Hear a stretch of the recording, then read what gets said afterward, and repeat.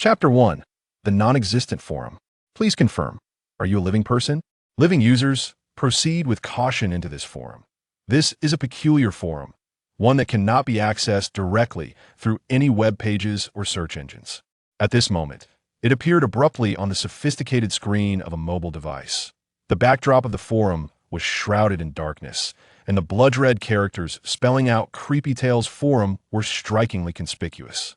Gao Shun, an ordinary student, often indulged in the delight of browsing supernatural novels in the wee hours, nestled beneath his covers with his phone in hand. Naturally, he was not easily intimidated by such trivial theatrics and chose to confirm login. The next moment, a series of decidedly abnormal post titles came into view. ID E98432, The Strange Face Incident. ID A28943, The Extra Person Incident. IDD 34324, The Bell Tower Incident. ID E54934, The Weeping Mountain Incident. The imitation of archival and documentary styles is quite clever, and the sense of realism is aptly conveyed, Gao Shun remarked as he clicked on one of the posts. ID E98432, The Strange Face Incident. Time, 2025. Location, Land of the Rising Sun. Hazard level, C class. Status, not yet resolved. In January 2025, a bizarre photograph began circulating across numerous forums and websites in the Land of the Rising Sun featuring a pitch-black silhouette and a ghostly white female visage, which bore minimal feminine characteristics, save for the black, recessed lines that served as eyes and mouth. Those who had encountered this photograph found themselves repeatedly seeing the white woman's face in reflective surfaces such as windows, mirrors, and bathtubs within their homes, and even in the course of their daily lives over the subsequent month that as time progressed, the majority of the victims perished inexplicably in their homes, under strange circumstances. Only a scant few survivors remained, utterly mentally shattered, unable to provide any useful leads to the relevant authorities. Currently, the image of the white-faced woman circulating online has been expunged by various nations. However, it continues to circulate within the dark web. As the number of victims escalated, the level of contamination associated with the incident also intensified. The latest reports assess that even those who had not directly encountered the photograph were at risk of infection. Keywords have been obscured in accordance with Confidentiality Regulation Number 035. Below is the photograph of the white-faced woman. X censored. In accordance with Confidentiality Regulation No. 111, the source of contamination has been obscured. If the highest score were a perfect 10, this tale of the supernatural would scarcely merit a 5 from Gao Shun. Hovering at the brink of mediocrity, a convoluted beginning and an inconclusive ending. He had encountered many such poorly concluded narratives while perusing online novels. Writers, in pursuit of clicks and remuneration, incessantly dangle one so-called earth-shattering secret after another, enticing readers to continue. Once their coffers are sufficiently filled, they vanish, leaving behind a gaping chasm and lamenting readers. Gao Shun casually scrolled down to peruse the comments. To his surprise, numerous users engaged in earnest discussions beneath the post, seemingly oblivious to the fact that this was merely a work of fiction.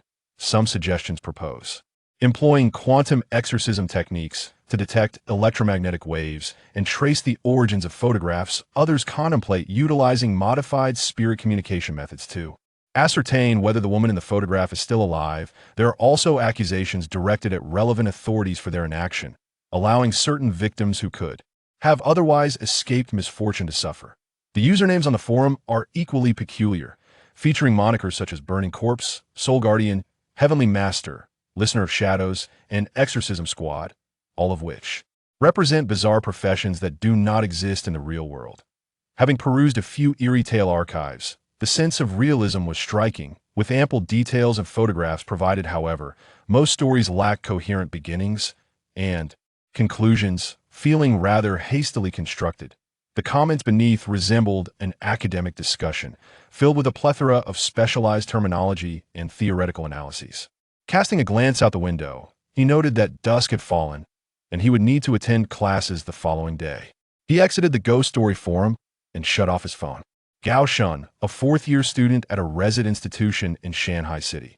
During his high school years, he consistently ranked among the top students, even with the potential to vie for the top position at the prestigious Jinduan University.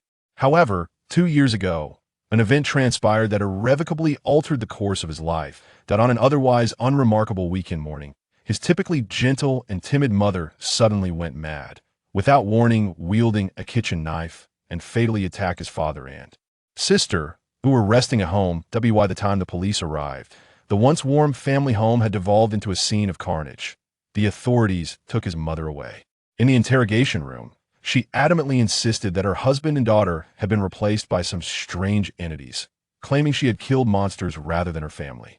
The results of the psychiatric evaluation soon emerged. His mother bore no criminal responsibility and was confined to a high-security psychiatric hospital, likely never to be released. This incident nearly obliterated Gao Shun. He did not return to school and ultimately never even entered the examination hall for the college entrance tests. Fortunately, 2 years have passed. Gao Shun has emerged from that unbearable nightmare. He saved some money and enrolled in a resident institution, preparing to repeat his 4th year. As he finished brushing his teeth and was about to return to his bedroom for sleep, a sudden soft knocking sound emanated from the floor-to-ceiling window in the living room. He turned to see an eerily pale woman, her eyes and lips reduced to mere black lines, standing at the window, gazing at him with an unsettling fixation. Clad in dark attire, her figure was indistinct in the night, appearing as if only her stark white face floated in midair. The only pronounced feature was her unusually large face, which seemed unnaturally pale, resembling that of a lifeless being. Upon noticing Gao Shun turning his head, the white-faced woman knocked again on the window, seemingly signaling him to unlock it and allow her entry. "Who are you? What do you want?" After the death of his father and the madness of his mother, Gao Shun, with the assistance of relatives, sold their old house and moved to this rental unit.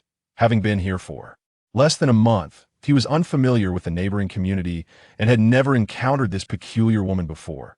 The familiarity she exhibited felt slightly suspicious to him. Bang! As the enigmatic Gao Shun remained unresponsive, a woman suddenly pressed her pallid face against the glass. Her visage, already broad, flattened against the surface, resembling a mask from this vantage point. Her slender eyes strained to widen, fixated intently on Gao Shun beyond the window, appearing merely as 2 dark lines. "Hey, do not damage the furniture. The deposit is quite substantial if you shatter the glass. The landlord will deduct the cost from me." Witnessing this bizarre scene, Gao Shun felt an unsettling sense of abnormality. However, as a staunch atheist, he hesitated before approaching her, attempting to discern the intentions of his new neighbor. The moment he neared the floor-to-ceiling window, the woman with the white face vanished into thin air. The space where she had stood was now empty outside. No railings or balconies were visible, only 2 dilapidated air conditioning units creaking on the exterior wall. Suddenly, Gao Shun recalled that his newly rented apartment was on the 2nd floor. Chapter 2. The Strange Face Part 1. Outside, the floor-to-ceiling window, 3 to 4 meters above the ground.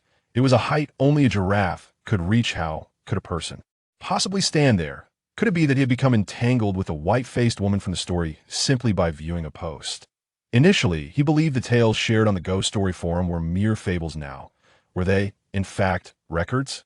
Faced with an inexplicable supernatural occurrence, Gao Shun did not exhibit the panic one would typically expect. Instead, a question lingered in his mind. Even if the stories on the Ghost forum were true records, according to the rules of the strange face, one could only be ensnared after seeing a photograph of the woman. The image he had seen was entirely obscured, and he had never laid eyes upon the white-faced woman, thus failing to trigger the rule. Opening the Ghost forum, Gao Shun sought to post a request for assistance, hoping to find someone who could aid him. From the responses to other posts, it was evident that the forum's users exhibited an extraordinary enthusiasm for ghostly events. Beneath each bizarre incident, they meticulously analyzed the causes and proposed solutions.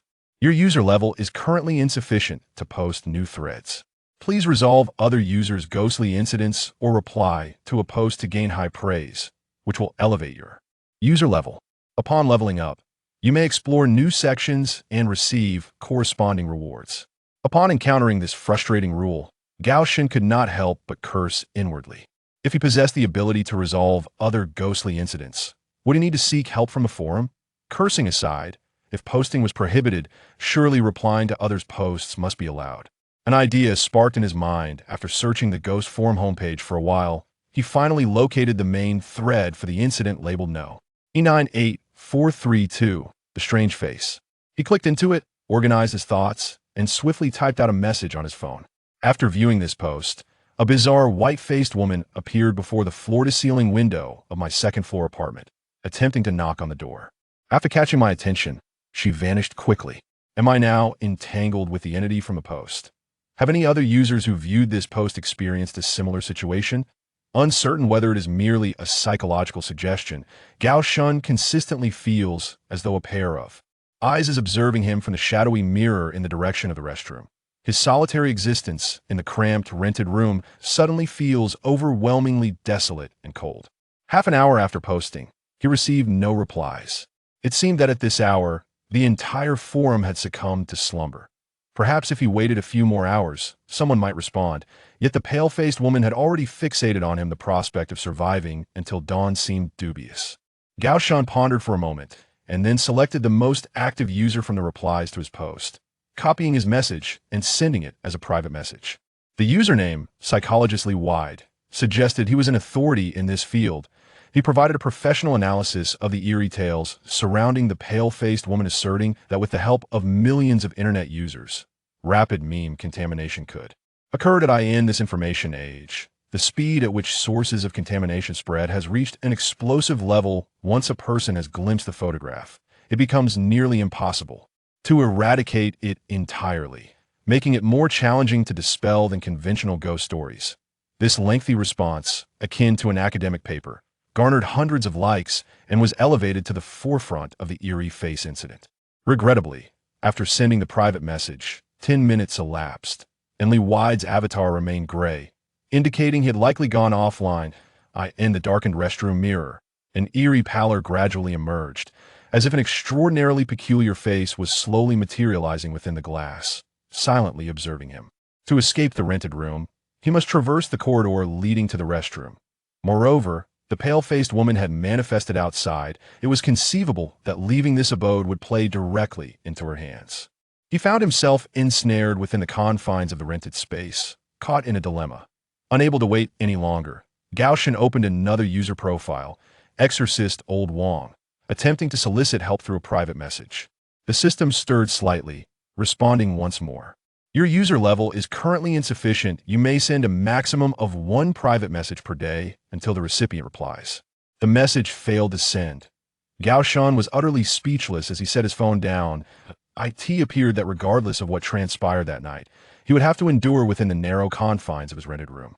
At that moment, his phone vibrated, indicating someone had sent him a message. With hope, Gao Shan opened his phone only to find a notification from the Ghost Story forum. A user had replied to him. Upon opening the forum, he discovered a private message from Psychologically Wide. I personally lean towards the notion that various suggestions and psychological factors you have encountered have led you to perceive certain illusions. The contagion of ghostly events requires specific mediums, whether a photograph, a corpse, a song, or other material and immaterial sources of contagion. If you have never seen the photograph of the pale-faced woman, it is improbable that she could afflict you. In my clinic, I have treated thousands of patients over the past decade, each fervently convinced they were haunted by some malevolent spirit. Yet, 99 of these individuals were ultimately confirmed to be suffering from psychological disorders. Feel free to contact me with any concerns. Upon hearing Lee Wide's explanation, Gao Shan felt a significant sense of relief wash over him. Indeed, it was merely a manifestation of his own psychological troubles. Following that incident, he had already been grappling with mental health issues, and the terrifying suggestions propagated by the horror forum exacerbated his condition, leading to vivid hallucinations. Even if the tales spun on the horror forum were true, Lee Wide had made it abundantly clear that he had never come into contact with the source of contagion, nor could he possibly be haunted by the malevolent visage. How utterly ridiculous he felt, having genuinely believed in the events of a horror story, even seeking assistance from unfamiliar netizens. If his sister were still alive to witness this absurdity, she would undoubtedly be laughing to the point of tears. After thanking the stranger online, Gao Shan meticulously checked the bathroom and outside the window, and upon finding no anomalies, he turned off the light and returned to his bed. A night devoid of dreams ensued. The following morning, he hastily splashed water on his face, shouldered his backpack, and departed from his home. Life at the preparatory institution was monotonous, with a daily schedule comprising only of mathematics, language, and English, along with a few minor subjects. It was a relentless cycle of problem-solving. Wasteful courses like physical education and art, which were deemed trivial in the pursuit of academic excellence, were conspicuously absent. The relationships among students in the repeat class were markedly colder, a stark contrast to his experiences in high school. After more than half a semester, most of the students could not even recall each other's names. Each individual's sole ambition was to escape this torment and never return to repeat the year in the institution. There was only one name that resonated throughout the class. Gao Ge. Hey Gao Ge, you're here exceptionally early today. This week's assessment again, first in the grade. You're incredible academic deity that I truly cannot comprehend how someone as brilliant as you ended up here for a repeat year. The academic deity. That nightmare had now receded into the past, 2 years gone by. Gradually emerging from the shadows, Gao Shen swiftly regained his status as a top student. In the preparatory institution of over 300 students, he consistently ranked first in 3 weekly assessments and 1 monthly exam, achieving an astounding score of 149. In mathematics at this rate, he could potentially aim for the prestigious Tsinghua or Peking University. The admissions officers were grinning broadly, having inadvertently recruited such a gem. Many classmates frequently sought Gao Shen's guidance on various problems after class, to which he was not averse. Whenever he had the time, he was happy to assist.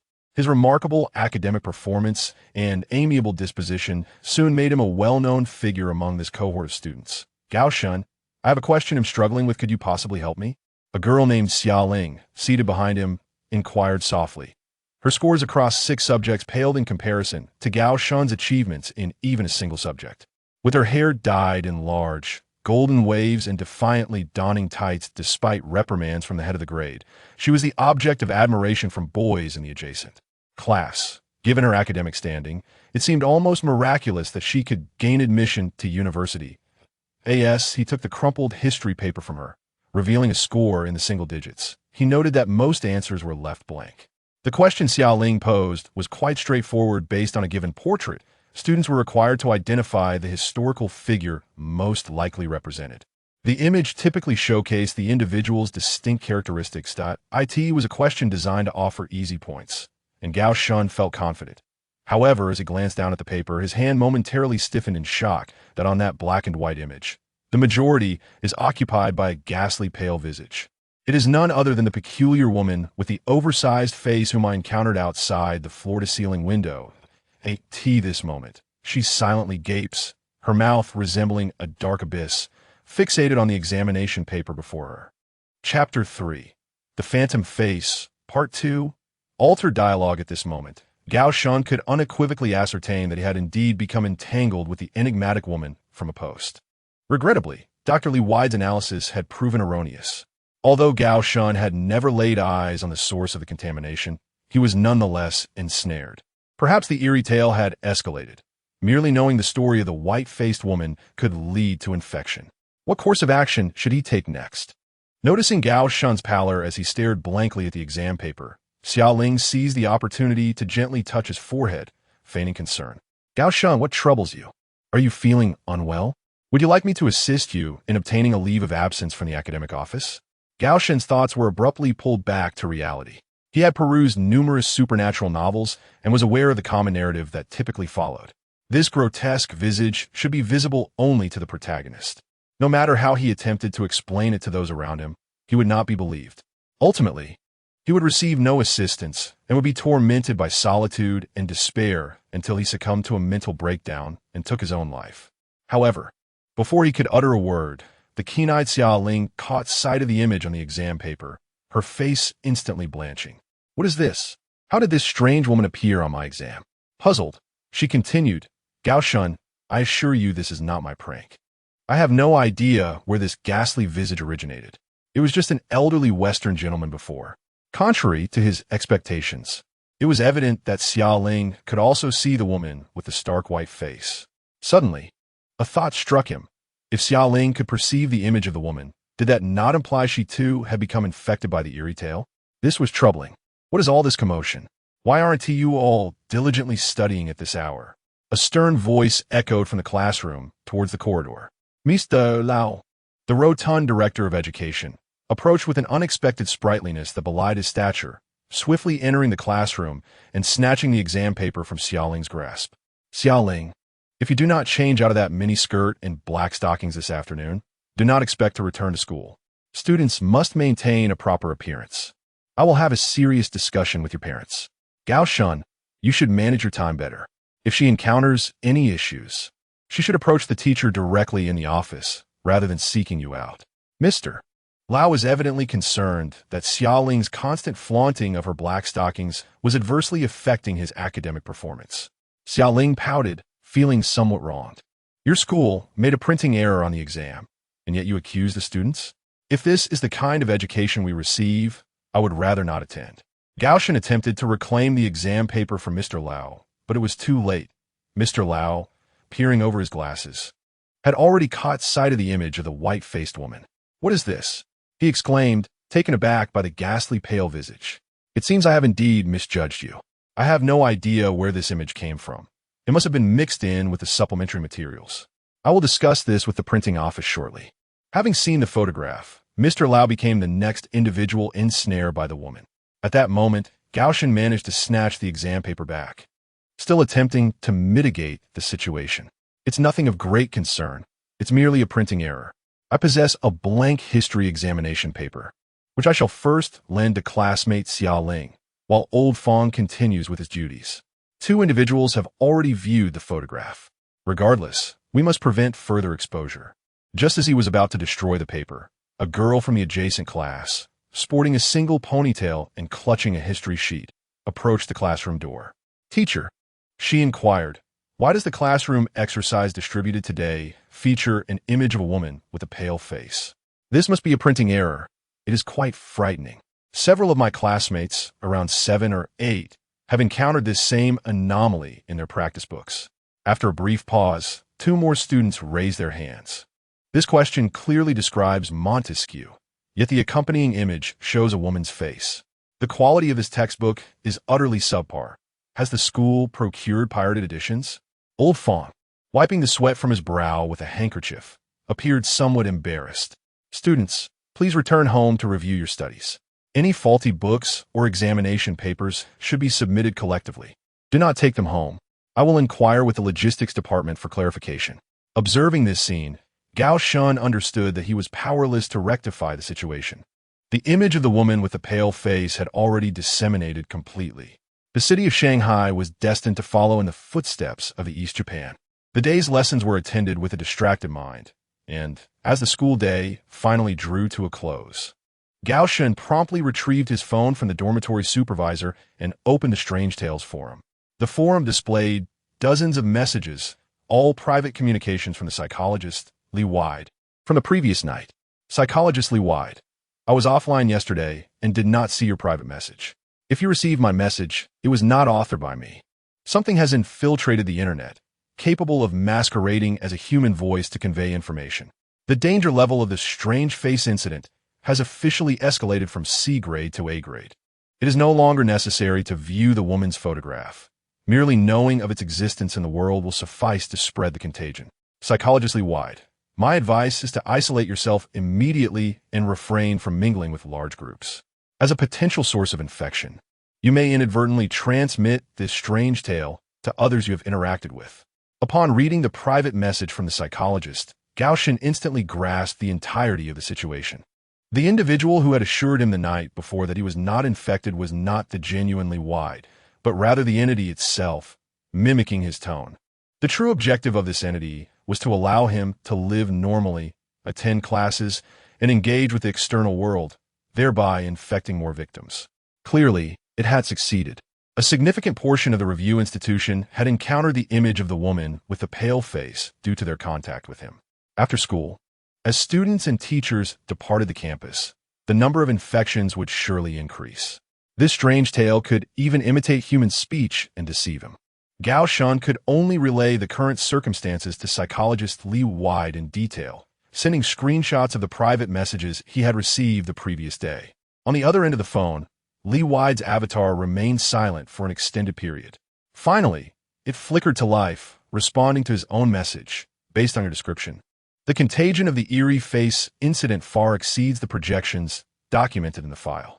Soon, hundreds, if not thousands, will lay eyes upon the photograph of the white-faced woman and become ensnared by the folklore. The outbreak of this tale in Shanghai City is now inevitable.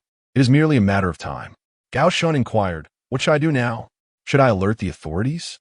Psychologist Lee Wide responded, "The police are ill-equipped to handle such matters. There is a high probability that you will be deemed a mental patient and forcibly committed to a hospital." Gao Shun reflected on his own mental health issues, recalling that his mother had been committed to a high-security psychiatric hospital after a violent episode. Given his family's disreputable history, who would be inclined to believe his plight? Clinging to a dwindling flicker of hope, he asked, "Is there no other way to address this incident?" "The folklore masqueraded as you mentioned that you own a clinic," Lee Wide replied. "I did have a clinic, but it has long since closed," he continued. "My online time on the folklore forum is limited. I apologize, but I must soon log off. I may not be able to follow this incident any further." The last glimmer of hope extinguished within Gao Shun. Just then, Psychologist Lee Wide sent another private message. "You can seek out someone.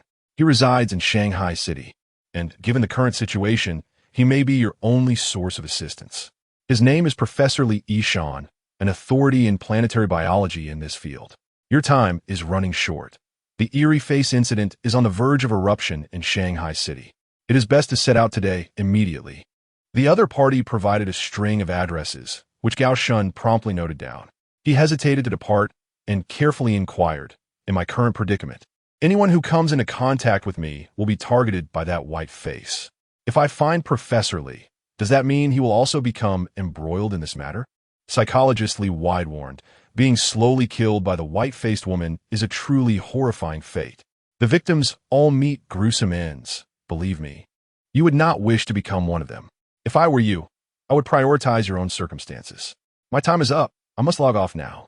I hope that when we meet again, you will still be alive." Lee Wide's avatar turned gray, and he ceased to respond to Gao Shun's questions. Gao Shun switched his phone interface to the map application, pasting in the address Lee Wide had sent. The Research Institute was located at Shanghai University of Transportation. Setting off now would require a 15-minute ride by taxi. As Gao Shun prepared to leave, a chilling thought struck him. What if the psychologist Lee Wide from last night was a mere guise? Who could guarantee that the psychologist Lee Wide conversing with him today was a genuine individual? Perhaps he too was a counterfeit masquerading as a human. The intent of the opposing party is to lure me to Professor Lee's Research Institute and subsequently transmit the bizarre tales that afflict me to him and the students therein, with the ultimate goal of annihilating them all. By manipulating me, they seek to eliminate the sole professional team in this field within the country. Chapter 4. The Deceptive Countenance, Part 3. Professor Li Yet, even aware that this was a trap, Gao Shun had no choice but to plunge into it. If he did not eliminate the white-faced woman who had ensnared him, he would meet a swift demise within a month. Furthermore, with the rapid spread of the eerie tales, the entire Shanghai City would soon be engulfed, leaving no one untouched. Even if the second Lee Wide were indeed a fabrication, one thing remained indisputable.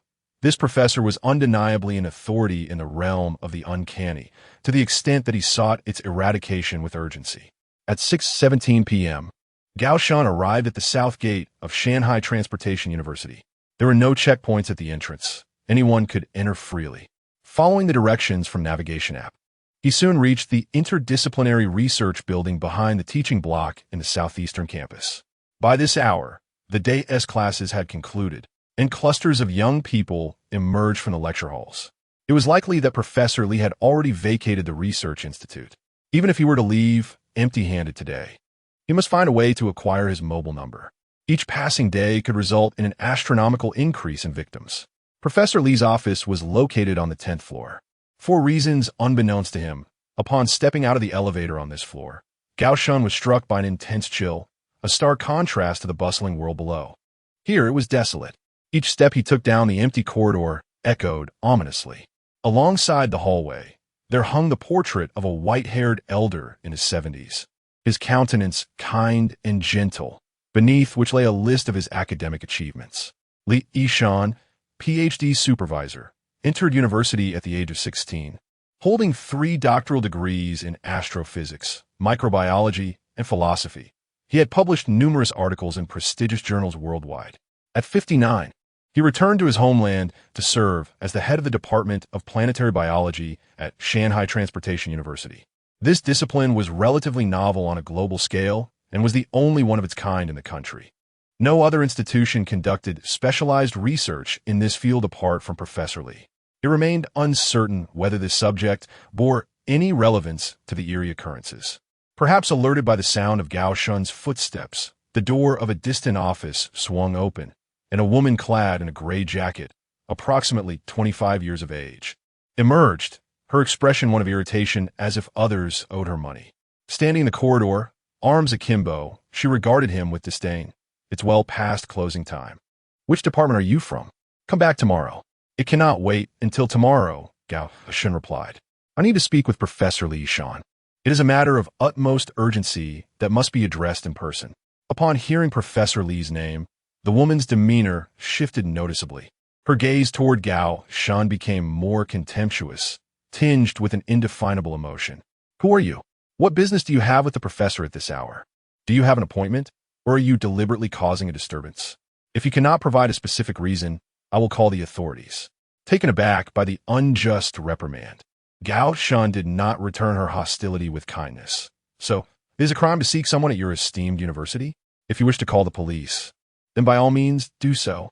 I was referred by a friend and have an urgent matter to discuss with Professor Li. Everything will be clarified upon meeting him. You have delayed this matter. You cannot bear the responsibility. The woman seemed taken aback that this boy, appearing to be a high school student, dared to retort. With her brows furrowing, she was about to continue her reprimand when a man's distant voice emerged from the office behind. You have arrived at an unfortunate time. Professor Li is here. If you wish to see him, you may enter on your own. Ignoring the woman entirely, Gao Shun brushed past her and stepped into Professor Li's office. Within the cramped confines of the small office stood and sat 5 or 6 men and women, ranging in age from 25 to 30, making the already confined space feel even more congested. The room was silent, each individual wearing expressions tinged with peculiarity and repression. In one corner, a corpulent man squatted silently, smoking, his feet surrounded by a collection of cigarette butts of varying lengths, the thick smoke rising to an almost nauseating degree. Strangely, no one seemed to acknowledge him or urge him to extinguish his cigarette. Upon noticing the photographs arranged on the desk, Gao Shun immediately comprehended the grim reality. One photograph depicted a middle-aged man, clad in a white shirt, a benevolent smile gracing his face. He bore a faint resemblance to the elderly figure in the work bulletin. The photograph was faded and grayish. It was indeed a most inopportune moment for him to arrive. Professor Li had passed away. No wonder the woman in the corridor had spoken to him so disdainfully. Those gathered here were all former students, come of their own accord to bid their final farewell to their teacher. What a peculiar coincidence this was. The psychologist had just recommended he seek out Professor Li, and now the professor was no longer among the living. You see, this is the Professor Li you were looking for. If you have seen enough, you may leave, said the man leaning against the wall, his tone indifferent. He was handsome, clad in a thin black t-shirt, adorned with 2 diamond studs in his ears. It was this very man who had beckoned Gao Shun inside. From the glances of the others, Gao Shun discerned that his uninvited presence was decidedly unwelcome. My apologies, he said. Arriving here at this time is indeed inappropriate. Yet Gao Shun remained undeterred. This matter not only pertained to his own existence, but would also impact the lives of the 2 million residents of Shanghai City. I have encountered a bizarre incident. This occurrence has already begun to spread. Someone must intervene, or the entirety of Shanghai City will be affected. Professor Li was an expert in this field. Even if he is no longer with us, I hope his disciples can assist me. Upon hearing the term bizarre incident, a collective intake of breath echoed throughout the office, and some scrutinized Gao Shun with ambiguous gazes. Now look again. The first time he mentioned wanting to see Professor Li, the woman in the gray jacket in the corridor had regarded him with the same peculiar expression.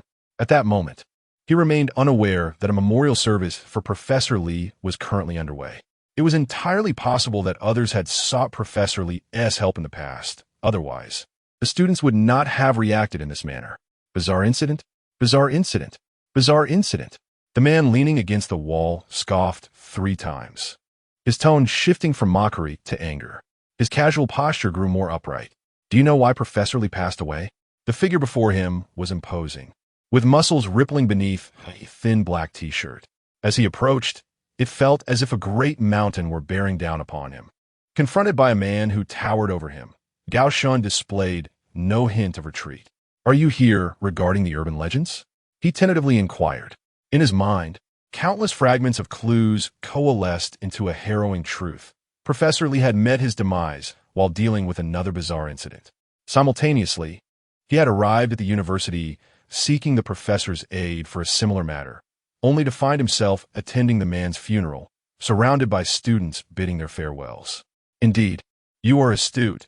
It pertains to the urban legends, the man in the black t-shirt declared, lowering his head to look down at Gao Shun, his face contorted in an expression of profound disdain.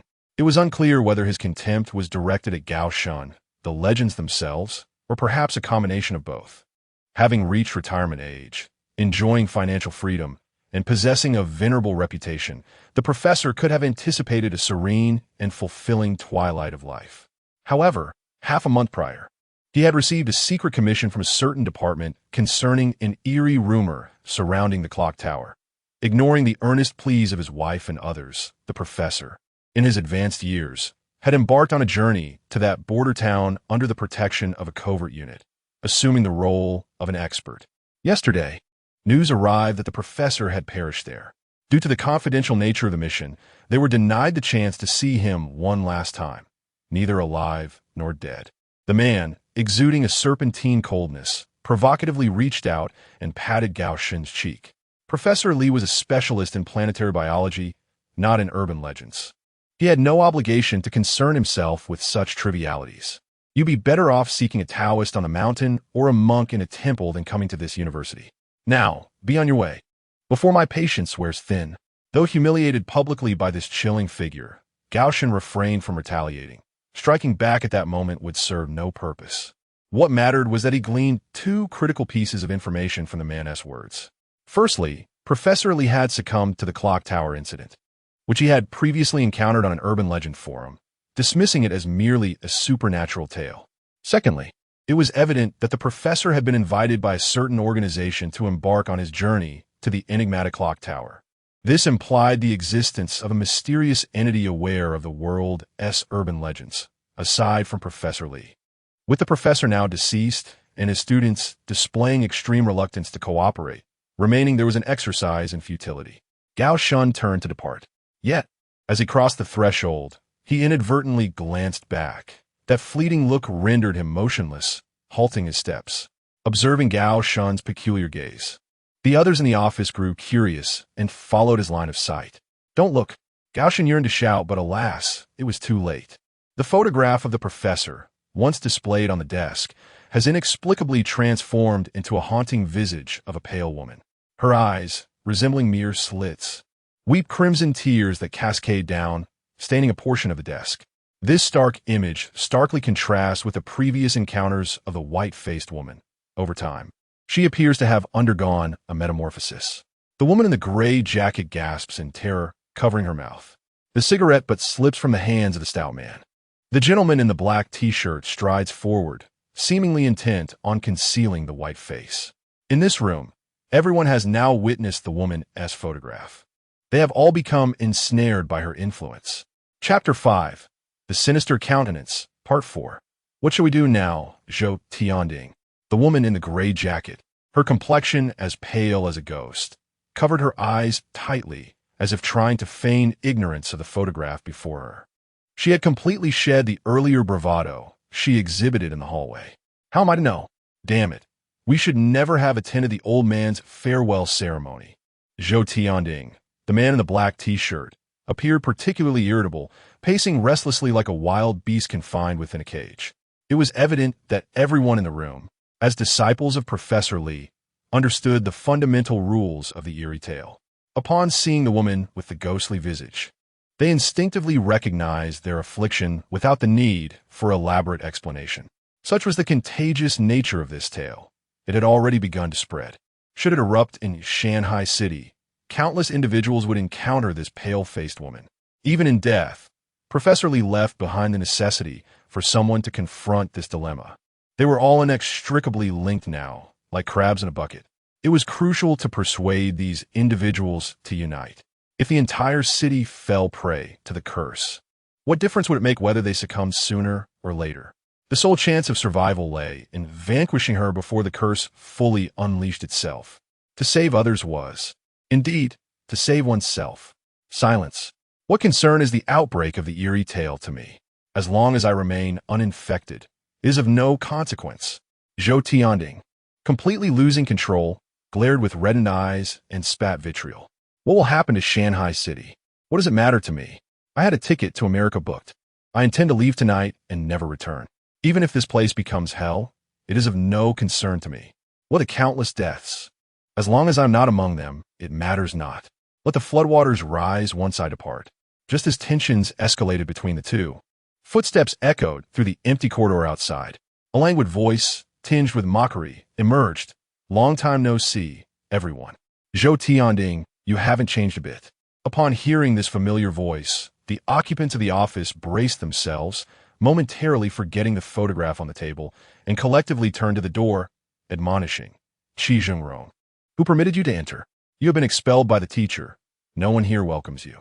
Are you here to disrupt the last farewell to our teacher? Out of respect for our 3 years of camaraderie, please leave. The door swung open, revealing a man of equal height to Zhou Tianding, his pallid face adorned with a faint, elusive smile. Leaning leisurely against the doorframe, he disregarded the hostile glares directed at him. Don't be so tense. I'm here to bid farewell to the teacher, not to send you off on your final journey. Why the agitation? Oh, the woman in the photograph is quite distinctive. Is she your new girlfriend, Zhou Tianding? You certainly have a unique taste. Realizing that the other was deliberately trying to provoke him, Zhou Tianding instead found a sense of calm, a flicker of schadenfreude igniting in his spiteful gaze. Now that you've seen this photograph, you two are entangled in the eerie tale, just like us. In the fleeting moments before death, one hopes that this mouth retains its defiance as it does now. Unlike the panicked and furious reactions of others, upon realizing his infection, Qi Zhengrong's irreverent demeanor remained unchanged. Fear not, he declared.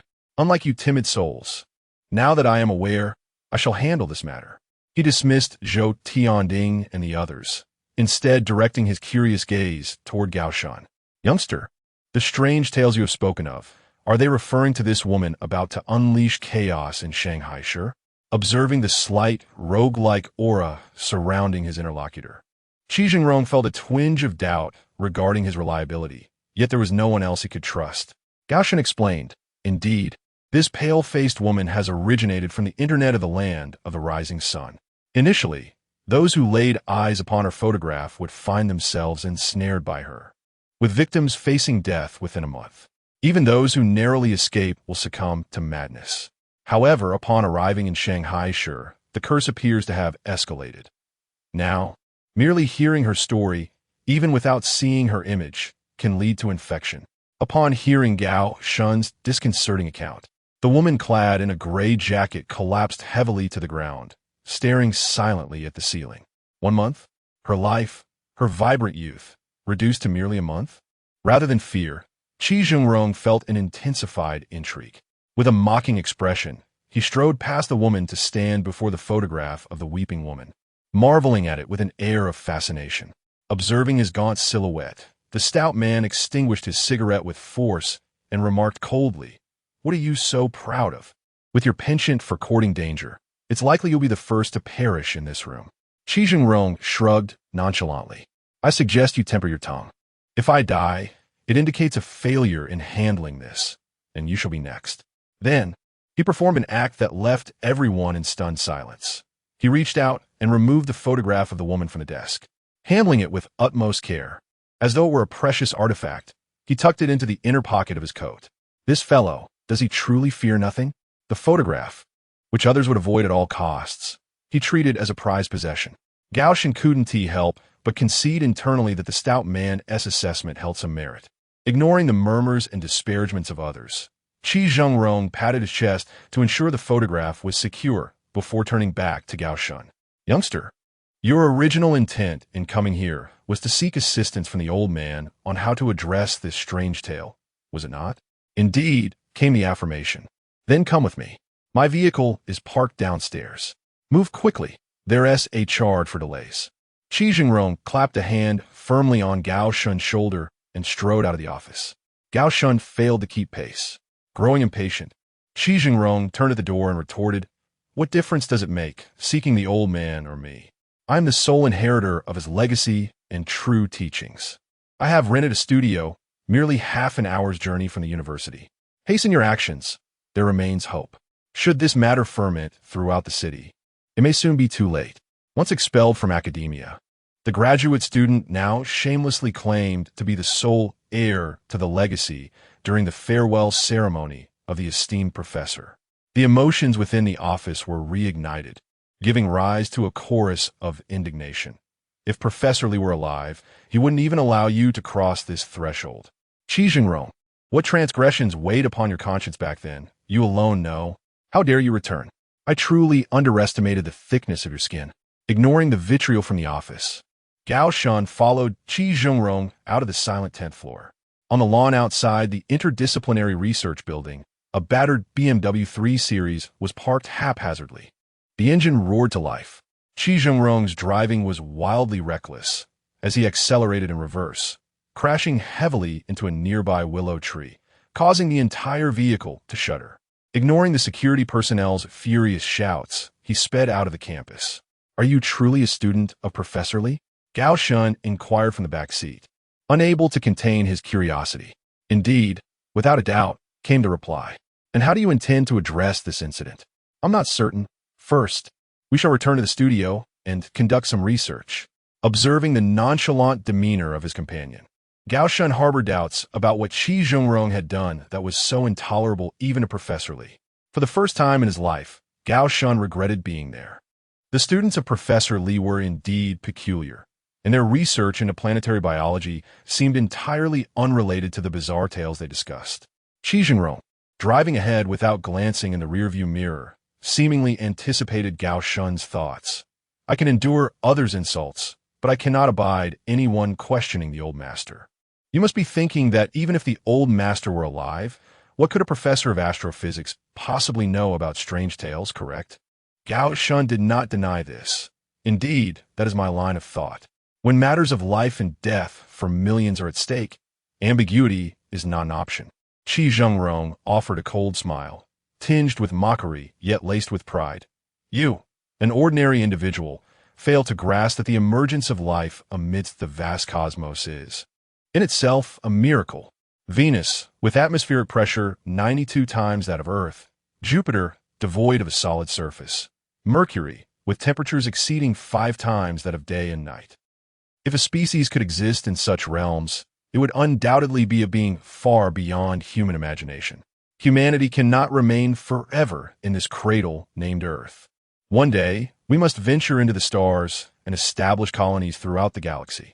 At that time, the human species must adapt to various extreme planetary environments. This is the essence of our discipline of planetary biology. While it may seem that the theories and knowledge of this field hold no significance for contemporary humanity, there will come a day when future generations will find it indispensable. Hearing his explanation, the fog that enveloped Gao Shun's mind only thickened. Even so, what connection did planetary biology have with strange tales? Suddenly, as if struck by a bolt of lightning, Gao Shun found himself confronted with the only remaining possibility. Rendered motionless in his spot, this seemed almost too implausible to be true. Though uncertain if Qi Zhengrong truly meant what he implied, the reality was indeed astonishingly surreal. Once again catching a glimpse of Gao Shun's inner thoughts, Qi Zhengrong casually accelerated, weaving into the flow of traffic ahead, disregarding the blaring horns and furious shouts from behind. And with a smile, remarked, "Have you already guessed it?" Chapter 6, The Faceless, Part 5.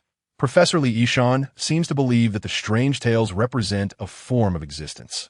Though incredulous, Gao Shun found it difficult to articulate his thoughts. He was hardly aware of the implications of his words. Humanity's scientific understanding of these bizarre narratives remains woefully inadequate.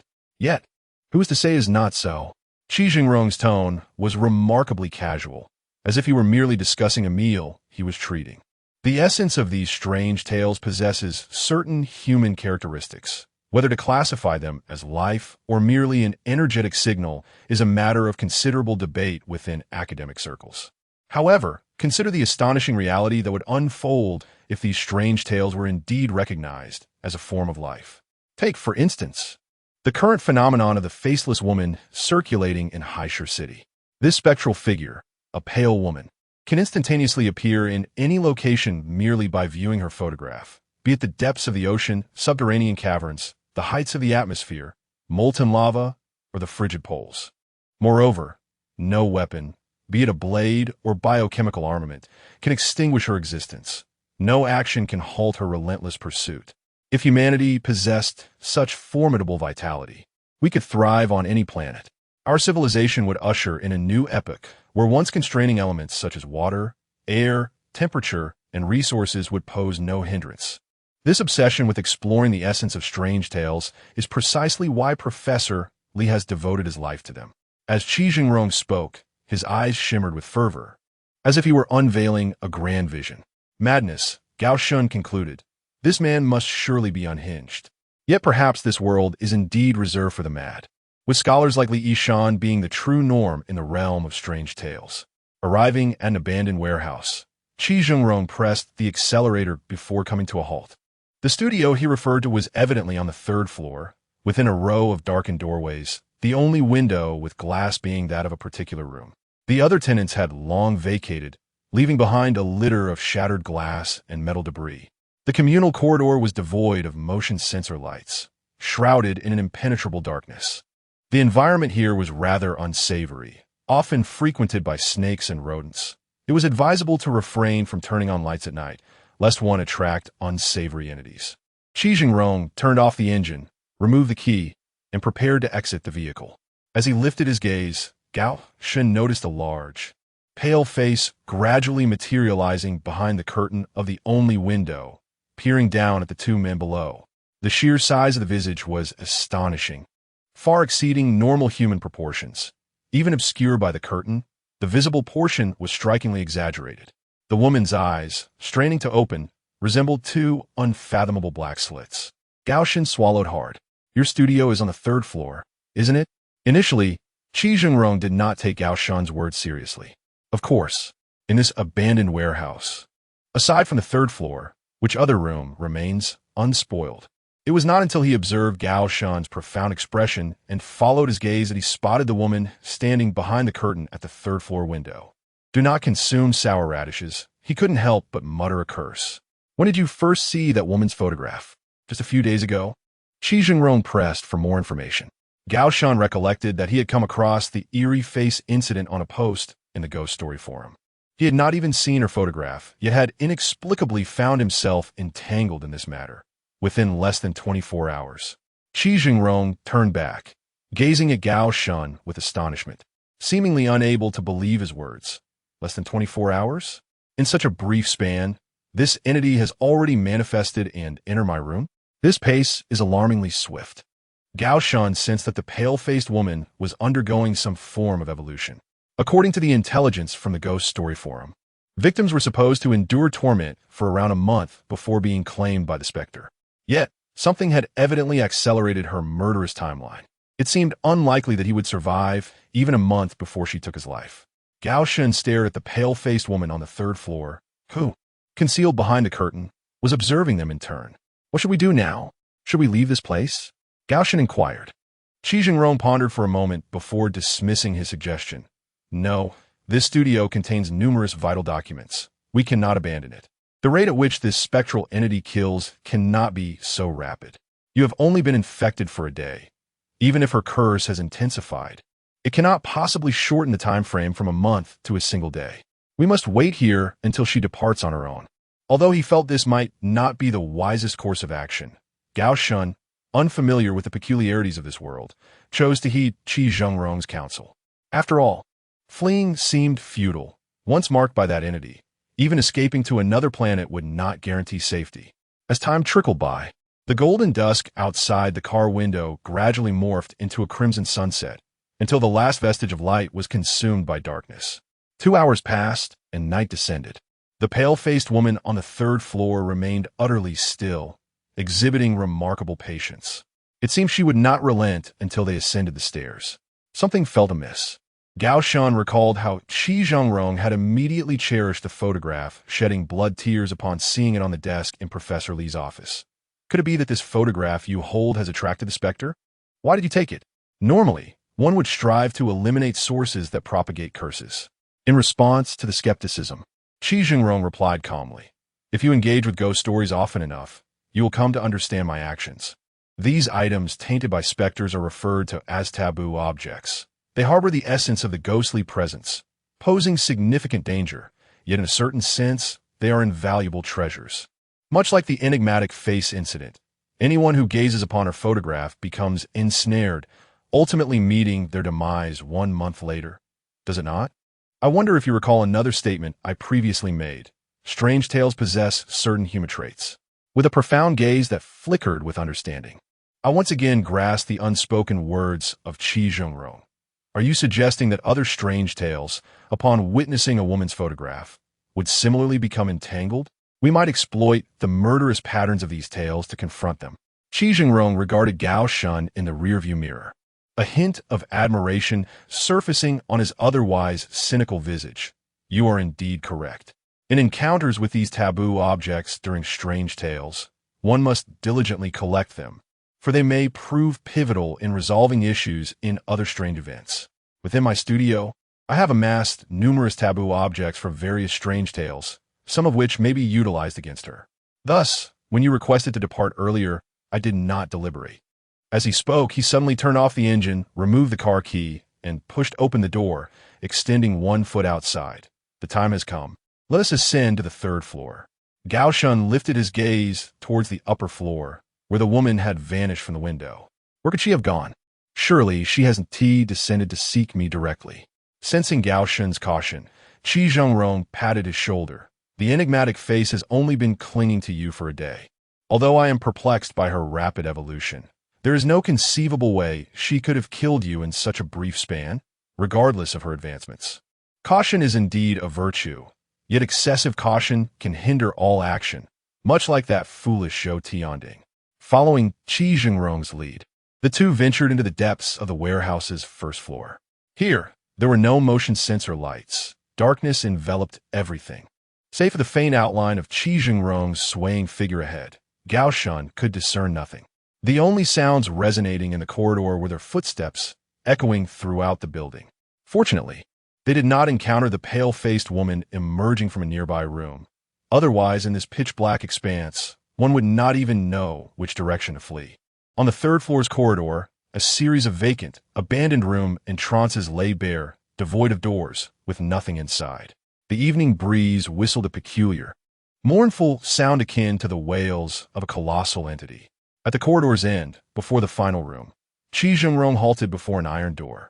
In the corners of the ceiling hung 4 interlaced cameras, ensuring that every inch of the corridor was under surveillance, with no blind spots. Upon sighting the iron door, Gao Shan's eyes flickered with a blend of surprise and confusion. The door, thick as a standing coin, was riddled with countless dents and claw marks, evidently subjected to relentless assaults by some formidable force, similar to the craters formed by meteor strikes on the moon. What manner of being could inflict such destruction? This door's thickness could withstand even a barrage from an assault rifle. Who among ordinary individuals would choose such an entryway? It is evident that the specially crafted iron door, designed by Qi Zhengrong, serves the purpose of preventing whatever lurks outside from intruding. The relentless entity that persistently strikes the door could not possibly be human. Qi Zhengrong, with meticulous care, retrieved a photograph of a woman from his pocket and affixed it to the entrance of the iron door. Upon once again encountering the air, tears of blood flowed slowly from the woman's eyes, soon trickling down the pitted surface of the door to the ground below. Noticing Gao Shan lost in thought, gazing at the door's imperfections, Qi Zhengrong remained unfazed and produced a key, inserting it into the lock. You must be wondering what manner of creature could cause such devastation to this iron barrier. In truth, this door has withstood the test of time longer than any other. Every few months, my studio has to retire a door. Gao Shun could not contain his curiosity. I am indeed quite intrigued. With a heavy and agonizing creak, Qi Zhengrong opened the battered iron door and gestured for Gao Shun to enter. This tale must begin from the year I turned 15. Chapter 7. The Sinister Face, Part 6. The Cost of Kindness. Once, I was fortunate enough to possess a blissful family. My father served as a mentor in a hospital, while my mother was an esteemed educator at a university. Throughout my childhood, I never experienced concerns over pocket money, academic performance, or any other trivial matters. I also had an adorable 5-year-old sister who was exceedingly attached to me.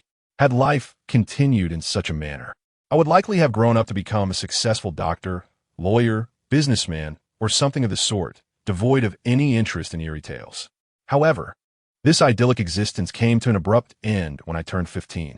As two individuals entered the so-called studio, an overwhelmingly unpleasant odor assaulted my senses, reminiscent of spoiled food, clogged sewers, and the decay of deceased animals. The stench was nearly nauseating. Remaining in this room required tremendous willpower and courage. The already cramped studio was filled with an array of bizarre collections. Books from various fields cluttered most of the shelves and drawers. Accounts of bewildering murders and unsolved mysteries from different eras and regions adorned the vacant walls and ceiling. Glass containers held unknown organs and deceased infants, some even writhing slowly in murky, putrid fluids resembling living beings. The sole normal object in this studio was an antiquated computer situated in the corner. This computer, with its bulky back, exuded an air of nostalgia and had become obsolete since 2008. Such outdated technology was so far removed that it seemed even the most disturbing tales could hardly invade its realm. Qi Zhengrong smiled as he introduced the peculiar blue flashlight, illuminating the studio to ensure that the pale-faced woman was not concealed among the clutter. He then gestured for Gao Shun to push the heavy iron door shut and secure it with 2 locks. The world within the studio became isolated from the outside. What transpired when you were 15, and what connection does it have with this battered iron door? Gao Shun, having found a mountain of stacked books and journals, sat down and inquired of Qi Zhengrong. "Do not be hasty. Allow me to locate the remote control first," Qi Zhengrong replied, rummaging through a collection of trinkets until he produced a device resembling an air conditioner remote. He pressed the rubber button with force, illuminating a monitor that had been wedged behind the clutter on the bookshelf. The screen divided into 4 sections, each displaying clear images from cameras positioned at various angles in the corridor outside the room. That summer, when I was 15, my family and I traveled to a small Southeast Asian nation. The holiday was rather tedious, leaving me with only memories of filthy streets, repetitive and dull attractions, ubiquitous street vendors and beggars, and the relentless mosquitoes that plagued our hotel room at night. As this monotonous vacation drew to a close, on our final day in the country, my sister and I wandered the streets. In a filthy, chaotic alley, we inadvertently encountered a homeless old woman. That individual, oh no, had nearly lost all semblance of humanity. Their unkempt hair, untrimmed for far too long, obscured much of their face, while their tattered garments clung to a skeletal frame. The festering wounds had begun to fester, attracting a multitude of buzzing flies. As for that elderly woman, judging by her appearance, could one truly consider her a living being? At the tender age of 15, I was filled with empathy, utterly unprepared for the malevolence of this world. At that moment, I simply felt that this poor old woman was truly pitiable, appearing as though she had only a few days left to live. I wished that, at the very least, before her demise, she could have the means to visit a nearby bathhouse for a cleansing wash and enjoy a hearty meal, allowing her to live her final days with dignity. Thus, I donated a small sum of money to her. On several occasions, Gao Shun wished to inquire further, yet he ultimately refrained. He understood that Qi Zhengrong would not engage in such nonsensical chatter. This encounter in a small Southeast Asian nation was undoubtedly linked to the events that would transpire later. Qi Zhengrong, in a state of ennui, fiddled with the remote control. incessantly switching the surveillance angles on the screen as if awaiting the arrival of something in the corridor. He continued, I gave her all the coins from my pocket, roughly equivalent to 50 or 60 yuan. That evening, upon returning to the inn, I forgot all about this incident.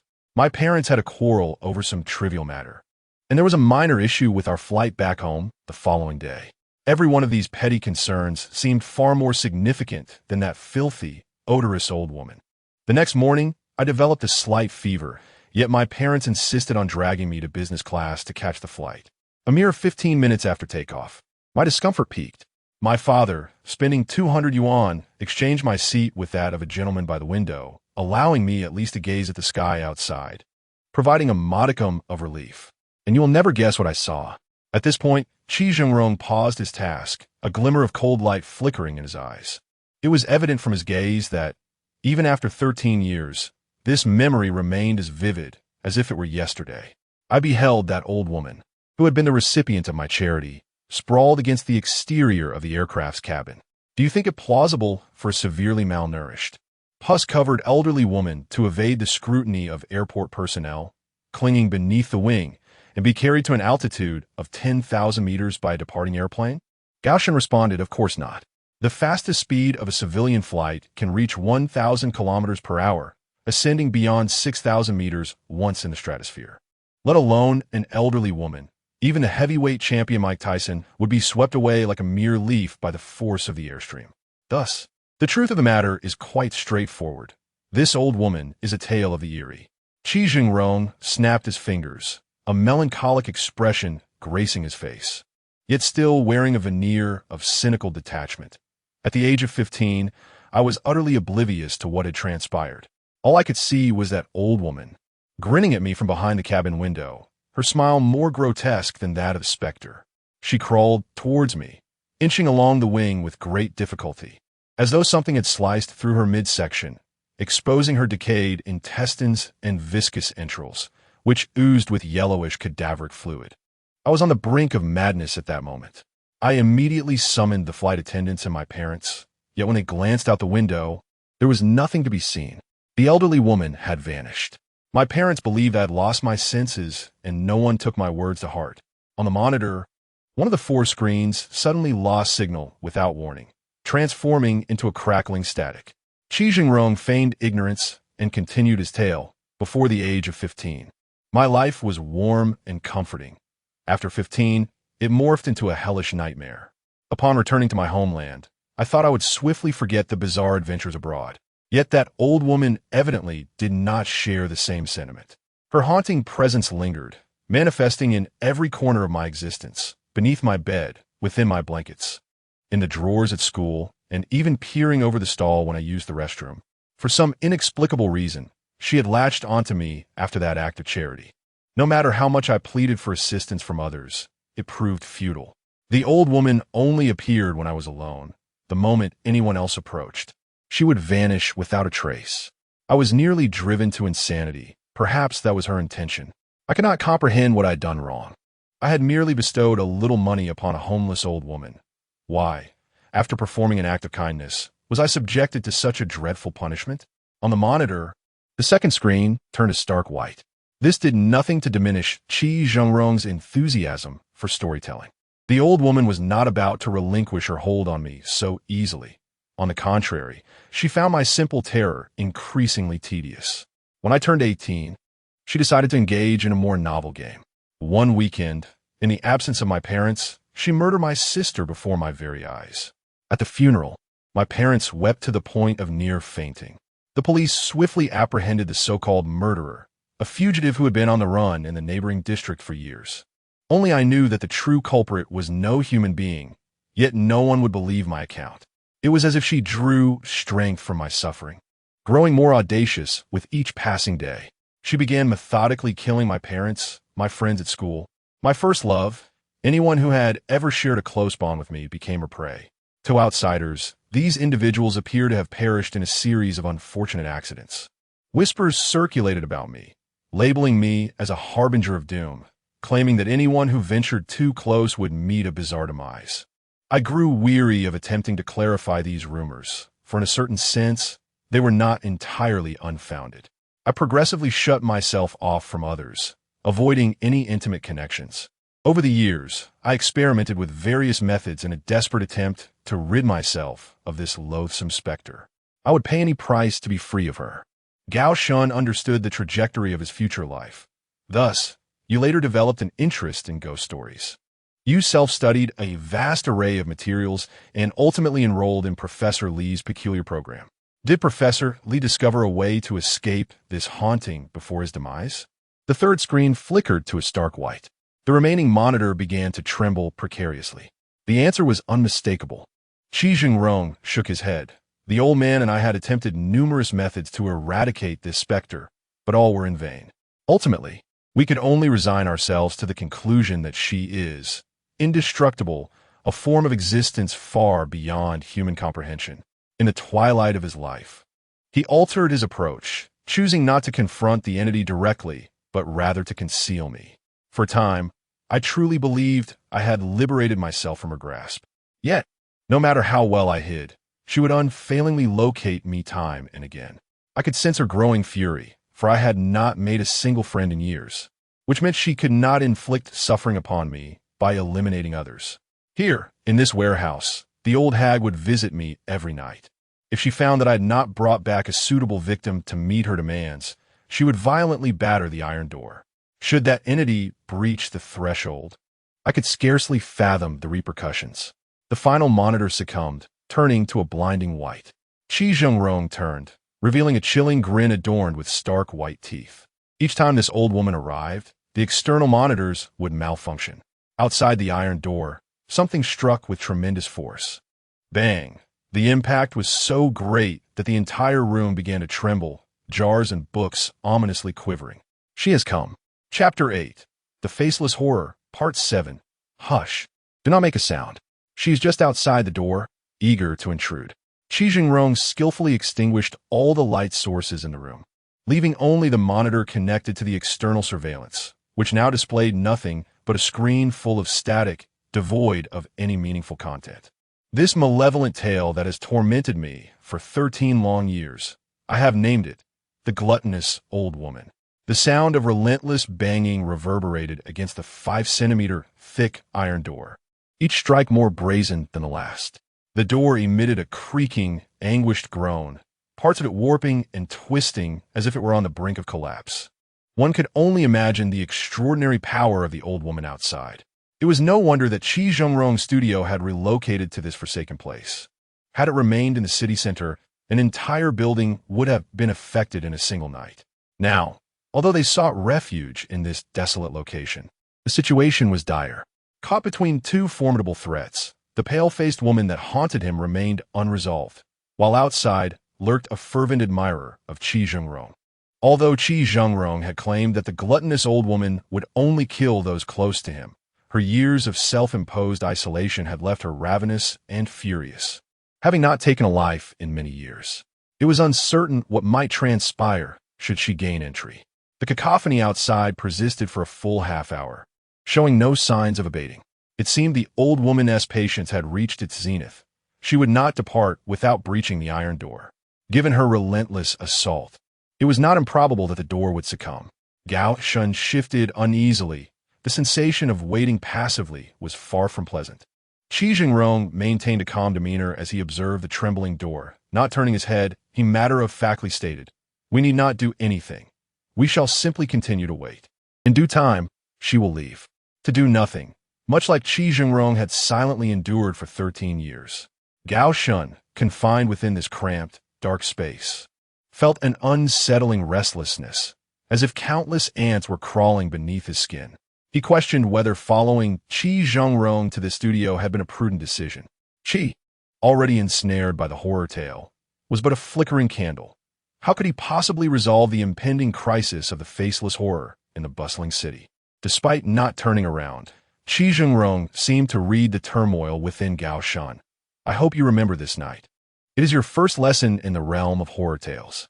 Sometimes, doing nothing is also a form of expression." Gao Shun suppressed his inner turmoil. "Can't you see? The gluttonous old woman is toying with you. Sooner or later, when she tires of her game, she will burst in and end your life. Qi Zhengrong remained maddeningly composed. As long as I draw breath, there will always be an opportunity for reversal.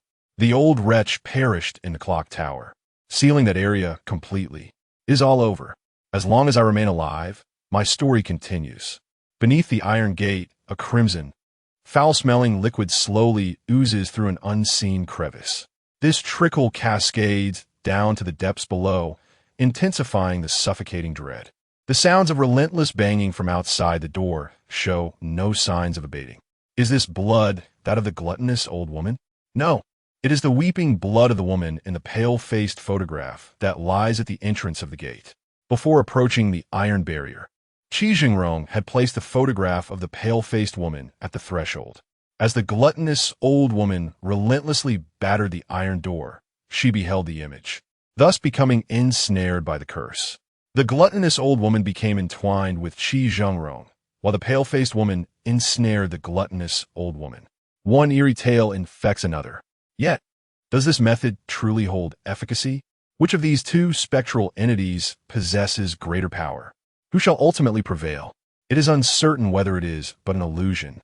But the cacophony from beyond the iron gate appears to be diminishing. The gluttonous old woman shall slay the pale-faced woman. In the shadows, Qi Zhengrong lit a cigarette, his demeanor noticeably relaxed.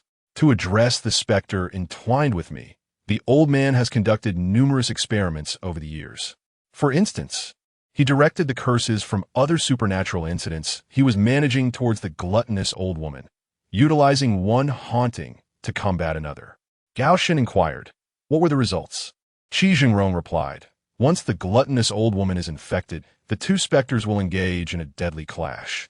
Yet, regardless of how many times this cycle is repeated, it ultimately confirms that the gluttonous old woman is the most formidable. Most curses that afflict her end up being slowly tortured to death by her. Some tales prove more challenging to combat. There was a time when the gluttonous old woman vanished for 3 entire months.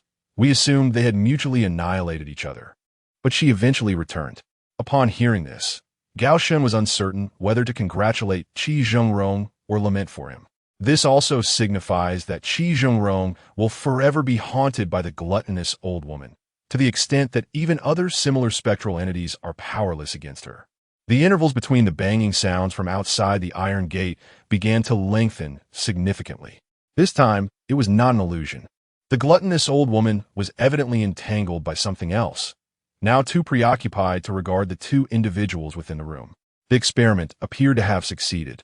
Although the gluttonous old woman can never be slain, she can at least be utilized to delay another impending curse that threatens to erupt in the city of Shanghai. Through the Iron Gate, the two spectral entities are engaged in a fierce struggle in the corridor outside, until an eerie silence envelopes the area. Listening to the cessation of the gluttonous old woman's onslaught, Qi Zhengrong's expression remained tense. It seems that she has vanquished her. However, considering the pale-faced woman's terrifying vitality, to claim she has been utterly destroyed would be overly optimistic. As long as someone gazes upon her photograph and recalls her existence, it is highly probable she shall return. One can only surmise that for a considerable duration ahead, the pale-faced woman will be trapped in a state of dormancy. You shall go to school tomorrow. Make certain to collect her photographs to prevent a resurgence that could unleash a widespread curse upon the city of Shanghai. Deep contemplation lingered within Gao Shen, accompanied by a trace of apprehension. Given that the pale-faced woman could resurface at any moment, was there a definitive method to exorcise her entirely? Perhaps uncovering the origins of this photograph and discerning the truth behind the transformation of the pale-faced woman into a tale of horror could provide answers. Qi Zhengrong chuckled softly, recognizing this as the very pursuit that had consumed Professor Li's life. Consequently, his fate was sealed. Nothing had changed, and he had perished. Each day births new tales of terror, while the energies of humanity are finite. Achieving a temporary reprieve is commendable in itself. To speak of complete exorcism is to overestimate one's capabilities. Can humanity truly conquer these specters in their entirety? You inquire what should be done should the pale-faced woman return. Allow me to elucidate. Ultimately, we are all destined to die. The events that shall unfold in the future will be the concern of those who come after us. Gao Shen refrained from countering this notion. A small seed of thought had taken root in his heart at that moment. Surely, there exists a means to exorcise these tales of horror completely. It is merely that those before us have yet to discover it. Beyond the iron door, silence reigned supreme. Yet neither of them was foolish enough to take the initiative to open it. The static on the monitor continued to crackle. Whenever the figure known as Shi Hao Po appeared, all nearby video devices would malfunction. The 4 external monitors were never intended for observing Shi Hao Po. Their purpose was solely to ascertain whether she had departed. Only when the monitors returned to normal could one be assured that Shi Hao Po was indeed no longer in the vicinity. The time that followed was marked by tranquility and tedium. Freed from an atmosphere of extreme tension, Gao Shen pondered the events of the day. What had once seemed nebulous began to crystallize. During his time at the university, Zhou Tianding had once mocked Qi Zhengrong, declaring him unwelcome after being ousted by the instructor. Qi Zhengrong, what led to your expulsion from Professor Li's tutelage? Was it because, over the years, you grew increasingly close to him? This implies that Shi Hao Po has taken notice of Professor Li and might seek to extract your anguish through his demise. Did you, therefore, take any actions that prompted the university to expel you? In the darkness, Gao Shen gently inquired. Qi Zhengrong smiled faintly, withholding an answer. These 13 years must have been arduous for him. He feigned a nonchalant demeanor, pretending to be indifferent to all. Others perceived him as a madman, a fool. In truth, Qi Zhengrong was merely employing his own methods to shield those around him. A life of solitude was not his own choice. Entangled with tales of horror, Qi Zhengrong preferred to shoulder the burden alone rather than ensnare others in his plight. These thoughts remained unvoiced by Gao Shen. In the darkness, only the flickering light of the static on the screen illuminated Qi Zhengrong's face, mirroring the uncertainty of his expression. Once more, silence enveloped them. As time slipped away, the late hours of the night brought waves of heavy drowsiness that crashed over Gao Shen's consciousness. He shook his head, striving to remain alert. The food vendor continued to linger outside, and the pale-faced woman remained uncertain of her fate, whether she had been slain by her. It was not yet the time to relax. Hold on. A sudden jolt coursed through Gao Shen as he awakened from a dream, bewildered. He had unknowingly drifted back to sleep. Upon waking once more, he found himself utterly alone in the studio. The moonlight outside poured in like scattered silver coins, gently illuminating much of the dimly lit space. His companion, Qi Zhengrong, had vanished without a trace. How could the moonlight penetrate so deeply? A chilling breeze swept through, and Gao Shen suddenly grasped a terrifying realization. The iron door had been opened during his slumber. What on earth had transpired? Had the food vendor forced it open? Or had Qi Zhengrong willingly unlatched it? Why would Qi Zhengrong do such a thing? And where was he now? From around the corner of the corridor came an unsettling sound of gnawing. Creak, creak, creak. It resembled some colossal beast devouring the bones of a corpse. A massive shadow loomed in the moonlight cast before the open door. The figure, bowed and crouched, was feasting on something. Gao Shen understood that the most prudent course of action was to swiftly close the iron door, isolating the world within the studio from that outside. However, before taking that step, he needed to ascertain the identity of the shadow lurking in the corridor. Stealthily, Gao Shen rose to his feet. He moved cautiously, striving to make no sound as he edged along the wall. At the narrow gap where the iron door met the wall, he found a precarious angle that allowed him to glimpse the outside world. Pressing one eye against the opening, he endeavored to discern the nature of the shadow in the corridor. Chapter 9. The Midnight Library. Gao Shen jolted awake from a nightmare, the remnants of dread fading as the morning sun poured in, dispelling the shadows and terrors of the night. At that moment, Qi Zhengrong sat leisurely before an old computer, engrossed in some research. It turned out that yesterday had merely been a dream. In the depths of his slumber, the iron door had swung open, and he was dragged into the corridor by a sinister old woman, left with only half a body, the severed hand still reaching out for help. Fortunately, it was merely a figment of his imagination. Stretching his limbs, Gao Shen pushed open the iron door and stepped into the corridor to breathe in the fresh air. With the rise of the sun, the ominous presence that had lingered in the hallway the previous night had long since dissipated. However, upon the heavy iron door, Dozens of deep claw marks had inexplicably appeared, crisscrossing and etched deeply into the metal. Bloodstains of a dark crimson hue marred the floor, ceiling, and half the wall, creating an impression of a gruesome crime scene. On the ground lay the eerie photograph. Gao Shun picked it up. The pale-faced woman within had closed her abyss-like eyes, no longer shedding tears of blood. Beyond the iron door, she had been slaughtered by the even more terrifying old woman throughout the night, rendered unable to invoke her curse. Temporarily seized by death, this bizarre tale had reached its conclusion. One could now depart. Qi Jingrong remained entirely absorbed in the computer screen, his back turned, and spoke in a detached tone, "You may leave." Gao Shun, clutching the photograph, did not budge. After listening to the man's story, he comprehended the profound loneliness that had enveloped him over the years. A single act of charity 13 years prior had summoned forth malevolent entities, and any prolonged interaction with another had forged an inescapable bond. The food which would eliminate her counterpart, and he was no exception. Thus, he issued a cold farewell. As Gao Shun approached Qi Jingrong from behind, he noticed the latter pulling up a photograph of Professor Li, accompanied by meticulously detailed notes. "Are you investigating Professor Li's cause of death?" Gao Shun surmised Qi Jingrong's intentions immediately. Indeed, the last strange tale he managed before his demise involved the clock tower. "I am quite intrigued, and may take on the task to fulfill his unfinished commission. His son passed away long ago, and his wife is merely an ordinary university lecturer. The students, you saw them the other day, they are as such. Aside from me, no one else will take on this peculiar matter.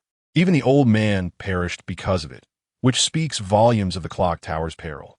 I too may meet a similar fate. Therefore, you need not remember me.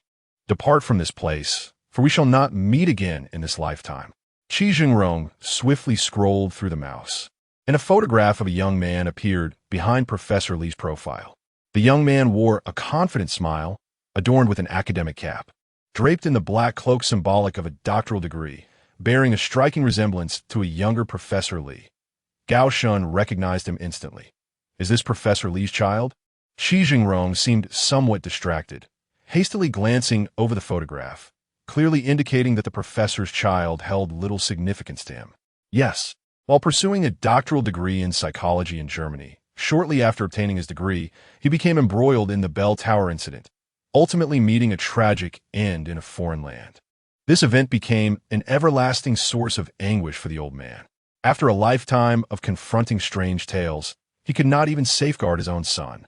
Gao Shun, filled with a sense of melancholy, turned to leave, realizing the gravity of the situation. It was no wonder that Professor Li, in his advanced years, disregarded the objections of his wife and all his students, insisting on accepting an invitation from a mysterious department to join the investigation of the so-called Bell Tower incident. His child had also perished in this incident many years prior. Suddenly, as if struck by a revelation, Gao Shun halted his steps, gripped by confusion and curiosity. Professor Li bore the surname Li, and the psychologist on the Ghost Story forum, Li Wide, also shared that surname. Professor Li's son had earned a doctoral degree in psychology in Germany, and Li Wide was undoubtedly engaged in the same field. Most importantly, it was Li Wide who had recommended himself to seek out Professor Li regarding the Ghost Story incident, indicating a profound familiarity with the professor, as well as expertise in this domain. Gao Shun felt compelled to turn back and inquire, "What is the name of Professor Li's son?" Qi Jingrong regarded him with a puzzled expression, sensing the unusual intensity of Gao Shun's interest in the professor's son. Nevertheless, Qi Jingrong responded, "His name is Li Ming." "Why? Do you know him?" "I do not." Gao Shun exhaled a subtle sigh of relief. They were not the same individual. Li Wide and Professor Li's deceased son merely bore a slight resemblance. However, the very next moment, Qi Jingrong's words struck him like a bolt from the blue. Li Ming's name during his studies in Germany was Wide. Thus, his friends often called him Li Wide. Gao Shun said nothing further and departed from Qi Jingrong's studio. In truth, the essence of the matter had been revealed to him from the onset. Upon entering the Ghost Story forum, there was a definitive option asking whether he was a living person, for the users of the forum were all deceased. This forum was designed specifically for the departed. Li Wide had died in the Ghost Story incident many years ago, and for reasons unknown, He had become a user of the Ghost Story Forum, able to post and respond as if he were still alive. What a Professor Lee! Would he also reappear on the Ghost Story Forum after his demise? Who was the designer of the Ghost Story Forum, and what were his intentions? All remain a mystery. Gao Shun retrieved his phone and gazed at the forum's icon. After a moment's hesitation, he clicked on a private message from Lee Wide. Gao Shun, thank you. The eerie face incident has temporarily come to a close. He tentatively sent the message. 10 minutes later, Lee Wide's avatar began to pulsate. Lee Wide, however, the source of that photograph has yet to be found. The woman with the pale face has not been exorcised. Lee Wide, you must have put her into a temporary slumber with Professor Lee's assistance, correct? Gao Shun, indeed. We introduced another, more powerful ghost story, which caused her to crash. Lee Wide, that is good to hear. As long as it remains undisturbed, the general ghost story will lie dormant for a considerable period. The two individuals fell into a brief silence. Gao Shun hesitated for a long while, deliberating each word, and ultimately crafted a message. He chose to send it. Gao Shun, Professor Lee. Gao Shun, due to the investigation into the clock tower incident, the death was confirmed 3 days ago. Gao Shun, assisting me in sealing the strange face incident, was Professor Lee's student, Qi Zhongrong. After his demise, Lee Wide, who visited the Ghost Story Forum, should still be unaware of his father's passing. Otherwise, he would not have sought out his father. Gao Shun noticed that the other party's avatar indicated they were typing a response. The notification vanished, reappearing several times as the other party resumed their input. At that moment, Lee Wide must have been repeatedly deleting and retyping his words. Lee Wide, understood. Thank you. Lee Wide, in truth, he is my father. For someone who engages with ghost stories, to live beyond 70 is already a miracle. Lee Wide, regardless, I still appreciate it. Upon reading this line, Gao Shun felt a twinge of guilt, for throughout this ordeal, he had done nothing at all. Gao Shun, can your mother withstand this? Her husband and child have perished in the clock tower incident. Lee Wide, my mother is a remarkably strong person. She has long anticipated this day. She will endure. Lee Wide, my time is up. I must log off. Numerous times, Gao Shun wished to inquire about the nature of the Ghost Story Forum, whether Lee Wide was truly alive and why he was ensnared within the forum. Yet, he ultimately refrained. It was evident that Lee Wide preferred to avoid this topic, subtly indicating his limited time with each log-off message. Since he was unwilling to discuss it, compelling him would serve no purpose. The screen vibrated slightly as a message arrived from the back end of the Ghost Story Forum. Congratulations! Based on the user psychologist Lee Wide's verification, you have resolved the strange face incident. Your user level has been elevated to LV1. You have unlocked a new feature of the Ghost Story Forum, the Midnight Library. You have earned a knowledge point. With this knowledge point, you can select a profession in the Midnight Library and acquire basic skill books. Would you like to enter the Midnight Library now? Although unaware of what the Midnight Library entailed, Gao Shun chose to proceed. The next moment, the screen transitioned to a more eerie interface. A row of black-covered books with crimson titles replaced the original Ghost Story Forum. Welcome to the Midnight Library.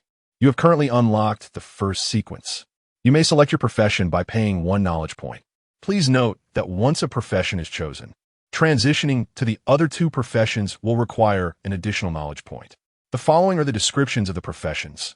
Spirit Guardian, wielding a 3-pronged double-edged blade. One can transfer their lifespan to the weapon, inflicting direct damage upon ghost stories. Upon reaching the highest realm, one can summon the Een soldiers of the underworld to assist.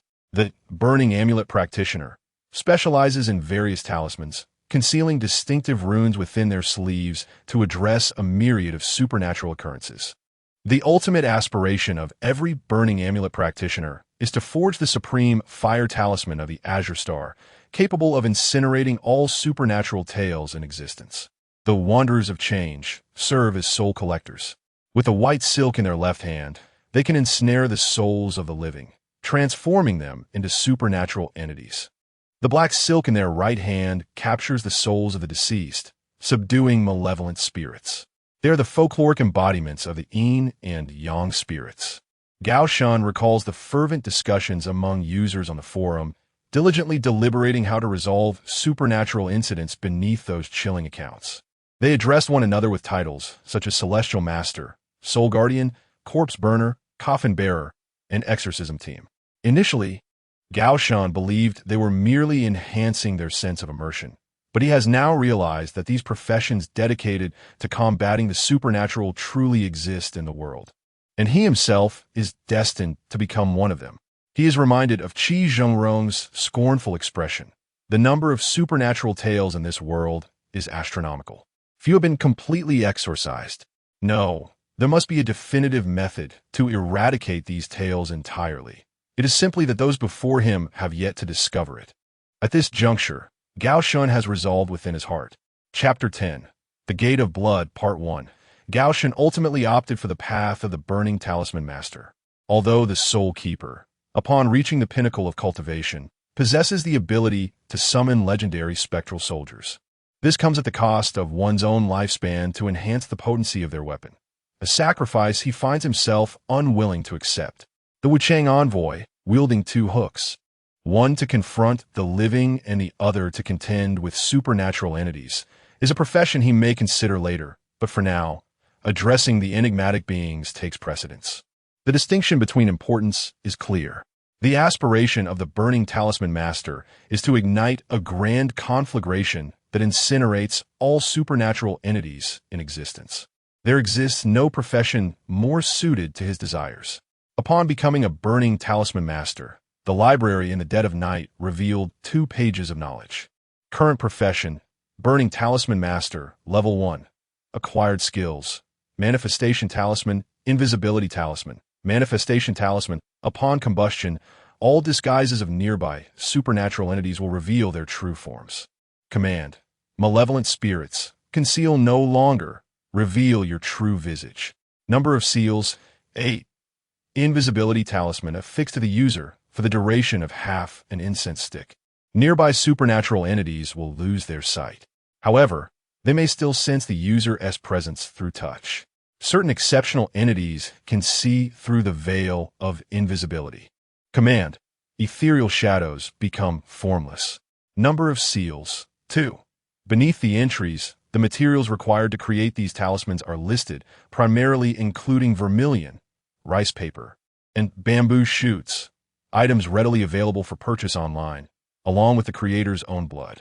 The utilization of talismans by the Burning Talisman Master also necessitates the recitation of commands and specific hand gestures to form seals.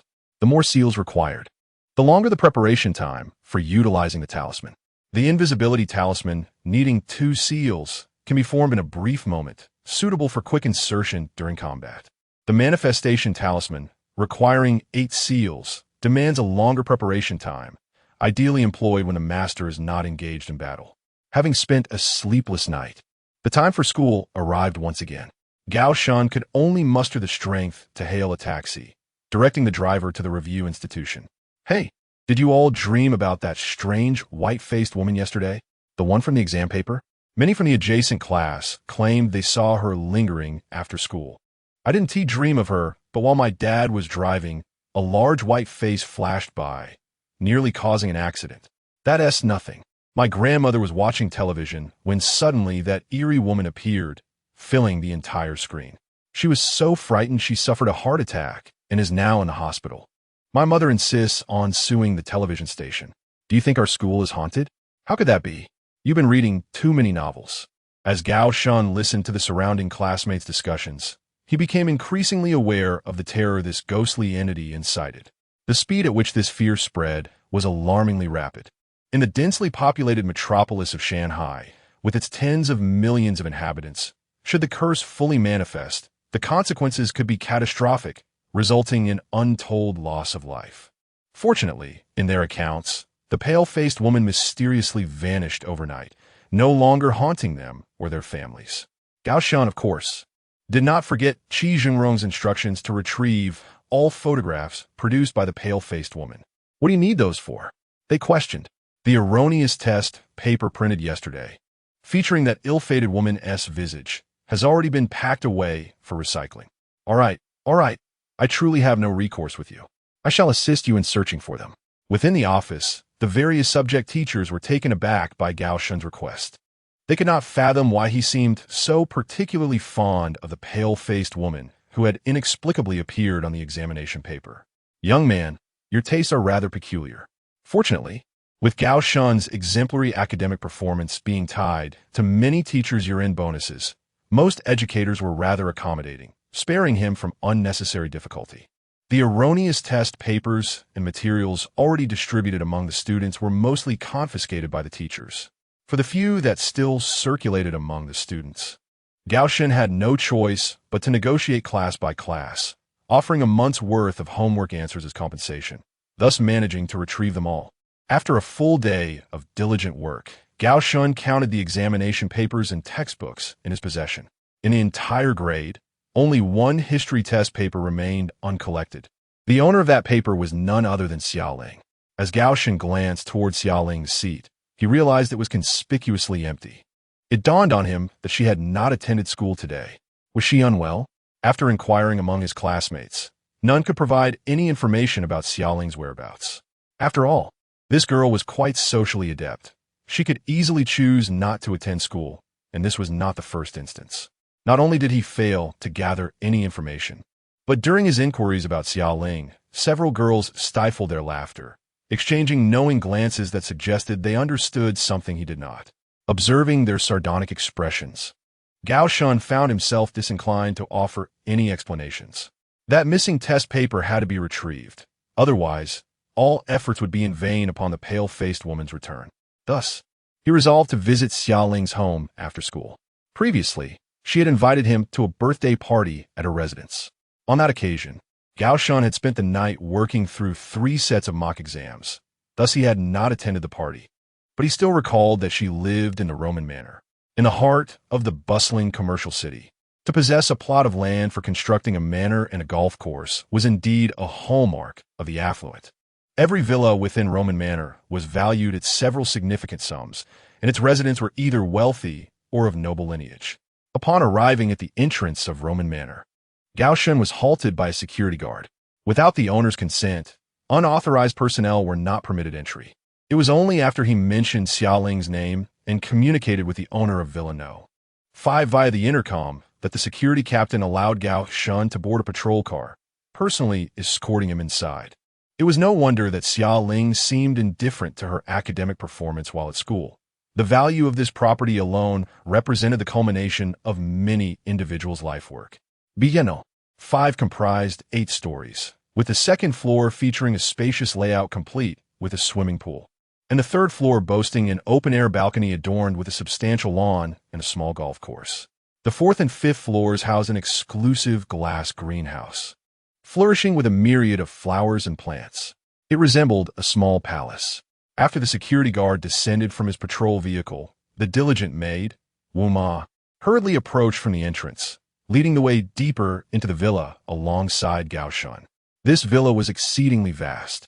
It was not only first-time guests who often found themselves lost, but even many of the nannies who had worked there for a shorter duration frequently lost their way. "You are Gao Shun, right? Miss Xiaoling has expressed great joy upon hearing of your visit." Wu Ma chattered on as they progressed. She couldn't eat a thing last night, but today her spirits are high, and her health has improved. She has savored several bowls of congee. They arrived at the grand golden hall at the center of the villa, where a resplendent woman in her 40s, impeccably maintained, sat elegantly on a lavish sofa, exuding an air of privilege. This woman was undoubtedly Xiaoling's mother. Gao Shun had seen her from a distance before, attending parent-teacher meetings at the school twice, each time arriving in a luxury vehicle with a dedicated driver. "Come now, you must be Xiao Gao. Do sit down for tea. I've heard Aling mention you often. You are the top student in your grade and have been quite attentive to our Aling. When faced with questions she struggles with, while others ignore her, you have always patiently explained," she continued.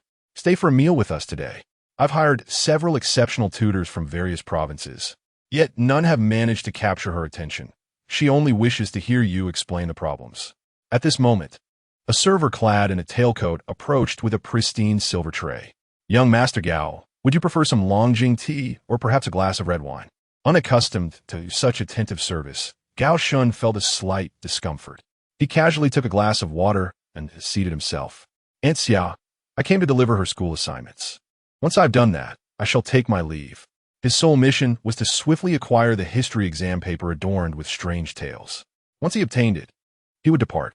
After all, in his eyes, Xia Ling was merely an ordinary classmate, no different from the others. Xia's mother, evidently used to commanding others, maintained her imperious demeanor.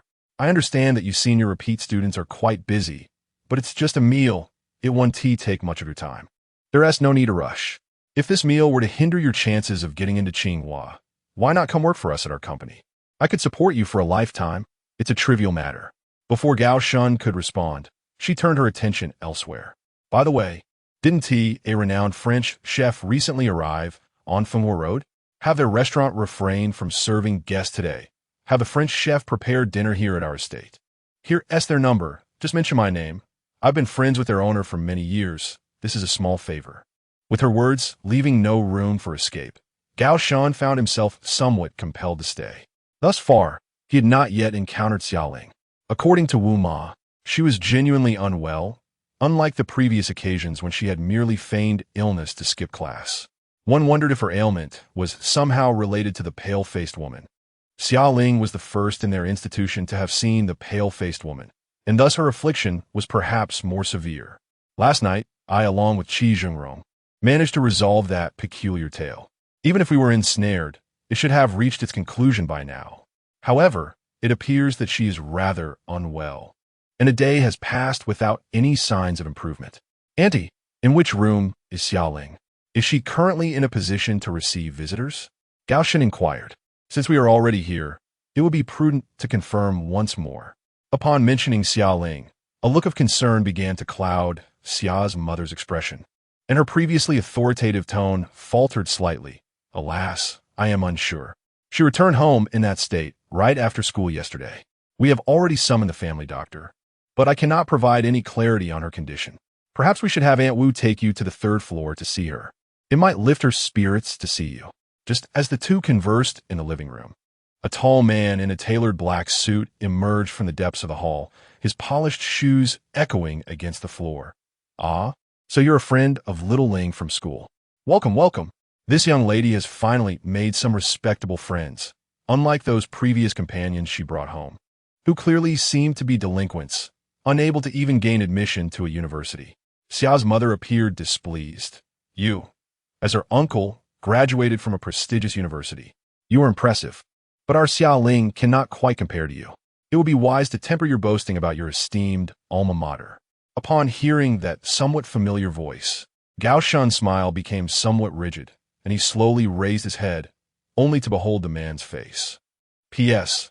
The concept of the talisman user requires a decree and seal, which I added during my second revision. The original version depicted the protagonist igniting the talisman directly. Some portions of the subsequent text are still under revision. Chapter 11, The Gate of Blood, Part 2. I have heard that you are the top student in your grade. I would recommend you to take the college entrance examination this year at Shanghai Transportation University. Many of the students there are my juniors. I can introduce you when the time comes. The newcomer remained utterly oblivious to the true identity of the person before him. It was only when he stepped out from the shadows and their eyes met that Zhou Tianding's smile began to stiffen noticeably. To his astonishment, he encountered Zhou Tianding in this place once again. Even more surprisingly, he discovered that Zhou Tianding was the younger brother of Xia Ling's mother, Zhou Yaji. Do you two know each other? Zhou Yaji, not one to be easily deceived, inquired curiously, observing the exchange of glances between Gao Shun and Zhou Tianding. Zhou Tianding swiftly adjusted his expression, reverting to his signature insincere smile. I ran into Gao Shun in the elevator while returning to my alma mater to bid farewell to Professor Li Yishan. Ha ha, Gao Shun chimed in indeed. Zhou Senior's enthusiasm is truly memorable. Disregarding his sister's presence, Zhou Tianding shot a glance at Gao Shun. Well, Gao Shun and I have a few matters to discuss. We'll have a private chat in the back garden and return shortly. Sister, please continue enjoying your evening tea here. Initially reluctant to engage, Gao Shan found Zhou Tianding's exaggerated gestures too comical to endure. To avoid witnessing such a ridiculous display, he begrudgingly accompanied him. The two traversed the marble floor in a dim path until they arrived beneath a secluded wisteria trellis. Once assured they were alone, Zhou Tianding's demeanor swiftly shifted to one of coldness and ruthlessness. What brings you here? What is your true intention? Gao Shun, suppressing his frustration, retorted. I came to see my classmate, Xiaoling. Do I need to report this to you? Zhou Tianding extracted a crumpled examination paper from his suit pocket and forcefully thrust it into Gao Shun's embrace. This damned exam paper, featuring a woman's photograph, right? I recognized it immediately and took it. Hold on to it. Gao Shun, disinterested in debating the matter, replied, the issue with the pale-faced woman has been temporarily resolved. Thanks to Qi Zhengrong's assistance last night, I obtained a final photograph and left. I want to linger here a moment longer. Upon hearing this, Zhou Tianding calmed slightly, as if a realization had dawned upon him. Indeed, I haven't seen that corpse even once today. I initially believed the curse had spread too widely for me to be targeted. It turns out it was dealt with by that Qi individual. Although he was inherently selfish, Zhou Tianding was astute enough to discern the truth of the matter. Qi Zhengrong had shown the pale-faced woman's photograph to the ghostly old woman, thereby entrapping her in the curse. Subsequently, the summoned eerie figure had been rendered immobile, correct? He recalled a similar method being employed previously. It would have taken weeks for the ghostly old woman to handle other supernatural occurrences, yet now it had been resolved in a single night. This indicated that her power had grown significantly over the years. As for that Qi individual, his days were numbered. As he concluded his thoughts, a cold smirk curved at the corners of Zhou Tianding's lips, devoid of any sympathy for his former junior. Gao Shun unceremoniously interrupted his monologue, stating that it was their affair, of no interest to him. The incident involving the pale-faced woman had been temporarily resolved, and he intended to check on Xia Ling upstairs before departing. Although Gao Shun was eager to leave at once, he felt compelled to ascertain the cause of Xia Ling's ailment before taking his leave. The case of the pale-faced woman had concluded, so logically, Xia Ling's condition should have improved. Yet, from the expression on Xia's mother's face, it seemed to be worsening. Wait a moment. Don't leave just yet. To his surprise, it was Zhou Tianding who first impeded his departure. The woman in the photograph. I have enlisted a private investigator to locate her in reality. Her name is Haruko Ida, hailing from one of the most impoverished regions of the land of the rising sun, Tottori Prefecture. She committed suicide by hanging 2 years ago, and for reasons unknown, the last photograph she left behind has transformed into a haunting tale ravaging Japan. What transpired 2 years ago? And how did this woman become a legend after death? The detective agency is still investigating. Once results are obtained, I plan to journey to Japan personally to eradicate the source of this supernatural tale. After all, according to Qi Zhengrong's current plan, the woman could awaken at any moment, and those cursed will inevitably perish. Gao Shun replied nonchalantly, then by all means, do your best. Initially, he too aimed to eliminate the pale-faced woman.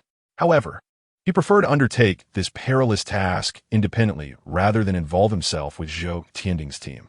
Noticing Gao Shun's silence, Zhou Tianding displayed a flicker of anger. What I mean is, you must accompany me to resolve this incident. How selfish can you be?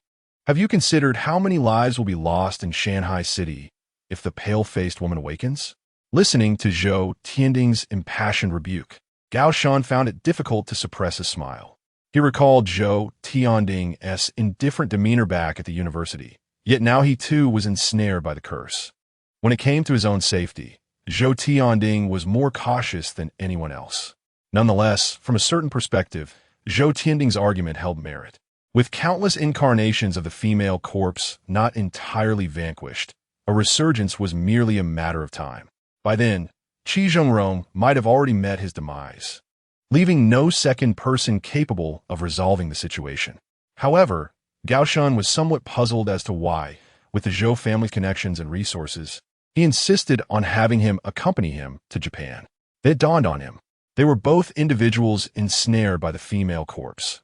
Should any unforeseen circumstances arise in Japan, Zhou Tianding might leverage Gao Shun as a shield.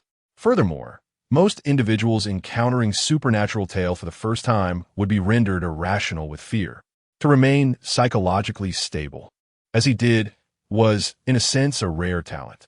Gao Shun skeptically inquired, I have indeed contemplated traveling to Japan to uncover the origin of the photograph and resolve this matter entirely. But why must I accompany you?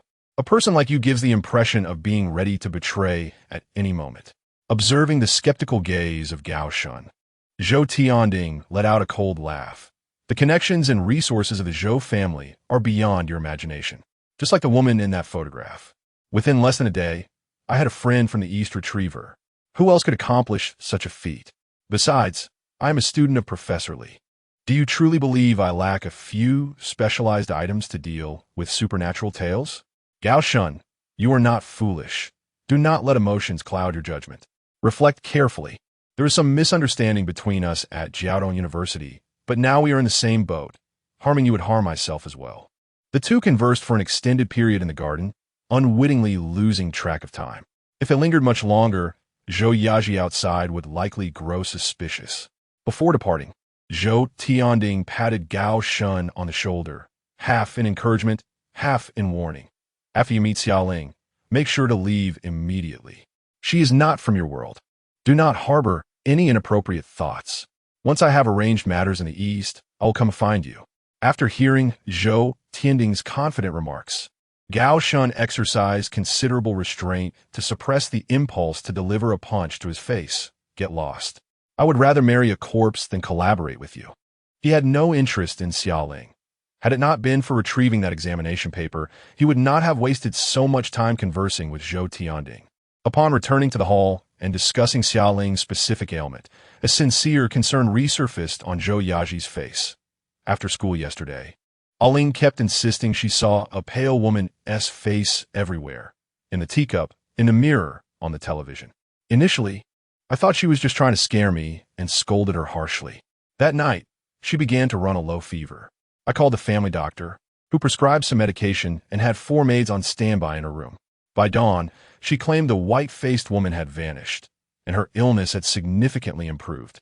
At this point, Zhou Yaji sighed deeply, showing no sign of relief despite her daughter's account of the woman's disappearance. Gao Shun remained silent, simply listening. As he absorbed this information, everything aligned with his expectations. Xiaoling had been haunted by the white-faced woman, was startled, and had fallen ill. However, if the white-faced woman had indeed ceased to exist, then her illness should have resolved. Why was she still confined to her room? Zhou Yaji continued. By noon today, Aling began to run a fever again and spoke incoherently. She said she was trapped in a strange, recurring nightmare, one that was both terrifying and vivid. Sometimes she would awaken from a dream, struggling to distinguish between reality and the dream world. This afternoon, her temperature spiked by 3 degrees, and her condition grew weaker. The family doctor examined her and found no significant issues, merely stating that she was under too much stress and needed rest and hydration. A strange nightmare? Repeatedly? Terrifying? Could this possibly be another new supernatural tale? Gao Shun felt an instinctive judgment forming within him. However, at present, it is merely the word of Summer's mother. The precise circumstances require further confirmation. May I inquire about the nightmare she described? What transpired within that dream? Gao Shun probed with subtle curiosity. Well, I'm not entirely certain. The child is reluctant to speak with me, merely repeating that the nightmare was too terrifying for her to dare to sleep. Perhaps you might visit her room and ask her yourself. Zhou Yaji, unable to clarify further, turned her gaze towards Zhou Tianding, saying, Tianding, would you accompany Gao Shun, the junior, to have a look? The child's father is perpetually abroad on business. This household lacks a male presence, and we are depending on the two of you. Zhou Tianding's expression changed, and he immediately declined, saying, Sister, I have a few matters to attend to this afternoon. I have yet to prepare all the materials for my doctoral studies in the United States. I plan to return now and will visit you again tomorrow. Gao Shun, of course, understood that this fellow was fearful of engaging with the supernatural tales and being drawn into them once more. He promptly rose to his feet, patting Zhou Tianding on the shoulder and blocking his path. If you would be so kind, Senior Tianding, to guide me. Please lead the way. Chapter 12. The Blood Gate, Part 3. The strange illness. Zhou Tianding gazed at the profound expression on Gao Shun's face, nearly overwhelmed with a desire to devour. In the presence of his sister, he clearly felt a sense of restraint. It was evident to even the most naive observer that he harbored disdain for Xiao Ling's peculiar affliction. As a mother, Zhou Yaji would undoubtedly feel displeased. Reluctantly, he stood up and led Gao Shun towards the internal elevator of the villa. Seeing Zhou Tianding in such a predicament brought an unexpected sense of satisfaction to Gao Shun's otherwise tranquil demeanor. This fellow always presented himself with an air of arrogance, treating others with disdain. They ascended to the third floor in the elevator.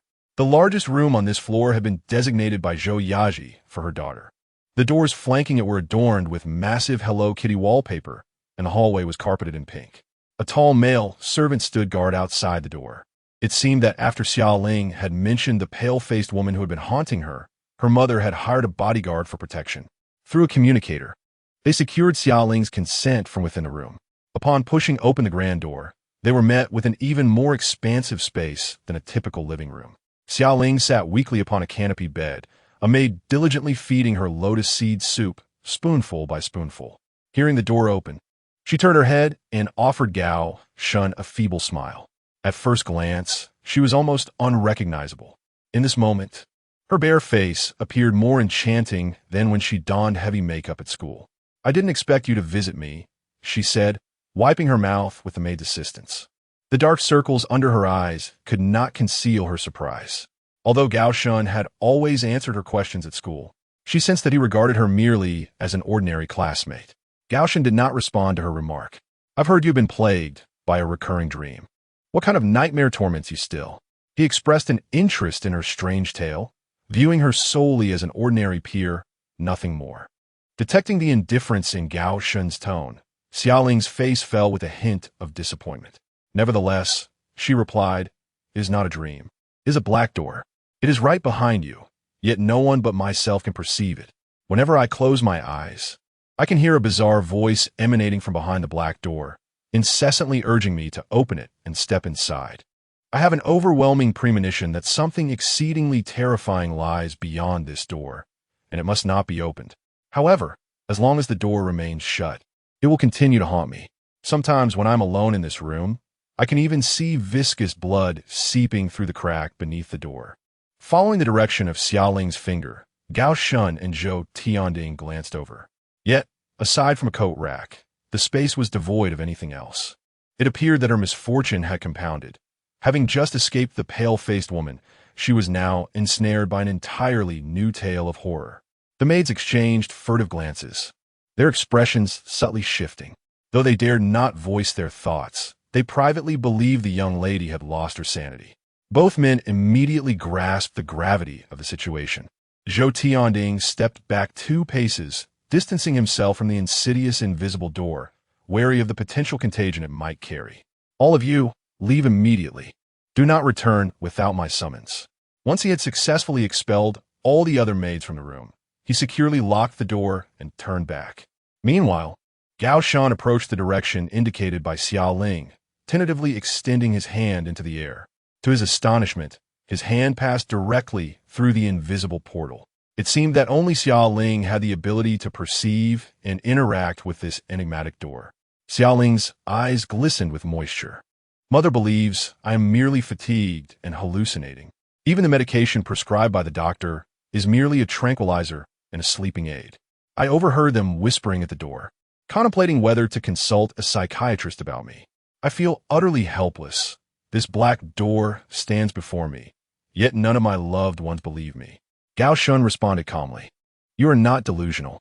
I have faith in your words. There are indeed many things in this world that ought not to exist, which those who have not experienced them cannot comprehend. However, I urge you to reflect. Before encountering this black door, did you partake in any extraordinary activities?" Moved by his words, Xiao Ling began to recount numerous trivial occurrences from school and home, including the persistently haunting visage she encountered yesterday. Yet, her narrative was little more than a stream of consciousness, devoid of any clues regarding the invisible black door. This door did not exude the same terror as the pale-faced woman. Thus far, it only incessantly urged her to open it, with no other discernible consequences. Of course, what might transpire upon opening it remained uncertain. Once Xiao Ling concluded her tale, Gao Shun found his legs numb from squatting. He struggled to stand upright. There is but one solution, he declared. We must employ the talismans of the exorcist. Xiaoling looked on in bewilderment, clearly unaware of what Gao Shan was referencing. Zhou Qianding's gaze flickered. Despite his fade of composure, the mention of exorcists surprised him. My teacher spoke of the exorcists, an ancient profession originating from the northern Song dynasty, first emerging in Taoist temples. A group of adept Taoists wielding talismans formed a profession dedicated to combating supernatural tales. Sadly, after the fall of the Song dynasty, the exorcist lineage faded into the annals of history, leaving only fragmented rumors. Even the existence of the exorcists remains shrouded in ambiguity, a subject of debate. He scrutinized Gao Shan anew, a hint of admiration in his eyes. I underestimated you. Where did you acquire such obscure knowledge? Did that rascal Qi Zhengrong enlighten you? Gao Shan replied, I learned a bit in the past. I cannot claim to be well-versed, but it should suffice for our needs. Zhou Tianding felt a sense of being toyed with. Donot yist. Ignoring his remark, Gao Shan turned his attention back to Xiaoling, offering reassurance. Once we return home, I will prepare a talisman known as the Revealing Talisman. This talisman will unveil the true nature of these invisible entities. I shall return tomorrow. However, prior to that, you must never open the door alone. Xiaoling's gaze was filled with skepticism. She had never heard the term burning talisman person before. Yet in the end, she refrained from asking any questions and simply nodded in acknowledgement. Tonight, would you be able to stay here? I will have Aunt Wu prepare a vacant room for you on the 4th floor, and tomorrow the driver will take you to school. Xiaoling boldly extended her invitation. No, see you tomorrow, Gao Shan replied, disregarding the clear disappointment radiating from the girl's eyes as he took his leave. Once outside Xiaoling's room, Zhou Tianding grasped Gao Shan's shoulder from behind, his voice low and tense as he enunciated each word with barely concealed anger. Where did you learn such terms? Stop spouting nonsense here. If you are indeed a burning talisman person, then I am the legendary soul guardian who protected Zhao Kuangyin. Gao Shan, uninterested in further banter, calmly stated, I will come again tomorrow. Whether I am lying will soon be revealed.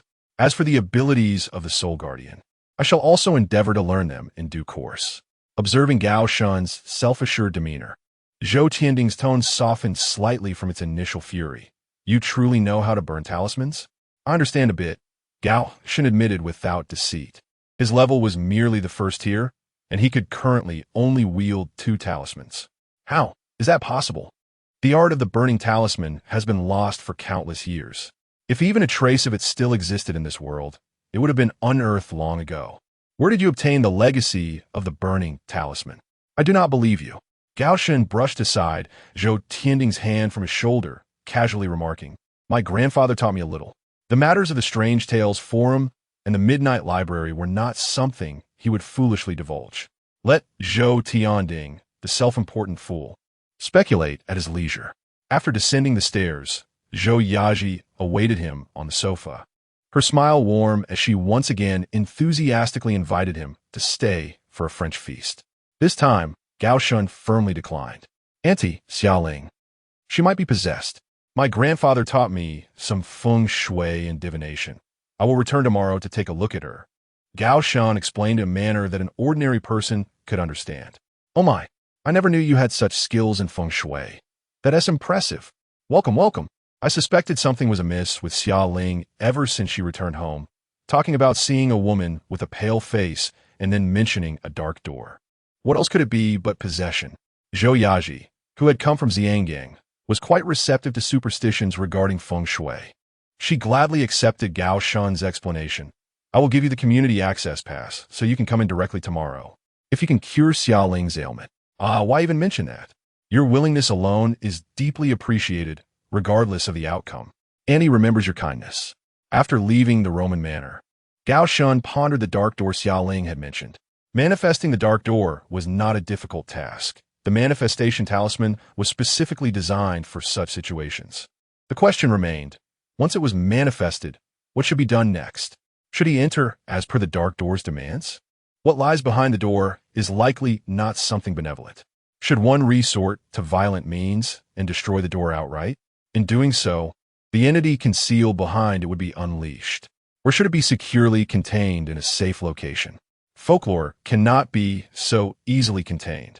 The adversary is evidently targeting Xiaoling. Gao Shun retrieved his phone and opened the urban legend forum.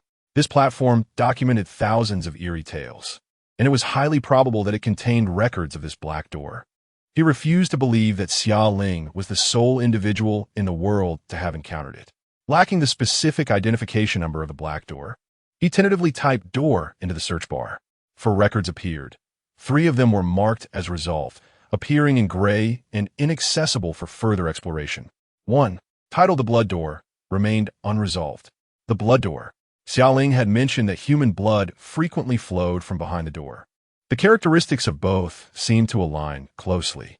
What manner of urban legend is this? Gao Shun clicked on it. Chapter 13. The Gate of Blood, Part 4. Blood Pack Code 011111. The Gate of Blood Incident. Time. Unknown location. Unknown hazard level. F classification. Unresolved. The phenomenon known as the Gate of Blood has been reported in numerous countries across the globe. The specific details regarding location, time, and victims remain ambiguous. Current intelligence suggests that the Gate of Blood manifests as a dark portal from which a deep crimson liquid oozes. Once the gate selects its victim, it disregards all geographical limitations, appearing suddenly in close proximity to the individual, employing various methods to entice them into opening the door. What lies beyond the gate remains a mystery. All victims who have ventured through the portal refuse to disclose any information regarding the realm that exists beyond. Even when subjected to various coercive tactics or psychological manipulation, should they reveal even the slightest detail, they are immediately silenced. Relevant authorities have conducted prolonged covert surveillance on those who have traversed the gate and returned to the tangible world. The conclusion drawn is alarming. Victims may succumb within a fortnight, or linger for as long as a decade before facing their demise. The circumstances surrounding these occurrences remain shrouded in uncertainty, due to the limited number of gates appearing globally and their failure to cause widespread destruction. The phenomenon has not garnered significant attention. Below the main post, there are dozens of responses from users on the forum. Second floor, user, Exorcist Team Leader, Wang. Even if we cannot extract information from the victims, why cannot the Abnormal Entity Containment Division directly contain the Gate of Blood? This portal has persisted for over 50 years, appearing across various nations and luring countless individuals to open it. There must be a purpose behind its existence. The consequences of this enigma could be fatal. By the time we seek to rectify the situation, it may be too late. These incompetent fools only produce reports, pleading for budgets from their superiors. Each generation is more inept than the last. Third floor, user, Undertaker Lao Hiwang. Do not be so irritable.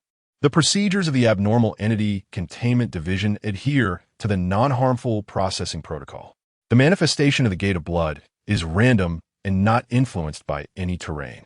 If we were to contain this portal, we might need to isolate an entire city. It is unreasonable to lock down a city for a mystery that has yet to pose any threat.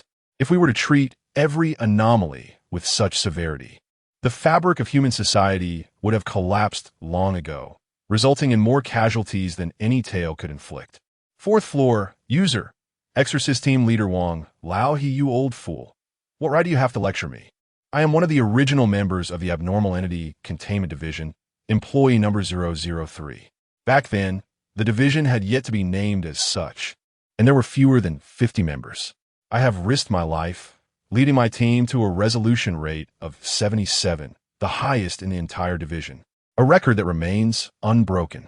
I even contributed 2 clauses to the first edition of the non-harmful processing protocol and was responsible for the final revisions. Do I need you? You antiquated relic to remind me? What a joke.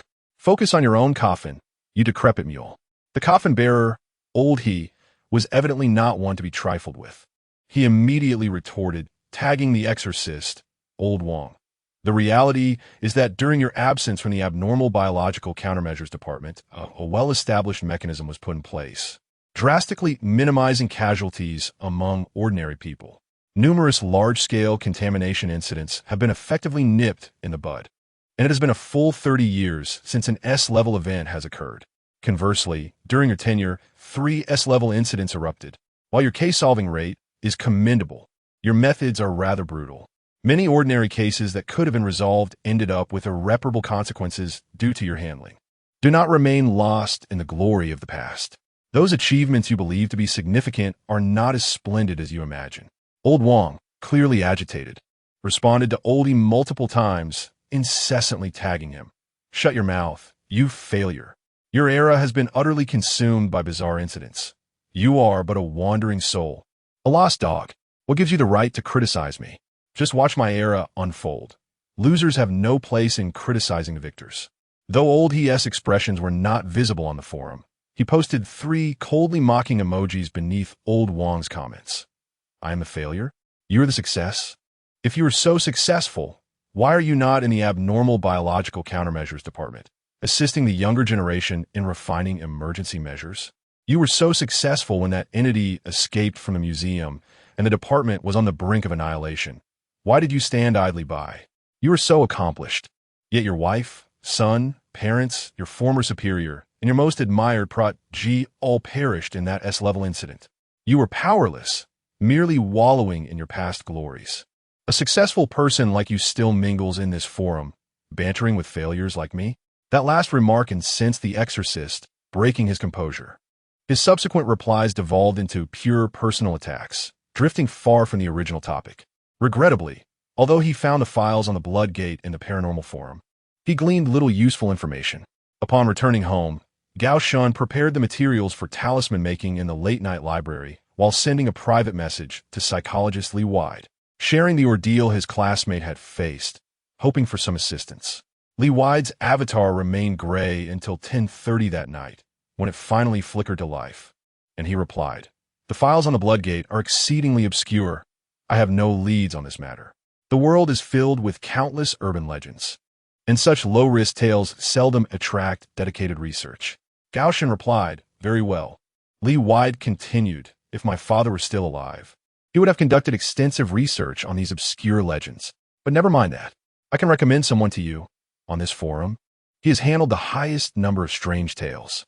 If he remains oblivious, then there is truly no recourse." Gao Shun, who? Li Wide, the exorcism team leader, Old Wong. After uttering these words, Li Wide logged off once more. Whether it was merely an illusion, he felt that his time online on the forum was dwindling. From the recent heated exchanges, it was evident that Old Wong had once been a founding figure in the biological countermeasures department, renowned for his ruthless methods and high resolution rates during his lifetime. A mere disagreement could prompt him to extend a rather warm greeting to another's female relatives. However, his era had come to an end. The mere presence of his name on this creepy tales forum indicated that the real Old Wong had perished in an S-Class bizarre incident. With no better options at hand, Gao Shun returned to the Bloodgate thread, clicked on Old Wong's avatar, and meticulously composed a private message. "I apologize for the intrusion.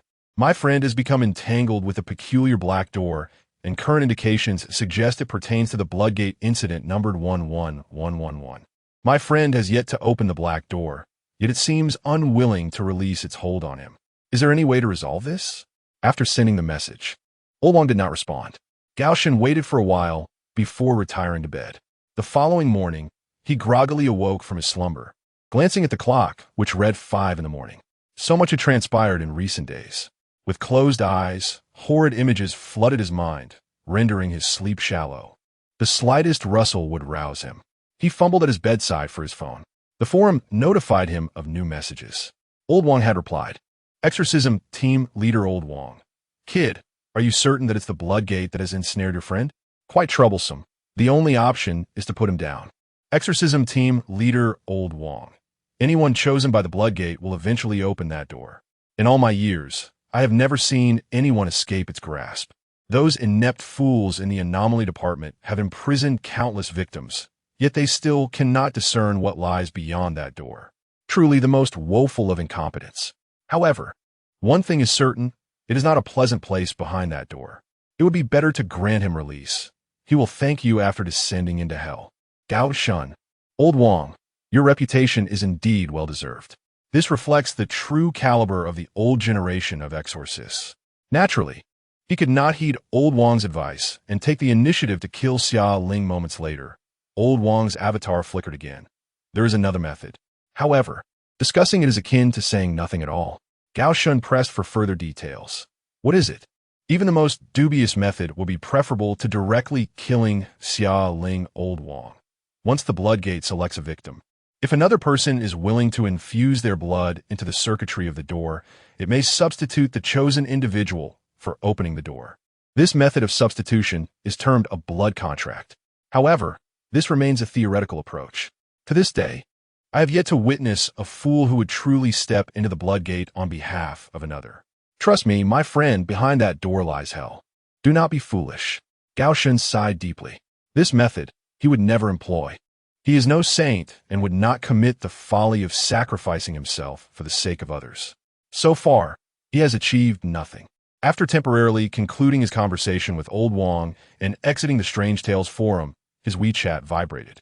A message from the Pink Rabbit avatar appeared. Brother Gao Shun, will you come to the villa after school today? The Pink Rabbit was Xia Ling's WeChat. Gao Shun replied, I will. The Pink Rabbit sent a cheerful animated emoji, revealing that Xia Ling, confined to her sickbed, was quite delighted. The Pink Rabbit continued, by the way, the voice behind the door transformed into your voice today, continuously urging me to open it. It startled me. I nearly opened the black door. Gao Shun asked, you didn't open the door, did you? The Pink Rabbit replied, of course not. I'm not foolish. I had my mom check at school, and you were there. The voice behind the door is not yours. Gao Shun responded, great job. The Pink Rabbit inquired, what does that mean? Gao Shun affirmed, I mean, you did exceptionally well. No matter what happens, never open that door. The Pink Rabbit giggled. After closing WeChat, Gao Shun realized that the entity behind the door was learning. It was attempting to mimic the familiar voices around Xia Ling, using increasingly cunning methods to entice her. To what extent could that entity go? No one knew, but the longer this dragged on, the more perilous Xia Ling's situation became. When it reached a level of astonishing mimicry, it was possible that Xia Ling might indeed open the blood door. At that moment, a bold idea suddenly surged in Gao Shun's mind. This notion was so radical that it startled even him.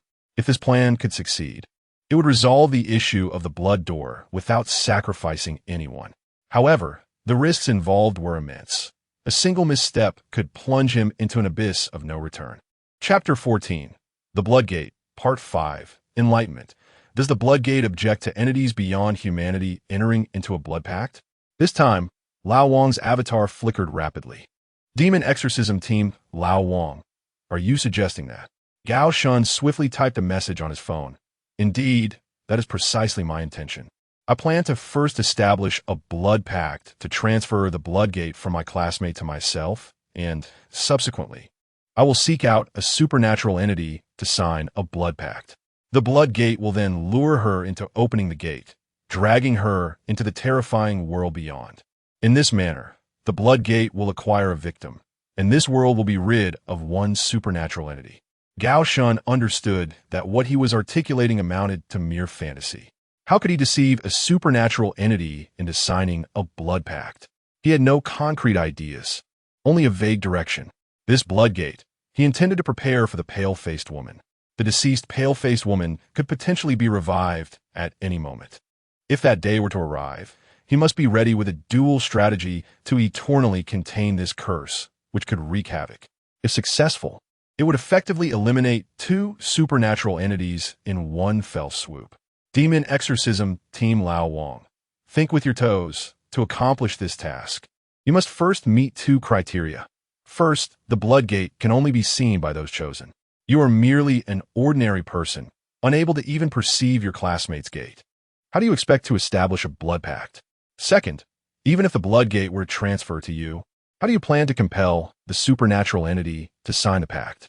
You fool, do you think a supernatural entity is like your pet cat, which you can force into compliance? Do not indulge in such flights of fancy. Those who treat supernatural entities as trifles do not last long in our team. Indeed, his plan was met with Lao Wang's stern reprimand. The first point was easily manageable. As a talisman user, he could utilize manifestation talismans to dispel the invisibility of the blood gate. As for the second point, Gao Shun had yet to devise a plan. He could only take things one step at a time.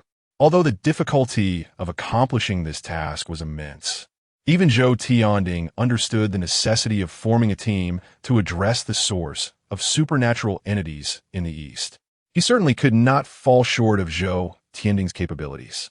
After a full day of classes at the re-education institution, Xiaoling's seat remained conspicuously empty. Following school, Gao Shan retrieved various materials he had purchased from the rookie delivery station. After returning home, he toiled for an extended period, managing to produce 3 manifestation talismans and 1 invisibility talisman, uncertain of their efficacy. According to their agreement, he hurried to the Roman manor without delay. This time, the security recognized his face, and with the pass provided by Zhou Yaji, he encountered little scrutiny upon entry. The familiar golden hall on the first floor awaited him. But Zhou Yaji was absent today. Seated on the sofa was Zhou Tianding, with legs crossed, and the woman in the gray jacket he had seen at the University of Transportation, alongside a heavy-set man with a pronounced smoking habit. Upon seeing Gao Shan's arrival, their gazes were notably unfriendly. Were it not for their association with Gao Shan, they would not have been ensnared by the pale-faced woman and embroiled in this incident. It was unreasonable to expect them to wear friendly expressions. Allow me to reintroduce the characters. This is my junior, Liang Shui, an exceptional student from the foreign language department. Proficient in 5 languages, including Japanese, and well-versed in various aspects of folklore. During our journey to the land of the rising sun, she will serve as our translator. This is Tang Gu, Tang Tianxiang, a naturally sensitive individual attuned to eerie tales. He can sense the presence of supernatural phenomena nearby. He was the assistant to Professor Li during his lifetime and assisted him in resolving several paranormal incidents. Gao Shan, a high school student aspiring to attend Jiaotong University, is indeed deserving of being called a junior. He is also a practitioner of talisman burning, and during this trip to Japan, we certainly hope to witness his skills. Zhou Tianding introduced them with a smile, feigning ignorance of the tense atmosphere among the 3. He exhibited a certain charismatic demeanor, especially now that he found Gao Shan's talents useful, particularly after learning about his identity as a talisman burner. Regardless of past grievances, all was forgiven in light of the current circumstances. I seem to recall no agreement to join your team. Gao Shan responded bluntly, offering no courtesy. Who knew if Zhou's insistence stemmed from viewing him merely as a lifeline? This team, aside from him, was comprised entirely of Jiaotong University students. If the group were to be pursued by a white-faced woman and forced to abandon someone, it was clear who would be left behind. Zhou Tianding, however, remained unfazed and said lightly, "Let us get acquainted. It won't harm you. Who knows, you might change your mind later." Under Zhou's subtle gaze, the so-called Tang Tianxiang, a portly man with a penchant for smoking, suppressed his irritation and reluctantly extended his hand to shake with Gao Shan. "Oh, I heard from Professor Li that after the fall of the Southern Song dynasty, the lineage of talisman burners was severed. I never expected to encounter one here," Liang Shui remarked, still clad in the gray jacket from that day, her gaze towards Gao Shan filled with provocation, as if she and Zhou Tianding were a perfect match. She scrutinized Gao Shan from head to toe. "It's not that we don't believe you. We simply wish to broaden our horizons. If you truly are a descendant of the talisman burners, why would you bring supernatural incidents to Jiaotong University to consult Professor Li? Surely, a true heir of the talisman burners could handle such trivial matters independently?" Zhou Tianding approached the elevator, stating nonchalantly, "Liang Shui, I believe I have already dismissed that matter from that day." He added, "Gao Shan, don't take her words to heart. That's just her nature." The two engaged in a verbal duet, and Gao Shan discerned their intentions. "If Aunt Liang is skeptical, I shall demonstrate," he declared. Liang Shui's neck tensed at the mention of Aunt, causing her composure to falter. Zhou Tianding, known for his suspicion, would naturally not take Gao Shan's self-identification as a talisman burner at face value. Liang Shui's veiled barbs likely stemmed from Zhou's suggestion, testing him further. As the elevator ascended slowly towards the 3rd floor, they passed the 2nd without encountering Zhou Yaji. Gao Shan could see that in this household, only Mama Xia held any sway over Zhou Tianding. Zhou Tianding explained, "A mental health expert from Beiping has arrived, having published numerous top-tier papers in international journals. Today, while passing through the bustling city of Shanghai, My sister exerted considerable effort to enlist the aid of influential contacts to summon the venerable elder. They are expected to return shortly. Gao Shuedi, I believe the crux of this matter lies with you. It would be prudent to resolve this peculiar tale before my sister's return, thus granting her a delightful surprise. He continued to feign humility while subtly elevating his own status. Gao Shun, however, remained unfazed. The enigma entangling Xia Ling was merely a supernatural occurrence, not a manifestation of madness, and the psychiatrist from Beiping would prove of no assistance. As she pushed open the pink door, Xia Ling was already seated on the bed, awaiting the arrival of the others. Upon noticing Gao Shun among them, her lips moved as if to call out to him, yet no sound escaped. It is no wonder that Zhou Yaji was so eager to seek the expertise of a specialist from the capital. If this continued to drag on, it could indeed pose a threat to life. The other maids in the room, sensing the gravity of the situation, discreetly exited, closing the door behind them. Gao Shuedi, please proceed. Begin your performance. Liang Shui wore a smile that barely concealed her skepticism, her arms crossed defiantly, as if she were certain that today he would be unmasked. Tang Tianxiang's hand instinctively reached for his pocket, seemingly yearning for a cigarette to ease his nerves. Zhou Tianding shot him a cold glance, compelling him to restrain himself. Without further ado, Gao Shun extracted a manifestation talisman from his pocket. Following the guidelines from the Midnight Library, he silently intoned the corresponding incantation and began to execute 8 intricate hand seals. This seems rather unconventional. I have observed Taoists perform rituals with much more flair, involving song and dance. Why is he starting with burning paper? Gao Shuedi, I suggest you refine your skills. Your portrayal of an exorcist lacks authenticity. Liang Shui's tongue was sharp, her relentless jabs revealing her intent to persist with her verbal onslaught. Just as she prepared to launch another tirade, her words were choked in her throat. As Gao Shun completed the 8 seals, the talisman ignited with a smoldering glow. In the corner of the room, an expansive black stone door materialized from seemingly nowhere. Towering at 3 meters, the door was crafted from obsidian, intricately adorned with enigmatic and elaborate designs. Between the crevices, a viscous stream of blood trickled down, suggesting that behind the door lay an unfathomable abyss. As recorded in the accounts on the Paranormal Forum, it was indeed the Door of Blood. Gao Shuedi, you are truly a descendant of the Fire Talisman practitioners. Your skills are commendable, Zhou Tianding remarked with genuine admiration. Initially, he had entertained a sense of amusement, but at this moment, his praise was heartfelt. Having a Fire Talisman practitioner in their midst could significantly enhance the success of their journey to the land of the rising sun. Even Tang Tianxiang, sitting quietly to the side, gently applauded. Lying on the bed, Xia Ling, though unable to comprehend their discourse, observed that Gao Shun had employed a clever ruse to reveal the invisible door that had troubled her for 2 days and nights. Despite having showcased his prowess before Liang Shui and the others, Gao Shun's expression remained devoid of joy. His ability to manifest this supernatural phenomenon clearly demonstrated the efficacy of the Fire Talisman practitioner's art. However, the peril posed by this great door has yet to be alleviated. Witnessing the strange tales is merely the initial step. The ultimate aim is to eradicate these eerie narratives. Casually, he seized a fruit knife from the platter, and amidst the gasps of onlookers, he lacerated his skin, allowing the crimson liquid to cascade freely. Resolving this spectral enigma is quite straightforward.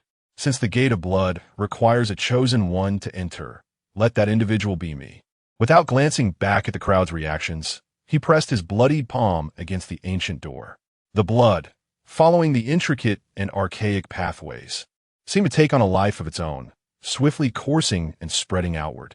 The interplay of dark crimson on the door's surface conveyed an indescribable eeriness. Thus, the blood pact commenced. As the liquid coursed over a significant portion of the doorframe, he began to feel a wave of dizziness. This quantity of blood should suffice. At that moment, a soft voice emanated from behind the obsidian portal. Is it you, Gao Shun? Can you unlock this door? Mother is in such pain. Trapped in this place. You have finally come to rescue me. Haven to you, my child. Chapter 15. The Gate of Blood, Part 6. The medicine that cures all the voice was an exact replica of his mother's. Had it not been for the circumstances, Gao Shan would have believed that a loved one awaited him on the other side of the door, prompting him to unguardedly push it open. Since the tragic event 2 years prior, she remained confined in the Fenghua Road Psychiatric Hospital, undergoing treatment. Gao Shan was acutely aware that the voice emanating from beyond the door was merely an imitation of his mother. The Gate of Blood had astonishing capabilities, employing such mimicry to lure the Chosen One into opening the door. It was truly remarkable. Conversely, this also indicated that the ritual of blood contract transfer had been entirely successful. The intended opener of the gate had shifted from the bedridden Xia Ling to Gao Shan. Just as Gao Shan turned to convey this revelation, another familiar voice reverberated from behind the door. This time, it struck him as if he had been electrocuted. Gao Shan, I think I just heard your voice. Are you outside the door? Where am I? It's so dark. I woke up to find myself trapped here. Is there anyone who can open the door? My head hurts terribly. I can't remember anything. What has happened? Why am I locked in here? Mom went to the kitchen to grab a knife. I'm so scared.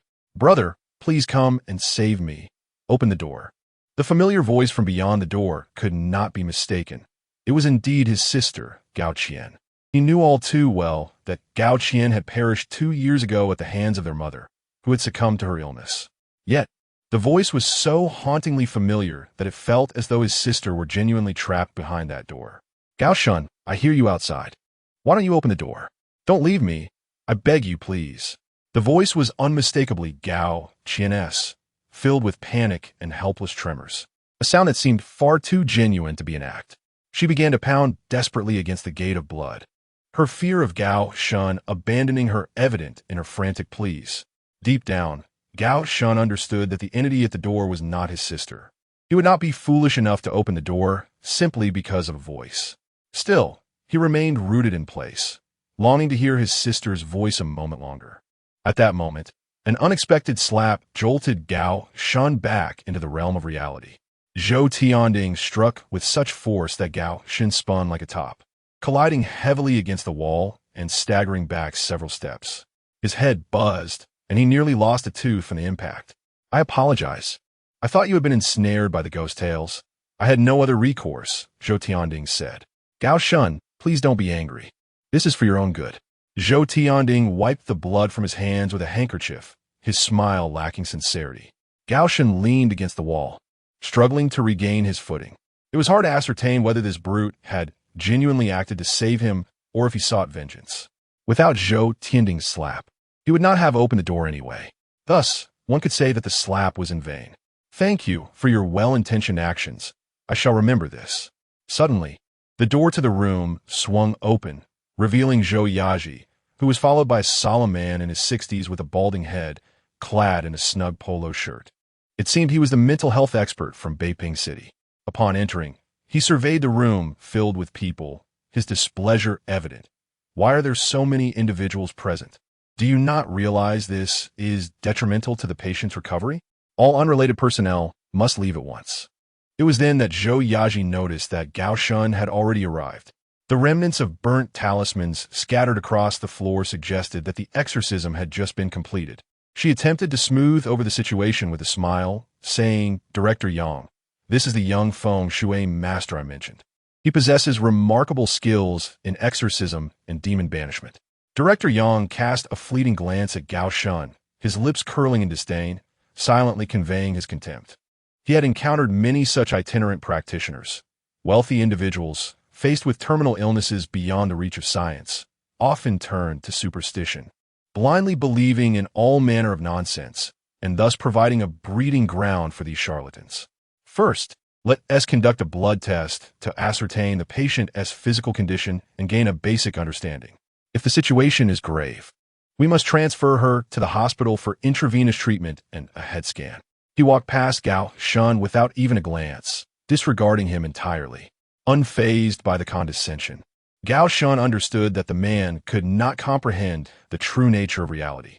He had already acquired the blood gate he needed, and with Xia Ling's affliction now remedied, remaining there served no purpose. He turned to leave, and behind him, Xia Ling felt a newfound lightness in her body after the blood gate had vanished. The ominous black door, which had been oozing blood in the corner, had completely disappeared, and the oppressive weight that had loomed over her for days evaporated in an instant. Mom, that black door that tormented me has vanished. I do not have a mental illness, nor do I require any experts or medication for hospitalization. The person you should be most grateful to is Gao Shan. He willingly became the target of that black door to save me. Upon seeing Gao Shan turn to leave, she grew anxious, leaping barefoot from her bed in an attempt to chase after him. A few maids who had followed hurriedly intervened, trying to restrain the convalescent young lady. Zhou Yaji grasped Xiaoling's hand, earnestly imploring, "All right, I understand. Gao Shan has indeed helped you immensely. I have witnessed it myself. Please, listen to your mother and allow Director Yang to conduct a thorough examination first. Once your health is restored, you can express your gratitude to him in person." Hearing the young girl's words, Director Yang's expression soured further. What black door? This is mere superstition. She appears to be suffering from a mild delusional disorder. It seems her condition is rather serious.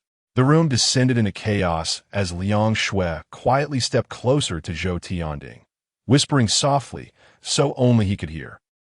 It truly is a talisman burner. If this journey to the land of the rising sun were to be accompanied by his collaboration, coupled with the relics left behind by the teacher, perhaps your aspirations could indeed come to fruition. Zhou Tianding's expression fluctuated between shadows and light. His thoughts an enigma to all. I am investigating the private detective in Nada Hanako in Japan, and yet another has perished. It seems this matter is far more intricate than anticipated.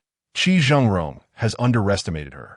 Gao Shan, a person of profound significance to us, must be persuaded to join our cause, for it is unwise to place all our hopes upon that thing left by our teacher. If that object were truly omnipotent, the teacher would not have met his demise at the bell tower. However, all of this has now become irrelevant to Gao Shan. After departing abruptly from the Roman estate, upon returning home, Gao Shan discovered that the blood-red black door flickered into visibility at the corner of his rented room. It followed him wherever he went, waiting for the day he would dare to open it. Beyond the black door, his mother's voice echoed faintly. Then it shifted to that of his deceased father, and at times, the three of them appeared together behind the door, pounding and pleading for Gao Shan to release them. The cries for help from beyond the door grew, increasingly frantic after receiving no response. His father berated him for his unfilial behavior, while his sister lamented his cold-heartedness. Tormented in the depths of hell while he remained indifferent. The viscous blood pooling beneath the black door flowed more abundantly, threatening to engulf the entire room. Gao Shan was acutely aware that all of this was merely an illusion. There was no blood, no cries for help, only the relentless malice of endless tales of horror. The blood door seemed incapable of opening itself. It required the enticement of a human to grant passage. Should the victim choose inaction, the door could do nothing to them. The only individuals it could terrify were ordinary souls like Xiaoling, who had never encountered such folklore. To Gao Shan, it was merely an additional ornament in his home, nothing more. In the days that followed, Gao Shan attended school, studied diligently, and returned home as usual. Regardless of the setting, the blood door would invariably linger nearby, incessantly calling for him to unlock it. This state of affairs persisted for several days until the blood door seemed to realize the futility of its efforts. The cries of his parents and sister subsided. However, to assume that the blood door had relinquished its pursuit would be a grave miscalculation. On the third morning, the voice emanating from the sanguine black door transformed into a beguiling yet entirely unfamiliar feminine tone. Gao Shan, you are indeed astute. It is evident you discern that those behind the door are not your deceased kin, and those imitative voices are merely a ruse to compel you to open it. Yet, I can assure you of one thing. Should you choose to unlock this door, I possess the power to resurrect them. This guarantee is unequivocally true. I am not deceiving you. In fact, across the globe, many chosen individuals have made wishes to revive their departed loved ones, and I have ultimately fulfilled their desires. The door had taken on a semblance of humanity, negotiating with him rather than simply mimicking the memories of his family. This proposition, indeed, sounded somewhat more credible than its predecessors. Nonetheless, Gao Shan remained disinclined to engage with it. Who knows whether, when the time comes and the door is opened, it will still honor its promises? At that moment, one will be entirely at the mercy of fate. Gao Shun, finding himself in a contemplative mood, simply reclined on his bed and donned his headphones, effectively isolating himself from the tumult of the outside world. In the afternoon, he unexpectedly received an email from Zhou Tianding. It remains a mystery how he acquired Gao Shun's email address, but within the message, he conveyed two significant pieces of information. First, Xiaoling's condition had markedly improved, and she would be returning to school the following day. Second, Zhou Yaji expressed profound gratitude for Gao Shun's expertise in feng shui and promised to visit personally to extend her thanks. Director Yang from Beiping City had found no issues with Xia Ling and departed in disappointment. The second matter pertained to the pale-faced woman in the photograph. Zhou Tianding had leveraged his connections in Japan and procured more detailed information from Tottori Prefecture. However, the complexity surrounding this pale-faced woman exceeded all expectations. The journey to Japan might not merely entail the unraveling of a strange tale. Zhou Tianding refrained from directly revealing the origins of the pale-faced woman and instead appended several gigabytes of documents to his correspondence. To thoroughly examine these materials would likely require several hours. Gao Shun remained intrigued by the origins of the woman in the photograph. As he initiated the extraction of the files, he wandered to the bathroom to splash some water on his face and regain clarity. By chance, he glanced at the corner of the room and noticed that the blood door, which had always lingered there, had inexplicably vanished. Had it realized its enchantment over him was utterly ineffective and thus relinquished its hold? Although surprised, Gao Shun did not allow it to occupy his thoughts. As long as he ignored it, whatever it claimed would be mere delusion. Turning back, he forcefully pushed open the bathroom door, only to be struck by the realization that the plastic door felt considerably heavier than usual. Chapter 16. The Bloodgate 7. The world beyond the door. As he pushed open the bathroom door, an instinctive sense of foreboding gripped him. Yet it was too late. A suffocating stench of blood wafted from the realm beyond. Once opened, it was irrevocably opened. Even the slightest crack constituted an opening, and everything was beyond redemption. The words of old Wang echoed in his mind. Those marked by the Bloodgate will inevitably open it one day. None can escape. The Bloodgate, masquerading as a mere bathroom door, concealed a profound menace, while he remained oblivious to the true portal that now lay before him. Even a fleeting realization of 0.01 seconds proved too late.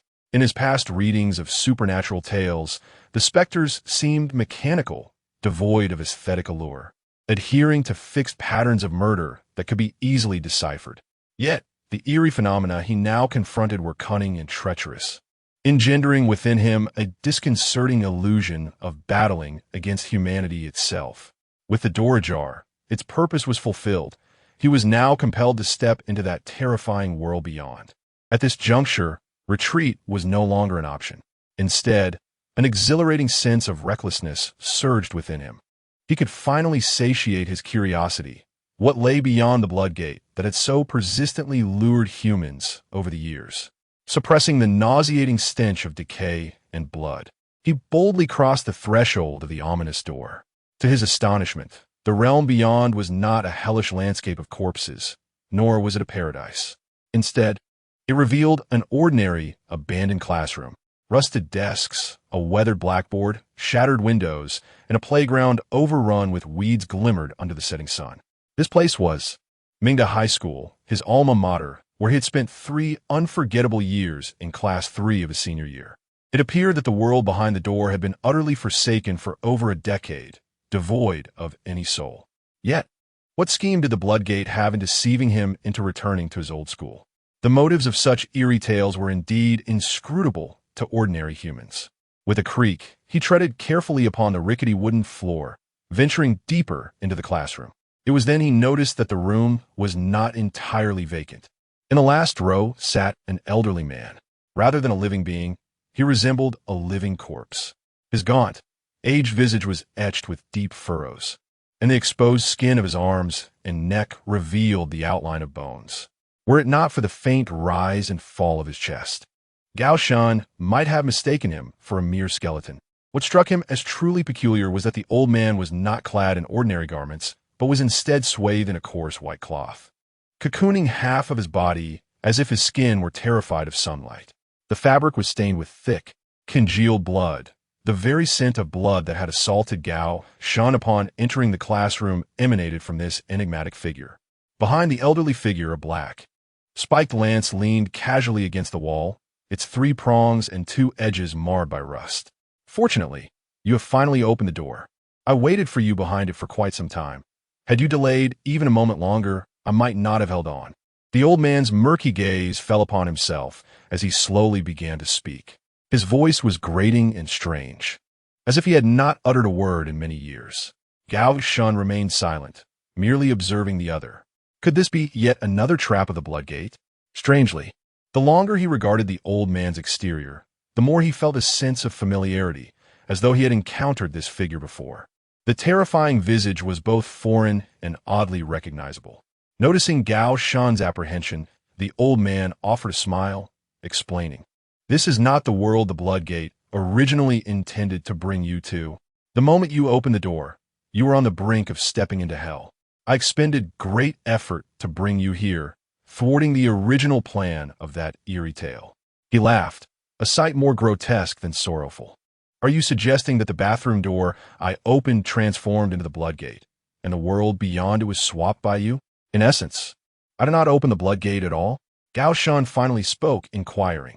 The old man nodded, tacitly affirming Gao Shan's words. "Then who are you? And what is your purpose in bringing me here? Are you a specter or a human?" Observing the other's ghastly appearance, 7 parts resembling a ghost and 3 parts barely maintaining human form, Gao Shan pressed on. Regardless, one capable of altering the rules of such eerie tales could not be an ordinary individual. If the other harbored malicious intent, today might very well lead to his demise. The old man's gaze fell upon Gao Shan, and at that moment his eyes expressed a complex array of emotions: gratification, jealousy, envy, and regret, all intertwined and indescribable. "I hail from 50 years hence. In my time, human civilization has been utterly ravaged by the scourge of eerie tales. Nations, governments, and cities have crumbled into mere shadows of their former selves, with only a scant few hiding in shelters, clinging to life. The extinction of humanity is but a matter of time. Over these 50 years, I have encountered countless eerie events, contained numerous forbidden objects, and unearthed many secrets of this world, reaching heights unattainable to the average person. Even I have paid an unfathomable price, utilizing this peculiar moment when the eerie tale opened the door, connecting different times and spaces to traverse time and arrive here, simply to witness the beauty of this world from 50 years ago." The weight of his words was staggering. The old man deliberately paused to allow Gao Shan a moment to absorb the information. Standing still, Gao Shan contemplated. This man comes from 50 years in the future. In that future world, human civilization has been consumed by the tide of eerie tales. A deluge of information crashed upon him, leaving him bewildered. He had never envisaged that opening the Bloodgate would lead to such a revelation. Yet, all of this was merely the old man's monologue, devoid of any concrete evidence. It was likely yet another trap woven by an eerie tale. Regardless, it is essential to maintain a dialogue with him. If he truly is an aberration, he will undoubtedly reveal inconsistencies during our conversation. I am aware of the queries you wish to pose. You will first inquire about the events that transpired 50 years hence, and what actions may be taken to avert our impending future. Regrettably, I am unable to provide answers to these questions. The elder spoke once more, his voice slow and deliberate. Had I possessed the knowledge of the answers, I would have certainly prevented the destruction of my era.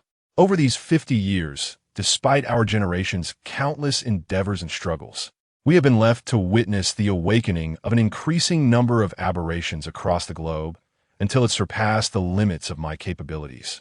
It may not be entirely fair to burden you with such a heavy future at this early stage. My time in this continuum is limited, and I implore you to engrave every word I utter into your memory." Gao Shan remained silent, deeply contemplating the elder's profound words, searching for any inconsistencies. This door of blood, while fraught with peril, conceals immense power. Should you master this force, it might just render our dismal future a fraction more bearable. Regrettably, in the previous timeline, it was Xia Ling who opened the dark door. Her will and wisdom are beyond your comparison. This mismatch has resulted in calamity, both for her and for all of humanity. Thus, I covertly intervened, slightly altering the course of your era. The outcome was fortuitous. Ultimately, the door of blood chose you. Gao Shun, you are the sole variable of this age. The elder's gaze grew grave as he solemnly warned. Currently, your strength remains insufficient. You are not yet ready to open the door. If you were to walk into it unprepared, the likelihood of your demise beyond that threshold is exceedingly high. Therefore, after you were deceived by the door of blood the first time, I intervened once more, temporarily drawing you into my world, thus delaying the opening of the door. The elder's tone was imbued with deep emotion, yet Gao Shun remained skeptical. Aberrations possess the ability to conjure various illusions and mimic human speech. One must remain vigilant to avoid being ensnared. If you truly hail from the future, then you must know many events yet to unfold. For instance, what was the final resolution of the strange face incident? Gao Shun inquired tentatively. In our era, you declined Zhou Tianding's invitation, and the time reset initiated by the pale-faced woman exceeded all expectations. The curse erupted in Shanghai City, directly resulting in the deaths of 500,000 people, with the indirect losses incalculable.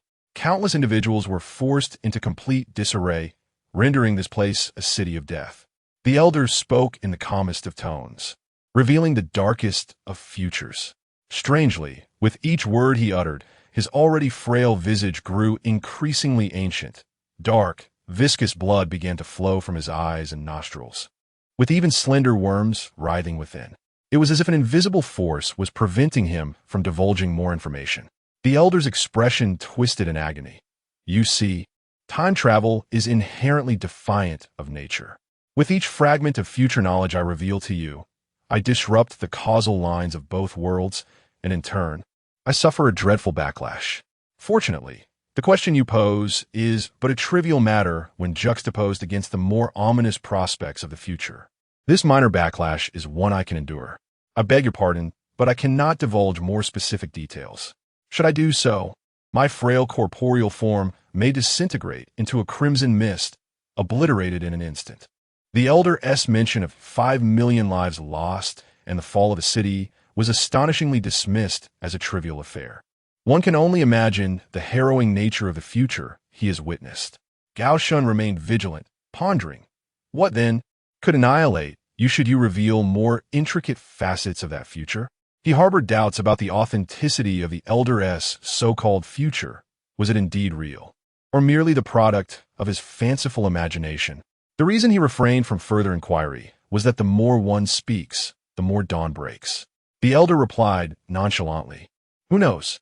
The celestial order, karma, the laws of the material universe, the Time-Space Management Bureau, call it whatever you wish. To reverse time is to defy the heavens, an act that was never permitted. Yet it matters not. I have traversed time countless times. This is my final attempt, and I have at last succeeded. To behold you allows me to close my eyes in peace." Gao Shun's gaze fell upon the long spear behind the elder. From a moment he laid eyes on the elder, he had been pondering the source of the peculiar familiarity enveloping him. At that moment, the truth dawned upon him. This elder from 50 years hence was someone he finally recognized. Chapter 17, The Gate of Blood 8, Dialogue of the Ages. You are the future me. 50 years hence, you have endured countless bizarre occurrences, your strength and experience burgeoning at a terrifying pace. Yet ultimately you have failed, unable to salvage your era. Gao Shun silently observes his future self, pondering the myriad hellish experiences he must have endured.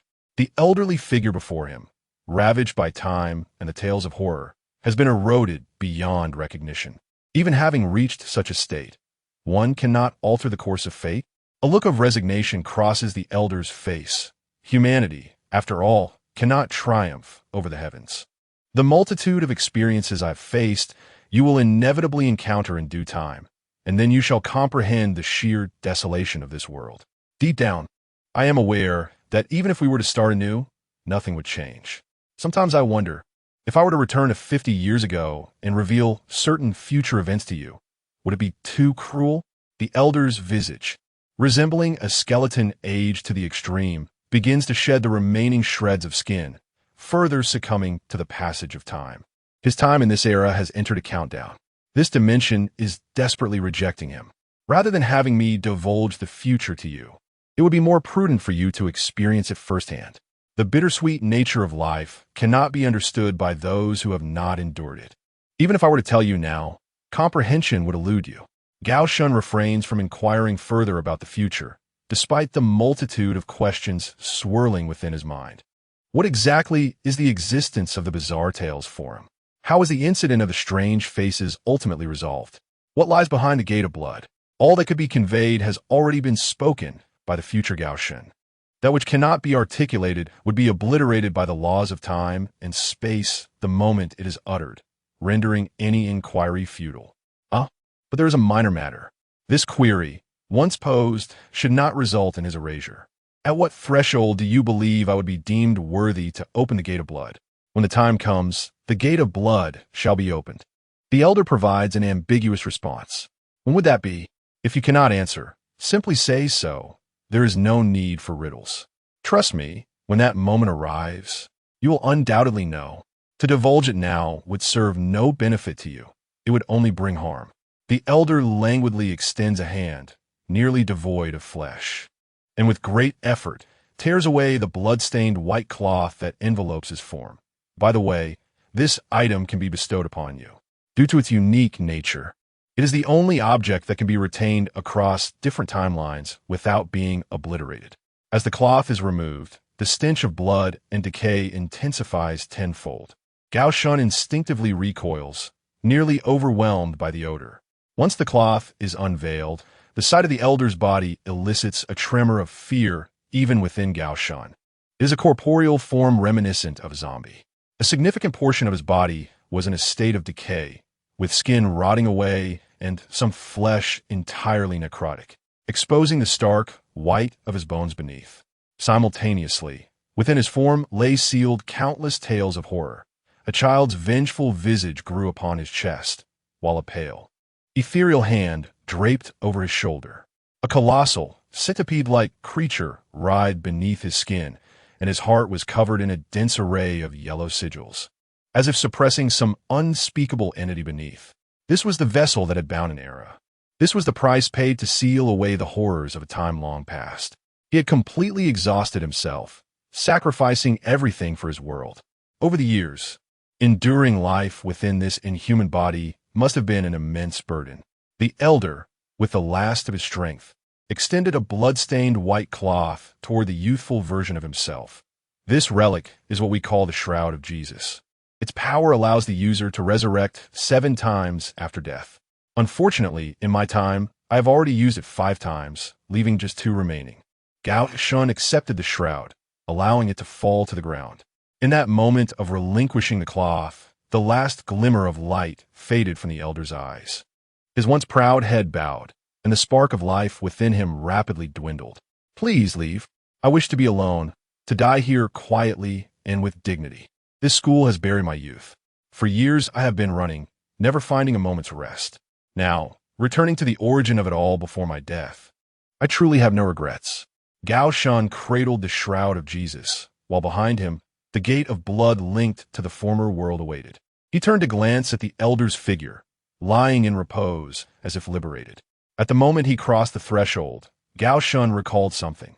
Strictly speaking, you are not my future self, nor am I your past self.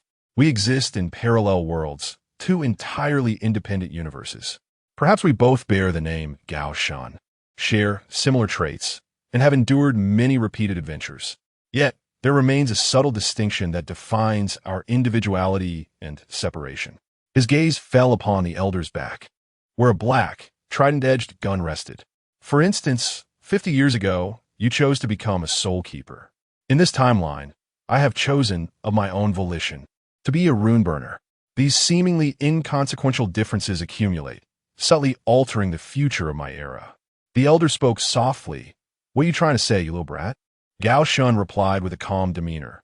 What you failed to accomplish in your time, I shall surely achieve.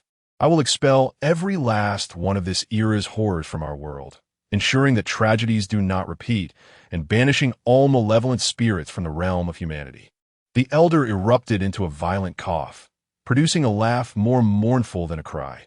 Just a mere mortal, unaware of the vastness of heaven and earth, daring to speak such grandiose words. His voice resonated with both regret and liberation. Alas, I shall never witness that day. The last flicker of light in the old man's eyes faded completely. Beneath the gentle glow of the twilight outside the window, he surrendered to slumber. Like a child exhausted from play, he nestled into the back row of the classroom, succumbing to the hypnotic monotony of an English lesson. Gao Shun did not disturb him. He exited through the blood door, thoughtfully closing it behind him. Upon returning to the bathroom of his rented accommodation, he felt as though he had traversed 2 eras, as if in a dream. To this day, he harbored doubts. Was the elderly man seated in the classroom truly a version of himself who had crossed over from a despairing future, or merely a manifestation of a ghostly tale? Nevertheless, it remained a fact that the man's presence had saved his life. Regardless of whether the future he spoke of was genuine, the words he uttered before stepping through the blood door were sincere. He would carefully preserve the shroud entrusted to him, refraining from its casual use lest he unwittingly fall prey to another curse. Gao Shun cast a glance at the corner of the room, where the remnants of the blood door once lingered.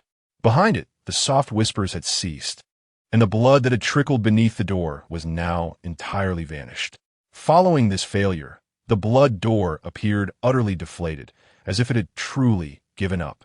It seemed to be waiting for the day when he would voluntarily open the door and step inside. Additionally, from the old man's words, he learned of a trivial matter concerning the future. If the pale-faced woman was not eradicated, the unleashed curse could potentially devastate the city of Shanghai. Faced with the invitation from Zhou Tianding for a journey to the east, Gao Shun had initially hesitated. However, if the elder's words held truth, his options were now limited to a singular choice. After splashing water on his face in the bathroom, he returned to his bed and sent a brief email to Zhou Tianding. It contained but a single inquiry: when do we depart? The compressed file sent by Zhou Tianding had been fully extracted, containing all the intelligence he had gathered regarding the woman Hanako, along with a peculiar tale. The Pale Face Incident File Name: The Life of Hanako. Born in 2006 in Tottori Prefecture, the poorest region of Japan, Hanako's life was marred by the violent temperament of her father, a laborer, and the weakness of her mother, alongside the tragic loss of 2 elder sisters. From childhood onward, she endured relentless bullying due to her unattractive visage, with skin as pale as snow and a face bearing 3 times the ordinary proportions. She was often ridiculed as the ghost girl at school, frequently overlooked by teachers and subjected to group torment by classmates. Even upon returning home, she faced unwarranted beatings from her father, who returned intoxicated. At the age of 15, a fervor for exploring supernatural abilities swept across Japan, heralding a day that would alter Hanako's fate. When a television crew visited the nation's most impoverished prefecture, she eagerly volunteered, claiming to possess supernatural powers since childhood, thus capturing the attention of the production team. Under the watchful gaze of numerous cameras, Hanako showcased her astonishing abilities, bending spoons with her mind, rapidly freezing water, and soothing frightened little beasts. Upon the airing of this episode, it garnered significant viewership nationwide. Hanako became a celebrity at school, no longer mocked for her appearance. She was approached by younger admirers seeking her autograph, and her teachers affectionately referred to her as a little star. Upon returning home, her father, motivated by the financial compensation from the production team, occasionally displayed a rare tenderness, refraining from his usual physical abuse. However, this heartwarming period was fleeting. As the program gained more attention, several magicians and scholars meticulously dissected the footage frame by frame, revealing that this so-called superpowered girl possessed no genuine abilities. The performances she showcased were merely tricks employing basic sleight of hand and fundamental physics experiments, designed to mislead the audience.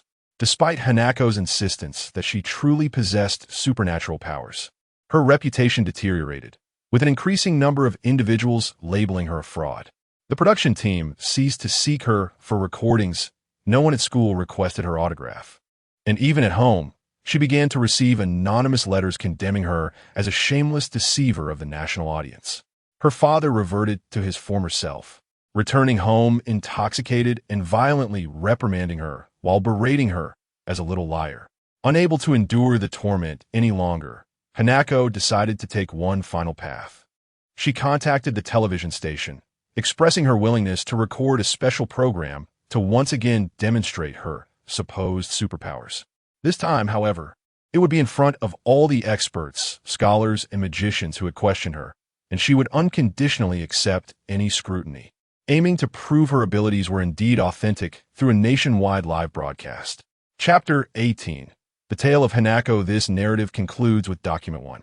Document 2 reveals the unfortunate outcome of a nationwide broadcast, culminating in Hanako's utter failure. She possessed no supernatural abilities whatsoever, repeatedly faltering in her hypnosis acts and card tricks. During the segment where she was to bend a spoon with her mind, she resorted to surreptitiously bending the spoon with her hands, a fact clearly captured on camera, exposing her in all her disgrace before the national audience. Her misguided arrogance in participating in this broadcast only solidified her reputation as a fraud, leaving her with no room for plausible deniability. Hanako was not merely a deceiver. She was an exceptionally foolish one. Despite lacking any genuine powers, she had the audacity to invite numerous experts and spectators, thereby publicly confirming her own deceit. Letters of scorn flooded into Hanako's hometown like a flurry of snowflakes. Even her mother and brother could not hold their heads high, enduring ridicule wherever they went. The residents of Tottori Prefecture recalled how Hanako's father had once bound her to a telephone pole in the dead of night, whipping her with a belt while demanding she vow never to lie again. Even amid the collective condemnation, Hanako maintained a peculiar silence, gritting her teeth and refusing to acknowledge her identity as a liar. Following that fateful broadcast, she ceased attending school, presumably fearing the even more terrifying mockery and bullying from her peers. After some time, Hanako once again reached out to the television station, shamelessly pleading for one final opportunity to partake in a second nationwide broadcast.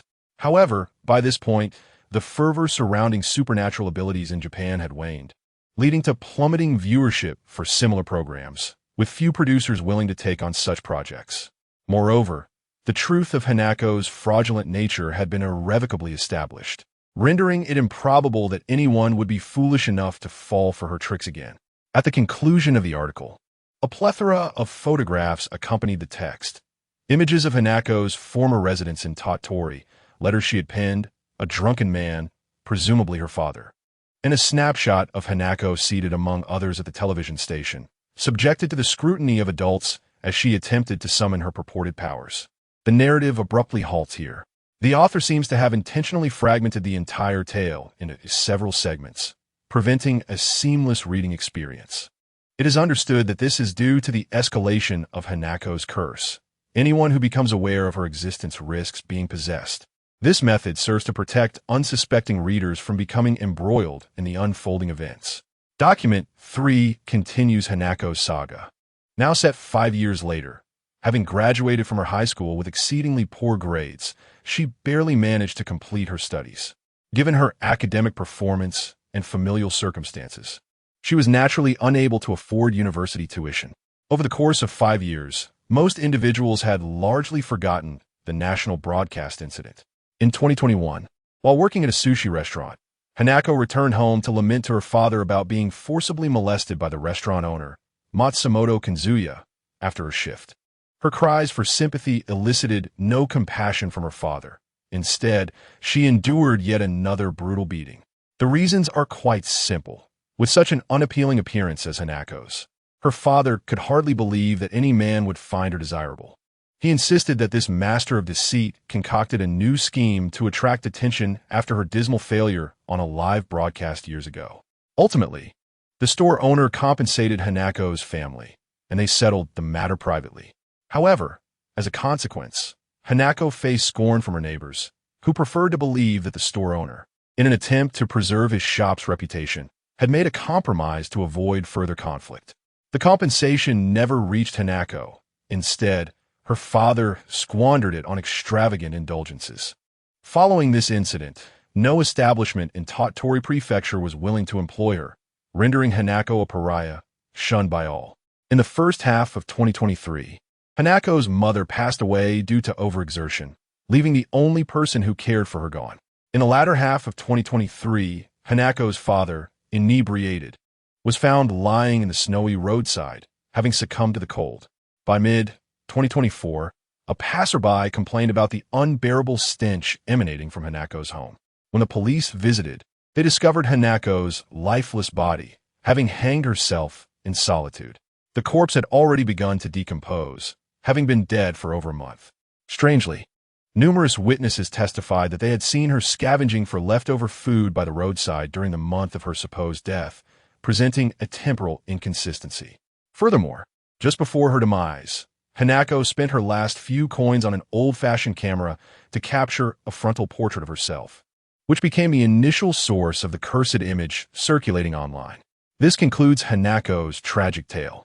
In Japan, due to a highly oppressive social structure, a significant number of ordinary individuals succumb to loneliness and take their own lives each year.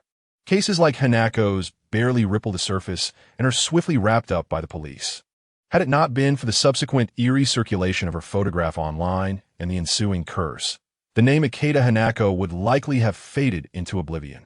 From the information available, her story resembles a classic Japanese horror narrative, a deceased individual, burdened by profound grievances and regrets during life, transforms into a vengeful spirit seeking retribution after death. Yet, is this the true essence of the matter? After her demise, Hanako returned as a specter of folklore, claiming the lives of countless individuals who beheld her image. Curiously, Matsumoto Kinzuya, the sushi shop owner implicated in the incident, continues to live unscathed, untouched by any vengeance. What is it that she seeks? How many more must perish to satisfy her? This remains an enduring enigma. Upon finishing Hanako's story, Takasuke found himself even more perplexed. In the appendix of the email, there was a report titled Investigation of the House of Psychics. Although he had never heard of it before, its mention alongside the cursed image incident suggested a potential connection between the two. He clicked to open it. The organization's headquarters was located in Tottori Prefecture, initially comprising a group of bored high school students collecting various bizarre tales related to supernatural abilities. Subsequently, it is said that a genuine superhuman, named Sato Hideaki, arrived, leading to the expulsion of the original members, transforming the club from a gathering of ordinary enthusiasts into a true sanctuary for superhumans.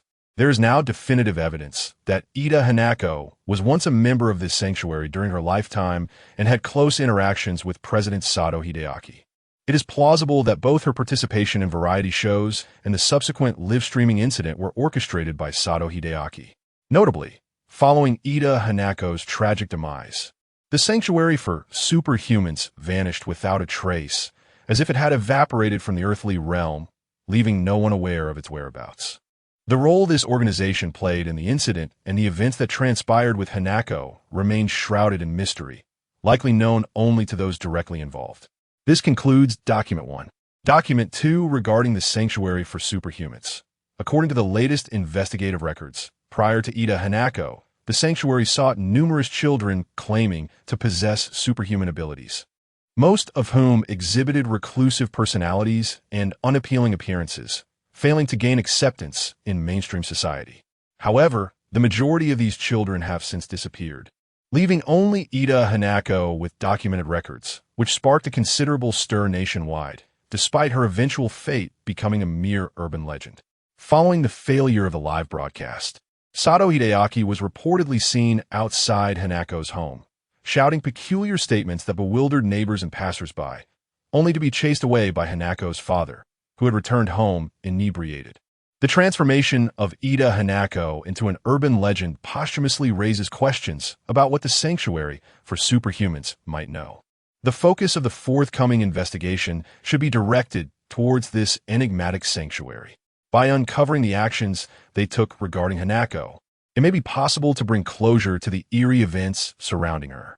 Within the compressed file lies the final document, Document 3.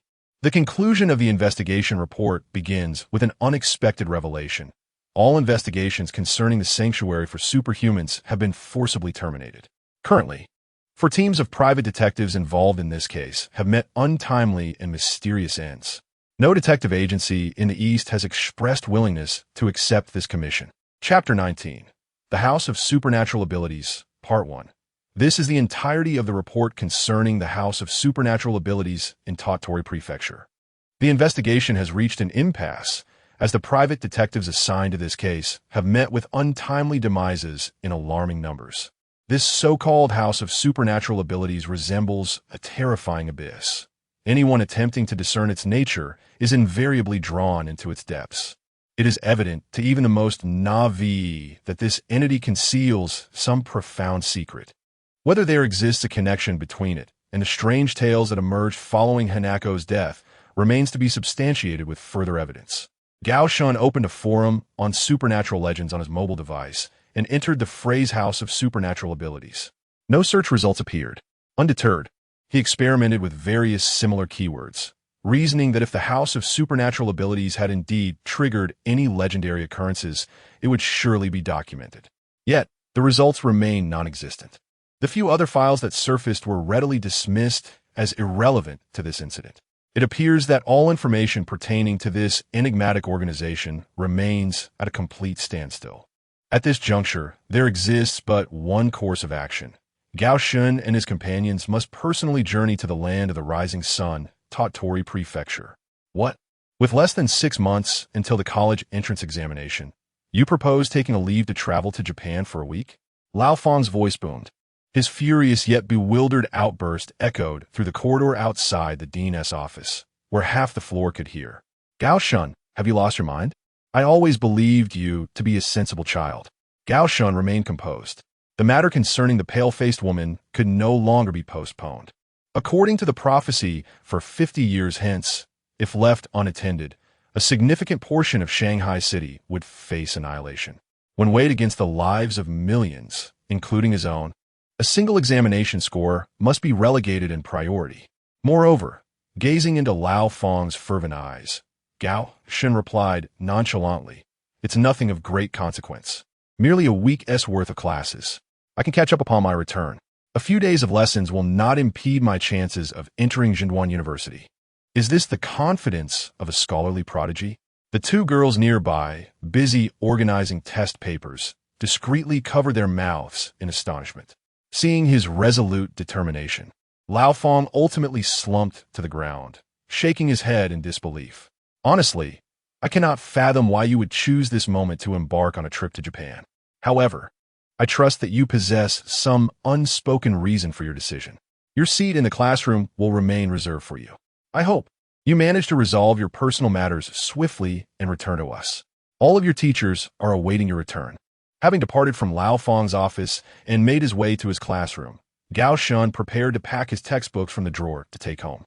Whether he would return alive from this venture to Japan remained uncertain. Should he perish abroad, the books left behind would become relics of a deceased individual, casting a negative shadow over the school. He shared a good rapport with the teachers here and did not wish to bring misfortune to the repeating institution. Upon entering the classroom, other students turned to him, their expressions tinged with curiosity. What is it? What has happened? Feeling a sense of unease under the gaze of others, Gao Shun hurriedly traversed the corridor, eager to gather his belongings and depart. At that moment, he was unexpectedly approached by two girls, and Xia Ling, her cheeks flushed, stepped forward to confront him. Dressed in the unadorned school uniform, her hair freshly washed and cascading down her back, she greeted him with a bright, "Good morning, Gao Shun." It was evident that after the removal of the bloodgate, Xia Ling's health had significantly improved. "I'm glad to see you're well. Your uncle's car is waiting outside for me. I'll talk to you later."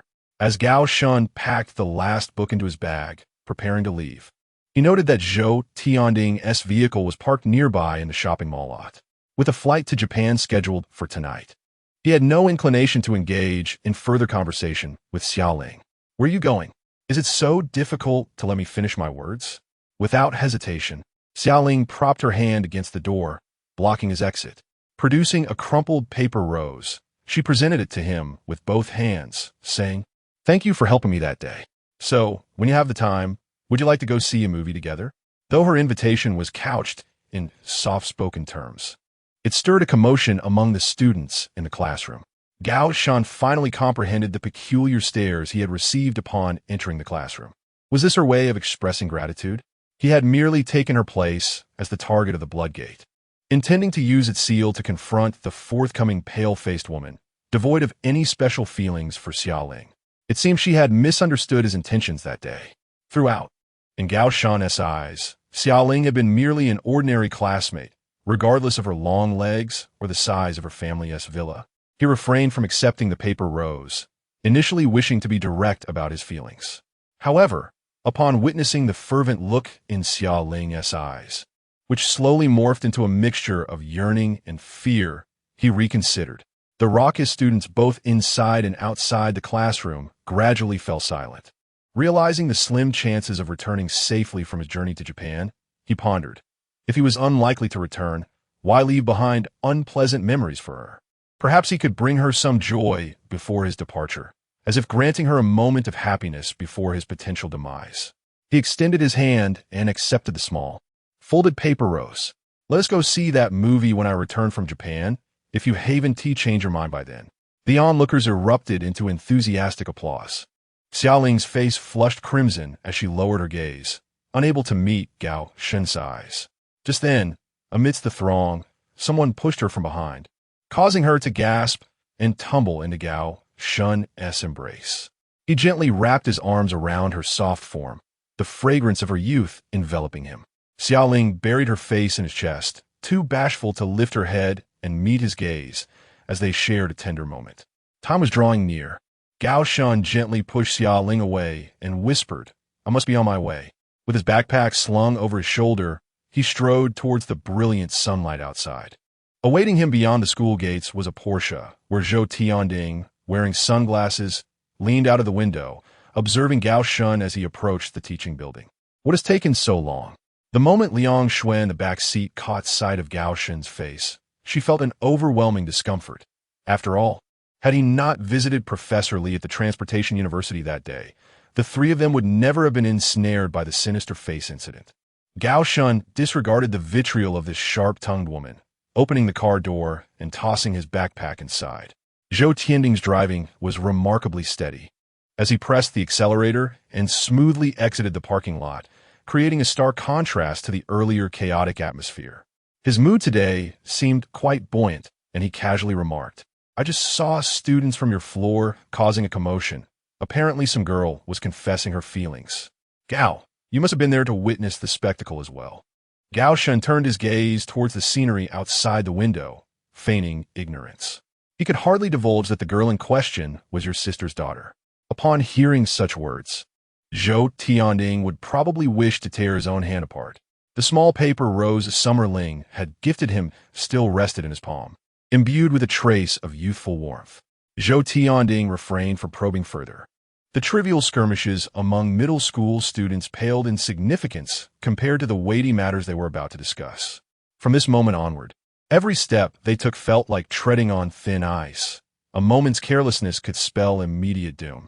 Regarding the woman with the white face, "I believe you have all perused a report on Jing Tianhuazi during her lifetime. One Jing Tianhuazi is already quite troublesome. Yet this matter also pertains to the House of Supernatural Abilities, escalating the complexity of the issue exponentially." Zhou Tianding retracted his earlier levity, his tone growing stern. Based on extensive research reports, the likelihood of exceptionally powerful psychics transforming into urban legends after death is indeed several times higher than that of ordinary individuals. Perhaps it is due to their immense psychic strength or some other reason that their rest remains elusive even in death. Whether Jing Tianhuazi was indeed a psychic remains uncertain. However, she undeniably turned into a legend after her demise, and this is inextricably linked to the House of Supernatural Abilities. Upon reaching Tottori Prefecture, the dire scenario we must confront, aside from dealing with the urban legend spawned by Jing Tianhuazi, involves this bizarre society composed of psychics. Tang Tianxiang withdrew a pack of cigarettes from his pocket, seemingly attempting to mask his inner tension.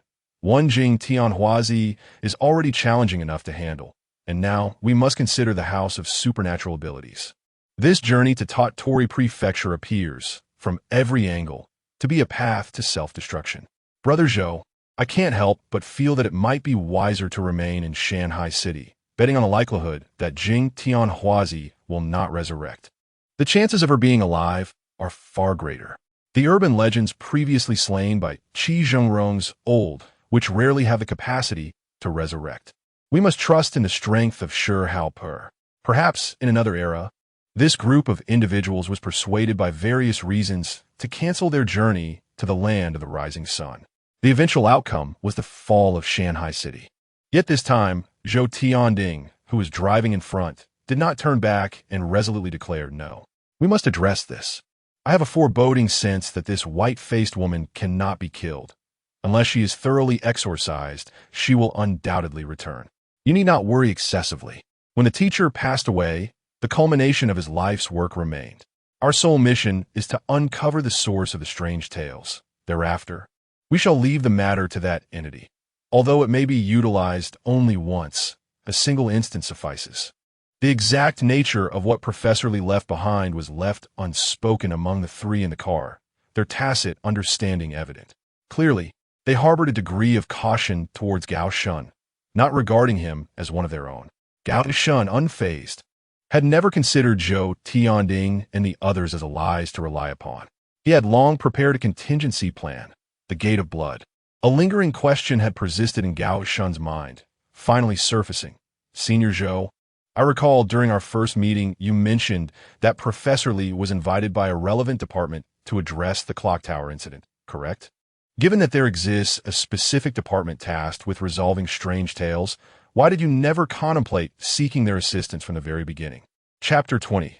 The House of Superhumans, Part 2.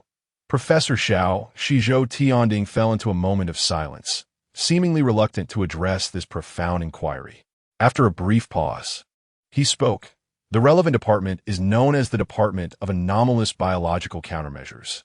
It is an organization that spans 3 continents, wielding considerable influence across various fields and even at the highest echelons of government in numerous countries. You may have misunderstood, perceiving them as akin to a police force within the realm of the supernatural, ready to respond at the mere sound of a call. In truth, the sole purpose of the department is to eradicate any existence, whether material or spiritual, that poses a threat to human civilization. Of course, Gao Shun had heard of this name. The user known as Exorcist Old Wong on the Supernatural Forum was an employee designated as number 003 of this department. In their era, the department was not yet known by its current title. However, why did Zhou Tianding regard it with such trepidation, opting to risk his life to venture to the east rather than contacting this specialized organization? This was inconsistent with his typically cautious nature. Did he perceive the department's presence as more terrifying than the specter of a white-faced woman? Having uttered this single statement, Zhou Tianding returned to silence, continuing to drive without further elaboration. Gao Shun mulled over the depth of his words, quickly grasping their implication. Your assertion is that anything posing a threat to humanity, be it a supernatural entity or mankind itself, falls within the purview of the department's objectives. You are correct, Zhou Tianding absently replied while driving. In truth, this is akin to the trolley problem. Can human life truly be quantified in terms of value? Who better represents the beneficiaries of the department's interventions? A smaller number of individuals or a larger collective? When the department was first established, it was often mockingly referred to as the Supernatural Fire Brigade, due to their approach resembling firefighting, aiming to save as many lives as possible while minimizing property damage. However, they soon realized that such a methodology was fundamentally flawed. Class S supernatural incidents proliferated, resulting in a rapid increase in civilian casualties. Humanity, in the face of the supernatural, was akin to a small vessel adrift on a tempestuous sea. It was not until all the founders of the department perished and a new minister took office that the organization underwent a ruthless transformation, redefining its purpose. The trolley problem, Gao Shun understood. What you imply is that they began to abandon contemplation of the trolley dilemma. Tang Tianxiang, succumbing to his nicotine craving, reached for his pocket lighter, only to be sternly halted by Liang Shue's piercing gaze. She turned back, taking Zhou Tianding's place to continue. The department's mission has been redefined by the new Minister to Human Supremacy. In essence, under this banner, their actions know no bounds. As long as they can prevent the spread of harmful incidents, any actions taken by the department are permissible, both in legal terms and in practical execution. With this, Liang Shui ceased her exposition, though it was more than sufficient. Gao Shun, of course, comprehended the message she sought to convey. For instance, regarding the recent incident involving the eerie visage, if I were a member of the countermeasure department, how would I proceed? Should I devise a method to incapacitate the pale-faced woman? Or perhaps journey to Tottori Prefecture to address the source of the urban legend? Such approaches seem excessively slow. It is conceivable that, before the eerie visage incident is resolved, its curse may already wreak havoc in Shanghai City. What will be the most straightforward and brutal solution? To execute all those infected by the urban legend without hesitation. The ultimate outcome may result in the deaths of tens of thousands. Yet when weighed against the potential future toll of 5 million lives lost, it appears to be a worthwhile sacrifice. From a macro perspective, the countermeasure department is justified. Even the veteran from the Urban Legend Forum, Old Wong, must concede that during his lifetime, S-level incidents were rampant and utterly unmanageable. However, following his demise, the new minister has performed better than their generation. Yet from a micro perspective, who among the ordinary people ensnared in these urban legends would willingly sacrifice themselves to save others on a parallel track? Had Zhou Tianding chosen to report to the countermeasure department initially, perhaps those infected would have already been dealt with. Liang Shui let out a derisive laugh, as if recalling something amusing. It is said that that fool, Qi Zhengrong, is still investigating the clock tower matter. Recently, news surfaced that he had made contact with the countermeasure department, applying to be part of the next exploratory team entering the clock tower.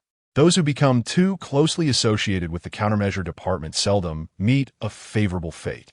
I once advised my teacher similarly. Had he heeded my counsel, he might still be enjoying a peaceful retirement at home. Tang Tianxiang chuckled. A madman seeking out another group of madmen. What a perfect match. Gao Shun remained silent. What kind of life has Qi Zhengrong truly experienced? They remain utterly oblivious.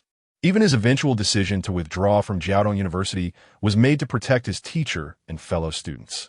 As they entered the airport, the vehicle began to decelerate significantly. Their flight is still approximately an hour away from arrival. Tottori Prefecture is a small locale, devoid of an airport. Thus, they would first head to Osaka Airport, lodging for a night at the Caesar Hotel. All arrangements have been meticulously organized. At the Caesar Hotel, it would be opportune to meet with Professor Konishi and gain insights into this incident. Subsequently, they would travel to Hanako's hometown, the origin of all these events. Professor Konishi? Outside the waiting lounge, Tang Tianxiang finally allowed himself a moment to indulge.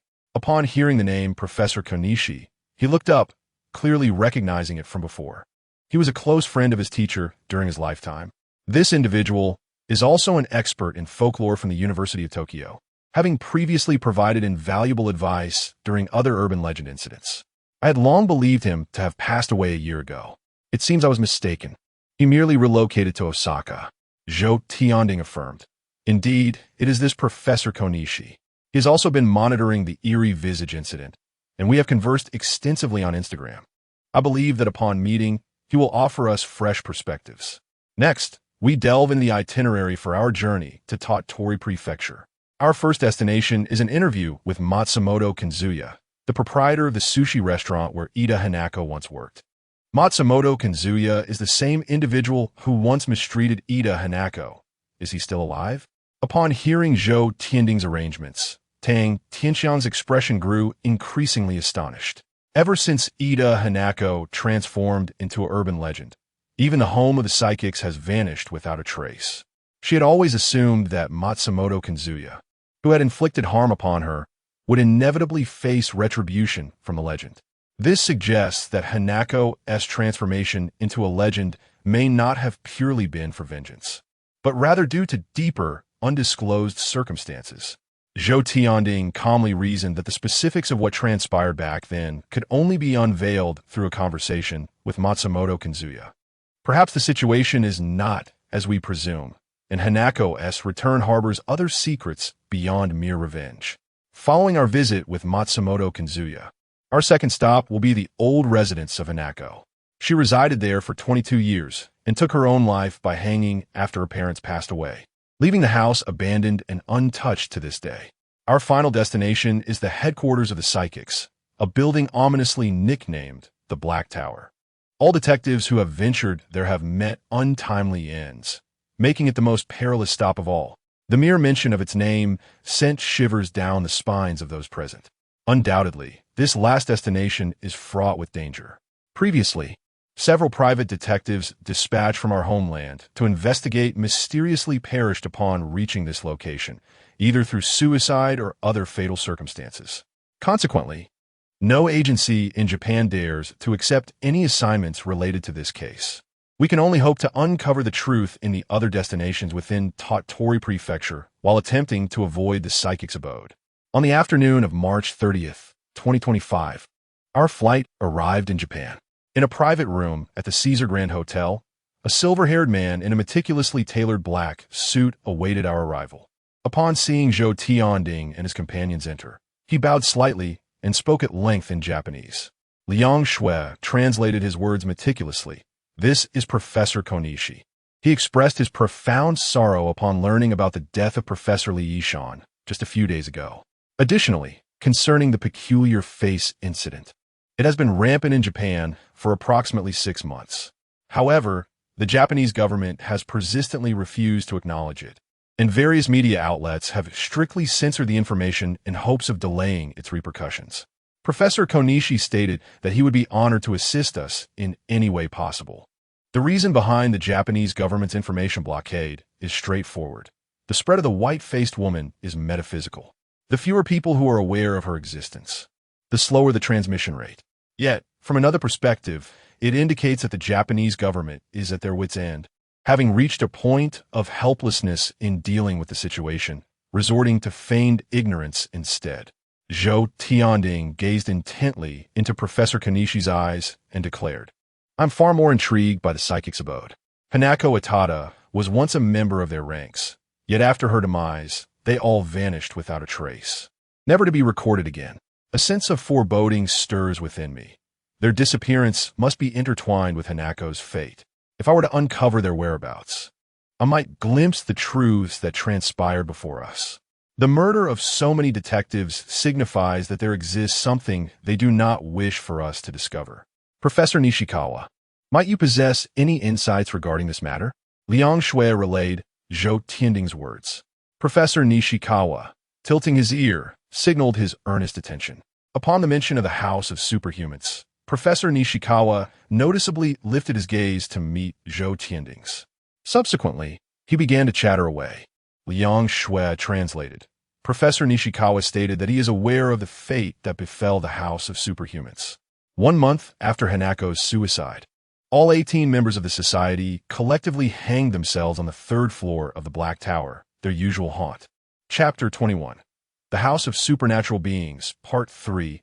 18 individuals, all collectively took their own lives by hanging? Was the demise of all members of the House of Supernatural Beings the result of Hanako Ida's actions? What deeds did this organization commit that turned Hanako into a malevolent tale, sparing even Kinzuya Matsumoto, yet condemning others to death? Professor Konishi continued his discourse. According to his investigations, the House of Supernatural Beings had spent several years traversing the length and breadth of Japan in search of children like Hanako Ida, who were naturally endowed with supernatural abilities. They had previously encountered over 80 children, yet none possessed the requisite talents, leading to their abandonment. Notably, all these gifted children were unattractive and socially withdrawn girls. Shortly after their interactions with the house, they either mysteriously vanished or met with fatal accidents. In essence, none experienced a favorable outcome. The subsequent events are well known to all. The House of Supernatural Beings encountered Hanako Ida, and thus far, her abilities were the most satisfactory to them. At this juncture, Professor Konishi paused. Gaoshin discerned a conspicuous issue and inquired. So, Hanako Ida truly possesses supernatural powers, rather than being a mere charlatan? Yet, why did she voluntarily participate in a program to vindicate herself, only to ultimately fail? In response to Gaoshin's query, Konishi provided a peculiar reply. Hanako is indeed a supernatural being. I have reviewed her previous appearances and can attest that they were not mere illusions. However, all her abilities vanished overnight, just before her appearance on the program, as if they had been stolen away. According to Konishi's explanation, this clarifies the subsequent anomalies. Hanako genuinely sought to clear her name through the show, yet on that fateful day, she unexpectedly lost her powers, thus solidifying her reputation as a fraud during the live broadcast. What transpired that year to strip her of her inherent abilities? This, too, was unknown to Konishi. However, he harbored a vague suspicion. There exists a noteworthy rumor, the veracity of which remains unconfirmed, yet it is likewise connected to the house of supernatural beings. Shortly after Hanako completely lost her supernatural abilities, all members of the house, precisely the 18 who hanged themselves, experienced an unprecedented amplification of their own powers. Those who could once only move chairs now possessed the ability to shift bicycles. Those who could merely empathize now instantaneously grasped the languages of their interlocutors. Those who could only inhabit inanimate objects could now possess living beings. Zhou Tianding tentatively inquired, "Are you suggesting that those 18 individuals somehow siphoned off Hanako Ida's supernatural abilities?" Professor Konishi nodded. There is a possibility of such an occurrence. The children who had previously interacted with the house of supernatural beings met with dire fates. In a certain sense, this organization is also regarded as a harbinger of calamity. Although Hanako briefly received their assistance, her ultimate destiny was no exception. In terms of the timeline, shortly after losing her supernatural abilities, a series of tragedies befell Hanako. Initially, while working at a sushi restaurant, she was mistreated by her manager, then faced accusations of slander from her fellow villagers. Just as her life seemed to regain some semblance of normalcy, her parents passed away in quick succession. To attribute these events merely to coincidence would indeed be rather far-fetched. All of this incessantly fueled the resentment within her heart, ultimately leading to her suicide. It is difficult to assert that these occurrences bear no relation to the organization of supernatural beings. As I perused the documents, I even began to suspect that Hanako's demise was perhaps within the purview of their plans from the very beginning. At this juncture, Liang Shui could not help but inquire, "Do you believe that the outcome orchestrated by the organization of supernatural beings has spiraled out of control?" After driving Hanako to her death, they certainly did not anticipate that she would return as the most malevolent urban legend of the island, seeking vengeance. If given the chance to relive that moment, the 18 individuals involved would undoubtedly regret their actions. Professor Xiaoxi shook his head, seemingly dismissive of Liang Shui's words. When did I ever claim that the collective suicide of the 18 members of the Organization of Supernatural Beings was an act of revenge by Hanako? You must not have studied the victims of the Cursed Face incident. The corpses that fell victim to Hanako were horrifically disfigured, rendering it nearly impossible to recognize them as once being human. This is the hallmark of urban legend-related killings, which, under normal circumstances, do not alter. The 18 members of the organization willingly took their own lives. Hanako had no part in it. Upon hearing this, everyone present instinctively gasped. Even Gao Shan furrowed his brow. Initially hoping to glean some insight from Professor Xiaoxi, they found that his words only deepened the enigma of the situation. Why did they choose to commit suicide after driving Hanako to her demise?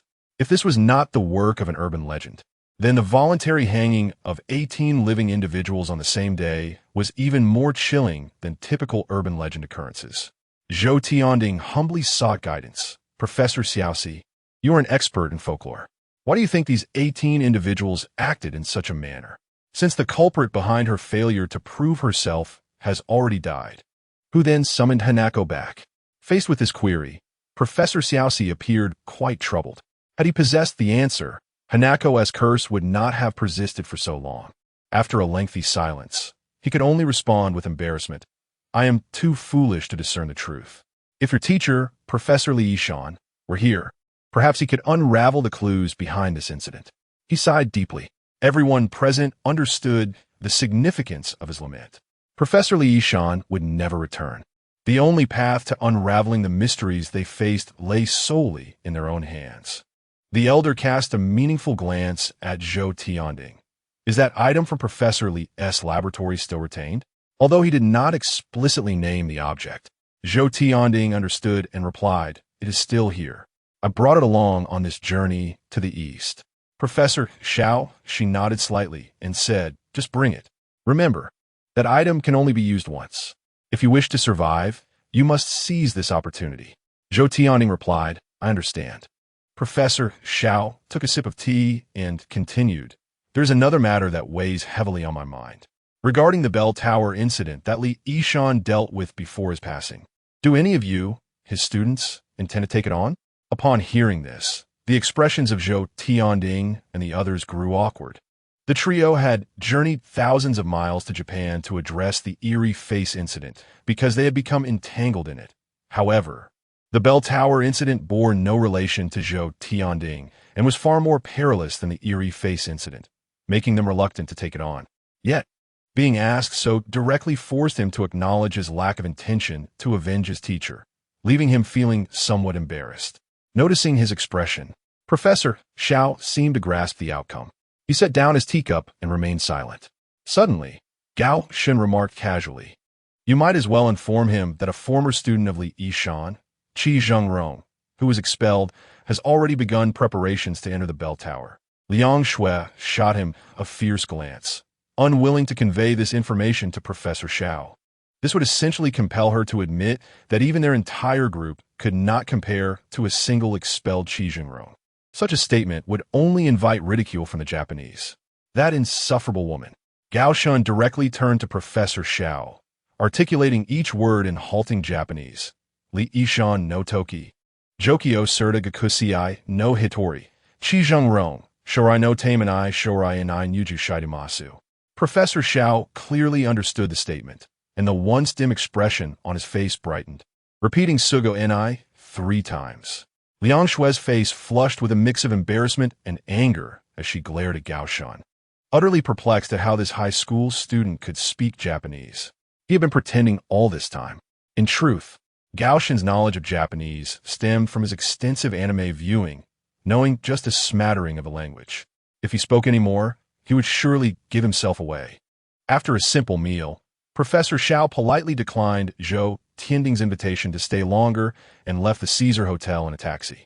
His hurried departure suggested he was reluctant to become embroiled in the incident. The terror of the eerie face incident had already caused those privy to the truth to keep their distance. Had it not been for his friendship with Li Yishan, Professor Xiao would not have accepted the invitation to be present. Ultimately, he could not escape having to visit Tottori Prefecture the next day to confront Inada Hanako. "That's enough for today. Get some rest. I have booked a car, and we need to rise early tomorrow." Zhou Tianding tossed the room keys to the others and, without another word, entered the elevator. Gao Shen received room 301. Once inside his assigned room, he lay on the bed, the words and voice of Professor Xiao lingering in his mind.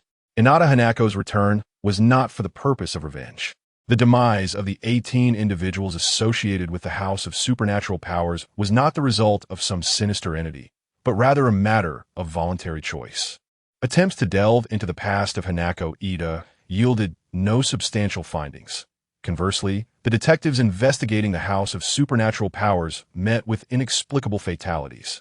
Between these two phenomena lies a colossal secret. This enigma pertains to the lives of 4 individuals, and should it remain unresolved, their journey to Tottori Prefecture may culminate in a fatal conclusion. Amidst a shroud of uncertainty, a profound obscurity lingers, suggesting the presence of a faint glimmer ahead. Yet, this light is exceedingly dim. He yearns to grasp it, but his efforts prove futile. Gao Shun initiated a forum on supernatural tales, contemplating sending private messages to Dr. Li Wide and the Exorcist team led by Old Wong. He composed numerous words, only to delete them all in the end. Lying in bed, He allowed his thoughts to wander freely, and before he realized it, Gao Shun succumbed to slumber. Upon awakening once more, he discovered he was no longer in the three-star single room of the Caesar Hotel, but rather in a familiar setting, a psychiatric hospital. Chapter 22. The House of Supernatural Beings, Part 4. In Tottori Prefecture, Gao Shun was acutely aware of his surroundings. This was the origin of all nightmares. Shun, you must believe me. Your mother did not kill your sister. Those are monsters, creatures that merely resemble humans. Slaying them was to protect you. She was clad in a blue and white striped hospital gown, gripping the iron bars tightly, her voice hoarse from the exertion as she shouted desperately. The anguish and shrillness in her tone drew the attention of the other patients in the psychiatric ward. Be sensible. It's time to return to your room for your medication. Two heavily built security guards firmly seized her shoulders and began to escort her down the corridor. Gao Shun stood dazed at the doorway, watching his mother's retreating figure. In the fleeting moment before she turned the corner, she summoned a tremendous strength, forcefully pushing aside the security guards who towered over her, and spun around, rushing back toward him, her hair disheveled. From now on, you will be all alone at home. You must be cautious. They will come for you, those impostors disguised as your sister, your father, and even me. They have set their sights on you and are capable of anything. Remember, a person has only two eyes. Do not forget. Dr. Soon arrived, restraining her and administering sedative. Witnessing the scene unfold before him, Gao Shun remained silent, his expression numb. He was trapped in a lucid dream, aware that everything he beheld was a tapestry woven from his memories. However, his mother's near-maddened admonitions from 2 years past now appeared far more complex than he had previously assumed. Had his mother truly lost her sanity that day? If this world harbored supernatural tales, vengeful spirits, and curses, then why would there be no impostors? Gao Shun was at a loss. The deeper one delved into this world, the more chilling it became. Perhaps, once this journey to Japan concluded, he would return alive to Shanghai City and visit his mother in the psychiatric hospital once more. It had been a long time since he last saw her. He wondered how she was faring in a hospital and if her mental state had improved. Of course, this was contingent upon his own survival. As the night lingered on, what could that little rascal be muttering about? The following dawn, Gao Shun and his companions were roused by the hotel's early service. A private vehicle awaited them at the entrance. The poverty-stricken region of Tottori lacked an airport or train station, necessitating an arduous 8-hour bus journey to reach their destination. Initially, Zhou Tianding had arranged for a dedicated vehicle. But when the driver from Japan caught sight of the Tottori address, his expression shifted drastically. He began to chatter nervously, gesturing emphatically that he would not go. Liang Shui, exasperated, translated his words. The driver says Tottori is a cursed place where people often disappear mysteriously. He would rather refund our fare than take us there. Zhou Tianding glanced at the driver and turned to Liang Shui. You tell him, I can cover double the fare. If he refuses, I will lodge a complaint with the company. According to the agreement, he must reimburse us threefold for the fare and cannot attend to other passengers for a week. Liang Shui resumed her conversation with the driver. Upon hearing the word complaint, the driver visibly exhibited signs of trepidation, his restless eyes darting towards Zhou Tianding. He launched into a long-winded explanation, seemingly arguing with Liang Shui, yet it also bore the tone of a plea. Liang Shui let out a cold laugh, dismissing his proposal with disdain. Ultimately, the driver, deflated like a punctured balloon, thumped the roof of the car and climbed inside. He acquiesced, but made a modest request. He would take us to the vicinity of Tottori Prefecture, but would not enter its borders. This journey would incur no fare whatsoever. Both parties reluctantly reached an agreement. Gao Shun and the others ceased their chatter, settling into the back seat, while Zhou Tianding occupied the front passenger seat. The driver's peculiar behavior instilled in Gao Shun a foreboding sense of unease. It appeared that Tottori Prefecture bore certain troubles even before the transformation of Ida Hanako into a ghostly tale.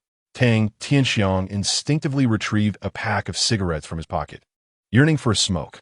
However, Liang Shui's 2 forceful coughs compelled him to reluctantly set it aside.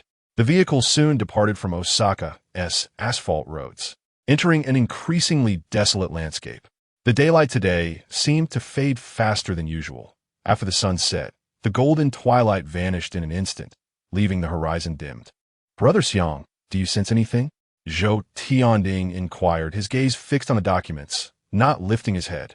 Tong Xiang possessed a sensitive constitution, enabling him to perceive the approach of supernatural phenomena.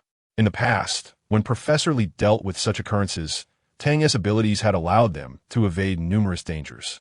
Something seems to be rapidly approaching. I cannot specify what it is. It may also be due to our trajectory towards Tottori Prefecture. Tang Tiansang's thigh, having gone several hours without a single puff, which rendered him quite uncomfortable. The interior of the car began to tremble violently. Having exited Osaka and ascended a steep mountain road, Zhou Tianding scrutinized the map in his hands, his brow furrowed. The approaching entity must be Ida Hanako. We have arrived at her ancestral home, and this woman has awakened prematurely. Brother Xiang, prepare the items in your bag. We may need them here, should an unforeseen event arise. Tang Tianxiang carried the mysterious relic left by Professor Li Yishan upon his back. Gao Shun, seated by the window, remained silent, observing the scenery outside. He also sensed an oddity, but could not articulate the feeling. Further observation was necessary. In his pocket lay several talismans, both manifest and hidden, which he had crafted overnight just before departing for Japan based on the formula of the talisman burner. These items might very well save his life during the crucial moments of the upcoming journey in Tottori Prefecture. My scalp itches. The driver, who had been silent for hours, suddenly interjected with this peculiar statement. What nonsense is this guy muttering about? Tang Tianxiang queried Liang Shui, his patience wearing thin. Having refrained from smoking until now, his agitation was palpable. A hint of unease crossed Liang Shui's face as she translated the driver's words. My scalp itches. One hand remained on the steering wheel, while the other was freed to grasp at the back of his head. Initially, his movements were subtle, but he soon realized that this feeble effort was insufficient to alleviate the itch, and his grip intensified considerably. White flakes cascaded from his scalp, quickly staining crimson. The driver, ravaging his own head until it was marred and bloodied, clearly exceeded the threshold of normal human endurance, yet remained oblivious, his nails digging deeper. My scalp itches. My scalp itches. The driver began to convulse, relinquishing his hold on the steering wheel entirely as he clawed at his scalp with fervor, as if intent on tearing it away. The loss of control sent the vehicle careening down the mountain road, plunging into the unfathomable darkness ahead. What in the world is happening? Calm down, you idiot. Even a fool could discern that something was amiss with the driver. Inside the swaying vehicle, Liang Shui, terrified, screamed repeatedly. Gao Shun and Tang Tianxiang struggled to restrain the blood-soaked driver, while Zhou Tianding reached for the steering wheel, managing to regain a semblance of control and preventing the car from plummeting off the cliff. What the hell is going on? Zhou Tianding struck the driver sharply across the face, and the resounding slap seemed to jolt him back to partial awareness. I don't know what happened, just that my scalp suddenly itches, the driver gasped, attempting to explain, gazing at his battered scalp, where patches of skin had been violently torn away. A ghastly scratch extended down to his neck, oozing beads of blood. It was hard to fathom that such deep wounds were self-inflicted. Liang Shui, find something to bandage his wounds, Zhou Tianding commanded coldly. Although he was uncertain about the driver's condition, they were still about half an hour from Tottori Prefecture, and they needed him intact. Liang Shui retrieved a strip of gauze from her bag and offered it, intending to perform a simple dressing. However, as she leaned closer to inspect the wound, she caught a glimpse of something beneath the skin's fissures and let out a piercing scream, collapsing back into her seat. Don't panic, what is it? I saw her, the pale-faced woman, inside the driver's head. As she uttered those words, a new transformation erupted within the vehicle. The driver's entire scalp seemed to tear apart, splitting to reveal a new head emerging from within the old, as if shedding a worn-out skin. From his scalp emerged a new visage, one both profound and eerily familiar, a face that belonged to the pale-faced woman, Hanako Ida. No wonder the driver had been incessantly complaining about an unbearable itch upon his scalp. It turned out that the pale-faced woman had, unbeknownst to him, taken residence within his mind, awaiting the opportune moment to emerge. Now, she had finally extricated herself, and the itching had ceased, as if his head had split open like a ripe watermelon.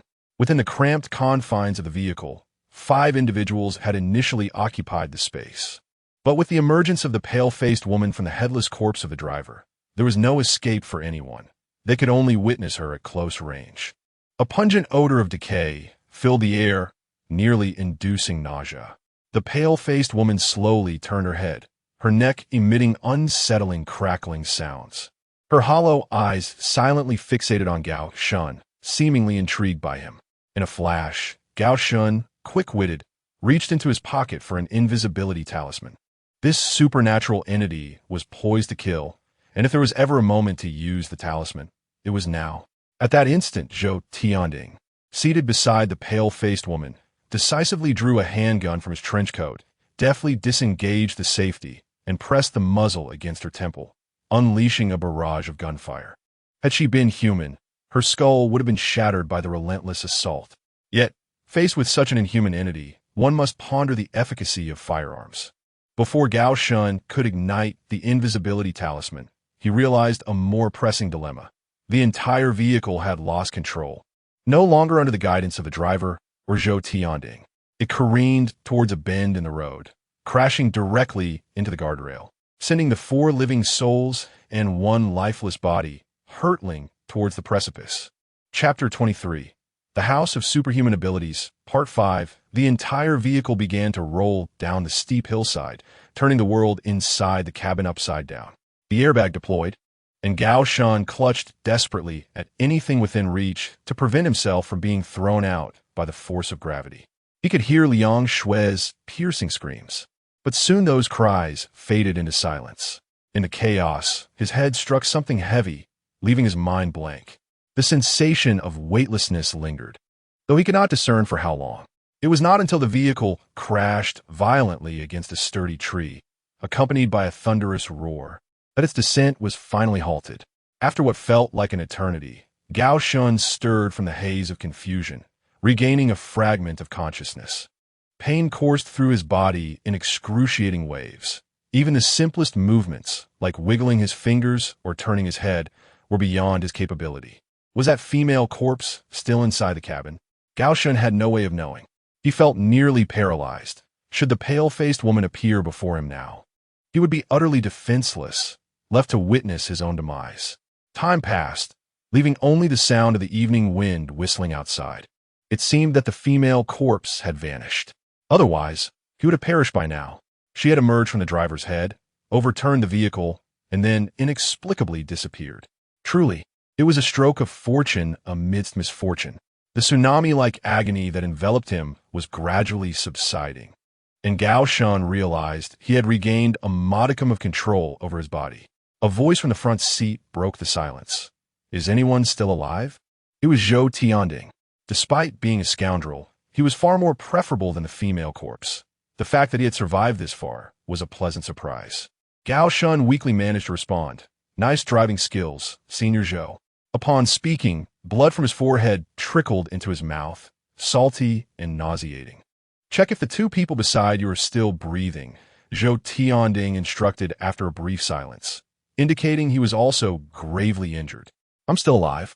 Liang Shui's voice came from beside him, though she added, but Tang Tianxiang is in bad shape. His face is covered in blood, and he hasn't woken up yet. Tianding, is that female corpse who killed the driver still around? Please check. I'm so frightened. Her tone had lost its usual arrogance, now tinged with a hint of tears. The front fell silent for a moment before a rustling sound emerged, clearly indicating Zhou Tianding was struggling to maneuver through the airbag to assess the situation at the driver's seat. His voice carried a note of confusion, followed by a sigh of relief. This is strange. I distinctly saw the corpse emerge from his scalp before I shot.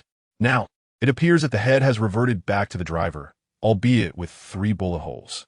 The driver is completely lifeless. I shot him 3 times, and he shows no signs of life. After a moment of contemplation, he grasped the situation. I've been deceived. That female corpse employed some trickery to compel me to kill the driver. The driver was, in fact, an ordinary person. The scalp splits we observed were mere illusions. Indeed, as we approached Tottori Prefecture, strange occurrences began to unfold. However, the speed at which the female corpse revived after being slain by the old woman was rather astonishing. Merely a few days. Gao Shan pondered whether the urban legend had grown complacent. Gradually, he turned his body, allowing the blood from his forehead to flow more slowly. In truth, the moment the female corpse emerged from the driver's scalp, he had doubted whether it was simply an illusion conjured by the tale. If given another chance, his best course of action would have been to first utilize a revealing talisman to discern whether what lay before him was an illusion or reality. Yet from another perspective, in the face of life and death, there was little time for careful contemplation. If the female corpse truly crawled out from the driver's scalp, the brief time taken to burn the talisman might have already cost him his life multiple times over. It was precisely because the female corpse had not fully revived that it orchestrated this accident. In response to Zhou Tianding's inquiry, Gao Shan remarked, if the female corpse's power were entirely restored, allowing her to break free from a living person's scalp, why would she not simply manifest and kill us directly, instead of going through such elaborate means? Sensing that we were heading towards Tottori Prefecture, she panicked, wishing to impede our progress, yet lacked the ability to do so. Thus, she resorted to creating an illusion. Tottori Prefecture must harbor some secret, one that threatens the existence of the urban legend. Zhou Tianding in the front seat remained silent. Even if the female corpse had not fully revived, her exhibited abilities were already terrifying. Had it not been for the large tree obstructing their path on the hillside, it was likely that the four of them would have perished there. As time passed, the complete return of the female corpse was merely a matter of time. Next time, it would likely not be an illusion. She would strike directly, methodically killing them one by one. Suddenly, Liang Shue's astonished voice pierced the air. The fat guy. He seems to be dead. Fat guy, don't scare me. Fat guy, please say something. Tang Tianxiang leaned against the airbag, his eyes tightly closed, appearing as though he were asleep. Beneath him lay a pool of blood, the source of which remained unknown, likely from some sharp object that had pierced a vital area. Upon closer inspection, his lips were pale, clearly devoid of life. Liang Shui reached out, attempting to rouse Tang Tianxiang, but regardless of her efforts, he lay motionless. Gao Shan regained a modicum of strength and slowly unbuckled his seatbelt, laboriously making his way to the car door. He had not anticipated that Tang Tianxiang, with his supernatural constitution, would be the first to perish. Without his warnings, the journey ahead would undoubtedly prove more treacherous. The scenery at the cliff's edge was exceptionally captivating.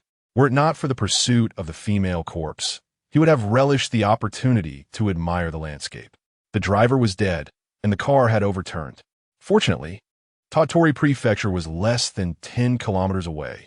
With sheer willpower, it was not impossible to walk there. Just then, a weak voice emanated from the back seat. Stop shaking me. I'm not dead yet.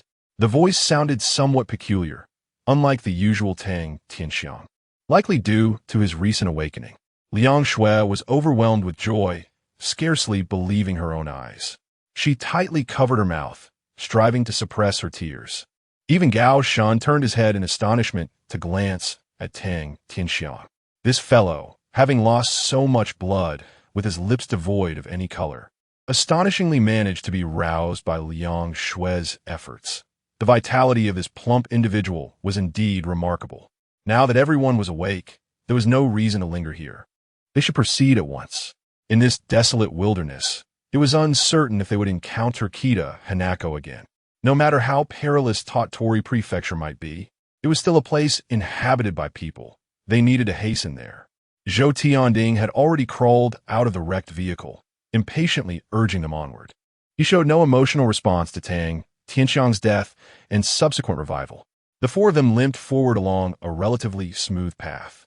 The body of the shot driver and the abandoned vehicle lay carelessly where they had fallen.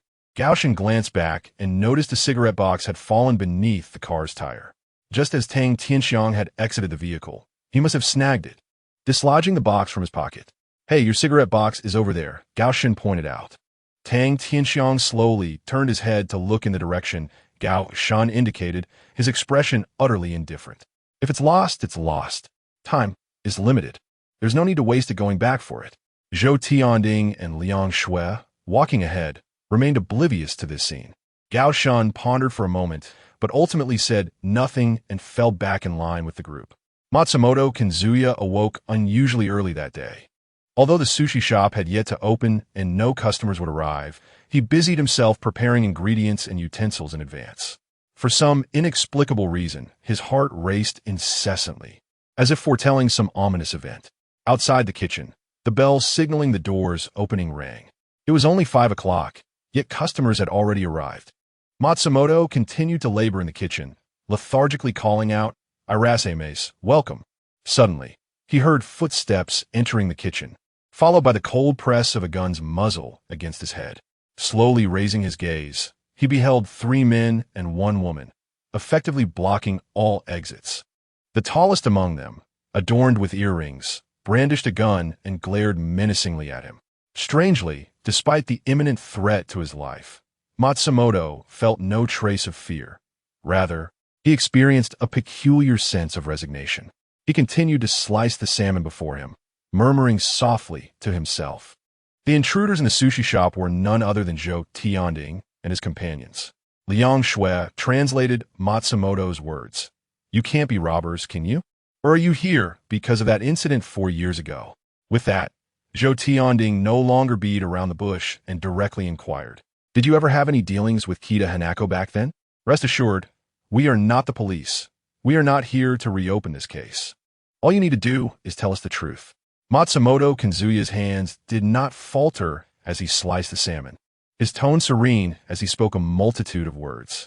Through Liang Shui's translation, he said, "Indeed, for years ago, I did harm Miss Hanako here. For the past 4 years, my conscience has been relentlessly tormented and punished, day and night, without a moment's reprieve. I acknowledge my guilt and hold no desire to justify my actions. However, the impulse that day was not of my own volition. It was a demon that possessed my body, manipulating me to commit these transgressions. I shall never forget that day when 18 peculiar individuals entered the sushi restaurant and engaged me in incomprehensible dialogue. In retrospect, it was from that moment that I began to lose my grip on normalcy." Chapter 24. The Home of Supernatural Beings, Part 6. The sushi restaurant. Upon hearing this number, Gao Shun became immediately alert. 18 is a particularly sensitive figure. It also represents the number of suicides at the home of supernatural beings. Could it be that the crab incident involving Hanako Ida years ago was somehow linked to this establishment? With Liang Shui's assistance, Matsumoto continued. Those 18 individuals were quite intriguing. After entering, they ordered some food and casually struck up a conversation with me. Among them, a lean, dark-skinned man inquired whether I believed in the existence of superpowers and if I had any interest in them. I candidly replied that superpowers are nothing but a fabrication. Just like my employee, Hanako Ida, who once appeared on a program and became a national laughingstock after being exposed, had I not taken her in out of kindness. She might have struggled to afford her next meal. The dark-skinned man, introducing himself as Hidemasa Sato, chuckled dismissively. He claimed they belonged to an association known as the Home of Supernatural Beings, where members possessed a variety of extraordinary abilities, distinctly different from the charlatans outside. He offered to demonstrate their powers if I was interested. At this revelation, Gao Shan understood that the very organization Matsumoto had interacted with all those years ago was indeed the home of supernatural beings. Yet, how had they manipulated their abilities to ensnare Matsumoto's baser instincts? What could their true intentions be? Matsumoto's narrative persisted.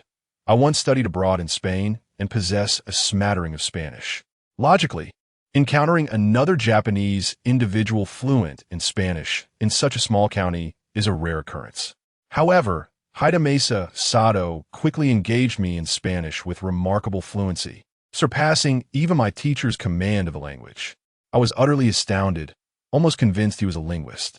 The others from the home of supernatural beings, witnessing my astonishment, erupted into laughter. It was then that Sato smugly revealed he had no actual knowledge of Spanish, He was employing a phenomenon known as telepathy to communicate directly with my mind, bypassing the need for language altogether. I was thoroughly captivated by his supernatural ability. Sato, seemingly unfazed, mysteriously proposed whether I wished to witness even more astonishing displays of power. Just then, Hanako Ida returned from her shopping, and upon encountering the 18, her expression morphed into one of terror and fury as she relentlessly questioned them about how long they intended to harass her. It appeared she was familiar with these individuals, and her emotions were on the verge of unraveling. I hastily urged Hidemasa Sato to leave. Unperturbed, Mr. Sato cryptically informed me that a miracle was soon to unfold. At this juncture, Matsumoto's demeanor grew somber. He appeared to be in great distress, as if recalling some unpleasant memory. If you were acquainted with Miss Ida, you would know that her appearance is, well, somewhat distinctive. However, after that day's work concluded, I was tormented by a persistent voice in my mind, beckoning me to unite with Hanako. As if under the control of a devil, the girl in my eyes transformed into an embodiment of beauty, her allure reaching a level that no man could resist. By the time I comprehended the enormity of my actions, it was already too late. The girl silently donned her clothes and departed from the sushi restaurant. I spent the entire night enveloped in dread, relieved that, due to her exposure as a fraud on the show, even if she recounted the events of that day to her parents, no one would believe her. All were quick to accuse her of fabricating an outrageous lie. The outcome was that I lost a considerable sum of money, secured the forgiveness of her parents, and managed to avoid involving the police. Yet, even today, I remain haunted by the events of that day, plagued by fear and a guilty conscience. I am a sinner. This is the ordeal experienced by Kenzuya Matsumoto. Zhou Tianding slightly lowered the gun he held. Are you certain that the voice in your mind compelled you to commit this crime? Yes, I'm not typically this way. And I had never harbored any improper thoughts towards her before. Given the girl's appearance, this statement was likely true. What else did the 18 do to you before they left? Aside from revealing their telepathic abilities to me, Zhou Tianding inquired further, aiming to ascertain the extent of the capabilities of the 18. If mere contact with them could lead to manipulation, allowing them to command someone to take their own life, it would spell trouble indeed. The terror they instilled while alive was already formidable. One could scarcely imagine the magnitude of their powers if they were to become urban legends after death. Let me think, Matsumoto said, biting his finger as if lost in contemplation. Suddenly, he exclaimed, "Ah!" Among the 18, there was a short, stout man who perpetually chewed on a cigarette. He too demonstrated a peculiar ability to me. Before my eyes, a salmon I had already sliced transformed back into its lively form. Only after my astonishment did he reveal that it was merely an illusion. At that moment, I was both terrified and in awe of their sorcery, and I subsequently packaged the salmon into sushi, offering it as a complimentary taste for the man.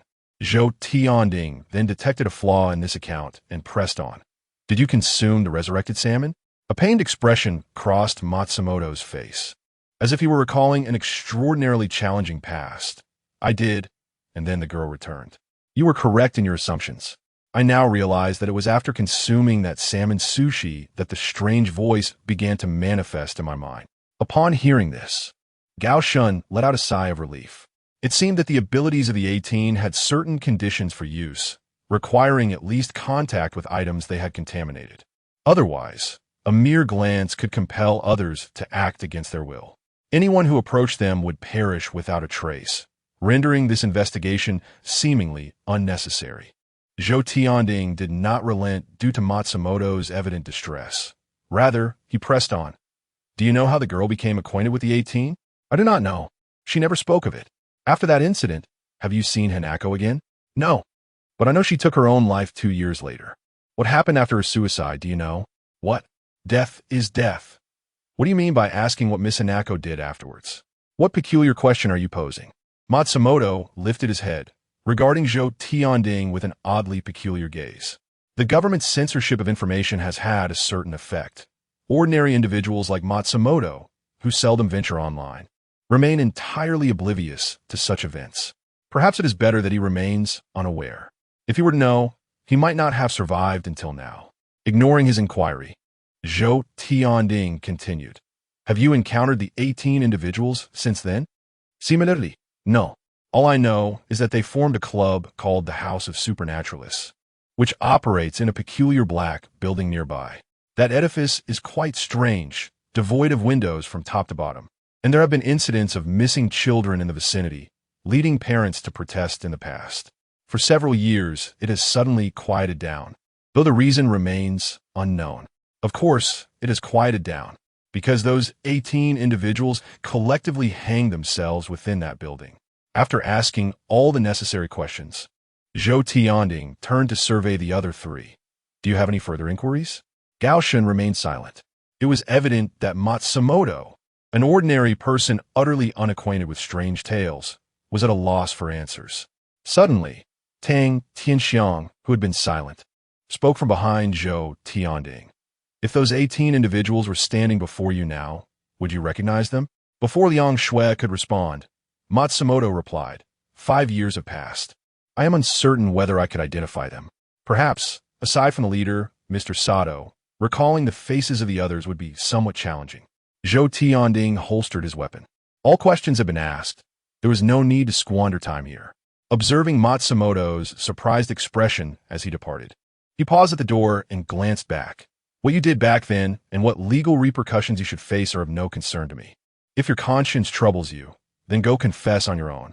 Matsumoto let his hands fall limply, visibly despondent. It was apparent that over the years, he had wrestled with a guilty conscience, yearning for punishment, yet his inherently timid nature rendered him incapable of mustering the courage to confess. He could only persist in this agonizing internal struggle. Gao Shun was the last to exit the low sushi shop when he suddenly heard Matsumoto murmuring behind him. How strange. A year ago, someone said the same thing to me. Gao Shun halted. Although he had not attained the level of a translator, he managed to grasp fragments of 2 words, strange and same. Something was amiss. Gao Shun turned back and approached Matsumoto. What did you just say? Matsumoto gazed at Gao Shun with a look of bewilderment, unable to comprehend the Chinese language. What is it? Have you encountered another problem?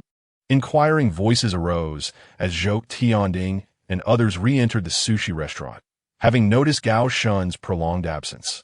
Instead of offering further commentary, Gao Shun meticulously repeated Matsumoto's earlier words, enunciating each syllable with care. Liang Shui provided the translation, conveying the message. How peculiar. A year ago, someone uttered the very same phrase to me. Chapter 25. The House of Supernatural Abilities, Part 7. The mysterious team before them. Others had already visited the sushi restaurant, embarking on an investigation into this incident. Much like Gao Shun and his companions, these individuals exhibited little interest in Matsumoto's river crab case. Their sole focus was on Hanako's past. Undoubtedly, it was not the Japanese government. They had chosen to suppress information 2 years prior and had remained passive since. Neither could it be the local police department. Given Matsumoto's voluntary confession, they would not overlook this river crab offender.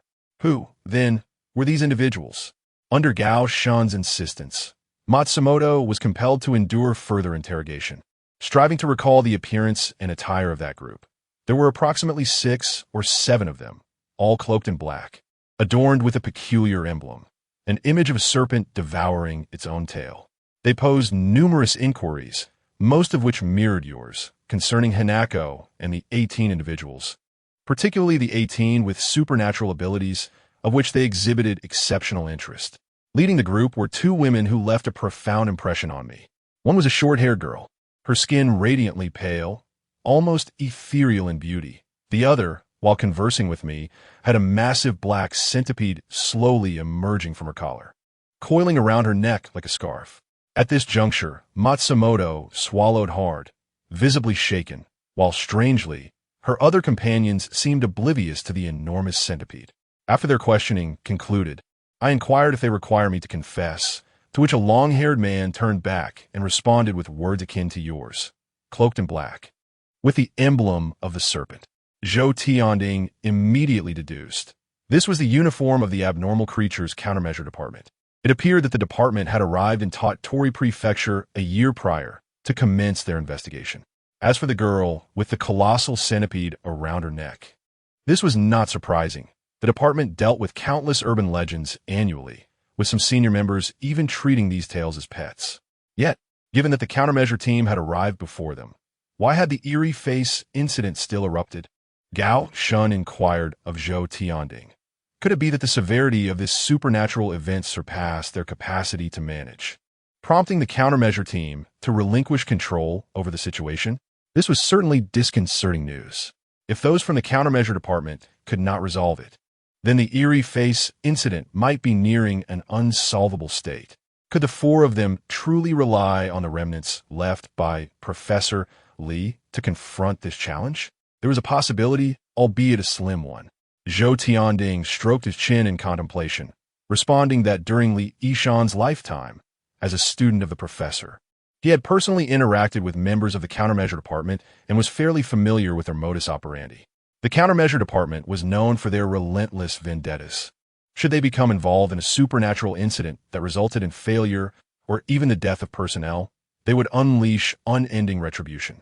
Abandoning a task midway was a rare occurrence.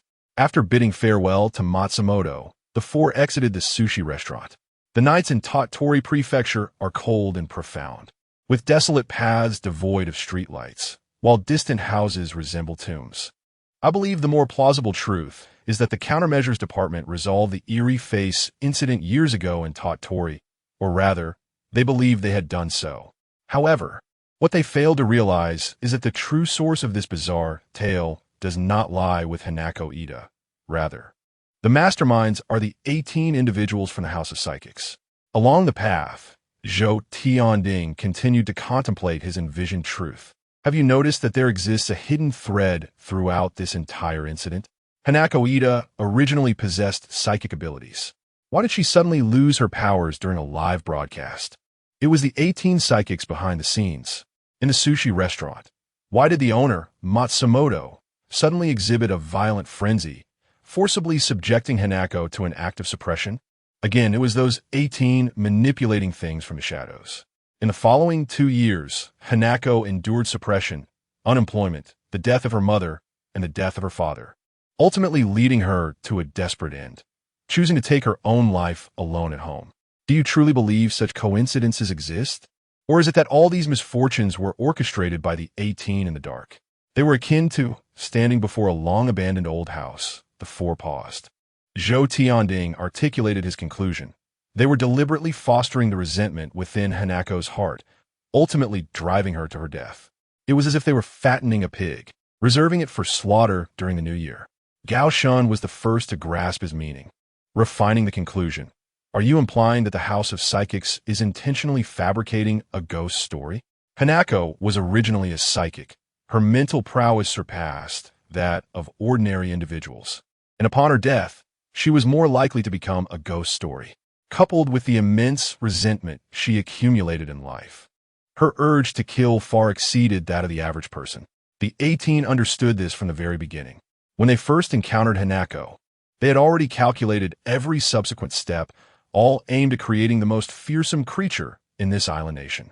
A chill swept through the air, causing those present to shudder. If Gao Shun's conclusion is correct, then the 18 psychics have indeed succeeded. They have conjured an extraordinarily terrifying ghost story, immortal and ever-spreading. Likewise, why did the countermeasures department fail to control the eerie face incident even after their intervention a year ago? Because they did not realize that the original instigator was not Hanako at all. Even more perplexing is why the 18 psychics suddenly committed collective suicide. Perhaps, upon witnessing Hanako's success, they too intended to transform into ghost stories. 18 ghost stories in total. This is the worst-case scenario. Gao Shun could scarcely fathom it. Could anyone truly commit such an act, merely to voluntarily become a ghost story?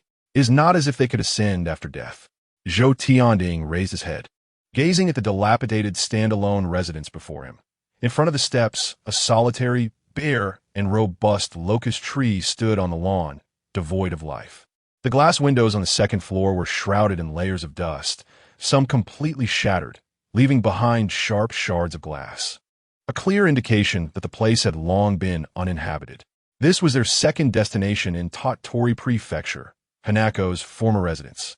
The stone walls, overrun by climbing vines, were splattered with various words painted in a haphazard manner, such as fraud, liar, get out of tot Tory, and have some shame.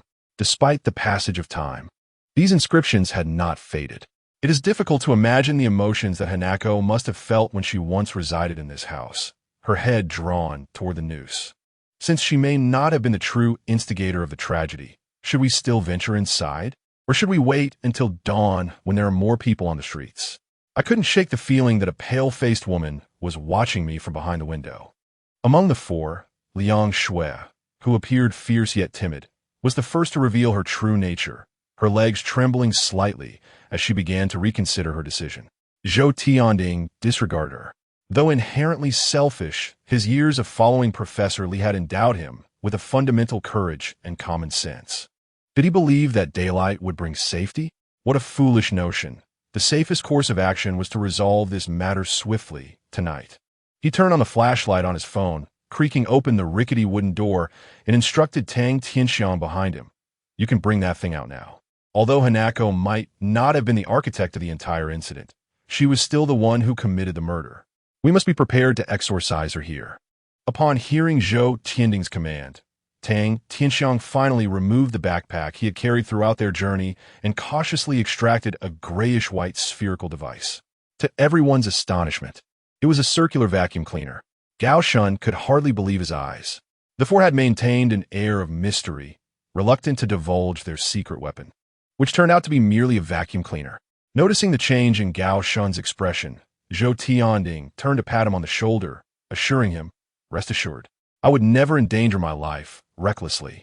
This device is Professor Li Yishan's final creation, known as the Evil Spirit Vacuum Cleaner. Theoretically, once activated, it can generate a pressure differential using special spiritual particles to absorb all the supernatural tales within a room into a unique bag, after which the vacuum cleaner will explode, obliterating the malevolent spirits within.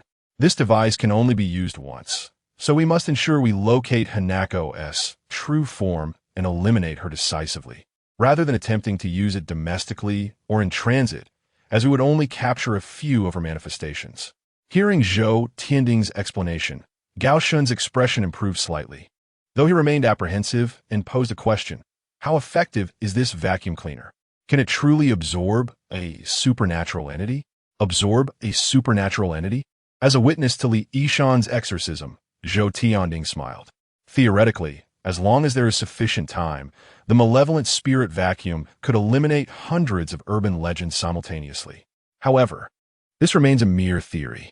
In practice, the moment the vacuum is activated, humans could be vanquished by the urban legends before it has the chance to absorb them all. To some extent, it is somewhat impractical. Our task is to protect the entity once we locate its essence, allowing it to complete the cleansing process, thereby concluding our mission during this journey to the land of the rising sun. The four of them entered the first floor of the residence. Faced with the dimly lit furniture and the creaking wooden floor, Zhou Tianding instructed, "Search for any clues you can find here. Tianxiang, please activate the power for the malevolent spirit vacuum. Be prepared to engage the suction function at the first sign of trouble." Understood. Behind him, Tang Tianxiang, who had remained silent, obediently complied, as if he were a machine. Then, he raised the malevolent spirit vacuum high and forcefully slammed it onto the ground. Chapter 26, The House of Supernatural Beings, Part 8. Tang Tianxiang, with a forceful strike, shattered the ghostly vacuum cleaner into countless fragments. The casing was obliterated, wires protruded, and various components lay strewn across the ground. It was evident that the device was irreparably damaged, extinguishing their sole hope of confronting the pale-faced woman. Liang Shui stood in a daze, transfixed by the scene before her, and in the next moment, she could no longer contain her screams. Why? Tang Tianxiang remained rooted to the spot, silent and immobile. Blood began to seep from his eyes, nose, and mouth, transforming his visage into a horrifying spectacle of bloodshed. It was clear that this Tang Tianxiang was no longer a normal human being. Liang Shui continued to scream incessantly, seemingly unable to halt her cries for the time being. Gao Shun, observing from the side, shook his head in resignation, perplexed by the recurring trope in horror films where a mystical character remains passive amidst peril, their lungs seemingly limitless in capacity for screams. As he gazed at the shattered, ghostly vacuum cleaner, his expression remained remarkably calm, with his hands in his pockets. He appeared almost inclined to yawn. Opposite him, Zhou Tianding turned to witness the unfolding drama, his expression betraying little change. He raised his handgun, replaced the magazine, and aimed it at the bloodied Tang Tianxiang. Clearly, he, like himself, had long recognized that something was amiss with this individual. When did you realize? Zhou Tianding gently rubbed the trigger with his thumb, showing no urgency to fire. He even had the leisure to tilt his head and inquire about Gao Shan, who was merely spectating. Me? Perhaps it was when we got out of the car. A man who was addicted to smoking wouldn't even bother to retrieve his cigarette pack left in the vehicle, indicating he had already been swapped out. The amount of blood he has lost far exceeds the physiological limits of an ordinary person. Yet he stands there as if nothing is amiss. It is evident to even a fool that he is possessed. Meanwhile, Liang Shui, whom Gao Shan deemed oblivious to the situation, continued her relentless screaming for a full minute. Curious, Gao Shan countered, "When did you figure it out?" Zhou Tianding's gaze remained fixed on Tang Tianxiang, never wavering. "I realized slightly later, perhaps in a sushi restaurant. Do you remember how that ghost inexplicably asked Matsumoto whether Mr. Sato would still recognize him if he stood before him now?" Gao Shan recalled that Tang Tianxiang had indeed posed such a question. However, how did Zhou Tianding deduce the anomaly from this? He elucidated before Liang Shui could translate. Matsumoto answered his query directly. The language he used, was it Japanese or Chinese? Neither. Among the 18 superhumans, one possesses the ability of telepathy, enabling direct communication with another's inner thoughts, bypassing any language barriers. Thus, the situation arose where Matsumoto believed he was speaking in Japanese while we assumed he was conversing in Chinese. This was due to the phenomenon where the supernatural beings transform into urban legends and take possession of him. Alas, my direst predictions have materialized. The House of Superhumans has witnessed the collective suicide of 18 individuals, transforming them into 18 eerie tales. What lies ahead is the daunting prospect of confronting 17 such entities. Gao Shan has come to a profound realization. So it is. Zhou Tianding inquired. Shall I discharge my firearm and blast its head into a hive of hornets? Gao Shan advised bullets would likely prove ineffective against such a creature. Save your ammunition. Remarkably, Zhou Tianding set down his pistol, acquiescing. Very well, I shall heed your counsel. Their exchange flowed with a casualness akin to debating who would pay for dinner. Before them stood this entity masquerading as Tang Tianxiang, suddenly erupting into a strange, cackling laughter. As its blood continued to seep out, its visage collapsed, leaving behind mere black voids where once lay features and eyes. In a certain sense, the specter had achieved its objective. It had impersonated the deceased Tang Tianxiang, infiltrated the quartet, discerned their ultimate secrets, and dismantled the malevolent spirit S vacuum. Now, should it systematically eliminate Gao Shan and Zhou Tianding, victory would be its own. 3 corporeal humans, even armed, stood powerless before this malevolent apparition. Tang Tianxiang staggered towards Gao Shan, the closest target. For reasons unknown, the specter exhibited an unusual fascination with Gao Shan, instinctively perceiving him as the gravest threat. With each step, crimson footprints marred the ground. Gao Shan remained rooted in place, observing the specter's slow advance with a detached demeanor. He could not even muster the energy to withdraw his hand from his pocket. Initially, he contemplated employing a revealing talisman to expose the creature's true form, but decided against it. There was no merit in wasting such a talisman on something of its ilk. As the specter drew nearer, Gao Shan not only refrained from fleeing, but also engaged in taunting provocation. "Are you mad? Run!" Liang Shui screamed, her voice straining towards exhaustion as she witnessed the unfolding scene, unable to suppress another shriek. The specter had now reached Gao Shan, extending its blood-soaked arms toward him.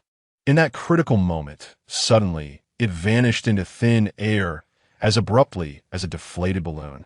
The entity had disappeared, leaving only Gao Shan, hands in pockets, standing motionless. The crisis had concluded inexplicably. Had it not been for the viscous blood staining the ground, Liang Shui would scarcely have believed her eyes, feeling as though she had merely experienced a harrowing nightmare. What exactly transpired? Where did the corpse of Tang Tianxiang ultimately go? You knew from the outset it was a disguise, did you not? Why did you not disclose it? Faced with the incessant inquiries of this foolish woman, Gao Shun could scarcely be bothered to respond. The origin of the matter was rather simple. He merely stood behind the Blood Gate. The entity had approached him and directly entered the realm of the Blood Gate, visible only to those chosen. In the presence of all, only Gao Shun could perceive, while for the others, this door remained transparent, including the strange tales. Regarding the Blood Pact, Tang Tianxiang had bled profusely, and upon touching the Blood Gate, his essence filled the channels of the door, effectively completing the transfer of the Blood Pact. Thus, from Gao Shun's perspective, the ultimate fate of that entity was merely to forcefully push open the grand entrance and unwittingly step into a world steeped in blood. Although it yearned to resist, the dark door swiftly closed tight, denying it even a moment to struggle. Yet, what lay beyond the door remained obscured to Gao Shun. After consuming a strange tale, the hue of the Blood Gate gradually faded, ultimately vanishing without a trace. Through the Blood Pact, the keyholder of this door had shifted to the strange tale. Once the tale opened the door and entered, the Blood Gate and Gao Shun were no longer intertwined, leading to its natural disappearance. This was the conclusion envisioned by Gao Shun, simultaneously resolving two strange tales, ensuring their mutual demise. Liang Shui's screams finally subsided. As she regained her composure, Zhou Tianding took the opportunity to offer a brief explanation upon discovering that Tang Tianxiang had been swapped. I initially chose silence to observe the intentions of this strange tale following us. Furthermore, had I revealed its identity too soon and provoked the malevolent spirit, it might have slaughtered us all outside, in this relatively confined space. Allowing it to step into the Blood Gate on its own was the optimal approach. Facing Zhou Tianding's strategy, Liang Shui, gasping for breath, expressed her dissatisfaction, clearly shaken. Even so, you should not have pretended to be unaware from the beginning. Although the result successfully banished it to another realm, Professor Li's exorcism device has been damaged. What shall we use to expel the other malevolent spirits? Zhou Tianding, unperturbed, removed his backpack. Upon realizing Tang Tianxiang was possessed by the strange tale, how could I entrust such an essential item to him for safekeeping? As he spoke, he retrieved another disc from his bag, its exterior a silvery gray, and significantly lighter in both volume and weight than the first. The item had indeed been swapped. What he had destroyed was merely a standard exorcism device. The genuine exorciser had remained within my bag all along, with the possessed strange tale dealt with. The next step was to ascend to the second floor in search of the true form of Idu Hanako. According to intelligence, both her bedroom and life and the floor where she hanged herself were on the second floor. Once we locate her source and activate the exorciser, the specter of the pale-faced women of the Eastern Isles would cease to appear. Alas, if Brother Tang had not perished, his exceptionally keen constitution would have made the search for the source of the strange tale on the second floor far more convenient. He and Gao Shun ascended the shadowy staircase into the deeper darkness above. Liang Shui stood frozen, unable to follow immediately. Tang Tianxiang had met his end here today. Zhou Tianding exhibited no signs of sorrow. His sole grievance was the loss of a valuable tool from his team. To him, did the bond of brotherhood merely serve as a tool? Liang Shui was uncertain. Meanwhile, as Gao Shun ascended to the second floor, the first thing that caught his eye at the corner was a shadowy figure, less than 6 feet tall, standing awkwardly across from him. It resembled a silhouette, poised at the end of the corridor, seemingly awaiting their arrival. Who could it be that appeared on the second floor of Huazi's ancestral home at this moment? Chapter 27. The House of the Supernatural, Part 9. The abandoned residence of Hanako, having been neglected for many years and marred by a gruesome murder, was undoubtedly devoid of any occupants. Following the police investigation, even the local vagrants dared not spend the night there. At that moment, standing at the end of the corridor was likely yet another eerie tale. Startled, Zhou Tianding drew his firearm. ready to pull the trigger in a desperate act of physical exorcism. However, the astute Gao Shun quickly sensed something amiss and hurriedly restrained him, saying, "Do not fire. That is not a person."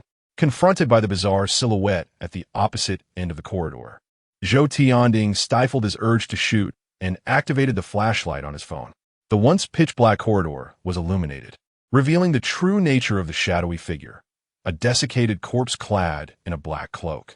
The skin that remained, due to extensive decay and desiccation, left multiple segments of stark white bone exposed. It stood in the corridor, impaled by a long black nail that had penetrated its former chest, fastening it securely to the wall behind.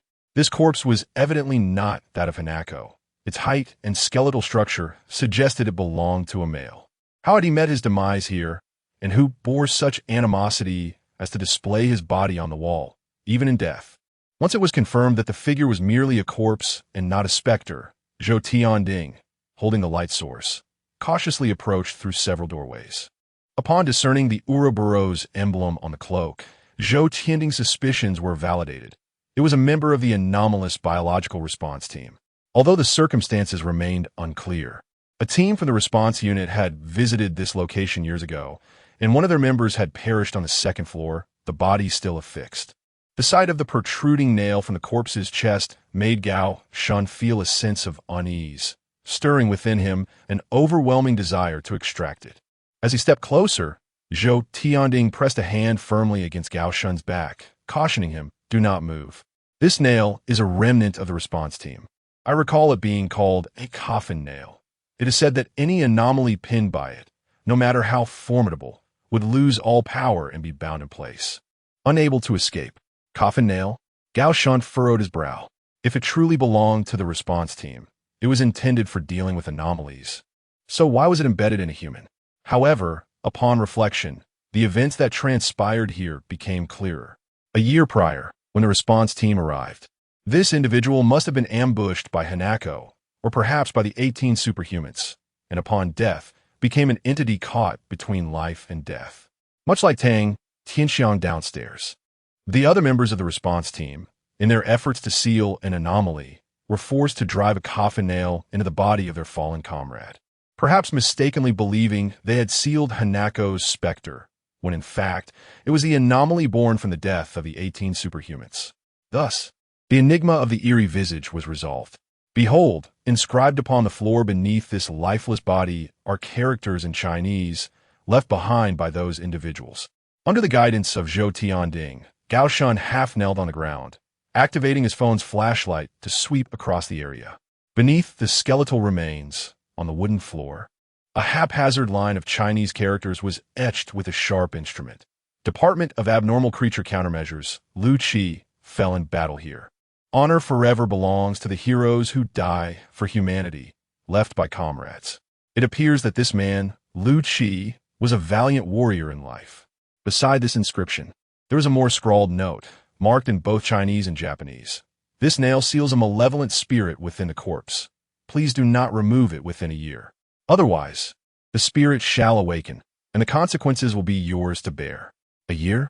Upon reading this line, Gao Shun's mind raced as he calculated the time elapsed since the arrival of the countermeasures team, as well as the state of the corpse's desiccation. The tale of horror beneath the nail had long since fled. It could be extracted now. A coffin nail capable of sealing a horror is undoubtedly of immense value. Should it fall into his possession, it would serve as a secret weapon against the supernatural, providing him with a measure of security in this chaotic world. Although they had left a safety window of 1 year, I must caution you to remain prudent and not entertain any ill intentions. Once it is removed, what may transpire is uncertain.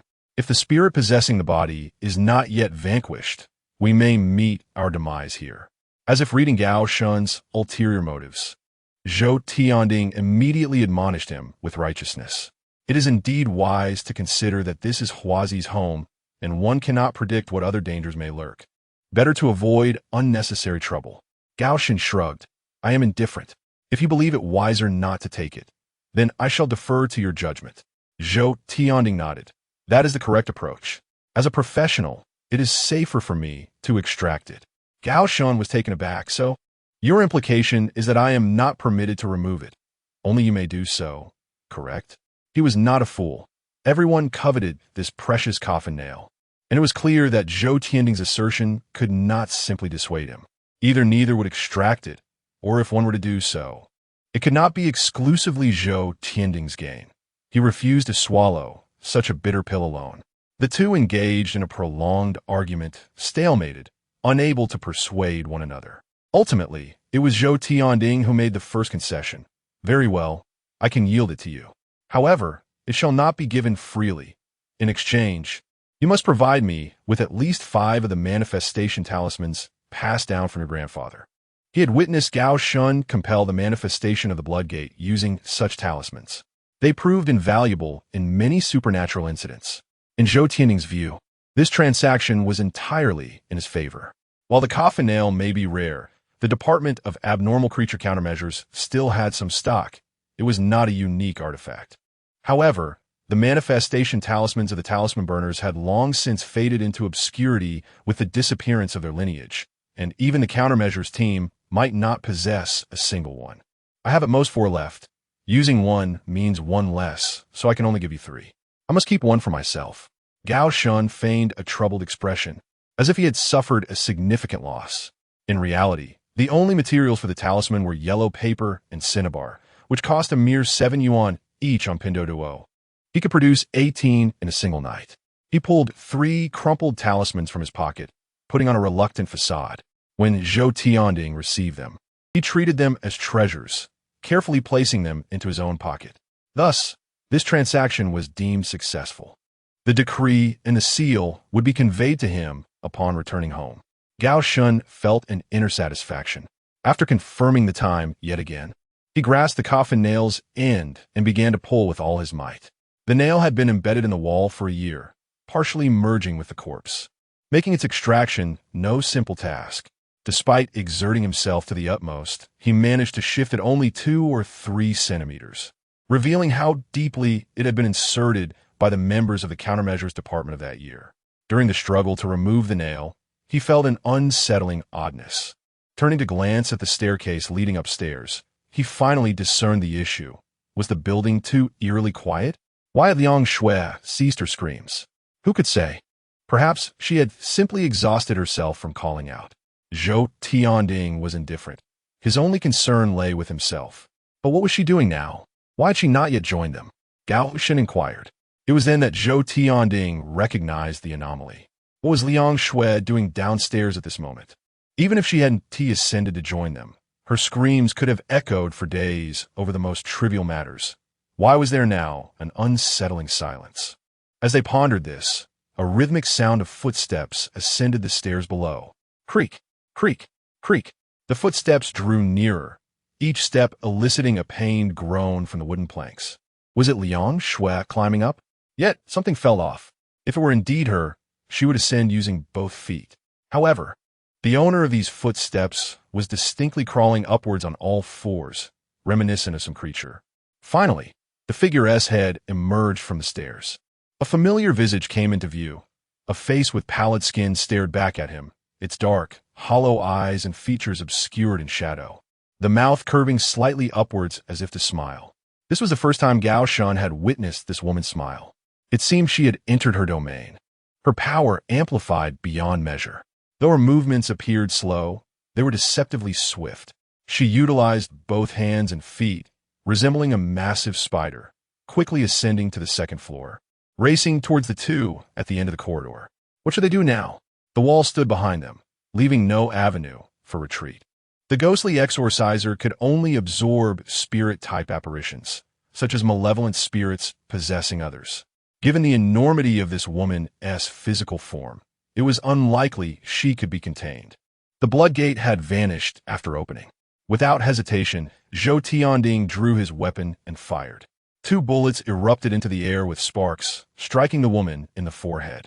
Yet, this merely caused her to pause momentarily. It did nothing to deter her frantic advance. The tale of the Eerie is rooted in the realm of the deceased, and thus, humanity's weaponry cannot slay them anew. In a moment of urgency, Gao Shun reacted swiftly. He retrieved an invisibility talisman from his pocket and, with remarkable speed, began to weave the incantation. Ethereal shadows transform into the invisible. This talisman possesses the ability to conceal the user's form, with the advantage of two-hand seals. He could cast the spell rapidly within 3 seconds, requiring no extensive preparation time. Indeed, the woman swiftly crawled past Gao Shan, completely disregarding him as she lunged towards Zhou Tianding in the rear. "Gao Shan, you bastard!" Zhou Tianding exclaimed in despair, realizing he had become the sole target.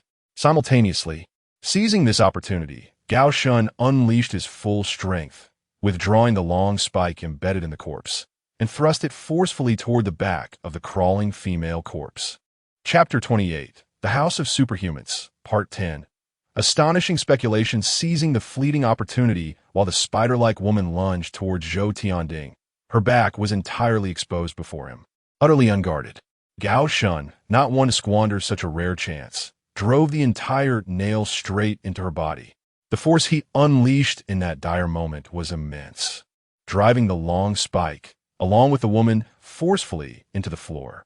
The corpse's face grotesquely rotated a full 180 degrees, staring vacantly in Gao Shan's direction. She could not perceive his presence. She merely felt her body inexplicably immobilized, as if the sturdy nail possessed a terrifying enchantment, incessantly siphoning everything from within her. She resembled a large spider pinned down, her long arms and legs still struggling, yet utterly unable to break free. Zhou Tianding gradually retreated to a corner, gasping for breath. Only when he was assured that the female corpse was thoroughly nailed down did he slowly sink to his knees, beads of cold sweat instantly soaking his entire body. Just a moment more, and the corpse would have made intimate contact with him. "Aren't you going to thank me?" Gao Shan approached him, pulling Zhou Tianding back to his feet. "Don't get too carried away, kid. Next time I save your life, we'll call it even." Zhou Tianding's resolve was harder than a tank's tread. Although his legs felt weak, he managed to stand with Gao Shan's assistance and took a few faltering steps. However, where had Liang Shui vanished to? Jiang Tianhuazi had just crawled up from the first floor. Gao Shan was well aware that Liang Shui, still downstairs, was in grave danger. As the two descended the stairs, they discovered the first floor deserted, with Liang Shui long gone from her previous waiting spot. Something was amiss. Gao Shan pushed open several doors on the inner side of the first floor, peering inside. Aside from the pervasive scent of dust, there was nothing to be found. Not even the most obscure corner could conceal a living person. "Have you found any clues?" He collided with Zhou Tianding, who emerged from another room. They had searched extensively, yet they found no sign of life, not even a trace of struggle left by Liang Shui. Strange, even if Liang Shui had been slain by the corpse. Where was the body? According to Jiang Tianhuazi's previous methods, the victims she killed were dismembered beyond recognition, beyond any hope of reassembly. The pattern of her grisly murders was consistent. Could there be another reason behind Liang Shui's disappearance? Gao Shan pondered for a moment. Since Liang Shui was neither on the first floor nor the second, only one possibility remained. He immediately dashed towards the sole exit, bursting out of the grand estate. Indeed, outside on the lawn, beneath the towering locust tree, he spotted Liang Shui lying motionless on the ground, as if she were dead. However, there were no visible injuries on her body, nor any traces of blood nearby. He cautiously approached, stepping into the shadow of the great tree, bending down to place his fingers upon Liang Shui's nostrils. There was still a faint breath. It appeared she was alive, merely having succumbed to unconsciousness for the time being. Emerging from the house, Zhou Tianding beheld the fallen Liang Shui and swiftly approached, his expression darkening. "Is she dead?" "No, she merely fainted," came the reply. Initially intending to revive her with acupressure, Zhou Tianding instead seized Liang Shui by her collar and, with 2 resounding slaps, forcibly roused her from her stupor. The right side of her face visibly swelled, and the effect was immediate. She managed to open her eyes, whimpering as consciousness returned. It appeared that Zhou Tianding had become quite adept at delivering slaps. "What transpired? Why did you faint at the entrance?" Liang Shui's gaze shifted to Zhou Tianding, then to Gao Shan beside him. The confusion in her eyes swiftly morphed into terror as memories of her unconsciousness flooded back. "While I was waiting for you downstairs." I heard a strange sound at the door, akin to the rapid scurrying of a four-legged creature. When I turned, I was startled to see that pale-faced woman descending from the ceiling, her ghastly visage mere inches from mine. Overwhelmed with fear, I opened my mouth, yet no sound emerged. I thought I was doomed, and then everything went black. I couldn't see anything. However, as that white-faced woman lunged at me, it felt as though she did not intend to dismember me, but merely grasped my ankles and forcefully pulled me outside.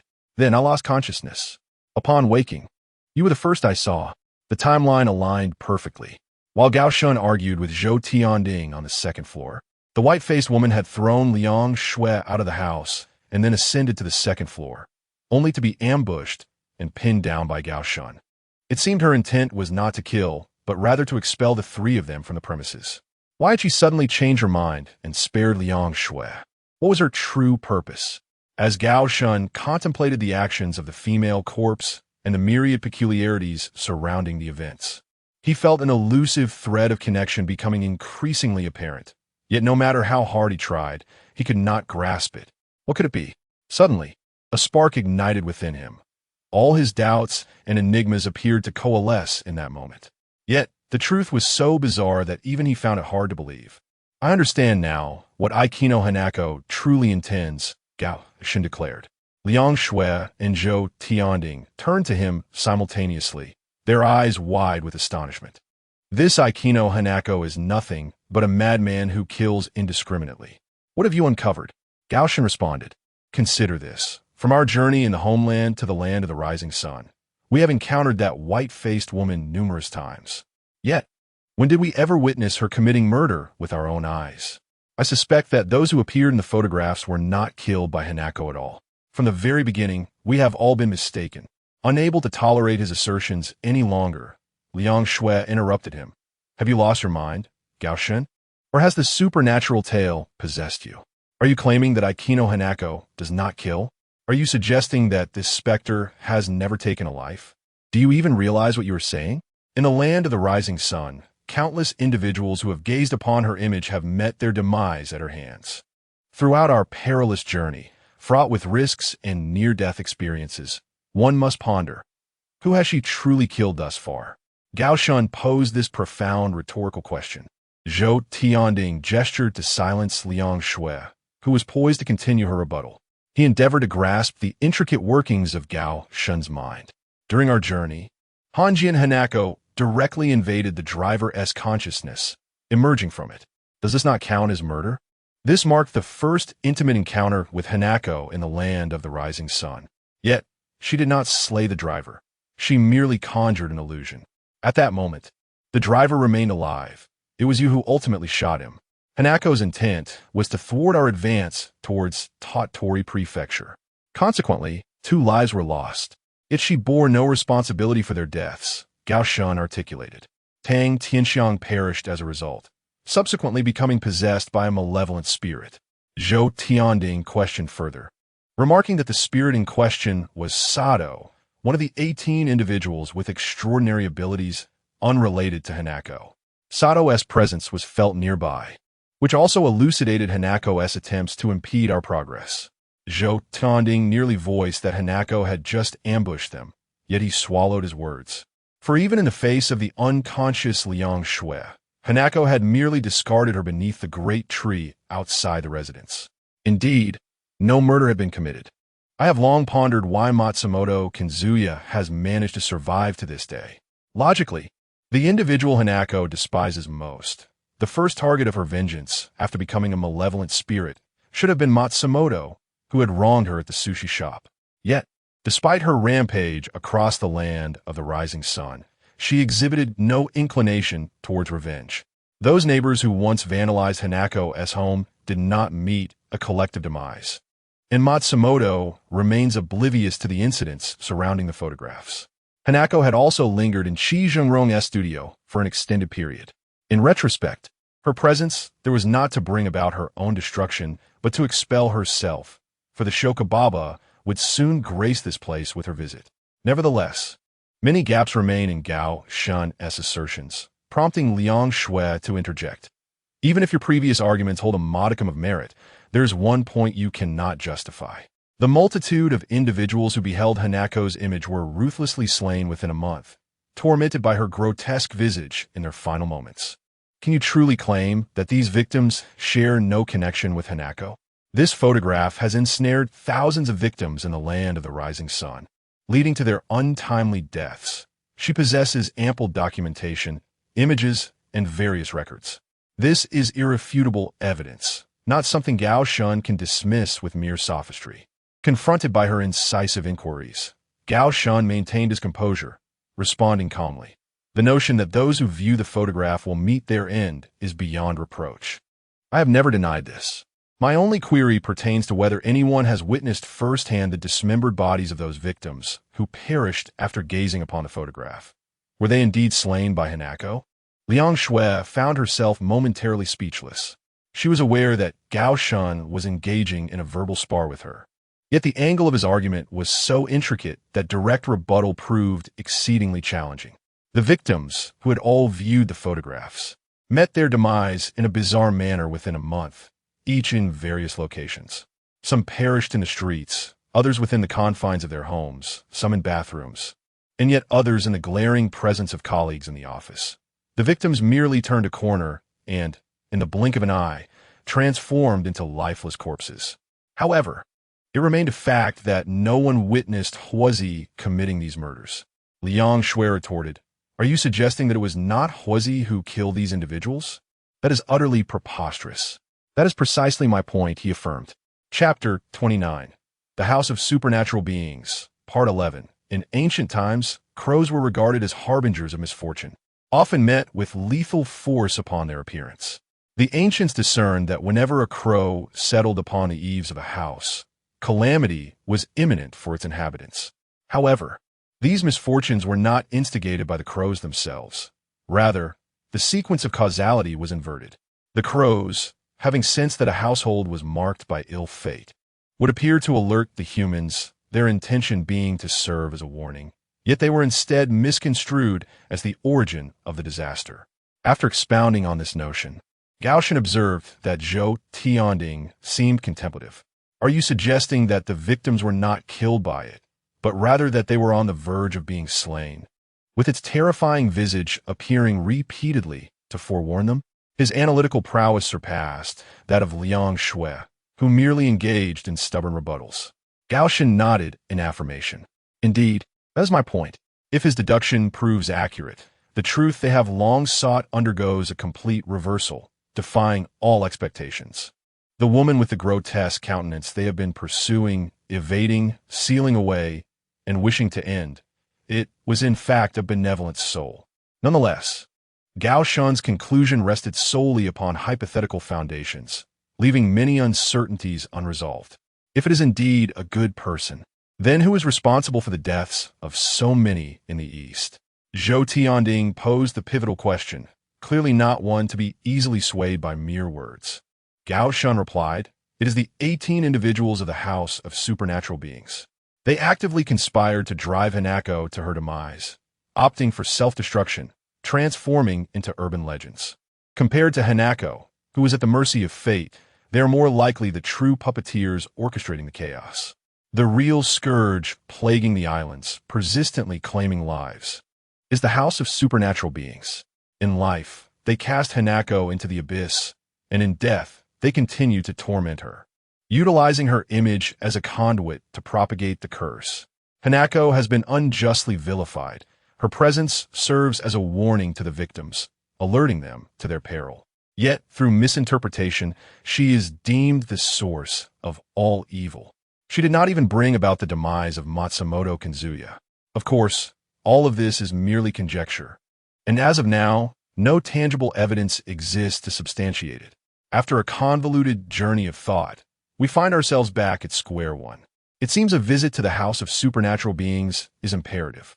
Zhou Tianding glanced at the darkened sky, where the faint light of dawn was beginning to emerge in the distance. "I hope you're correct. Within the House of Supernatural Beings, the truth of all matters may be unveiled." Gao Shun replied coolly, "There exists another method to verify the accuracy of my claims." "Pray tell." "Simply return to the second floor and remove the coffin nail from it," he declared. "If my assertion is correct, that she was a virtuous individual in life. She shall not harm me. Yet, if my hypothesis is erroneous, and she indeed caused the deaths of so many victims, then tonight, the three of us shall also meet our end at her hands. Upon hearing this, Zhou Tianding and Liang Shui both gasped in shock. Gao Shen's method of validating his hypothesis was nothing short of a gamble with their lives. He truly resembled a madman.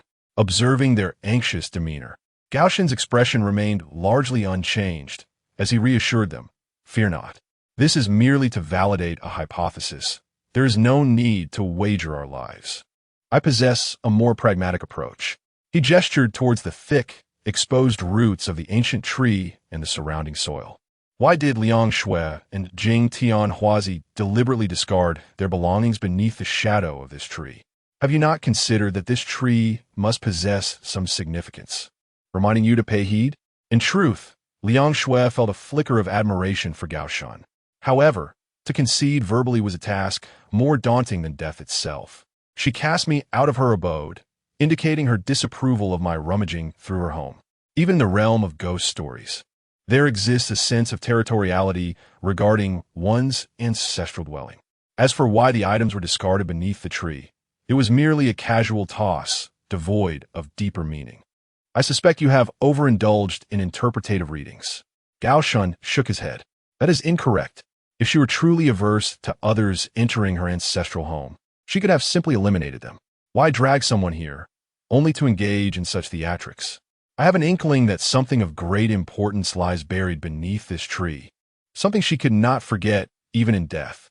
Disinterested in further debate with Liang Shui, he knelt before the tree and began to excavate the soil to confirm his suspicions. Zhou Tianding joined him, testing the bark of the sturdy tree, tapping to ascertain whether any part of it was hollow, capable of concealing items. Although he found Gao Shen's theory rather fanciful and improbable, the events of the evening had already been so bizarre that nothing could surprise him further. Rather than resorting to the first method of unleashing the ghost stories from the second floor, he deemed it wiser to search for clues around this ancient tree. The consequences of failure would be negligible. Seeing Zhou Tianding engaged in the search, Liang Shui relented in her opposition to Gao Shen and crouched by the tree, feeling around the base. Soon, she exclaimed, "There's a large hole at the junction of the roots and the soil. It seems capable of concealing quite a few items. Had I not unconsciously stumbled upon this hidden spot, I might have searched all night without success." She lay flat on the ground, her entire arm delving into the dark cavity, striving to uncover its contents. Before long, the meticulous Liang Shui began to extract various objects from the dark recess: a weathered doll, 2 elegant ballpoint pens, a zero-scored math exam, a broken hairpin, and a petite diary. These assorted items appeared to belong to a young girl, secretly buried here many years ago. Who this little girl was, the answer was self-evident. Over 2 decades prior, the living Jing Tianhuazi had discovered this tree hollow and regarded it as her secret treasure trove, burying numerous secrets within. Little did she anticipate that over 20 years later, she would become a ghost, guiding a group of individuals from the Dragon Kingdom to unearth her own trove of treasures. Upon unearthing these small components, Liang Shui turned her head in disbelief to gaze at Gao Shen. This fellow, seemingly spouting nonsense, had indeed stumbled upon the truth. At this moment, she felt a profound respect within her heart. What was it that Huazi wished for us to discern among these trinkets? The doll, the ballpoint pen, the hairpin, each of these items conveyed minimal information, and apart from their antiquity, possessed no particular significance. It could not be the reason for Huazi's lingering thoughts. The most plausible object was this diary, filled with the youthful musings of Huazi. As she opened the diary, she discovered lengthy passages inscribed in a crooked hand of Japanese. Liang Shui, do put your talents to use. Refrain from merely screaming and fainting, Gao Shen remarked blandly. Among us, only Liang Shui comprehended Japanese, necessitating her assistance in translation. Liang Shui's face flushed with embarrassment, feigning ignorance of his taunt as she accepted the diary and hastily scanned the text. Thus, events from the past in Tottori Prefecture finally saw the light of day within this diary. May 21st, Friday, sunny today. Yuko and her friends dragged me into the restroom. claiming they would give me a thorough reprimand, solely due to my unattractive appearance and the fact that I inadvertently glanced at her during recess, disrupting her cheerful mood. Is my unsightly visage truly my sin? Why must I endure such discrimination? Quasi, persevere. Adulthood will bring an end to all this. May 29th, Tuesday, sunny in recent days. Yuko's assaults on me have escalated. Even when I informed the teacher, she merely replied with indifference, questioning why Yuko targeted me instead of others. The teacher is busy. She believes I can manage my relationships with classmates. Upon returning home, I intended to confide in my parents, but my father, having drunk excessively, began to rage and strike my mother. Sighing, witnessing my mother, battered and weeping softly in her room, I chose to bury my thoughts deep within my heart.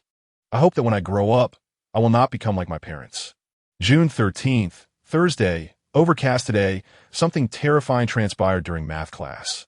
As I inadvertently brushed against Yuko's arm while passing her desk, she seized a compass from the table and lunged it toward my neck. I expected to be sent to the infirmary, but as the compass neared me, it shattered in mid-air as if crushed by an invisible hand. I am certain this was no coincidence or illusion. My intense emotional turmoil had manifested physically, directly influencing an object. Yuko stared at me, clearly astonished, before she began to scream monster and rushed to tell the teacher. June 14th, Wednesday, light rain due to the destruction of Yuko's compass. I was punished by the teacher to clean the swimming pool for the entire afternoon. By the time I returned home, it was already 7 in the evening. My father had yet to return, likely still at the tavern indulging in drink. Upon his arrival home, he will undoubtedly discover that I lingered at school for an unusually long duration today, and I can only anticipate a severe reprimand. June 19th, Tuesday, clear skies. Ever since that inexplicable incident with Yuko's compass, I have become increasingly aware of the peculiar transformation occurring within me. I have begun to perceive the presence of an invisible force, one I cannot aptly name. It remains unseen and intangible, yet it undeniably exists. Through this power, I find myself capable of bending spoons from a distance, discerning the suits behind playing cards, and even commanding ant swarms. I remain uncertain of the potential applications of this ability, but it instills a profound sense of fear within me. I must exercise utmost caution at school, concealing this extraordinary power to avoid further damaging Yuko's compass. Otherwise, I risk being ostracized and labeled a monster by my peers. July 1st, Tuesday, overcast. My concealed, monstrous power has been discovered. The individual in question is Mr. Sato, hailing from the peculiar black tower in the neighboring town, home to the oddly named House of Superpowers. Such a strange appellation. I have heard rumors of children frequently disappearing near that ominous tower, earning it a notorious reputation. Should my father learn of my conversation with Mr. Sato, I fear the consequences would be dire.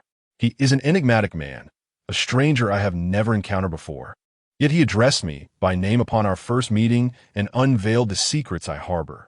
I was astonished and inquired how he came to possess such knowledge. He explained that it is a form of telepathy, enabling him to read the secrets within my heart. Like me, he is also a superpowered individual. He asserted that those endowed with extraordinary abilities are not freaks, but rather superior beings, elevated above the ordinary. I should take pride in my uniqueness rather than feel ashamed of my peculiarities. He extended an invitation for me to join their House of Superpowers, to delve deeper into the mysteries of the human soul. Terrified, I concocted an excuse to decline his offer and fled. July 3rd, Wednesday, clear skies. Today, an unfortunate event compelled me to seek Mr. Sato's assistance. I accidentally killed Yuko. Chapter 30, The House of Superpowers, Part 12. During physical education class, I inadvertently brushed against her tennis racket. Yuko cornered me in the restroom, striking and kicking me, tugging at my hair, compelling me to kneel and apologize. The pain was unbearable, and I could no longer contain myself. Reflecting on the physical torment I had endured over the years, being battered by my alcoholic father at home and bullied by classmates at school, I thought to myself, perhaps it would be better if Yuko were to perish. I vowed that this notion was but a fleeting thought, devoid of any genuine malicious intent. Yet, unexpectedly, calamity struck. The faucet inexplicably burst, and the water pressure propelled tiny metal shards into her throat. She clutched her neck, staring vacantly at me before collapsing. I realized that my superpower had spiraled out of control, intertwined with my wish, and had bizarrely manifested my desire. In retrospect, had I confided in an adult, perhaps Yuko could have been saved. However, fear overwhelmed me, and I fled the restroom, scaling the wall to escape the school. If my father discovered that I had inadvertently caused the death of the exemplary Yuko, he would surely kill me. Even if my father spared me, her parents would undoubtedly beat me to death upon learning of the incident. I was adrift, wandering aimlessly on the streets until I encountered Mr. Sato. Noticing my expression, he recognized that something was amiss. Without asking any questions, he reassured me to return home, promising that everything would be all right by tomorrow. July 5th, Thursday. Overcast out of fear of the incident, I secluded myself at home for 2 days, avoiding school. I had few friends at school, and the teachers despised me, so no one cared about my absence. Meanwhile, I stumbled upon something peculiar. It seemed that no one had acknowledged Yuko's death. Such a significant event would undoubtedly reverberate throughout Tottori Prefecture once her body was discovered. Yet, the adults' unusual silence and indifference regarding the matter filled me with doubt. July 6th, Friday, overcast to clear today, I finally summoned the courage to return to school. It was only when I saw Yuko in her uniform amidst the crowd that I grasped why no adult seemed concerned about her demise. She was not dead at all. Instead, she was engaged in conversation with her friends, passing notes in class with the same carefree demeanor as before. A wave of terror washed over me as I noticed the scar on her neck, a remnant of the shards that had nearly claimed her life. I was certain that what transpired that day was no mere illusion. That wound had indeed threatened her existence. Yet why was she now standing here, inhaling the same air as us? This situation was undeniably abnormal. I recalled my encounter with Mr. Sato on the street. He had merely offered a peculiar smile and assured me that everything would be fine by morning. At the time, I dismissed his words as mere comfort, but perhaps they held a significance far beyond simple reassurance. On July 10th, a Tuesday, under clear skies, Yuko's resurrection had been a reality for some time. Not only I, but those around her had noticed the subtle changes she underwent. The peculiar odor emanating from her, reminiscent of rotting fish on a sweltering summer day, could no longer be concealed. Even her closest friends struggled to converse with her without pinching their noses. Particularly alarming was the fact that she had not sought my company for an entire week, a feat previously unimaginable for the old Yuko. After school today, I remained alone in the classroom, tidying up, when Yuko suddenly appeared at the doorway, blocking my escape route. Trembling, I feared she had finally recalled the events of that fateful day in the restroom. Just as I braced myself for a potential confrontation, she merely offered me a bizarre smile, oblivious to the patches of dead skin flaking from her face, revealing the raw, red flesh beneath. "I suppose I've done enough by now, Hanako," she said. Though the voice was unmistakably Yuko's, the tone and expression were unmistakably that of Mr. Sato. A wave of terror washed over me. I could not comprehend how Mr. Sato had come to inhabit Yuko's body. What was transpiring? Through his explanation, I learned that on that day, Yuko had indeed perished, but Mr. Sato had leveraged his supernatural abilities to possess her, allowing her to move about the campus as if she were alive. It took me considerable time to reluctantly accept this harrowing truth. However, his powers were nearing their limits. The stench of decay emanating from Yuko's body could not be concealed for much longer. Today, Mr. Sato planned to guide Yuko home, and upon vacating her body, the decomposition that had been delayed for several days would erupt overnight. Thus, her parents would discover her lifeless form in her bedroom, and no one would suspect me of her demise. Mr. Sato urged me to relax and continue living my life. Before departing, he uttered a peculiar statement, noting that his powers had waned significantly, allowing him to inhabit only the deceased. The prospect of possessing a living person was nearly impossible. If he were to die and assume a ghostly form, his abilities would become exponentially stronger, enabling him to control Yuko's corpse indefinitely without detection. On July 20th, a Tuesday, the news of Yuko's death gradually faded from collective memory. No one at school was discussing the bizarre incident anymore. Concurrently, I had become more acquainted with the other friends in the House of Supernaturals. Under Mr. Sato's guidance, I was set to participate in a reality show tomorrow, where I would showcase my abilities before tens of thousands of spectators. I felt an overwhelming sense of anxiety, as I had never been the center of attention, save for instances of bullying. Moreover, I was intrigued by Mr. Sato's fervent dedication to orchestrating this program, pouring considerable effort into its planning. I inquired why he did not choose to appear on the show himself. He replied that everything was in preparation for my life after death. After the death of a superhuman, they transform into vengeful spirits.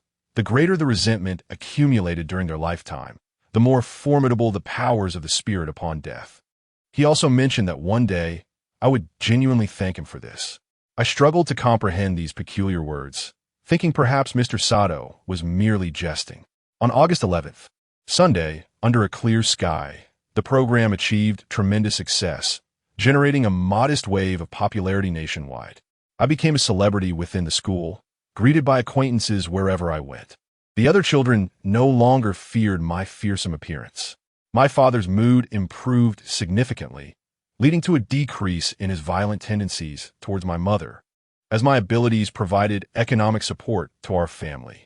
The leader of the small group that had bullied me, Yuko, was now deceased, and consequently, the group disbanded.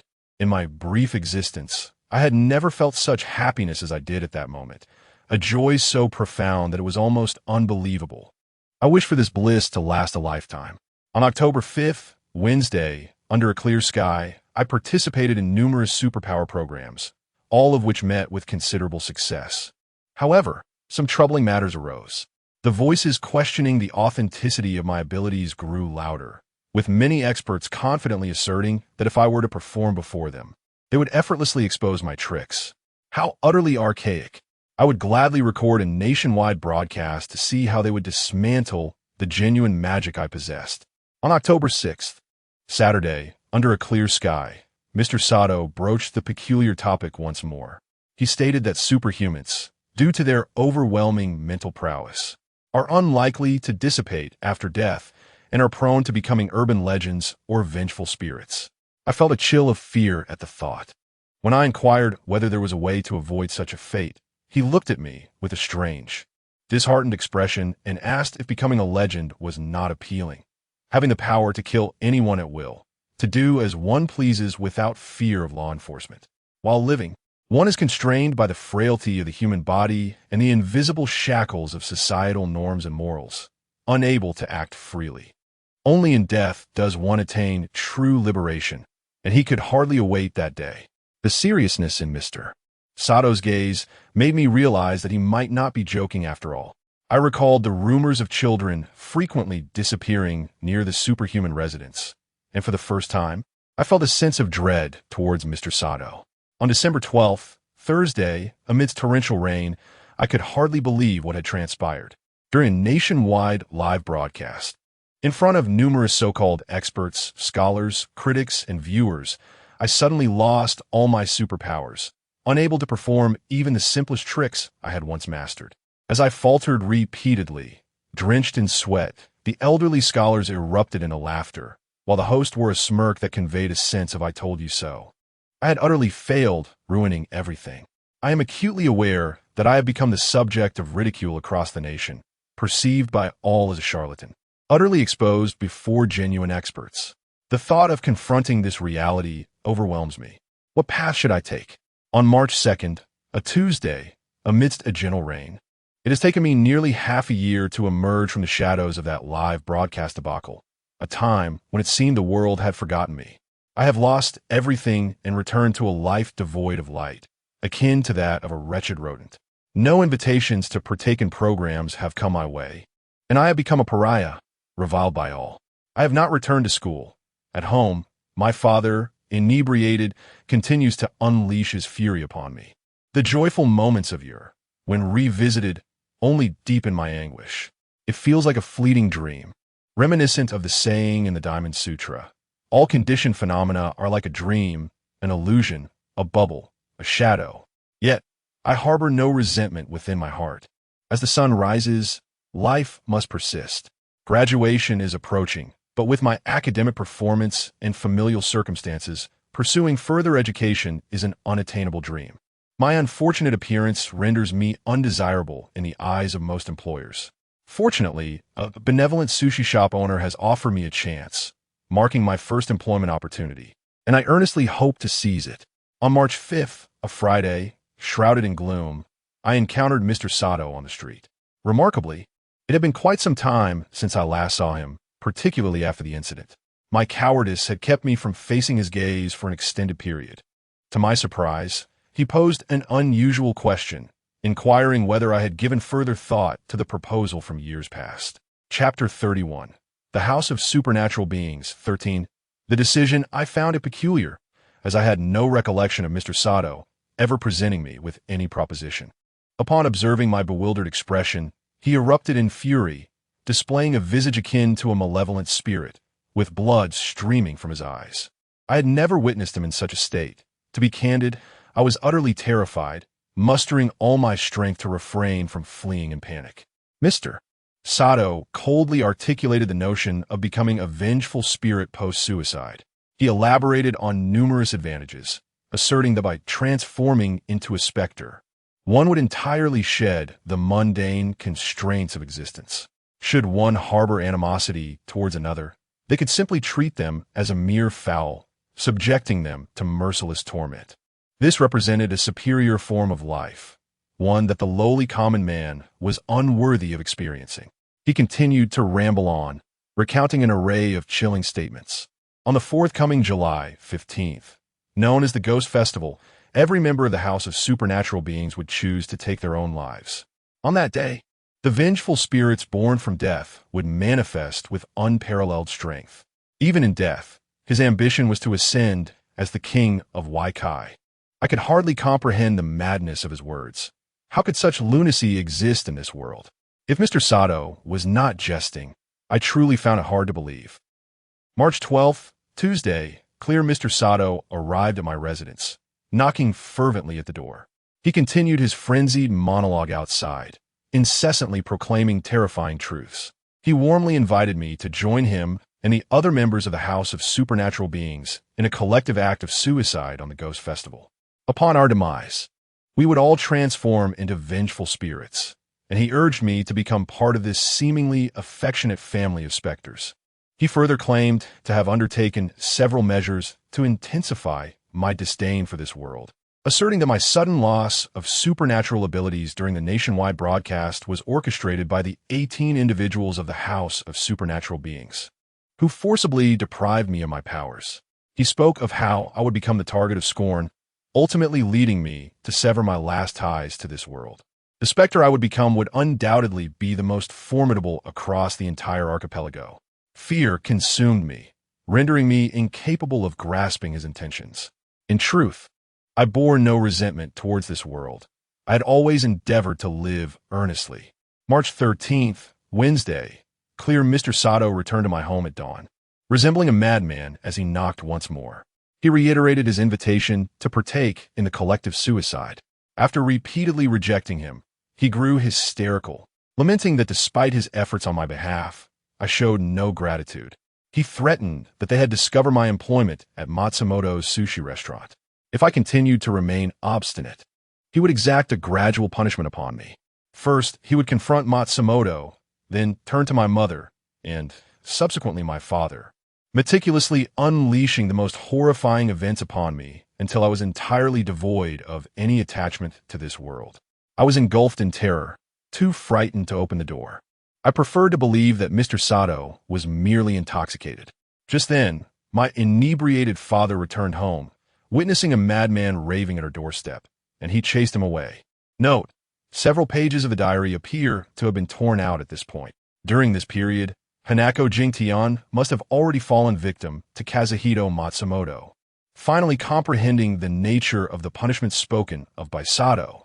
June 8th, Wednesday, overcast. My mother died before my eyes. My father also perished. I am acutely aware of the entity responsible for their demise. The officers outside have concluded their investigation, yet none believe my account. I cannot fault them. After all, who would accept the existence of supernatural powers as a reality? This must be the punishment Mr. Sato referred to, methodically stripping away everything dear to me, extinguishing the lives of my only kin, solely to chastise me for rejecting his invitation to partake in a collective suicide on the day of the Ghost Festival. To join their macabre tales, I feel an overwhelming despair, akin to a helpless herbivore cornered by a predator. The moment I encountered Mr. Sato on the street and accepted his assistance, my fate was sealed. How I regret having accepted his help. This, perhaps, is divine retribution for my misdeeds. Whom can I turn to for aid? Is there truly no one capable of confronting Mr. Sato? Oh God, if you're able to see this diary, I implore you, in your mercy, save me. June 13th, Friday gloomy. Mr. Sato candidly acknowledged that the children who went missing near the Black Tower were taken by the 18 of them to a basement, subjected to various cruel experiments.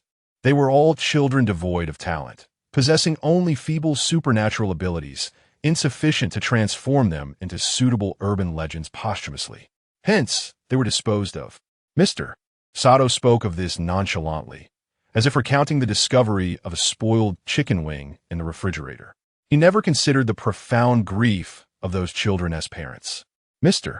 Sato went on to declare that I am the most exceptional among them. Upon my death, with the assistance of others, I would surely become the most powerful urban legend in the island nation. He once again extended an invitation for me to join in the collective suicide on the day of the Ghost Festival. My convictions began to waver. June 18th, Monday, overcast. Today, I uttered a statement that infuriated Mr. Sato completely. I claimed that he killed the children because, at his core, he is a coward, too afraid to act against adults despite his formidable powers. He fears the police, the law, the robust arms and waists of grown men. Anything that might lead to his failure. Only those defenseless children can satiate his pathological needs. Mr. Sato, like a furious bull, raged in my home, shattering furniture in his wrath. I remained an impassive observer, aware that my words had struck a nerve. I felt no fear. My parents were gone, slain by him, and I had nothing left to lose. Recognizing my utter lack of fear, Mr. Sato gradually regained his composure, contemplating what further actions he could take to compel my complete submission. At last, his crimson lips revealed a hint of the most malevolent smile I had ever witnessed. He informed me that after the Ghost Festival, the 18 of them would transform into urban legends, wreaking havoc throughout Japan and spreading their terror worldwide, claiming countless lives. Many, many lives. In that time, no one would be able to halt their rampage, not even the military. He aspired to be the most fearsome of all urban legends, the ultimate specter, and all of this was wrought by my own actions. June 18th, Tuesday, overcast with rain. The Ghost Festival draws ever nearer. Having witnessed his terrifying abilities, I recognized that Mr. Sato's words were not mere threats. They were the stark truth. He possessed the power to accomplish this. I made one final attempt. I dialed the police station, relaying the entire tale in hopes of thwarting the plans of the House of Superhumans. Unsurprisingly, I was met with ridicule on the other end of the line. The operator informed me that filing a false report could lead to criminal charges. If I had been drinking, I should find a quiet place to sober up. I understood that this bizarre narrative would elicit disbelief from anyone who heard it. June 25th, Friday, clear skies. For an entire week, I lay in my home, contemplating this matter. I believed I had finally discovered the answer, the solution to everything. The answer was astonishingly simple. It had lingered in my mind all along, yet I repeatedly feigned ignorance of it. Yuko's face, marred by corpse-like blemishes, seemed to materialize before me, and I realized it was time for me to atone. What can halt a malevolent spirit from killing? Surely, it is another malevolent spirit. Sato had mentioned more than once that my superpower was formidable, and that after my death, I would undoubtedly become a powerful urban legend. If he so desired me to take my own life and transform into a vengeful spirit, then so be it. However, the urban legend I would become would not resemble them, reveling in the slaughter of innocents to escape the constraints of the law. My singular purpose in becoming a vengeful spirit would be to stop the 18 superhumans from the house. Let tomorrow be the day I take my own life, just 1 month before the Ghost Festival. Indeed, I find myself yearning for this beautiful world, reminiscing about the days of being alive. The diary of Hanako Ida concludes here. The subsequent events were already known to the trio of Takashima, who understood the gravity of the situation. The photo spread widely. Anyone who beheld it would be relentlessly pursued by a woman with a pale face, dying an untimely death within a month. The true perpetrators were Mr. Sato and the 18 perverse superhumans who had actively chosen to take their own lives, transforming into urban legends. Hanako Ida's appearance was merely to warn the victims. They were being targeted by Sato. Yet in the end, she was mistakenly perceived as the true culprit behind this urban legend. Ultimately, she failed. All her efforts proved futile, unable to prevent Sato from trampling upon the law and humanity after death. A year prior, the Abnormal Creature Countermeasure Department had arrived in Tottori Prefecture for an investigation. Staff member Lucci was possessed by one of the 18 and subsequently sealed within an ancient house by a coffin nail. The Countermeasure Department believes that this bizarre tale has come to a close, resulting in their withdrawal from the land of the rising sun. This also led to the resurgence of the eerie face incident a year later. Were it not for the diary under the Sephora tree, the stigma attached to Hanako Ida might have remained forever shrouded in mystery. The long-standing aspirations intertwined with Ida's tragic fate must find resolution this very night. Gao Shun and Zhou Tianding exchanged a knowing glance, their understanding unspoken. The journey from here to the Black Tower, home of the psychics, takes approximately half an hour on foot. Now that the true culprit from years past has been identified, the remaining task becomes rather straightforward. As long as they transport the malevolent spirit-dispelling device there and set it to maximum capacity, any malevolent entity will ultimately find itself confined within a garbage bag. Zhou Tianding delivered a final rallying call before the confrontation, his tone lighthearted. Fear not. It is not a matter of great consequence. The teacher had dealt with far more terrifying tales during his lifetime. A little overtime tonight, and by noon tomorrow, we shall board a flight back home. Even the longest of nights must eventually yield to dawn. Chapter 32. The House of Supernatural Beings, Part 14. The Black Tower. Gao Shun understood well that Zhou Tianding's feigned nonchalance was merely a ruse to bolster their spirits. The journey to the Black Tower was far from straightforward. The mere presence of the reluctant killer, Ida Hanako, had rendered their passage fraught with peril. Not to mention the 16 malevolent specters that resided within the House of Supernatural Beings, one devoured by the Bloodgate, another sealed by a coffin nail a year prior. Yet, despite the daunting path ahead, they had no choice but to forge onward, bringing closure to their expedition in the land of the rising sun. As the trio traversed the desolate pathway, the distant lights of homes glimmered dimly, and at the road's end, not a glimmer of brightness could be discerned. After what felt like an eternity, a peculiar, chimney-like edifice emerged on the horizon.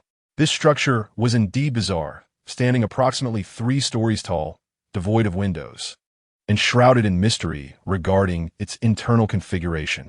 The closer they approached, the more intensely Gao Shun's temples throbbed, every muscle in his body resisting the urge to advance. Even without Tang Tianxiang's heightened sensitivity, he could sense that the Black Tower was likely teeming with malevolent entities. Fortunately, their mission was merely to place the spirit-cleansing device within, and upon completion, they would be free. Engaging in direct confrontation with 16 specters would surely be a battle beyond their means. Gao Shun retrieved the last 3 invisibility talismans from his pocket, retaining one for himself while beginning to weave the incantation for the remaining 2, directing it toward Zhou Tianding and Liang Shui. This talisman will shield you for the duration of a tea break, approximately 5 minutes. Once inside the Black Tower, act swiftly. Upon completing the incantation, the talismans ignited with an ethereal glow. Zhou Tianding glanced at his arm, now marked only by a translucent outline, while Liang Shui beside him had become but a shadow, nearly imperceptible to the eyes of the malevolent. This talisman was indeed a remarkable artifact. The reputation of the talisman burner was well-deserved. For the first time, Zhou Tianding offered genuine praise, devoid of the sarcasm he had displayed at Xiaoling's residence. The trio stepped into the first floor of the Black Tower.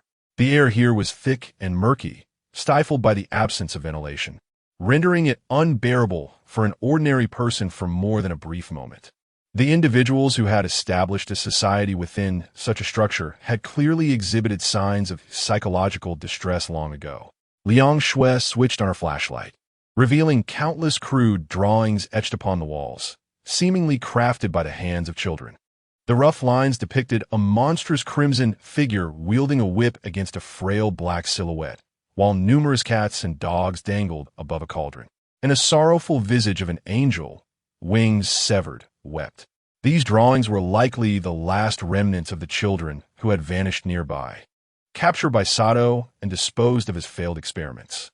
The silent strokes bore witness to the anguished cries of the imprisoned children, a testament to the heinous acts buried beneath the Black Tower. Meanwhile, Sato and his cohorts, having succumbed to increasingly perverse psychological torment through repeated acts of cruelty, grew unsatisfied with merely taking the lives of infants. Ultimately, they chose to become specters themselves, leveraging the notoriety of Ida Hanako as a means of spreading their malevolence, culminating in the chaos that ravaged the land of the rising sun. After a thorough search of the first floor, no trace of the eerie tales could be found. He raised his gaze towards the dark corridor leading to the second floor, his temples throbbing violently. An instinctual warning echoed within him, suggesting that danger lurked above. Liang Shui, standing at the doorway, clung desperately to the frame, paralyzed by fear. She stammered, "Enough. Let us place this spirit-cleansing device on the first floor and consider the task complete." "Impossible," he replied firmly. "We are far too removed from the site of their demise. 18 souls met their end on the third floor. We must position the cleansing device there. If we merely place it on the first floor, we will fail to eradicate the malevolent spirits haunting the third. Should even one of those 16 entities escape, all efforts will be in vain. Tonight, it is a matter of their demise or ours. There is no third option." Having dealt with numerous supernatural incidents alongside Professor Li Yishan, he maintained a commendable composure even in the face of life and death. Gao Shun remained silent, resolutely ascending the staircase to the second floor, signaling for his companions to follow swiftly. The layout of the second floor bore little difference from the first, save for its more expansive space, tainted by a more putrid and foul atmosphere, laced with subtle hints of decay. Most of the furniture had been dismantled, leaving only a few chairs weakly leaning against the walls. A cursory glance revealed no immediate threats, and a passageway to the third floor lay ahead. However, as he took a couple of steps forward, he abruptly collided with an intangible, rigid mass in the air, as though a human form had positioned itself before him. Yet, the space was empty. The entire second floor lay bare without any obstruction. Ouch! Both Zhou Tianding and Liang Shui, who had followed closely behind, staggered as if they had struck an invisible barrier. They paused, bewildered, scanning their surroundings in search of the source of this unseen obstruction. A sense of dread washed over Gao Shun as he quickly grasped the gravity of the situation. He produced a revealing talisman from his mouth and began to chant, "Wicked spirits, reveal your true form." As the smoke from the talisman began to dissipate, the once empty expanse of the second floor gradually materialized into 6 or 7 spectral figures, rather than mere shadows. These were the corpses of those who had hung lifelessly from the ceiling, their bodies grotesquely decomposed, swaying gently as if suspended on a swing, threatening to disintegrate at any moment. Among the 18 supernaturally gifted individuals who had perished in darkness, 6 had chosen to hang on the second floor, serving as a deterrent to any intruders who dared to investigate. The entity Gao Shun had just collided with was one of these ghastly figures. Gagging at the sight before her, Liang Shui felt the urge to vomit, slowly retreating towards the wall. The 3 corpses, roused by the intrusion, slowly opened their bloodshot eyes. Yet all that remained were the whites of their eyes, perpetually searching for the intruder who had disturbed their slumber. The invisible talisman of Gao Shun and his companions continues to shield them, confounding the gaze of these eerie apparitions. While the intruders remain elusive, the sound of a collision, unmistakably real, reverberates through the air. A corpse emits an odd, bubbling laughter, serving as a signal. The hanging bodies on the second floor, seemingly awakened, begin to sway dramatically. Suspended in midair, their decayed hands flail about, as if yearning to explore every inch of the second-floor hall. Quickly, through here, Gao Shen shouts, alerting Zhou Tianding behind him. The two of them, guarding the spirit-cleansing disc, sprint towards the third floor. Once these corpses are fully roused, even the protective talisman will not suffice against the multitude of grasping hands, just narrowly evading the countless groping hands and the swaying bodies. They have no time to concern themselves with Liang Shui behind them. Gasping for breath, they finally reach the top floor, its hall scarcely half the size of the second. Yet the bodies suspended from the ceiling are twice as numerous, densely packed, nearly filling every corner. As Gao Shen steps inside, 10 corpses simultaneously open their eyes, fixating on the two intruders at the entrance. The deceased here possess heightened sensitivity. Even without seeing Gao Shen, they sense the presence of intruders. You wretched beings, this is your lair, isn't it? Taste this.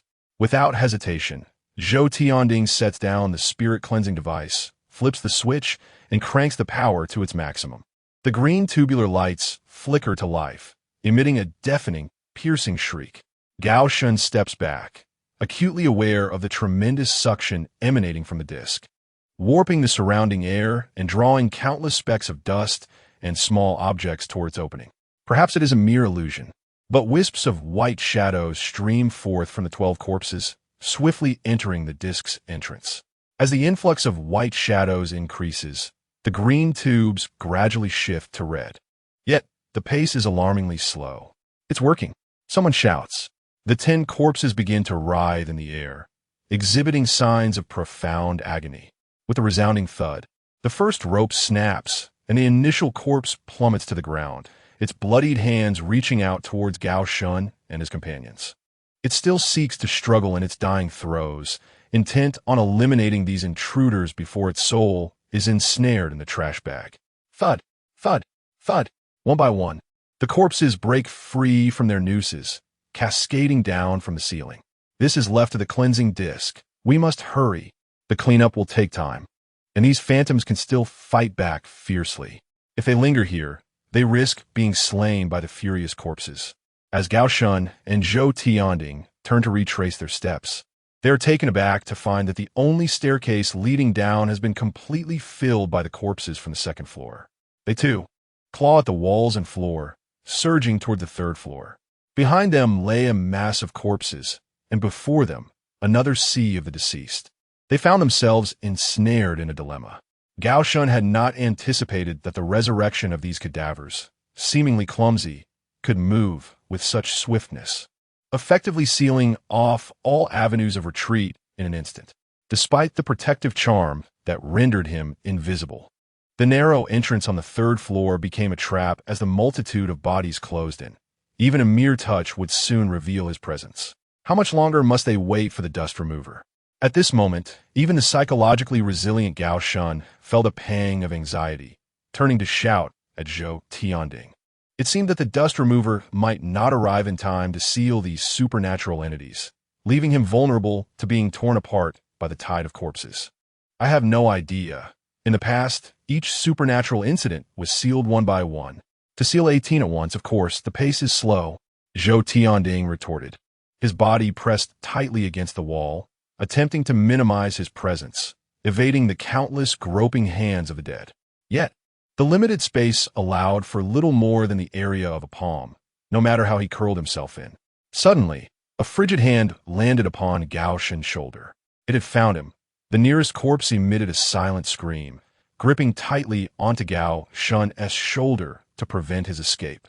The other wandering corpses in the darkness, realizing their intruder had sought refuge in this corner, surged forward in a frenzy. Countless decaying faces rushed towards him. Chapter 33. The House of Supernatural Beings. 15. Fate, though shielded by an invisibility charm, the apparitions could not perceive their own presence. Yet, they were far from foolish. In such a confined space, there was nowhere to conceal oneself. Gao Shen soon found himself ensnared by the groping hands of the corpses lurking in the corners. His arms, shoulders, head, chest, and legs were gripped tightly by numerous hands marred by decay. The strength of these limbs was terrifying. Once seized, they held on with an unyielding grip, pulling him in various directions, as if intending to rend him limb from limb. The sheer force transcended the bounds of language, rendering resistance futile. Waves of excruciating pain surged through his body, and in a moment, he feared he would indeed be torn asunder. Am I to perish? In the face of impending death, Gao Shan maintained a semblance of composure. Yet, no matter how he calculated or pondered, he could not devise an escape from this deadlock. Meanwhile, Zhou Tianding fared little better. Trapped in a blind spot, acutely aware that he would be the next victim after Gao Shan, with no hope of assistance from him.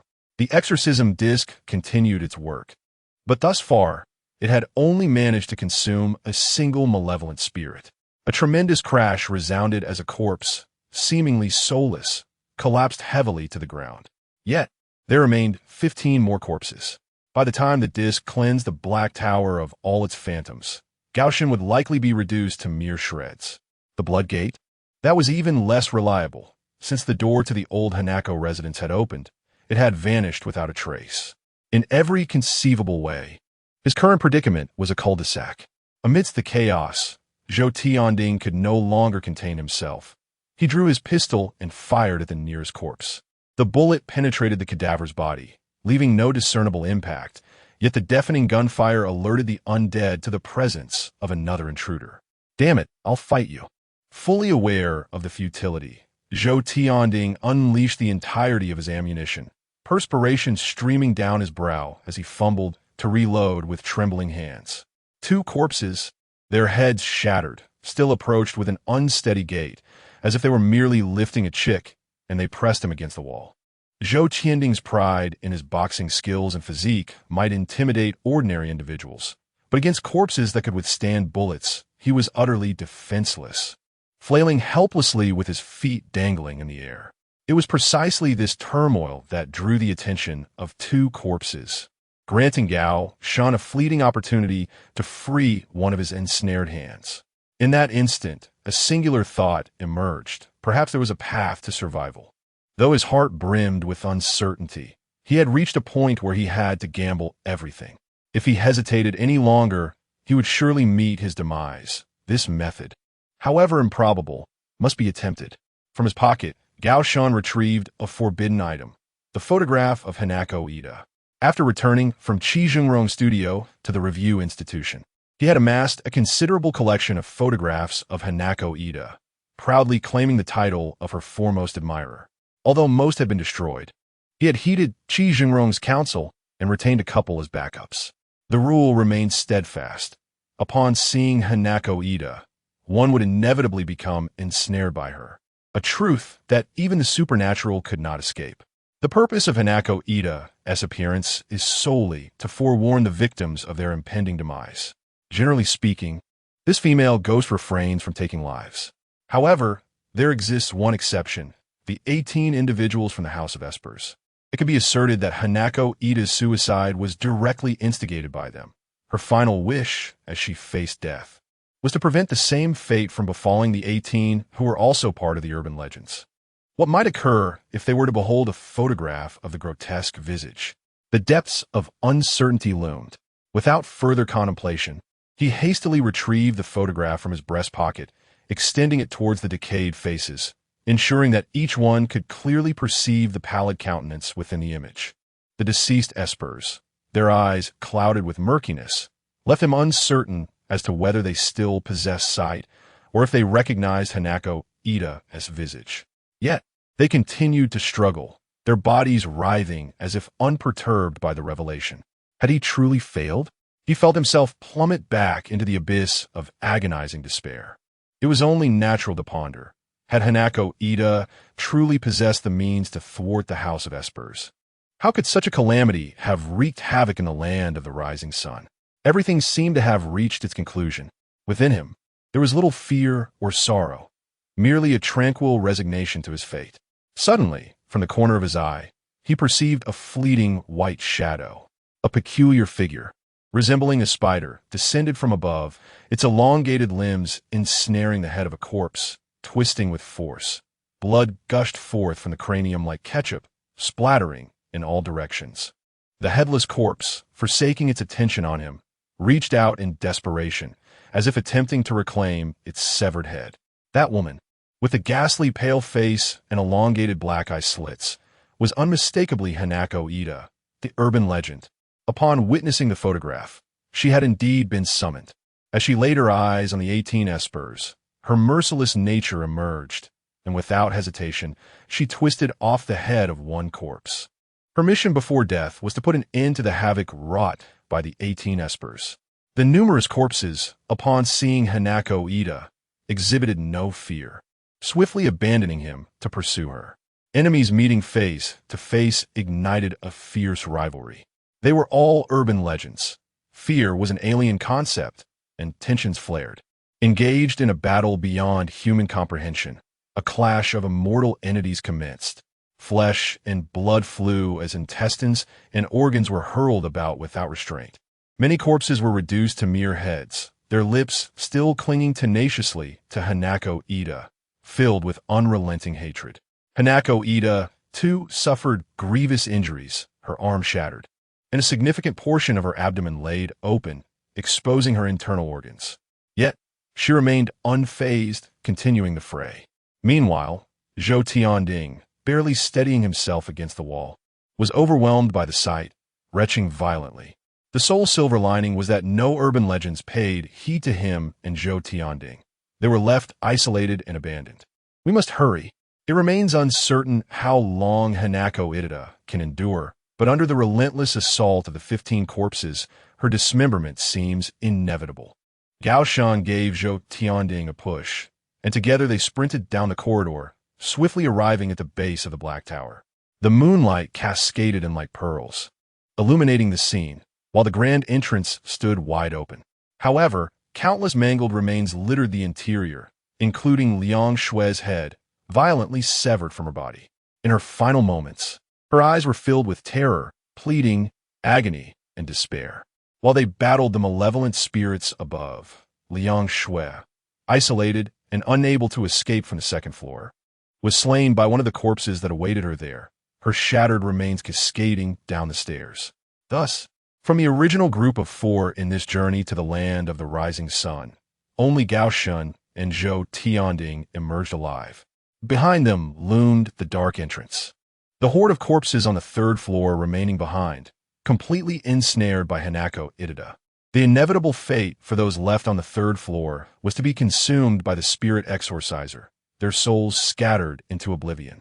Gao Shan realized that this night marked a victory for humanity. The calamity that had spanned years. The urban legends that had defied resolution by the Abnormal Creature Response Unit a year prior. And the curse that had claimed over 500,000 lives in Shanghai City due to another parallel dimension, had finally reached its conclusion tonight. Although Li Yishan had perished, the remnants of his legacy transcended time and space to save him. The sole lament was that the spirit exorciser could only be utilized once. Following the resolution of this haunting incident, it would be rendered completely inoperative. Moreover, no one in this world possessed the capability to recreate such an exorciser. Unbeknownst to them, a sliver of golden light began to break over the distant horizon. Dawn had arrived. 2 days later, prior to departing from Tottori Prefecture, Gao Shan cautiously ascended to the 3rd floor of the Black Tower, once more to assess the situation within. The space was vacant, devoid of any presence. All remnants of the previous night's encounters had vanished. The 18 corpses, the summoned Hanako. This time, even igniting a manifestation talisman yielded no sight of any haunting. Only the spirit exorciser remained, still buzzing, its garbage bag section swollen as if stuffed with refuse. The exorciser would automatically digest the hauntings contained within the garbage bag, employing a simple yet brutal method, obliterating the hauntings' resentment before detonating them along with itself. This was the reason the spirit exorciser could only be employed once. The data panel on the disk indicated its operational status. A total of 16 hauntings absorbed, resentment eradicated to a degree of 100, with no chance of recovery for the hauntings. In half an hour, the exorciser would initiate self-destruct mode. After confirming that all was well, Gao Shan turned and departed the Black Tower. There remained one more task to attend to. He returned to Hanako's former residence. The skeleton on the 2nd floor still lingered, yet the nails binding Hanako to her coffin had vanished, leaving only a solitary nail behind. Gao Shan extracted it and placed it in his pocket. It was prudent to keep it as a safeguard for any future encounters with hauntings, a worthy ace up his sleeve. At 11:25 a.m., Gao Shan and Zhou Tianding boarded their flight back home. In the luxurious cabin of the airplane, Zhou Tianding sipped his whiskey while inquiring about Gao Shan's plans upon returning home. What do you intend to do next? Will you continue your high school life? The prowess Gao Shan displayed during this journey to the land of the rising sun spoke volumes. Without his talisman trio, he would have perished long ago in the Black Tower. Zhou Tianding's words were evidently laced with an invitation, hinting at future encounters with supernatural events that might necessitate Gao Shan's assistance. Feigning ignorance to the underlying implications, Gao Shan replied nonchalantly, "I will return to school, focus on my studies, and prepare for the college entrance examination." He had no desire to entangle himself with someone like Zhou Tianding. "You saved my life before. I owe you a favor." Zhou Tianding, unfazed, simply handed him a business card. "If you ever encounter any issues, call this number. I will do my utmost to assist you." Gao Shan did not even glance at the card, casually slipping it into his pocket. Once the plane landed, Gao Shan hailed a taxi by the roadside, intending to head directly back to his study institution. This trip to the land of the rising sun spanned merely 2 days and 1 night, far shorter than the leave he had requested from Lao Feng. With the bizarre incident now concluded, it was time to return to the monotonous and pressing reality of exam preparations. Suddenly, his phone vibrated softly in his pocket. The Paranormal Forum had sent him a message. It was Old Wong from the Exorcism team, who had sent several private messages. Chapter 34. The Secrets of the Horror Forum. Old Wong from the Exorcism team. "Little ghost, have you opened the Bloodgate yet?" Old Wong from the Exorcism team. "The one who opens the Bloodgate has little time left to live. Since you're on the brink of death, why not do a good deed and tell me what lies beyond the door? This unsolved mystery has haunted me for many years. I beseech you, do me this favor." Gao Shan, "Good news, it's opened." Old Wong from the Exorcism team. "Excellent." Gao Shan, "Even better news. The horror has been unleashed." Old Wong from the Exorcism team. Of course, Gao Shan would not be foolish enough to reveal that he had glimpsed the future 50 years hence. However, he could recount another matter. He succinctly narrated how Tang Tianxiang was possessed by Sato Hideaki during this journey to the east, how he smashed the dust remover, and how he himself walked into the Bloodgate, omitting certain inconvenient details that Old Wong should not know. He concluded by sharing the contents of Inada Hanako's journal and the fate of the House of Superhumans. Old Wong's avatar remained silent for a considerable time before finally typing 2 words, "Impressive." Gao Shan, "Old Wong from the Exorcism team. By the way, are you not afraid of death? Completing such a high-difficulty feat? Even many seasoned employees of the Abnormal Biological Countermeasures Division falter when facing horrors. If I were still in the division, I would definitely have you in our team, kid. You will undoubtedly grow into a formidable figure." Gao Shan, "Forget it. If I joined your team, I would probably be stuck in the horror forum, just like you." Old Wong from the Exorcism team. "Mother." It's evident that this statement struck a nerve, causing him to break down. Old Wong sent several lengthy messages, densely packed with text, and one can only imagine how flushed he became, eager to defend himself. Old Wong from the Exorcism team. "That was an S-class horror incident. Ask the current senior officials in the Countermeasures Division how many would dare claim they could walk away unscathed. Moreover, I was capable of handling that entity alone. It was due to a traitor in our group that I had to cover my teammates' retreat, resulting in my demise during that incident. Kulme, let us have a serious discussion. Nowadays, newcomers truly do not grasp the gravity of the situation. After handling a C-class incident, they act as if there's something special. When I was 14, I dealt with a horror incident alone for the first time. You don't genuinely believe you possess extraordinary talent, do you?" Gao Shan, haha. He merely intended to provoke Old Wong, especially since Old Wong had previously anticipated his demise. It was a matter of mutual exchange. However, this Old Wong was quite different from the psychologist Li Wide. He did not shy away from the fact that he was already dead. Perhaps they could converse on this topic. Gao Shan, "Old Wong, you are aware that you are dead, aren't you?" Old Wong from the Exorcism team. "Nonsense. Of course I know. Otherwise, how would I be in this horror forum? If I still had a physical body in reality, I would have rushed out to strike you. You little rascal. Gao Shun. Are the other users on this forum merely phantoms? Lao Wang. Perhaps. Occasionally, a living soul enters, such as yourself.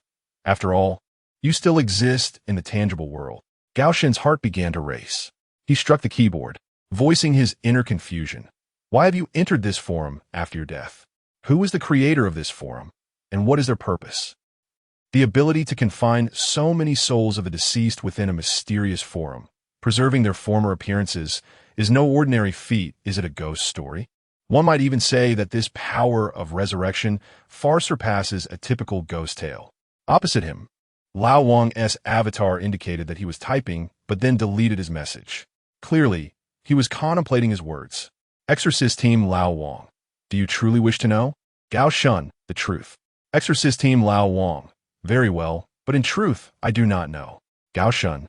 Exorcist Team Lao Wang. I only recall that the last supernatural incident I dealt with before my demise was the Red Wardrobe. After being cleaved in two by the vengeful spirit that emerged from within, I opened my eyes and regained consciousness in this cursed place. For quite some time, I was oblivious to my own death. I spent my days browsing the forum, observing the emergence of new ghost stories worldwide, and engaging in heated exchanges with various users. Without a hint of unease. Exorcist Team Lao Wang. Some of those users I argued with hail from the Republic of China, others from the Qing dynasty, and some from the Ming dynasty. The earliest among them was from the 5 dynasties and 10 kingdoms period. Each was a top exorcist of their time, though they would not refer to themselves as such. They had a plethora of colorful titles. One day, I suddenly realized that I was dead. Just a wandering soul, drifting in this virtual cyberspace, unable to return to reality. The sensation was peculiar, somewhat melancholic, yet predominantly liberating. Exorcist Team Lao Wang. When alive, facing ghost stories daily, enduring immense pressure upon waking, fleeing from nightmares each night, you could not possibly fathom it. Death turned out to be a blessing. After all, a ghost story cannot slay a dead man again. Gao Shun fell silent. Although Lao Wang candidly acknowledged his status as a deceased, it was evident that he, too, was unaware of the purpose of this forum, let alone having encountered its creator. Through his words, Gao Shun unearthed some useful clues. Gao Shun, the forum's inception likely dates back to the Northern Song dynasty. Exorcist Team Lao Wang. Though I, Lao Wang, may not be well educated, I at least completed my compulsory education. Do not attempt to deceive me so easily. There are ancient exorcists from the later Liang and later Jin periods on this forum, and the Northern Song had not yet been established at that time. How did you arrive at this conclusion? Gao Shun, Lao Wang, you truly are a remnant of the compulsory education system. The period from the 5 dynasties and 10 kingdoms to the establishment of the Northern Song dynasty spanned a mere 70 years. During that time, a ghost exorcist who lived a bit longer could very well have witnessed the inception of the forum, lingering on in the afterlife as a wandering spirit. Of course, at that time, the forum might not have even been referred to as such. Perhaps it was named something akin to the Dragon Gate Inn. I surmise that as the times evolved, the forum's founder also progressed with the age. Old Wang from the Exorcism Squad remarked, in light of your words, there is indeed some merit to your reasoning. You are right. You must have read a bit. However, there remained a significant piece of information that Gao Shun had yet to disclose to Old Wang. The subforum of the Weird Tales Forum, known as the Midnight Library, had previously rewarded its members with talismanic formulas for burning charms. According to Zhou Tianding, the lineage of the charm burners also originated in the early Northern Song, nearly fading into obscurity by the Southern Song. This further indicates that the forum's founder was indeed a person of the Northern Song. Gao Shun inquired, Old Wang, do you have any forum administrators, or the like, responsible for mediating disputes among users like yourselves? Old Wang replied, Little ghost, do not overthink it. After staying here for so many years, if there were any clues, I would have investigated them long ago. Upon realizing that I was merely a wandering spirit, I contemplated numerous methods to uncover the truth behind the Weird Tales Forum, even fantasizing about the possibility of one day escaping the forum and being reborn. As for the administrators of this forum, they do exist. There were times when my comments were so harsh that they incited public outrage. leading to all my replies being deleted and my being confined in a black room for several days, utterly powerless, as if I had truly perished. Old Wong continued, however, they, be it one or multiple, never reveal themselves. Even the most seasoned users on this forum have never laid eyes on the administrators. They operate like automatons, automatically punishing users who violate the rules. Gao Shun, undeterred, pressed on, what about the other users? Those from the 5 dynasties have likely lingered in this forum for almost 1,000 years. They must know something. Old Wong lamented, unfortunately, the thoughts you conceive are not beyond my own contemplation. I have inquired of every user I encountered. Firstly, the longer one remains in this forum, the shorter their moments of clarity become. In such distant times, those from the later Liang and later Zhou would log in only once every few months. Though some among them were renowned figures of their era, once drawn into the Weird Tales forum, they too knew nothing. They have merely drifted through existence until the modern day. At this juncture, the trail of clues came to a halt. Gao Shen asked Old Wong, what do you plan to do next? Old Wong responded, what is there to do? Gao Shen reiterated, is there no other way but to leave this forum? Old Wong queried, you mean to be reborn?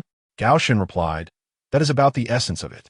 Old Wong lamented, you have not seen the state of my corpse.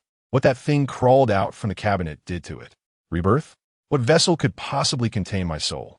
Old Wong concluded, a person cannot be revived after death, just as time cannot be reversed.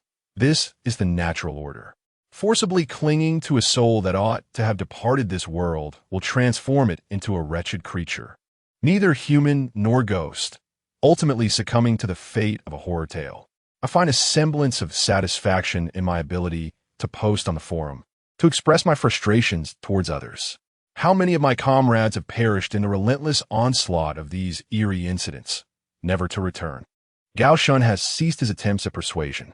It is evident that after spending so many years in the forum, the once valiant and spirited Old Wong has faded into obscurity.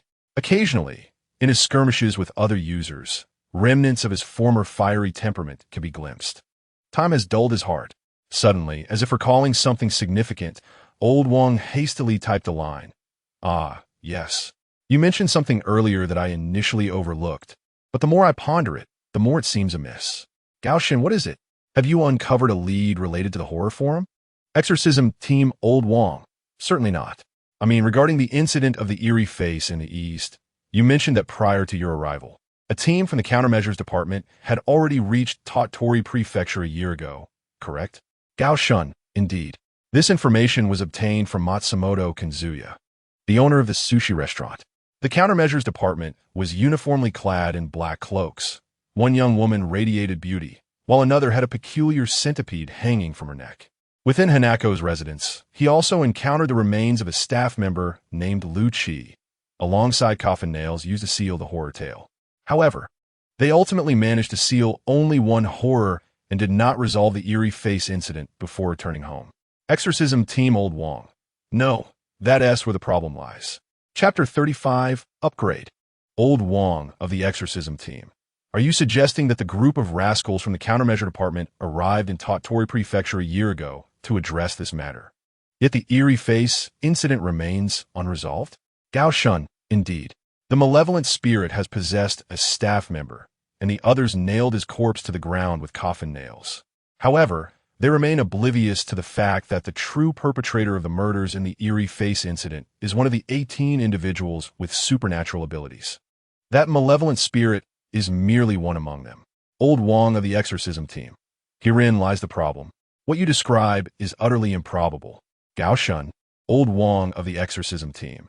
I cannot dismiss the possibility that these fools may have sealed the wrong, malevolent spirit. You may not be familiar with the procedures of the Countermeasure Department.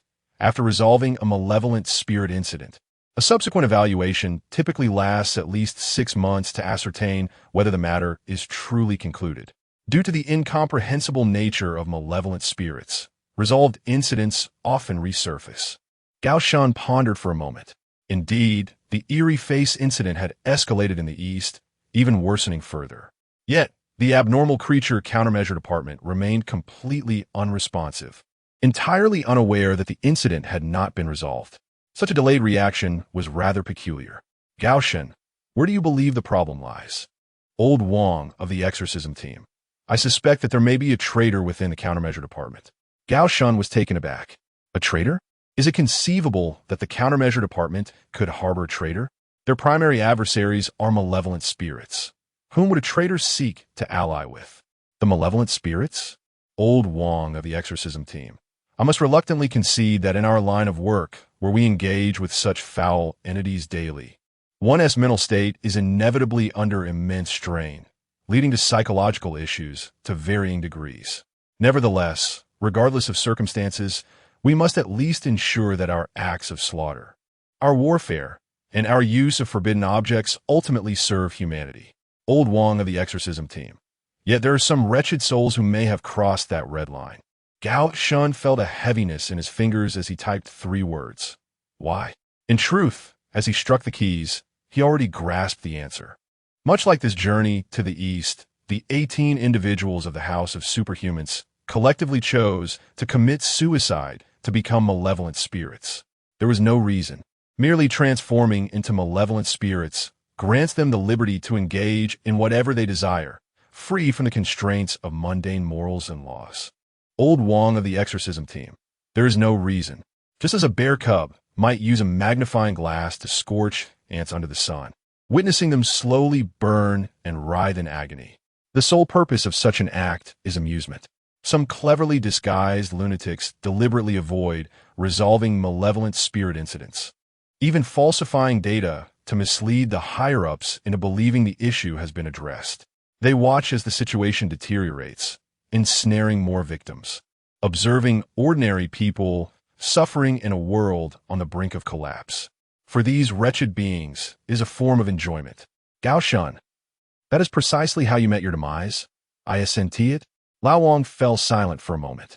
The exorcism team leader, Lao Wong, spoke. Indeed, the Red Wardrobe incident was nearing its conclusion, and I was capable of resolving it. However, at the critical juncture, a traitor emerged within our group.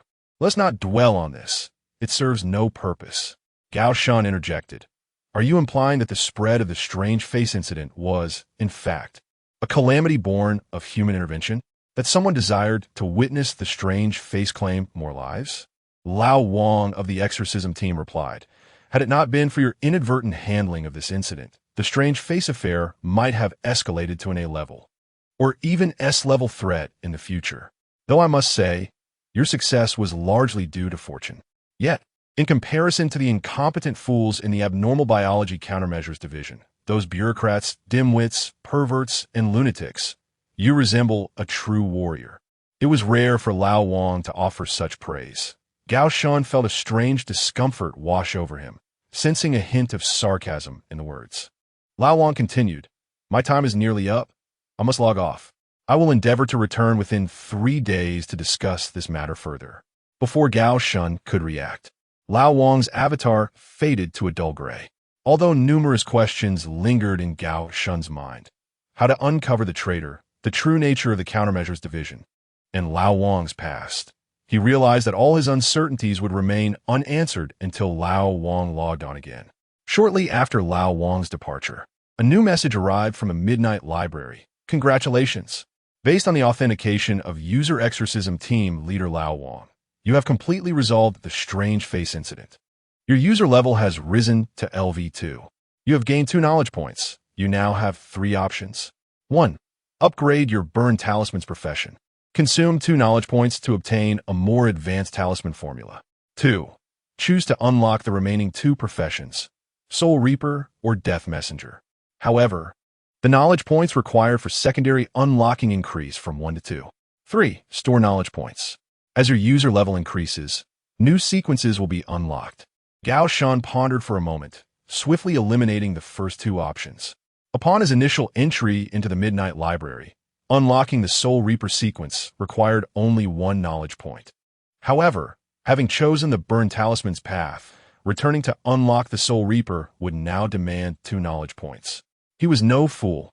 Each knowledge point was invaluable, and it was unnecessary to expend 1 merely to unlock a profession of the first level. The third option required no contemplation either. Accumulating knowledge points was pointless. He could easily find himself overwhelmed by a plethora of them only to be slain by a supernatural entity. It was wiser to reserve the remaining knowledge points for future necessities. Without further hesitation, Gao Shun opted to expend 2 knowledge points to upgrade his burn talisman's profession. The effects of the manifesting and concealing talismans had proven remarkably effective during his journey to the east, had they not repeatedly come to his aid. He would have perished long ago. He wondered what effects this new talisman formula would yield. In the stillness of the night, the library was refreshed with new tomes. Current level, second stage of the Flame Symbolist. Acquired skill, monetary talisman. The monetary talisman, when bestowed upon a supernatural entity, induces a state of financial allure, preventing it from entangling you for a designated duration. The strength of the supernatural being determines the length of time it remains captivated by the promise of wealth. Some exceptionally vengeful entities may even resist the lure of monetary temptation. The creation of the monetary talisman necessitates the consumption of a certain amount of real currency. The greater the sum expended, the more potent the allure becomes. Command: none. Ceiling count: 0 times. Upon further contemplation, Gao Shun noted the talisman's uniqueness lay in its requirement of burning a specific quantity of actual currency. To activate the monetary talisman, a minimum investment of 1,000 renminbi was essential. For some formidable entities, even this amount might not suffice to ensnare their interest.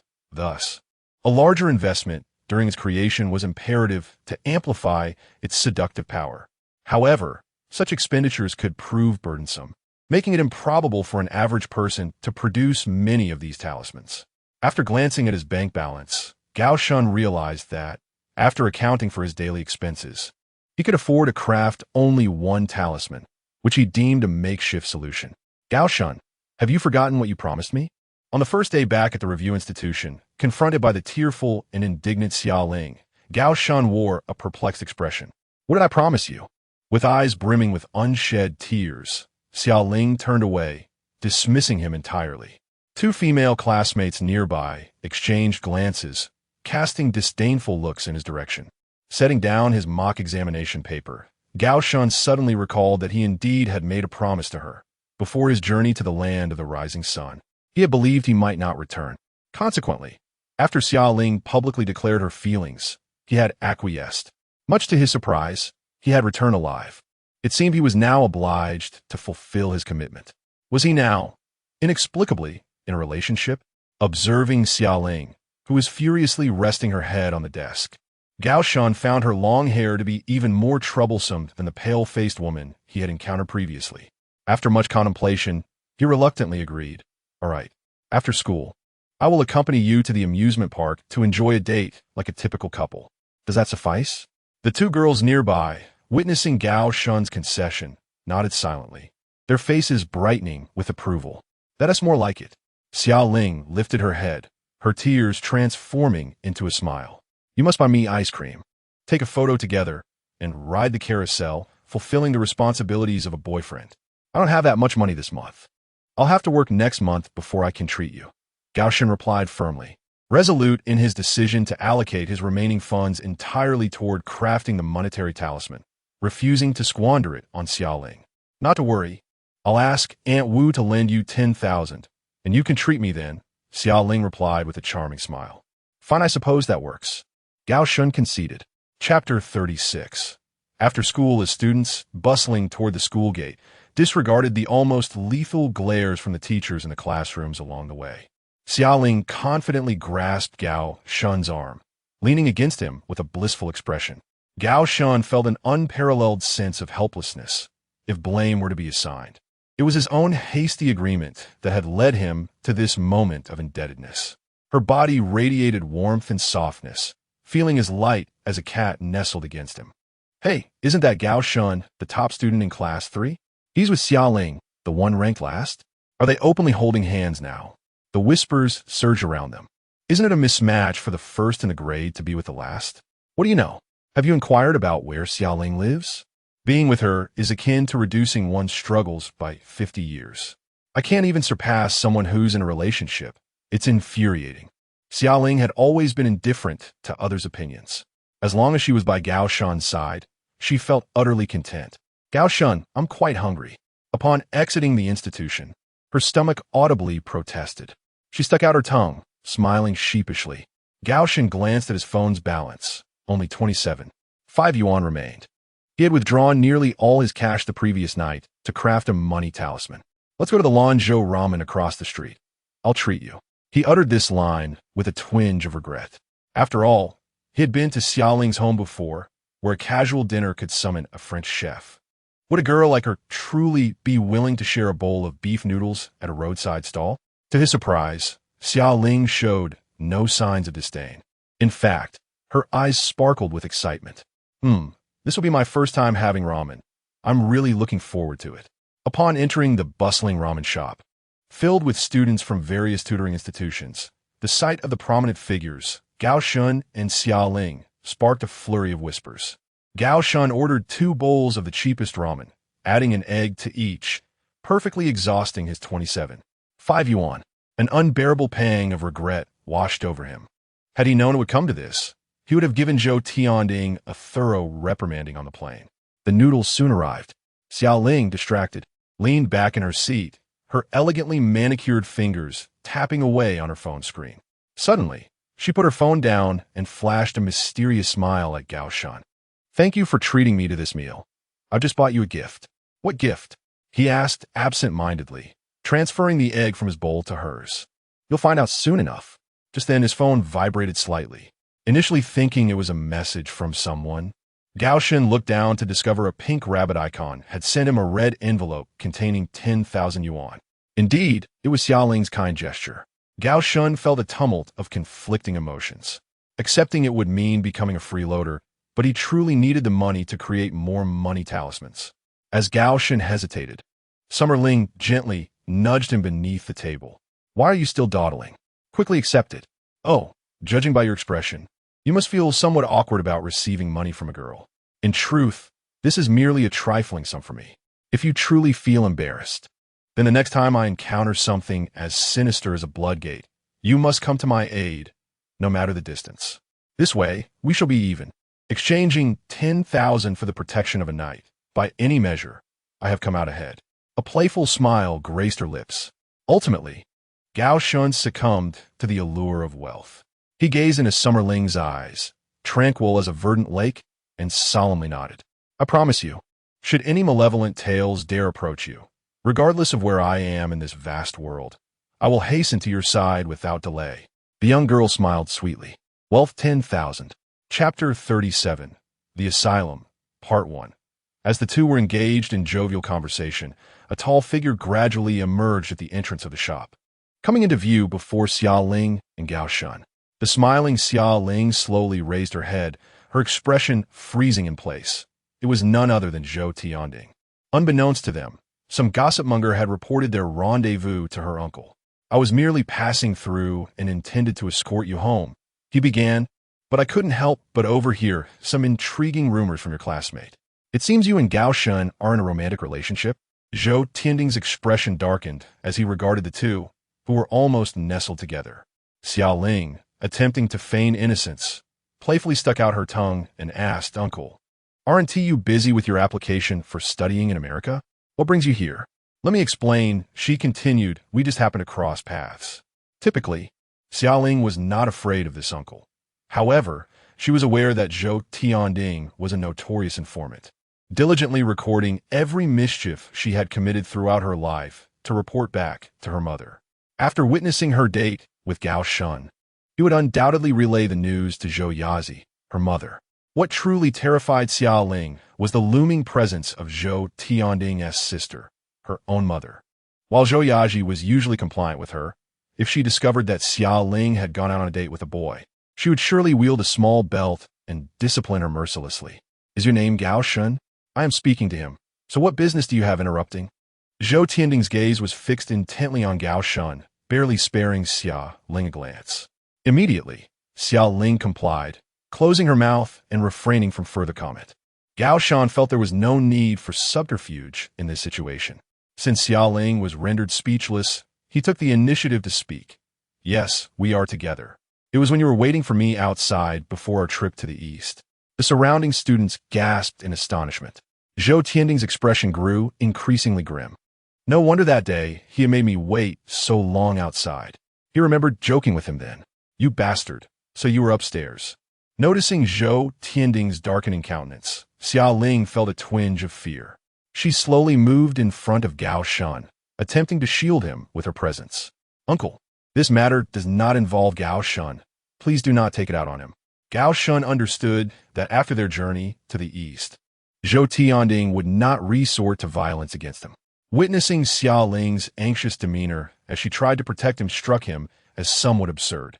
After a brief silence, Zhou Tianding managed to suppress his anger, stating coolly, "Come home with me. I have no obligation to manage your early romance, but I will certainly inform my sister." With that, he turned and strode towards the door. Xia Ling hesitated, glancing back at Gao Shun. She recognized that if she did not follow him now, Zhou Tianding might truly become enraged. Reluctantly, she conveyed 2 words through lip movements to Gao Shun and promptly turned to follow her uncle. Gao Shun shrugged, signaling her to disregard him and to return home safely. The first date between Gao Shun and Xia Ling ended without any resolution. On May 13th, a weekend free from the confines of the review institution, Gao Shun found himself reflecting on his recent journey to the land of the rising sun, which had occurred a week prior. He set out early, taking the bus to the Fenghuo Road Psychiatric Hospital, a place he had not visited for an entire year. Yet it haunted his dreams incessantly. His mother had succumbed to madness, murdering all but herself, while claiming that those she had killed were mere imposters, not truly human. To a rational mind, one would deem her insane. However, returning from Japan had imparted upon Gao Shun the unsettling realization that this world was inherently abnormal. As he stepped into the psychiatric hospital, the familiar lobby and reception desk brought forth a visceral resistance within him. Was it his mother who was deluded? Or had her assertions held a kernel of truth from the outset? Gao Shun was at a loss, grappling with which of these 2 realities he could ultimately accept. "Are you here to see patient 2031? Please present your identification, the patient's admission documents, and your relationship to the patient," inquired a nurse at the registration desk. Her voice sweet and her eyes betraying a practiced smile above her mask. After producing several documents and confirming his maternal connection to the patient, Jiang Yu, Gao Shun received his identification number and proceeded to the waiting area. He had visited his mother multiple times, and each occasion was marked by a wait of approximately 10 minutes before being escorted to a special room, separated by iron bars. His mother would emerge dressed in a blue and white striped hospital gown, entering through a door on the opposite side. Such arrangements were necessitated by the potential danger posed by patients with severe manic episodes. The psychiatric hospital housed individuals who could be perilous, and any misstep could provoke them, resulting in grave harm to both staff and visitors. His mother had once wielded a kitchen knife to slay 2 of their kin, her methods shockingly brutal. Thus, she was afforded the highest level of security. Recently, he had heard that her condition had stabilized somewhat, and a transfer to a standard ward was under consideration. However, in the past 2 months, her delusions had intensified once again. Why was the wait so prolonged today? Sitting in the waiting room, half an hour slipped by without a nurse coming to summon him. Surely, an aide should have gone to the ward to fetch her. Was his mother still unprepared? The electronic screen displayed a nonsensical circus performance. A magician clad as a clown produced a silver coin as if by magic, spinning it rapidly before pausing to ask the solitary viewer on the screen whether they saw heads or tails. The coin-guessing game was played repeatedly, the clown seemingly unfazed by the monotony, performing the act 40 or 50 times. Whether this was a replay or not was unclear, though the order of heads and tails varied each time. Gao Shun, the sole audience member, found little interest in such trivial entertainment.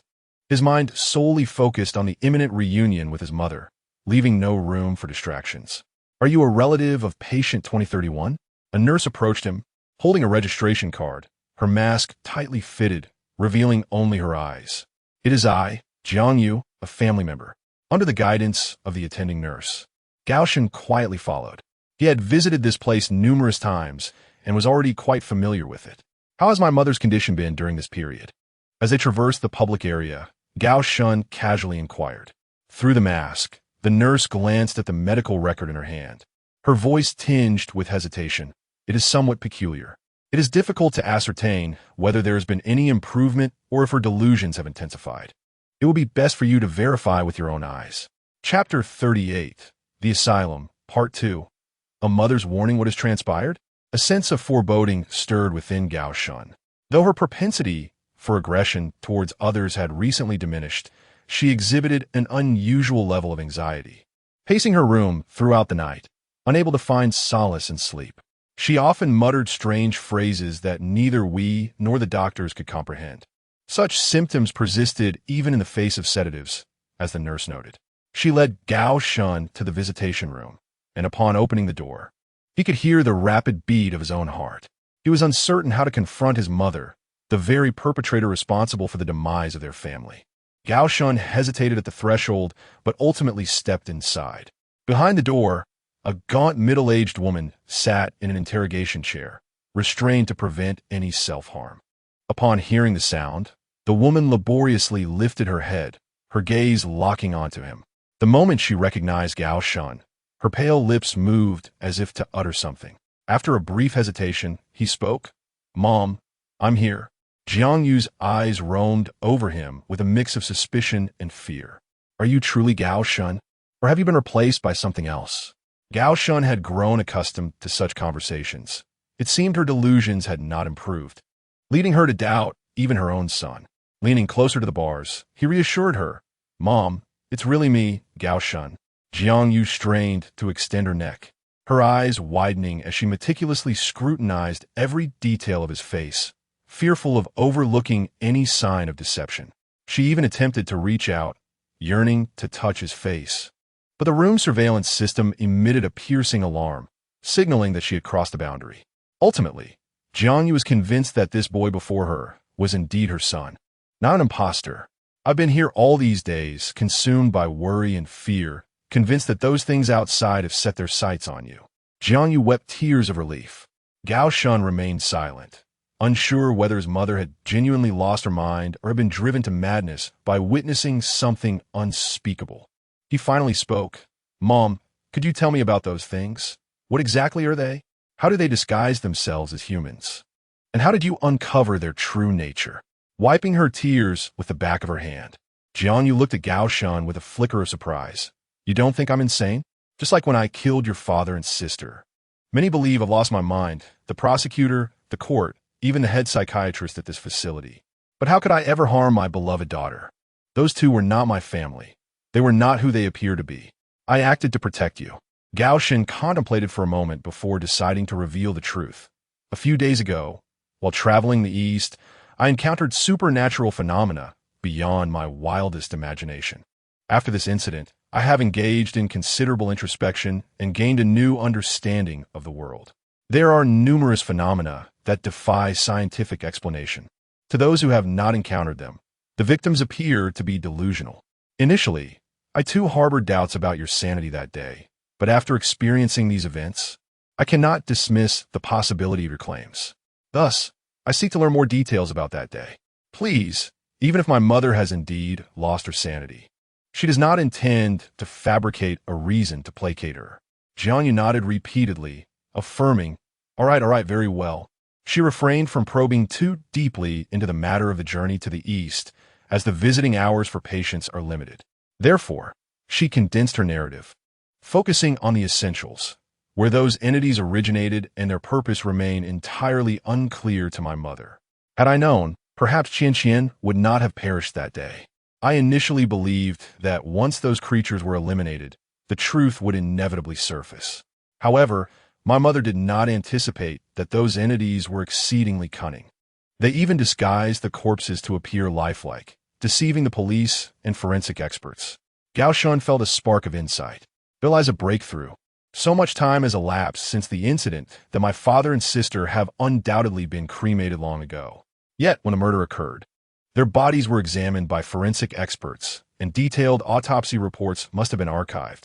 If those two bodies were not human, there must be some anomalies documented within those reports, which were simply overlooked at the time. My mother's voice grew increasingly anxious as she swallowed hard and continued. You asked how I discern their true nature. It is exceedingly challenging. Their disguising techniques are sophisticated. Not only do they resemble your sister in appearance and voice, but they have also flawlessly inherited her memories and habits. Even the closest individuals find it difficult to distinguish them. However, no matter how perfect the disguise, they are ultimately not real humans, and there must be some differences that give them away. Gao Shen inquired, what differences? My mother cast a glance at herself and said, You must remember this, Gao Shen. In any circumstance, a human can possess only two eyes. Under any condition. Gao Shen pressed further, Are you suggesting that on that day, my father and Gao Qian had an extra eye, or that they were left with only one? Upon mentioning Gao Qian's name, Jiang Yu's tone noticeably shifted to one of agitation. She desperately shook the chair to which she was restrained, attempting to break free from its confines. It's not that simple. I have told you, those entities look exactly like your sister. They mirror her appearance perfectly. What I meant is that humans have only two eyes. I did not specify how many eyes they possess. You must truly comprehend my words. Otherwise, you will never be able to identify them. Are you even listening to me? Her struggles caused the chair to clang loudly, and upon realizing her inability to escape, she began to strike her head against the sharp edge of the armrest. Blood began to flow from her head, yet the pain only fueled her agitation further. The room monitor emitted a shrill scream once more, and the door behind the wall swung open. Several masked attendants rushed in, swiftly restraining the agitated mother to prevent her from inflicting further harm upon herself. A doctor produced a syringe and expertly administered an injection to the nape of her neck. In a matter of moments, Jiang Yu succumbed to unconsciousness, her head drooping helplessly. The individuals behind the iron bars looked up, signaling Gao Shen to depart. The visiting hours had concluded, and he was free to leave. It was advised not to broach overly sensitive topics with patients, lest their conditions relapse. Without uttering a word, Gao Shen silently exited the room, fully aware that his mother-S mania had flared up again. Such episodes had occurred before. Any discussion of the day's murder could potentially trigger her nerves, leading to an explosive outburst. Under normal circumstances, Gao Shen would refrain from discussing such matters with her. However, today was different. He was desperate to uncover the truth. Lost in thought, he wandered down the corridor leading outside. Suddenly, his WeChat notification chimed from his pocket. He retrieved his phone to see a pink rabbit icon dancing on the screen. It was a message from Xia Ling Pink Rabbit. Handsome, will you accompany me to the amusement park today? I'll treat. Hee hee. Gao Shen, sorry, I have some matters to attend to this weekend. Perhaps another day. He certainly lacked the enthusiasm to accompany Xia Ling. Despite his mother-S madness, she had left behind numerous clues. The most likely source of relevant information was the Urban Legends Forum. If similar incidents had occurred in other countries, they would surely be documented there. Pink Rabbit. Okay. Disappointed. By the way, did you receive the gift I bought for you? Gao Shen couldn't recall any delivery at his doorstep that morning. He replied, Not yet. What did you get me? Pink Rabbit. It's a secret. I want to tell you. Gao Shen, it must be what you ordered from the ramen shop yesterday. It couldn't have arrived that quickly.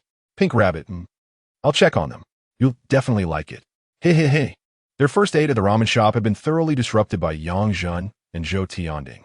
He inquired, When you returned home with your uncle that day, your mother didn't say anything to you, did she?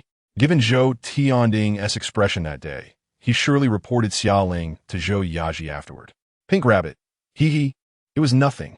Just a few scoldings from my mom. I didn't pay her much mind. Besides, when she learned that I was dining with you, she didn't react too strongly. After all, it was you who ultimately helped resolve that peculiar illness. She mentioned she hadn't properly thanked you. Pink Rabbit, she holds you in high regard. She simply said that you are always welcome to come to my house to play and to tutor me in my studies. You should have seen Zhou Tianding's smug face as he reported me to my mom, eager to witness me being reprimanded. Then my mother remarked, Oh, it's Gao Shen. Children just play together. It's not a big deal. His expression shifted with astonishing rapidity, akin to having consumed something unexpected. A subtle nuance. He had mistakenly added an extra F. It was meant to be shit. The Pink Rabbit head with its tongue protruding, added an air of whimsy. "Good day. May I inquire if you're Mr. Gaoshan, a relative of Jiangyu?" Upon returning from the visitation room to the main lobby, the nurse who had attended to him earlier approached, extending her hand with a smile to intercept him. Gaoshan noticed that between her fingers lay a coin, which she casually manipulated, revealing both sides. "Yes, that's me. What seems to be the matter?" Gaoshan halted his steps, disregarding the messages that Xia Ling continued to send him. The nurse had stopped him, indicating that there was something of significance to discuss. "Indeed," Mr. Gaoshan replied. Her smile, albeit mechanical beneath her mask, remained gentle. "Your mother has been assigned a new attending physician. Dr. Jiang will now be responsible for her care." The coin in her hand paused, showing its face towards him, then spun to reveal its reverse. Concerning the patient's condition, she has identified certain issues requiring further communication with the family. Might you find the time to visit Dr. Jiang's office? Previously, the treatment of his mother had been overseen by Director Tang, and this Dr. Jiang was a name he had yet to encounter. A flicker of curiosity stirred within him. Yet he responded courteously, "Very well. Please, lead the way." Under the nurse's guidance, they ascended to the 7th floor of the psychiatric hospital via the elevator.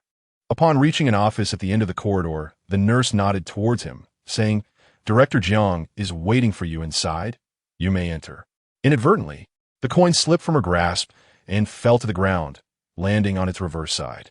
The nurse retrieved the coin, offering him an apologetic smile before turning to leave. The entire floor now echoed with silence, leaving only himself and Director Jiang behind the door.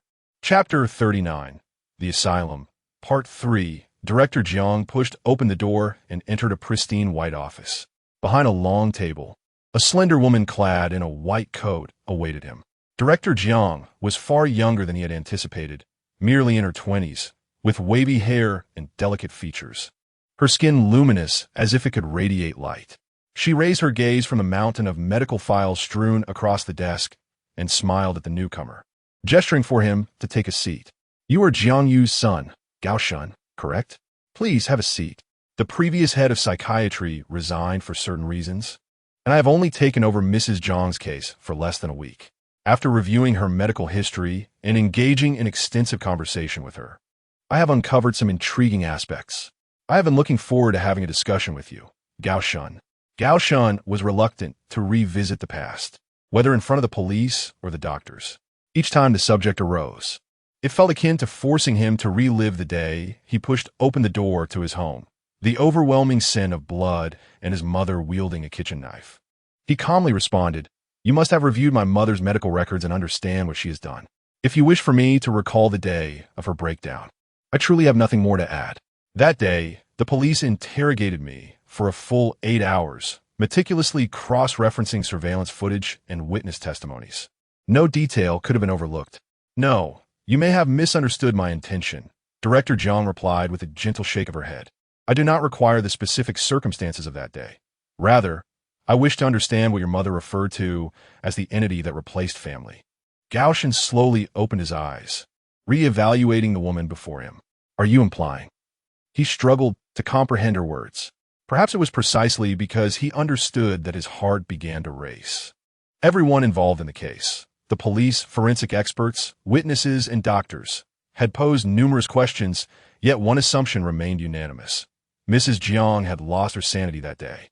Everyone accepted as a given that her utterances were mere ravings, and no one dared to delve into the underlying reasons that drove her to annihilate her family. The mad do not require logic. A simple declaration of insanity absolves any need for further investigation into motives. This woman was the first to earnestly contemplate the significance of what the mother had spoken of. Please note, my assertion does not imply that I believe she was entirely sane. Director Jiang maintained her placid smile, perceptively observing the shifts in Gaoshan's expression. With a measured tone, she elaborated, "However, I find myself in considerable disagreement with her previous attending physicians. I do not believe she was wholly deranged. I can only assert that what Mrs. Jiang perceived and articulated reflects a fragment of the true world, akin to survivors of maritime disasters who resort to consuming the flesh of their companions to endure. After being rescued, she experienced immense psychological trauma, transforming her gruesome experience of cannibalism into a tale of heavenly angels descending to slice flesh. This embellishment stemmed from her unwillingness to confront the horrific events she endured, resulting in a psychological defense mechanism. Gao Shun immediately grasped the implication of her words. You believe that the concept of the false person is fabricated. However, my mother indeed witnessed something dreadful that day, prompting her to commit the act of slaughter against an entire family, leading to a cognitive dissonance. Consequently, she concocted an outrageous story about a false person to obscure the truth of that day. Director Jiang nodded in affirmation. Precisely so. Her assertion presently possesses the highest credibility. Gao Shun interjected. However, the police have thoroughly investigated this case, meticulously scrutinizing every minute detail of that day. If even the authorities are at a loss, compounded by the passage of over a year, I doubt that we can reconstruct the truth of the events. A glimmer of intrigue flickered in Director Zhang's calm eyes. This is the crux of our discussion today. I wish to conduct a simple hypnosis session here. Gao Shun had a vague understanding of what hypnosis entailed. Human consciousness is a complex phenomenon. At times, the unconscious retains significant information unbeknownst to the conscious mind. In such instances, hypnosis is necessary to awaken the hidden rivers of the subconscious. Director Jiang evidently believed that more crucial elements lingered within Gao Shun's subconscious, aspects that the police had failed to uncover. Gao Shun replied, If hypnosis is required, I believe my mother would be a more suitable candidate. She is the one who directly experienced the events. In response to Gao Shun's hesitation, Director Jiang, with an understanding demeanor, reassured him, Mrs. Zhang's current mental state is exceedingly fragile. Her psychological defense mechanism was established to prevent her from recalling unbearable memories. Forcing her to confront that day's South events could potentially drive her to madness. Currently, the most appropriate individual for hypnosis is you. Your psychological condition is relatively stable, and you possess a strong desire to comprehend what transpired that day. Following your hypnosis, we will reevaluate whether Mrs. Jiang should undergo the same process. Gao Shun remained silent. Director Zhang's suggestion appeared flawless, impervious to critique from any angle. Yet, an inexplicable sense of dissonance lingered within him. The thought of exposing his innermost thoughts to a stranger. A hypnotist instinctively prompted him to refuse. If there were any discrepancies regarding Director Zhang's identity, he would be inviting danger into his life. Moreover, the greatest secret, the Bizarre Tales Forum, still resided within his mind. Although the scope of hypnosis did not encompass events 2 years later, Gao Shun was unwilling to take even the slightest risk of revealing this trump card to a stranger. Gao Shun said, Thank you, but I need to return home to contemplate this matter thoroughly. I may respond to you in a few days. Jiang Xinyue slowly shook her head, seemingly unwilling to let him go, her expression tinged with regret. You have made a grave mistake, Gao Shun. Fortunately, I anticipated that you would not comply so easily. Today, you must undergo my hypnosis treatment. It will be beneficial for both you and me. I'm quite curious about what exactly you discovered regarding your mother. I am a person driven by curiosity, and I believe that this enigma is concealed within your mind, and today it must be unearthed. Indeed, are we at a point of no return? Gao Shun, weary of her banter, turned towards the door, preparing to leave. What can you do if I refuse to undergo hypnosis? Jiang Xinyue raised her delicate arm, and a silver coin appeared in her hand, as if by magic, reminiscent of the coin held by the nurse at the reception desk. The coin spun rapidly in her palm before coming to a halt, its face aligned with Gao Shun. Which side will it be? A game of guessing coins, yet again. A foreboding sensation surged within Gao Shun. Is this coin a catalyst for hypnosis? Must I respond to your queries to be gradually drawn into a hypnotic state? Jiang Xinyue smiled, precisely. Gao Shun retorted, Do you truly believe I will answer your questions? Jiang Xinyue maintained her smile. Do you think it is still possible to resist now? Suddenly, a resounding realization struck Gao Shun. Something felt amiss.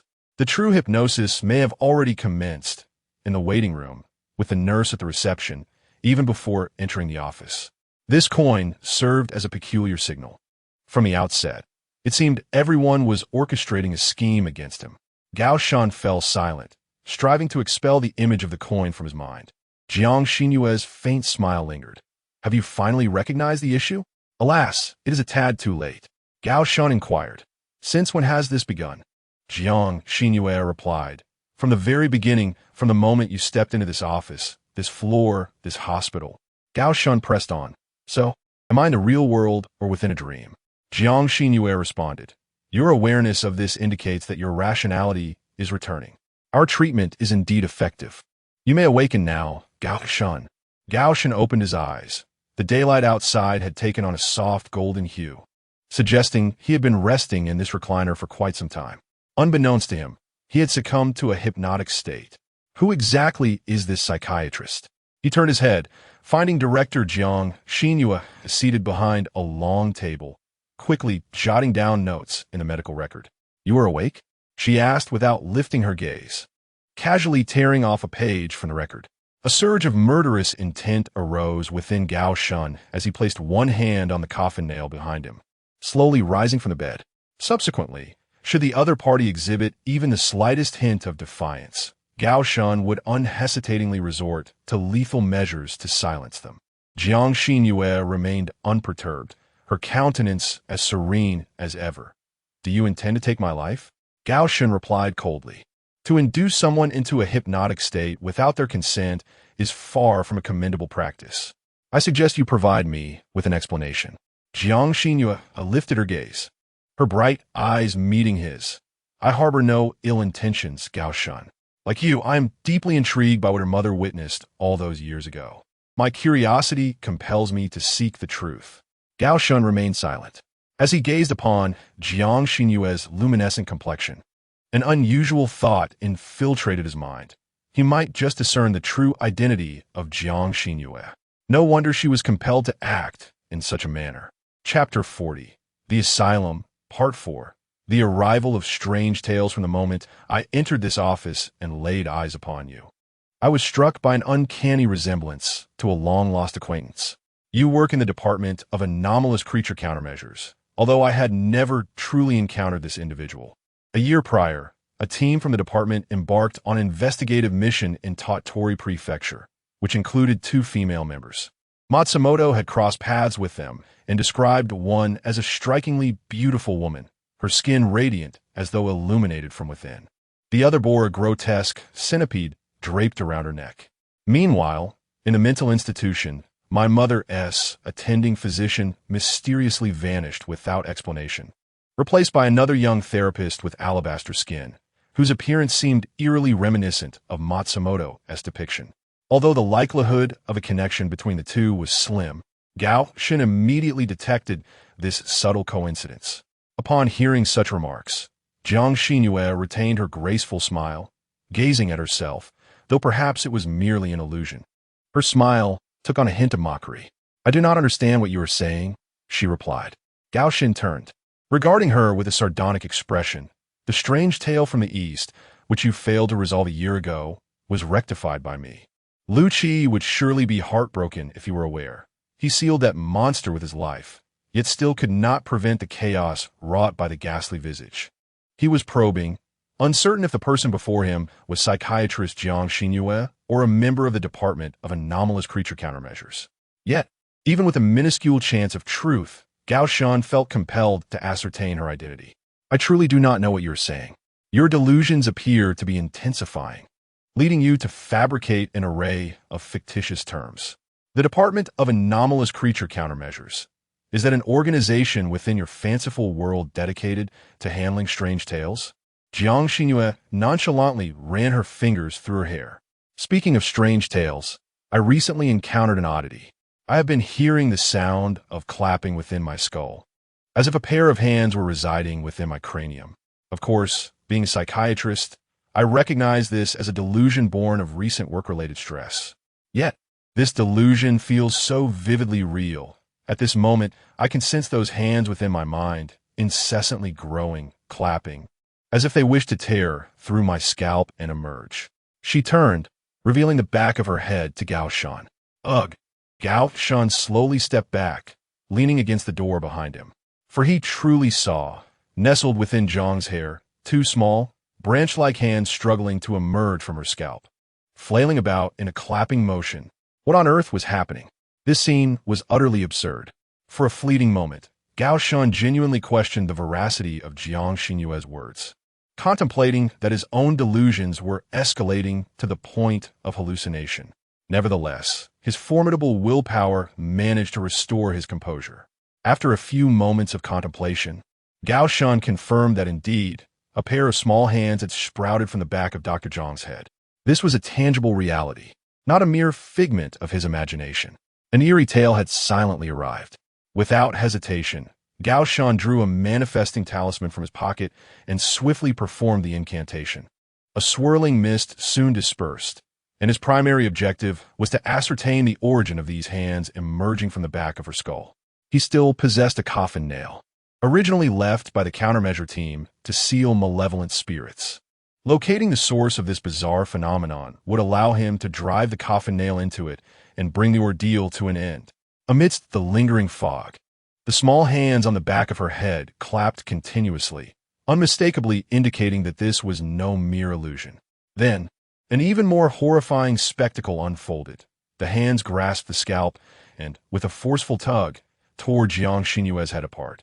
The arms connected to the hands, emerging from the severed neck. Beneath her shattered cranium lay nothingness, just an expanse of void. From the broken neck, two pallid arms extended, linked to the hands that had only just begun to reveal themselves, now flailing curiously as if they were newborns exploring the world. Meanwhile, the headless corpse remained motionless. Seated in the office, it appeared that the strange hands had been parasitically residing within Jiang Xinyue, and having encountered some form of stimulation, they had directly torn through her scalp to emerge. Gao Shun faced this grotesque manifestation with calm resolve, tightly gripping the coffin nail in his hand, refraining from making any hasty moves. With only a single nail in his possession, he understood the necessity of cautious application. Jiang Xinyue's headless body continued to sit in the office, her severed neck adorned with the two arms that waved in a joyful display, evidently reveling in their newfound freedom. The question loomed, when had this woman become a host to such a bizarre entity? For several minutes, the man and the corpse stood in silent confrontation within the confines of the office. The arms at her neck remained engaged in their own antics, clapping rhythmically. This defied logic. Was it possible that she had encountered this entity elsewhere, and now it had manifested, claiming her as its vessel? As a member of the countermeasure team, she should not have fallen victim so easily. After all, she possessed protective artifacts akin to coffin nails. Moreover, the arms emerging from her neck exhibited little aggression. In the absence of any offensive action from the entity, Gao Shun refrained from advancing, wary of triggering any unknown lethal patterns. He reached into his pocket to ascertain the resources he currently had: 1 monetary talisman for invisibility talismans and 6 manifesting talismans. The funds transferred to him by Xia Ling had yet to be utilized for creating new monetary talismans. With a cautious eye on the two arms atop the headless corpse, he began to retreat slowly, taking careful steps toward the office exit.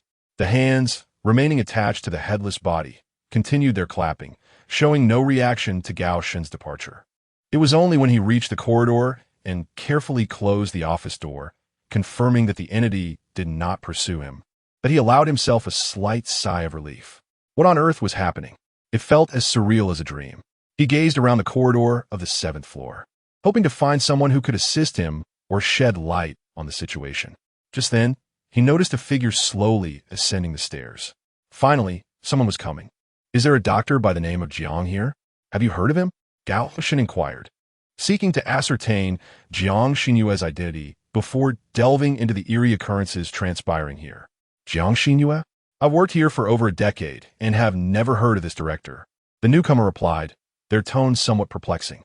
"I know every doctor here. There is no one by the surname Jiang, of that I am certain." Upon hearing the voice emanate from behind the wall, Gao Shun sighed, realizing that Jiang Xinyue was indeed shrouded in mystery. He chided himself for being so absorbed in his mother's illness that he had let his guard down. In the waiting room, he should have departed the psychiatric hospital upon witnessing that bizarre clown repeatedly tossing coins. But his mind was preoccupied with the impending meeting with his mother. causing him to overlook the strange phenomena on the screen. As the respondent rounded the corner and fully came into view, Gao Shun discerned that the individual was tall and thin, possessing an unremarkable face, clad in a blue and white striped hospital gown, one he recognized as having been worn by his mother. Such garments were donned only by those confined to the most severe wards of the psychiatric facility. Gao Shun was struck with confusion. Why was a patient confined to the lowest levels able to roam freely to the 7th floor?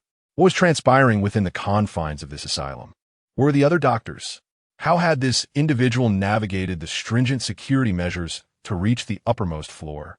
Gao Shun deliberately kept his distance from this seemingly sane madman, his hand resting on the coffin nail concealed behind him, prepared for any eventuality. Doctor? I am a doctor. You must be referring to those in white coats. They are the ones confined to the lower levels, the madman said, a sly smile creeping across his face as he continued to approach Gao Shun. What exactly are you? Gao Shun queried, sensing that everything was spiraling out of control.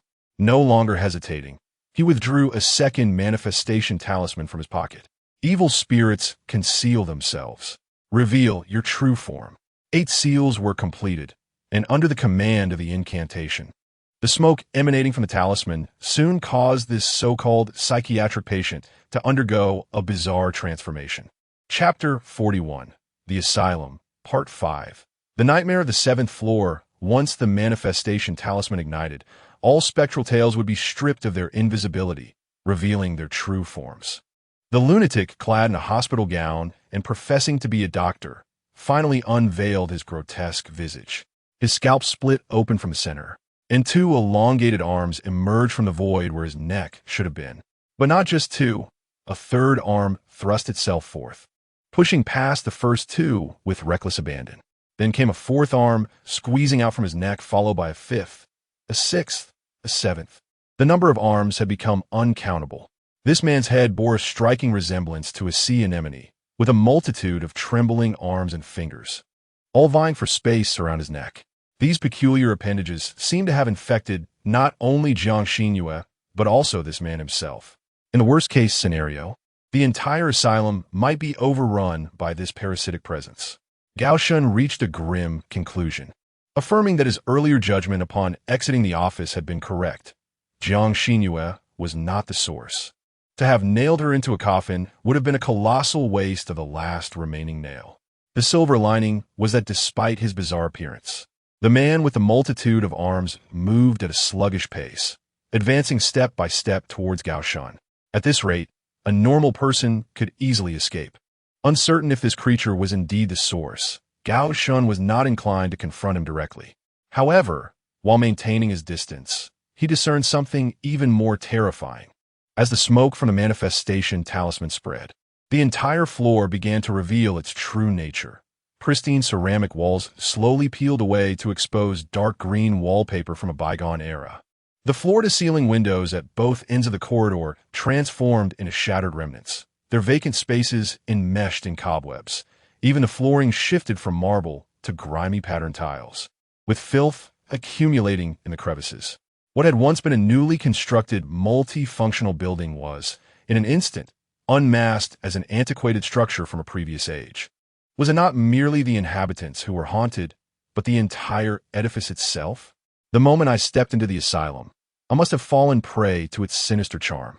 What further chilled Gao Shun's heart was the alarming sight of numerous writhing human arms sprouting from the stained walls, reminiscent of those protruding from Jiang Xinyue and the deranged man's neck. Whether it was an illusion or reality, the corridor on the 7th floor seemed to constrict imperceptibly.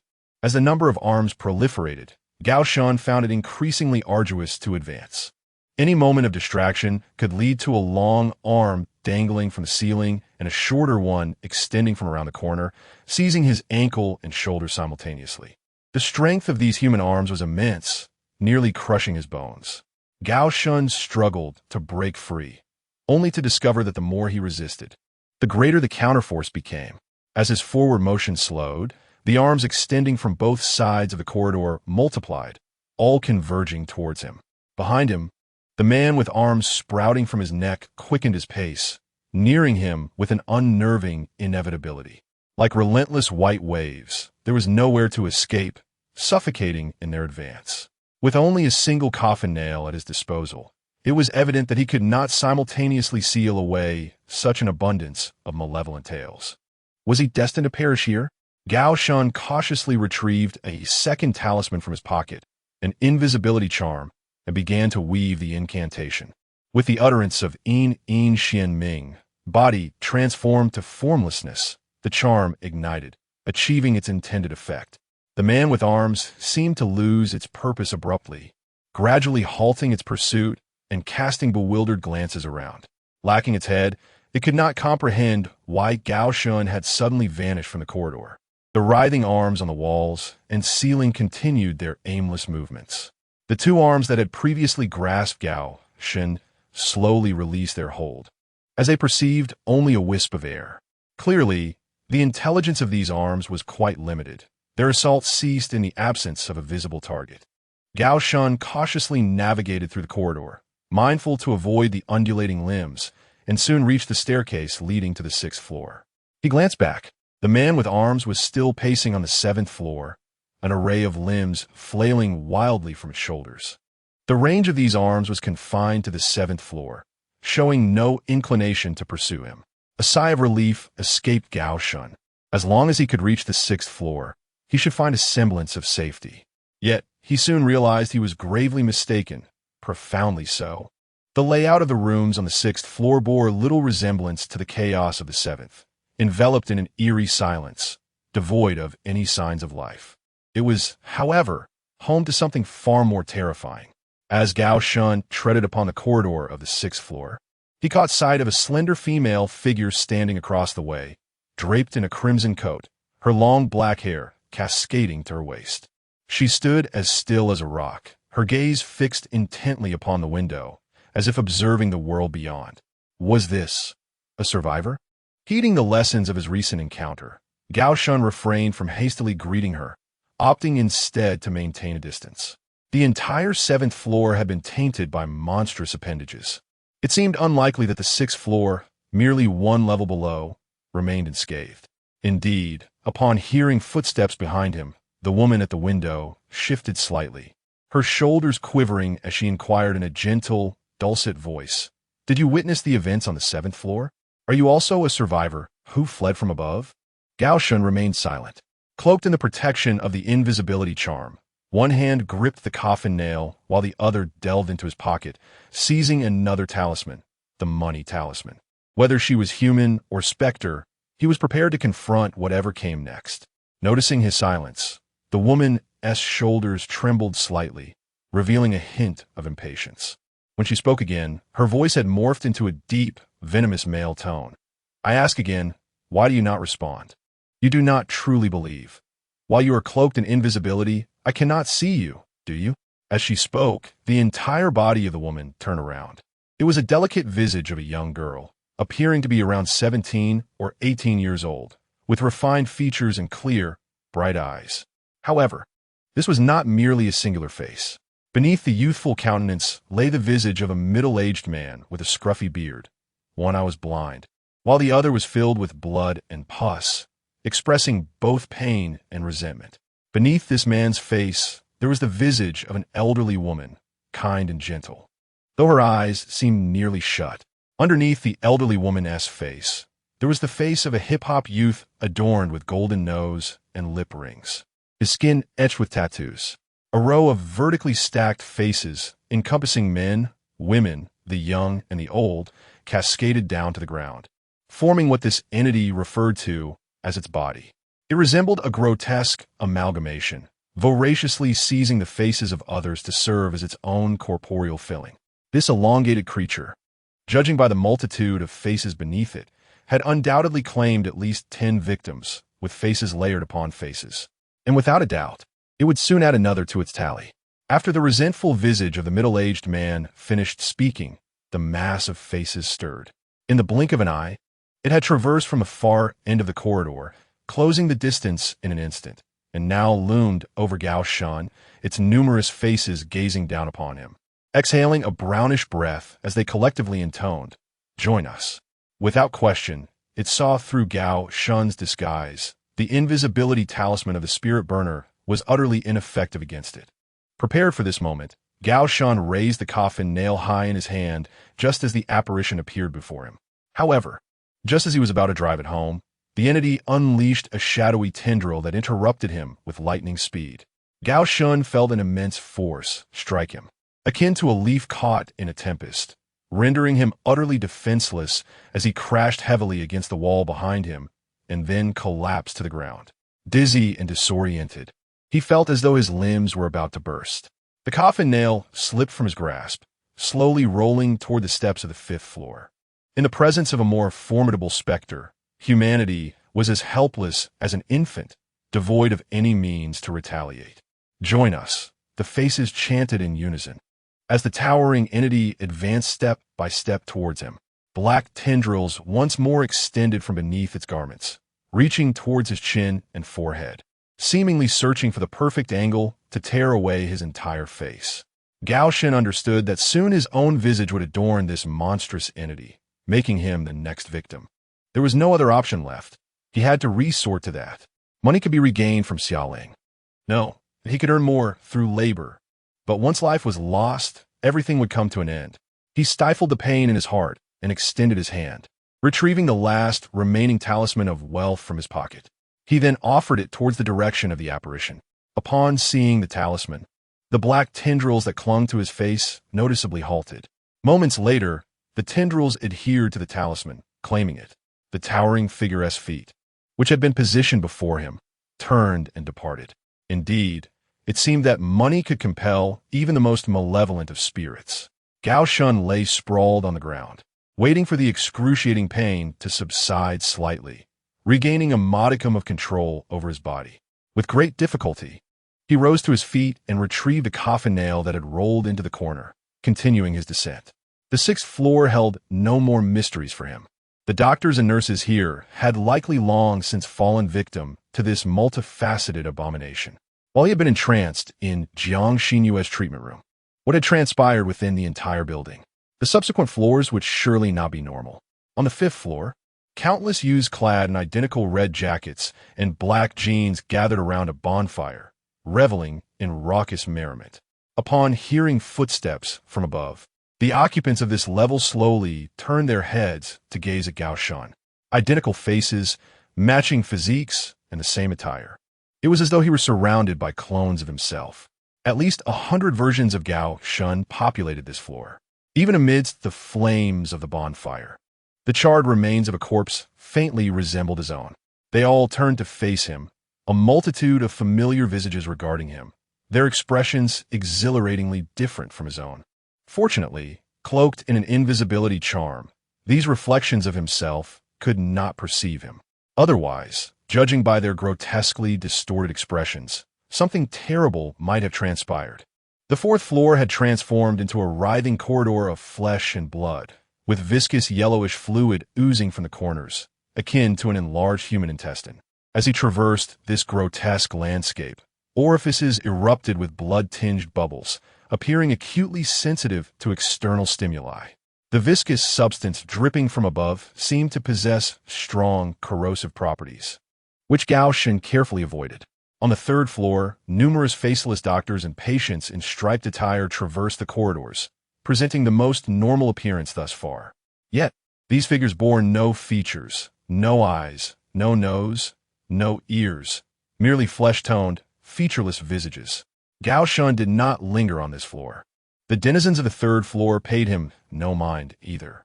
Descending to the 2nd floor, he was met with a cacophony of strange sounds reminiscent of bowling balls. As he ventured closer, the source of the peculiar noise became horrifyingly clear. Human heads, their necks unevenly severed, rolled back and forth, leaving long trails of blood in their wake. These disembodied heads appeared extremely agitated and aggressive.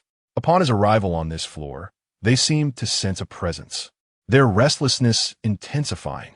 Unfortunately, due to the invisibility charm, although they could perceive the scent of the living, they could not pinpoint Gao Shun's exact location, resorting instead to gnashing at the air in a frenzy. Madness had consumed the entire psychiatric building. At last, he reached the 1st floor, on the brink of escaping this deranged asylum. Chapter 42. The Asylum, Part 6. Am I a madman? Although I remain oblivious to the events that transpired, the entire building has become infested with a myriad of bizarre tales, and I fear I may be the sole survivor of this institution. It is a rare occasion for me to witness such a dense congregation of strange narratives. Even the most seasoned exorcist would likely flee upon entering this place. With the meager resources at my disposal, I am certainly ill-equipped to confront these spectral occurrences alone, and my only recourse is to strive to escape alive. As I descended the staircase, an unsettling premonition began to take root within me.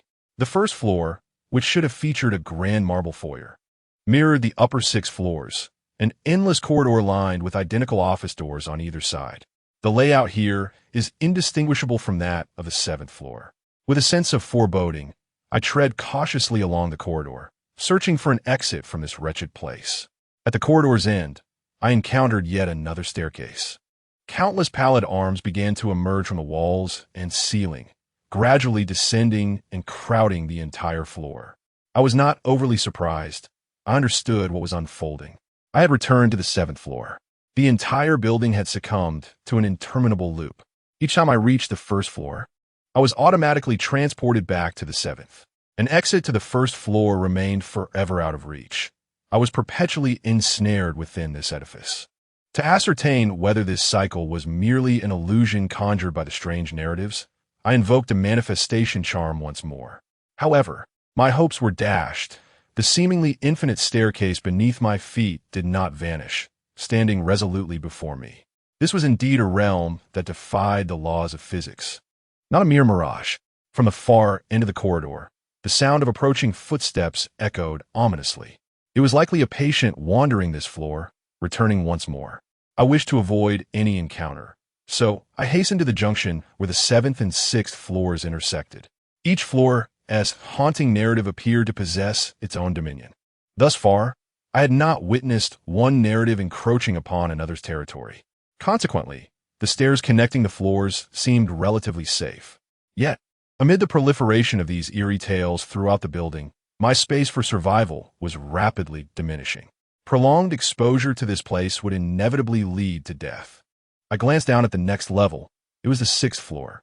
The malevolent narratives here were particularly perilous, as the invisibility charm proved ineffective against them.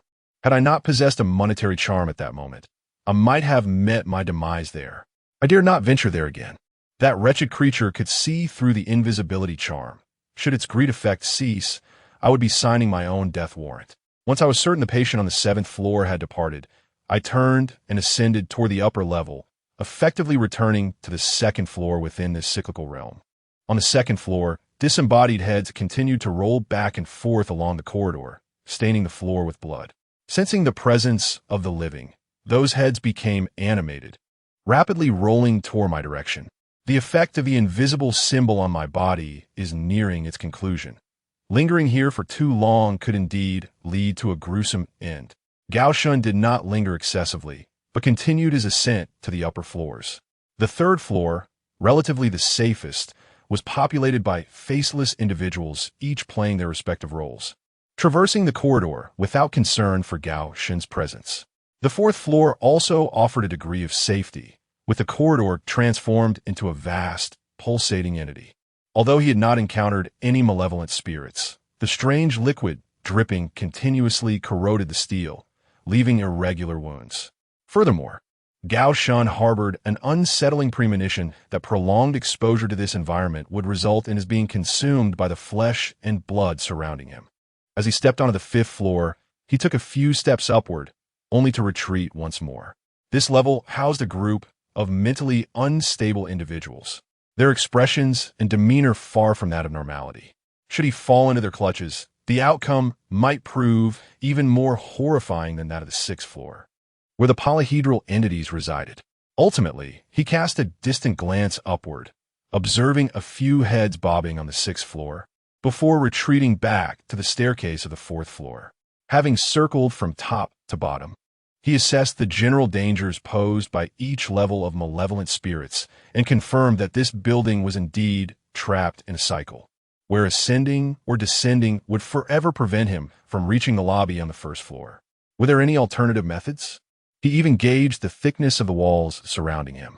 Constructed of concrete and brick, these walls were impenetrable by human strength alone. If only he could locate a window to attempt an escape, it would be a feasible plan. Regrettably, neither the upper nor lower portions of the staircase offered any windows connecting to the outside world. At the end of the corridor, there were windows, but each floor was guarded by malevolent spirits, making passage impossible. Even the supposedly safest floor, occupied by the faceless individuals, had its window barred with iron railings, evidently to prevent anyone from attempting to jump. As for the levels inhabited by the polyhedral entities and the deranged Gao Shun, such thoughts were futile. Gao Shun retrieved his phone from his pocket. The battery was at 78, sufficient for a while longer. In numerous supernatural novels, once the protagonists are trapped in a confined space, all their communication devices are typically cut off from the outside world, rendering any attempt to reach out futile. He dialed Zhou Tianding's number, harboring little hope. In supernatural incidents, calling for help is often ineffectual. Operators are likely to dismiss it as a prank. The only individuals who had previously encountered malevolent spirits and might come to his aid were Qi Zhengrong or Zhou Tianding. He possessed only the latter's number. Dialing Zhou Tianding was a desperate measure, akin to grasping at straws. To his astonishment, after a brief vibration, the call connected. His link to the outside world was unexpectedly unaffected by the otherworldly barriers. On the other end, only the sound of heavy breathing could be heard. No words were spoken. Gao Shun intended to explain his predicament, but soon realized that something was amiss. If the person on the line was indeed Zhou Tianding, his character would have prompted him to unleash a torrent of curses had Gao Shun delayed, even for a moment. With the other party remaining silent, Gao Shun chose not to speak either. The two individuals found themselves ensnared in an eerie silence.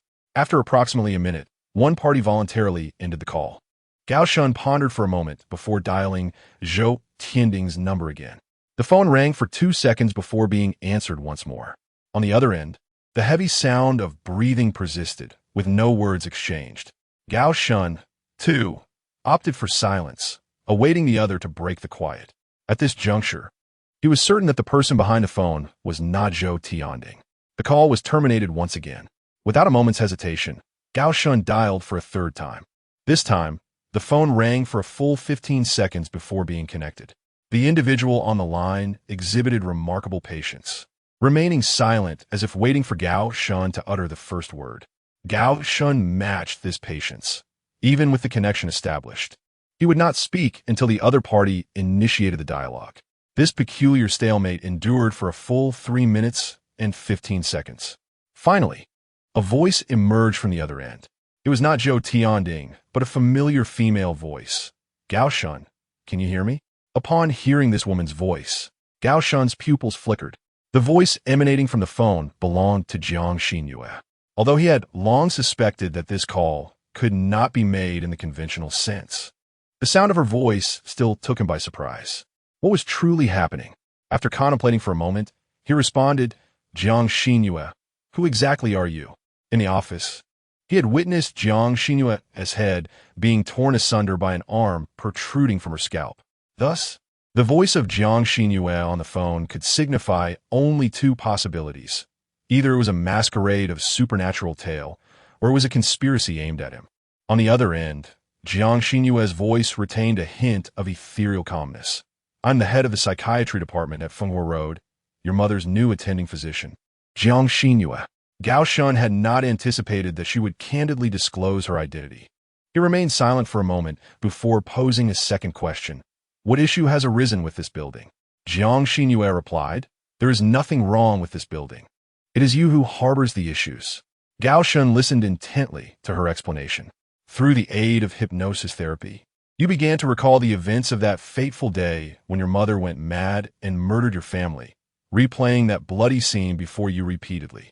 However, the impact of these events was too overwhelming for you to bear. You refused to acknowledge them and resisted our hypnosis treatment vehemently. You even harbored thoughts of killing me, the one who was attempting to help you. Our treatment was forced to an abrupt halt as your consciousness continued to plunge, entering an even more perilous realm. Gao Shun replied calmly, "So, you believe I am a madman, and that all I perceive is a figment of my imagination. Am I correct?" Jiang Xinyue responded, "Yes. You have begun to envision monsters within this building, along with malevolent spirits and ghosts that prey on the unwary. You shout and scream in the corridor, striking a combat pose against the empty air, beseeching passers-by for assistance, only to retreat to the desolate steps. This behavior stems from a profound loathing and fear that resides within you regarding this building. It lays bare the past you are most reluctant to confront, unveiling it before your very eyes. You yearn to escape this edifice, yet no matter how fervently you flee, the exit remains elusive. For what you truly seek to evade is not the structure itself, but rather your own self. This is the reality you currently perceive, a reflection of the very building that embodies the depths of your psyche. If the bizarre and surreal visions he perceives are merely figments of his own imagination, it begins to make perfect sense. After a moment of silence, Gao Shun inquires, "What should I do now?" Jiang Xinyue replies, "Ascend to the 7th floor, return to my therapy room, and continue our treatment. Disregard the wandering monsters within the floors. They are but illusions. Your sole task is to bravely confront yourself." Chapter 43, The Asylum, Part 7. Flaws. As Gao Shun stepped into the Fire Road Psychiatric Hospital, his profound intention was to visit his mentally ill mother. To his astonishment, under the physician's treatment, he came to realize that the truly deranged individual might be himself. In the treatment room, he witnessed Jiang Xinyue's disintegrating mind, the eerie tales that wandered through each floor, and the incessant repetition of the 7th floor. These were all manifestations of his own inner escapism. No matter what number he dialed, it was invariably Jiang Xinyue who answered, for only she could assist him in courageously confronting his own psyche. Jiang Xinyue's advice was to return to the treatment room, to the realm of reality. At one moment, Gao Shun genuinely contemplated the possibility that he had indeed lost his sanity. Addressing Jiang Xinyue on the other end of the line, he responded, "I almost believed you." He promptly ended the call. Jiang Xinyue's words seemed compelling. However, after ascending and descending the stairs twice, Gao Shun discerned the flaws in the building. Blood continuously trickled from his left arm, a wound sustained when he had shielded himself from the multifaceted specters on the 7th floor, where dark tendrils had grazed him. The flow of blood was minimal, thus he had neglected to tend to it. As time passed, half of his arm had taken on a faint hue of crimson. The crux of the matter lay here. Gao Shun realized that the blood he was losing bore no scent. Furthermore, whether traversing the intestine corridor or the head corridor, despite encountering copious amounts of blood and filth, his nose remained devoid of any olfactory sensation, as if his sense of smell had entirely failed him. This minute detail, which most would overlook, did not escape Gao Shun's notice. Upon reflection, when had he lost his sense of smell? Was it upon leaving Jiang Xinyue's treatment room? No, it was earlier still. The moment he awakened from hypnosis, he had detected no odors whatsoever. Thus, the truth became as evident as a beetle displayed in a flower bed. Under what circumstances does one lose their sense of smell? Only within a dream does scent vanish entirely. Understanding this, Gao Shun took out his phone once more. He dialed a few numbers at random, fully aware that no matter what he dialed, it would always connect to Jiang Xinyue. On the other end, he heard several busy signals until someone answered the phone. Silence ensued. This time, it was Gao Shun who broke the stillness. "I am still in a state of hypnosis. Am I not? I have never truly awakened. The reality of me lies on that bed, eyes closed. Everything I have experienced thus far has merely been a dream, astonishingly close to reality." Jiang Xinyue replied calmly, "You have realized?" Her tone, aside from its tranquility, carried a hint of subtle admiration. Since the masquerade had been unveiled, there was no longer a need for pretense. Gao Shun responded, "To be honest with your previous words, I was almost swayed. Fortunately, I tend to ponder deeply when faced with dilemmas." Jiang Xinyue praised, 99% of people would believe they are driven to madness under my guidance.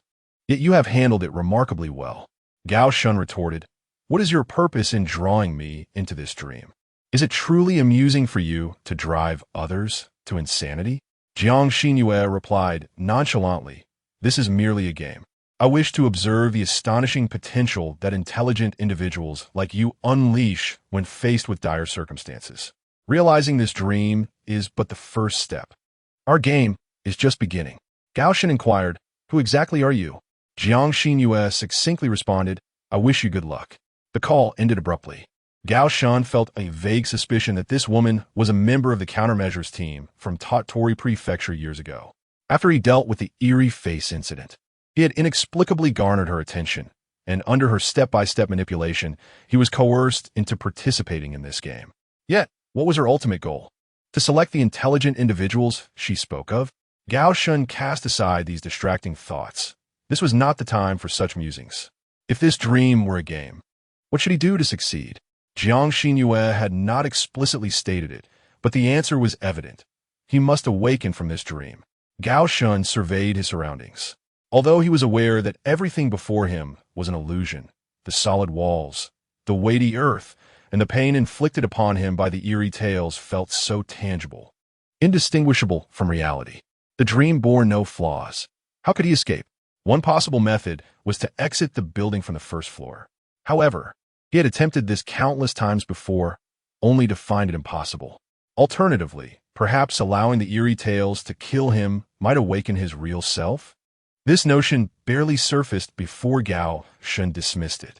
Previously, Jiang Xinyue's call had lured him back to the treatment room. Had he heeded her words, he likely would have met his demise at the hands of the eerie tales midway. What she wished for him to do could not be anything beneficial and should not be attempted lightly.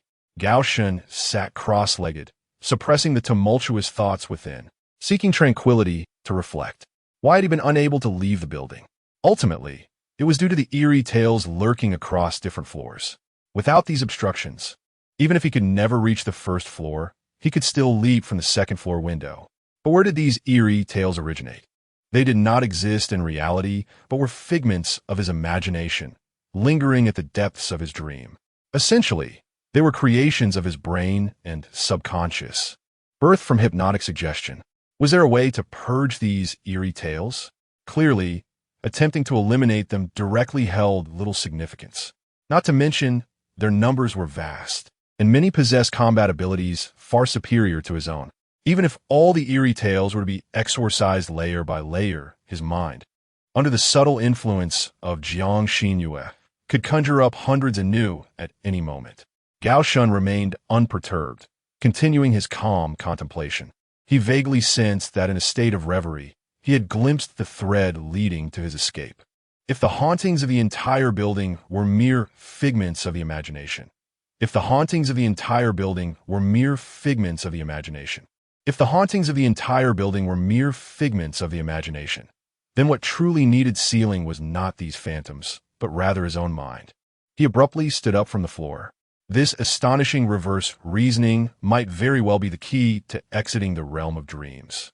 Since the hauntings of this building were birthed from a disordered subconscious, rather than confronting them layer by layer, it would be more effective to directly eradicate the source of all illusions. How to seal one's own mind? This question became simpler. The logic of the dream world starkly contrasts with that of the real world. Here, the consciousness of the mind serves as the root of all hauntings, necessitating the treatment of his mind as a haunting itself. Just as he had previously sealed away the hauntings, he would now seal away his mind. He withdrew a coffin nail from his pocket and positioned it against his forehead, testing its placement. Should he drive the coffin nail into his brain, his mind would cease to function like a haunting, and all the bizarre creations born of his imagination would vanish. The tip of the nail met his forehead, and the cold, sharp sensation felt anything but dreamlike. At this critical juncture, Gao Shen found himself engulfed in hesitation. After all, the notion of self-destruction, even within the confines of a dream, stirred every fiber of his being in instinctual rebellion. He closed his eyes. In the next instant, he forcefully drove the coffin nail beneath his skin. A violent pain surged through him, enveloping his entire being like a tsunami. However, this terrifying agony lasted but a fleeting second before dissipating into nothingness. The Though the coffin nail had entirely penetrated his skull, he felt not a single sensation. Indeed, this was merely a dream. Had this occurred in reality, a human body would have succumbed to death from such a deep impalement. Bearing this long nail within his mind, Gao Shun descended the staircase. 7th floor, 6th floor, 5th floor. These levels, once submerged in hauntings, now lay eerily silent, devoid of any signs of life. They vanished in an instant. Gao Shun knew he had won his gamble. After sealing the source of the haunting within his mind, all the frenzied manifestations conjured by his subconscious had vanished without a trace. The suggestions implanted in him during hypnosis by Jiang Xinyue had also lost their potency. Step by step, he made his way to the ground floor. He beheld the familiar lobby and the marble floor. The cyclical building had returned to normalcy, and he had finally reached the ground floor, a place he thought he would never attain. The world outside basked in sunlight as brilliant as gold. Without hesitation, he walked toward the entrance. He had triumphed. He slowly opened his eyes, realizing he was still reclining in the chair. She had not left the treatment room from beginning to end. Outside the window, the midday sun blazed brightly, and barely half an hour had elapsed. What had just transpired felt like a fleeting dream. Before her, behind the desk, Jiang Xinyue heard a sound, lifted her head from a pile of scrolls, and smiled gently at her. Welcome back. Chapter 44, The Asylum, Part 8. The true madman. The first action taken by Gao Shun was to grasp the coffin nail concealed behind him. It was imperative to eliminate this woman without a moment's delay. The vividness of this dream had become indistinguishable from reality. Coupled with Jiang Xinyue's insidious words, his mind wavered slightly. He feared he might truly descend into madness. For Jiang Xinyue, this was merely a game. For him, it was a perilous dance on the brink of life and death. Gao Shun took a few seconds to ascertain the circumstances in the office, confirming his and Jiang Xinyue's states. He had 6 manifest talismans for concealment talismans and 1 monetary talisman in his pocket. No talismans were missing. The talismans used in the dream would not affect the real world. In this office, Jiang Xinyue was the only occupant, and the foot traffic on the 7th floor was sparse. If he acted swiftly enough, this seemingly delicate woman would have no opportunity to cry for help. Jiang Xinyue smiled, instantly noticing Gao Shun's subtle movements. Yet, she dismissed them with indifference, hastily taking up her pen to scrawl a few lines of commentary on a medical record. Your calm demeanor in the dream aligns perfectly with what is documented. You have not disappointed me. A commendable student indeed, Gao Shun. At this juncture, Gao Shun had surmised her true identity. You are not the head of psychiatry. You are a member of the Abnormal Response Department, Jiang Xinyue. A year ago, you investigated the strange face incident in Tottori Prefecture. However, at the cost of 1 team member, you failed to exorcise the urban legend. What have you done with a real psychologist? Jiang Xinyue slowly rose, pushing back her chair. That balding uncle? I am unaware. I merely hypnotized him and informed him that he was unemployed. The uncle removed his white coat and left the hospital, relinquishing the entire office to me. I believe he has long since returned home for dinner. To say I am not a psychiatrist is perhaps an unjust accusation. Quite the contrary, I am the finest psychiatrist in this world. However, my clients, most of the time, are urban legends. She sauntered over to Gao Shun, her long legs gracefully striding beside him. Occasionally, I also serve the exceptional among humanity, such as yourself. Gao Shun tightened his grip on the coffin nail, calculating the distance for a fatal strike. Old Wang had mentioned that many members of the Abnormal Response Department, due to their prolonged engagement with the darker aspects of this world, harbored psychological issues to varying degrees. This woman was undeniably dangerous. By the way, are you certain you wish to kill me? After my demise, no one will be left to elucidate what transpired a year ago. Gao Shun's movements were exceedingly discreet. However, they did not escape Jiang Xinyue's notice. Yet, she remained unconcerned, her confidence laced with a hint of disdain. In her eyes, Gao Shun appeared as frail as an infant, posing no threat to her whatsoever. As the subtle maneuvers were unveiled, Gao Shun momentarily loosened his grip on the coffin nail and remarked, "Let us begin with the enigmatic incident in Tottori Prefecture. You missealed the wrong individual back then. Inada Hanako was innocent. The true murder was the house of supernatural abilities. The chaos you left behind at Hanako's residence was addressed by my friends and me. Had it not been for our perilous journey to the land of the rising sun, the enigmatic face incident would have erupted in Shanghai City, endangering millions. Jiang Xinyue extended her slender finger to her lips, smiling as she corrected Gao Shun. You are mistaken. From the outset, I was aware that the murderer was the house of supernatural abilities. I have visited the Black Tower, witnessed 18 corpses, and perused Hanako's diary. The truth lies beneath the old locust tree at her doorstep, does it not? Gao Shun was taken aback. Jiang Xinyue had known all along? Then why had the countermeasure team failed a year prior? If she had known from the beginning, why did the exorcism mission fail utterly, even at the cost of a team member, Lu Qi? She must have conducted her own investigation during her journey to Japan to acquire such knowledge. This woman spoke with a web of deceit. One should not trust even a single punctuation mark in her words. Do you not believe what I say? Jiang Xinyue inquired. If you knew from the beginning, why could you not exorcise that Black Tower? Gao Shen countered. And who informed you that I appeared in Tottori Prefecture a year ago to address the enigmatic face incident? Jiang Xinyue asked with a smile. The team from the Abnormal Biological Countermeasures Department gathered in the poorest county of Japan, sacrificing a comrade and expending a coffin nail, not to exorcise the enigmatic face, but perhaps for a leisurely trip to Japan? Faced with Jiang Xinyue's cunning arguments, Gao Shun pressed on cautiously. She smiled again, an elegant grin laced with a hint of mischievous triumph. Gao Shun sensed the disdain in her demeanor.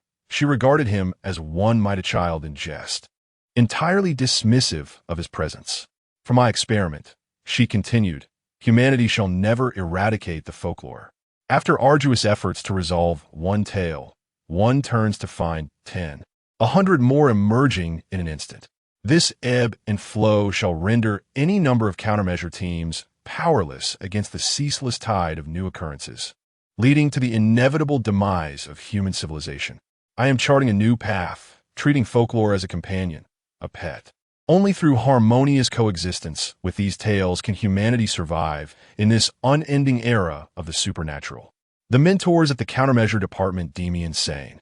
Yet I alone understand that I am engaged in a noble salvation. Jiang Xinyue resembled a young teacher, patiently correcting her unruly student. The higher-ups do not favor me. Their assessment is that I possess formidable abilities yet exhibit extreme instability. During missions, I require the supervision of at least 3 team members. In the case of an incident like the enigmatic face, I am more than capable of handling it alone. The sole purpose of the other team members in Japan is merely to prevent me from losing control. The words that escaped her lips were seemingly mundane, yet they sent shivers down the spine of those who listened. 2 years prior, I was assigned to take over the case of Hanako J-Den. My captain was oblivious. From that moment, she committed an egregious error.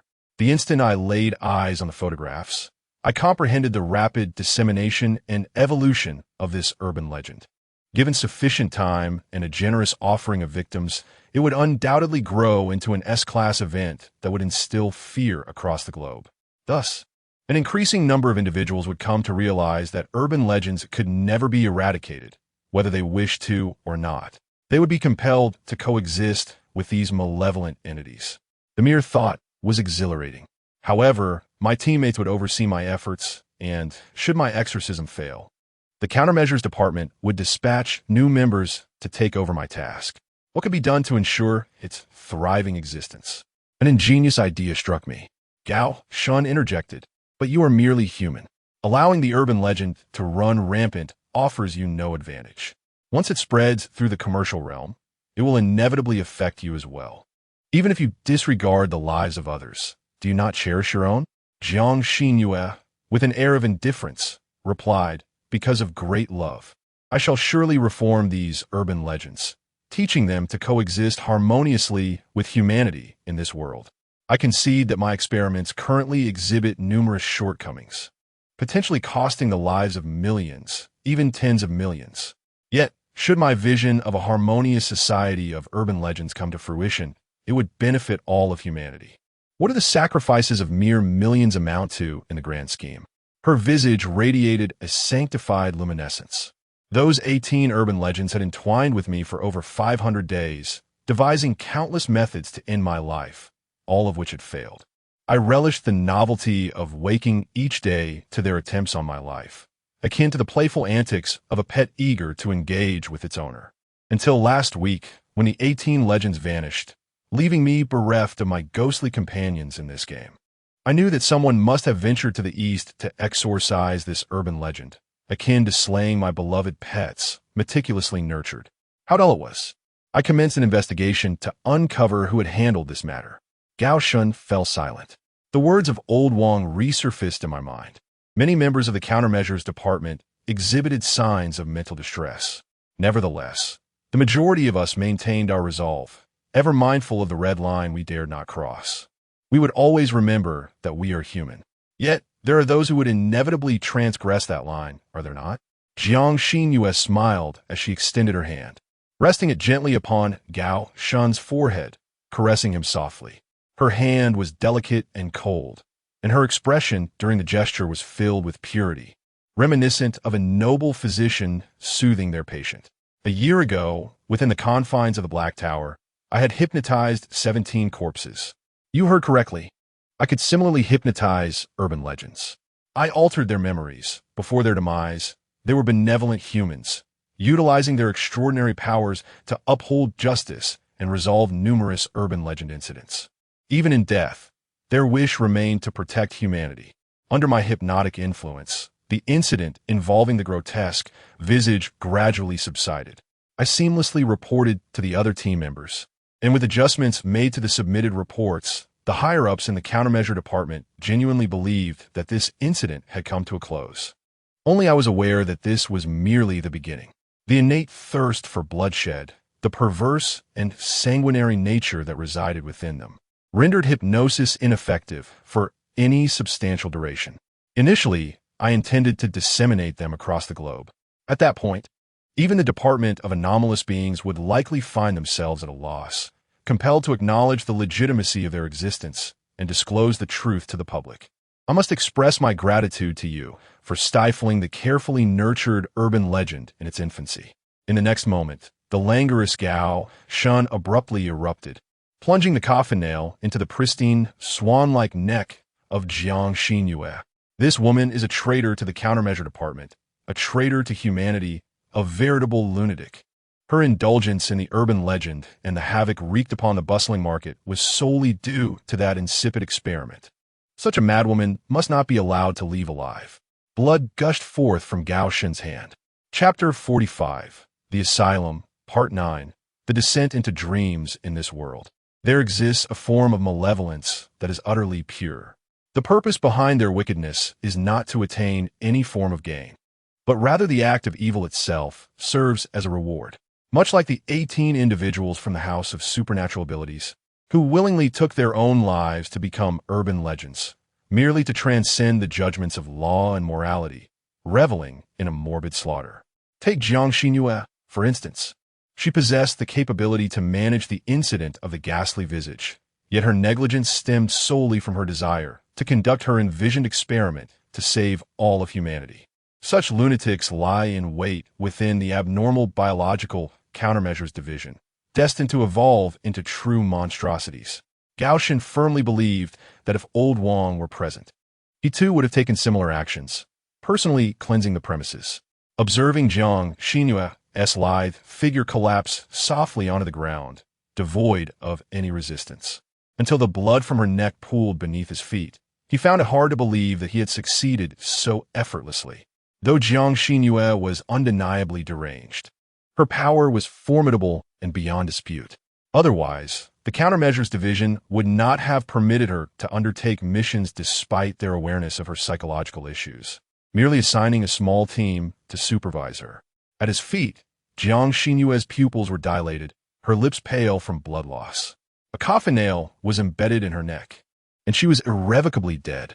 Gao Shun gazed at her for several seconds before leaning down to slowly extract the bloody nail. He pushed open the door, preparing to exit the office when, at that moment, his phone rang. The screen displayed an unknown caller. Who could possibly be calling him at this hour? A strange premonition surged within Gao Shun, prompting him to halt and retrieve his phone from his pocket. He pressed the answer button. Silence greeted him on the other end. Gao Shun remained silent, already aware of the identity of the caller. The sensation was akin to falling into a den of serpents, being ensnared by countless venomous snakes. Finally, the voice on the other end broke the silence. It was Jiang Xinyue. Are you done causing a ruckus? Gao Shun lowered his gaze, confirming once more the lifeless body at his feet. Jiang Xinyue's corpse lay still, unmoving. Therefore, the Jiang Xinyue on the line. Gao Shun realized the truth. He responded, another dream? On the other end of the line, a malicious chuckle echoed softly. A dream within a dream. In the previous dream, Gao Shun had pierced his own head with a coffin nail and exited the building, believing he had awakened in the reality of a treatment room. Yet even the act of awakening from that dream had been orchestrated by Jiang Xinyue.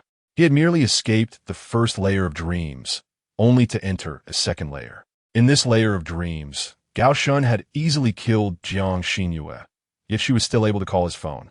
She observed him like an adult, patiently watching as this child was toyed with. The most despairing realization was that they were still in the second layer of dreams. Perhaps Gao Shun could choose to take his own life to escape this layer of dreams.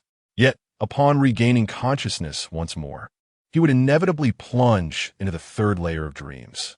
Beyond that lay the fourth, fifth, sixth layers, hundreds, perhaps thousands of them. Under Jiang Xinyue's manipulation, he would never awaken. Despair washed over him like a relentless tide. This nearly insurmountable scenario could drive even the faint-hearted to the brink of madness.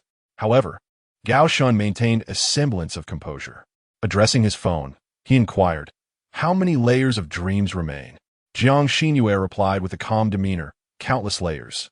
Gao Shun's gaze remained steady as he pressed on. What is your ultimate aim? To kill me? No, that could not be the case. If her intent were to end his life, she could have done so immediately after hypnotizing him.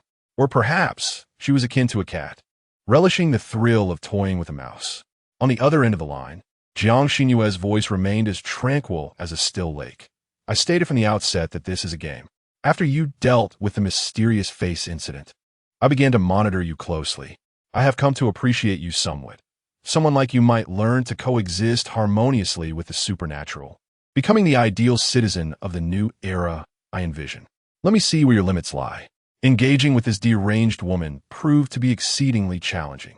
Gao Shun furrowed his brow, conceiving a dubious scheme. You may have misunderstood the handling of the mysterious face incident. The journey to the east was primarily orchestrated by Zhou Tianding. I merely assisted him. The genius you should be seeking is he. He is attempting to divert suspicion. Regardless, his immediate priority was to escape this dreamscape.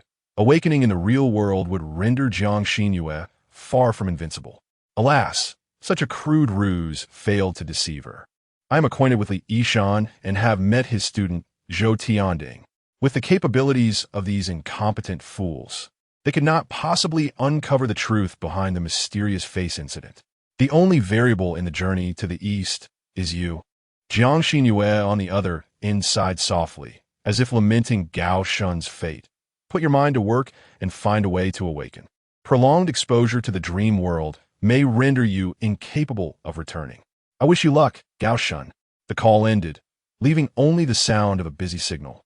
Gao Shun kicked Jiang Xinyue's lifeless body in frustration and turned off his phone. But how could he truly awaken? Tentatively, he pushed open the door and stepped out of the treatment room. The corridor on the 7th floor matched his expectations, filled with writhing, grotesque hands and a patient with arms sprouting from his neck. He had returned to the building teeming with supernatural tales. The second layer of dreams bore little distinction from the first. After a moment of contemplation, Gao Shun disregarded the multitude of hands in the corridor and charged towards the window at the corridor's end. Having confirmed it was all a dream, dying a few times would matter little. However, he barely made it a few steps before being seized by arms descending from the floor, walls, and ceiling, lifting him into the air. The man resembling a sea anemone approached him, extending countless arms that forcibly tore him into fragments. Amidst the excruciating pain, Gao Shun awoke from the recliner in the treatment room. Welcome back. Jiang Xinyue, seated behind her desk, raised her head from the case files, a sinister smile gracing her lips. She possessed 3 faces, each reflecting her exquisite beauty.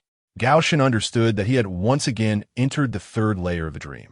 Ignoring Jiang Xinyue, he ignited the invisible talisman on his body before pushing open the door and stepping out into the hall. Countless human arms still swayed in the corridor. Cautiously, he navigated through them, striving to avoid contact with any of the limbs. Miraculously, he reached the window at the end of the corridor. Since the cyclical building could never reach the first floor, he decided to attempt an escape through the window. With a forceful kick, he shattered the glass, closed his eyes, and propelled himself over the safety railing. The world beyond the building was a seething sea of molten lava. The entire haunted building floated above this boundless ocean of magma. It became clear that the normal world had long vanished outside the haunted building. The consequences of Gao Shen's fall were easily imagined. He could still feel the intense pain of being vaporized by the scorching heat as he slowly opened his eyes, returning once more to the treatment room. The fourth layer of the dream. Had he still not discovered a means of escape? Jiang Xinyue raised her head, a look of schadenfreude on her face. This time, she was reduced to just a floating head, her exquisite body standing beside her, offering him a cold towel to wipe away his sweat and cool off. The mockery was palpable. Gao Shen disregarded her, calmly analyzing the failures of his previous 2 escape attempts. The building within the dream was impeccably constructed. Whether he left the building or was killed by the supernatural entity, he would simply fall into the next layer of dreams. Any strategy aimed at the building itself had proven futile. Thus, the architect of this dreamscape was none other than his own mind, fundamentally, the hypnosis employed by Jiang Xinyue. The first time, Gao Shen attempted to seal his brain with a coffin nail, only to descend into the second layer of the dream. This time, should he not attempt to directly seal Jiang Xinyue herself? He grasped the coffin nail and approached the floating head of Jiang Xinyue behind the desk. Upon witnessing his actions, Jiang Xinyue immediately understood his intention. However, she did nothing, maintaining a subtle smile. Finally thought of trying to find a breakthrough through me. Have you? A commendable idea. Gao Shen ignored her and directly pressed the coffin nail into her head. Blood began to trickle down her smooth, pale skin. The entire treatment room scene began to disintegrate. Once again, Gao Shen slowly awoke. His arms were numb, nearly devoid of sensation. Having slumped over the desk for too long, his back felt stiff and uncomfortable. He gradually sat up, realizing he had returned to the classroom of his alma mater, Mind Middle School. Is it not that peculiar treatment room? So, have I finally liberated myself from the infinite realms of dreams? This question was a real examination problem from the 2019 college entrance examination. I implore the esteemed Gao Shen to step forward and provide an answer. The teacher at the blackboard, fervently scribbling, possessed a graceful silhouette, and, as she slowly turned, she directed her finger towards Gao Shen. Upon beholding her visage, he recognized that he had once again faltered. The instructor at the podium was still Jiang Xinyue. She had merely rearranged the dreamscape to toy with him. Gao Shen, even if you cannot solve the problem, do not lose heart, Jiang Xinyue encouraged him with a smile. As long as you analyze calmly and dare to verify, you shall undoubtedly uncover the appropriate answer, no matter how challenging the question may be. Gazing upon Jiang Xinyue's enchanting countenance, Gao Shen could only contemplate shattering that smiling visage with a single punch. However, he merely leaned back in his seat, exhaling deeply, as if resigning himself. I believe I have discovered the singular solution to this conundrum. Dr. Jiang, or is it Teacher Jiang? Chapter 46, The Asylum, Part 10. The final card. Jiang Xinyue regarded Gao Shen with a gaze filled with intrigue. Oh, no one has ever solved this conundrum before. Please, share your thought process, Gao Shen. Gao Shen did not respond to her inquiry. Instead, he posed a new question. I am curious. How many individuals have you lured into hypnosis before me to partake in this so-called test? Jiang Xinyue tilted her head, reminiscing. Many, I suppose.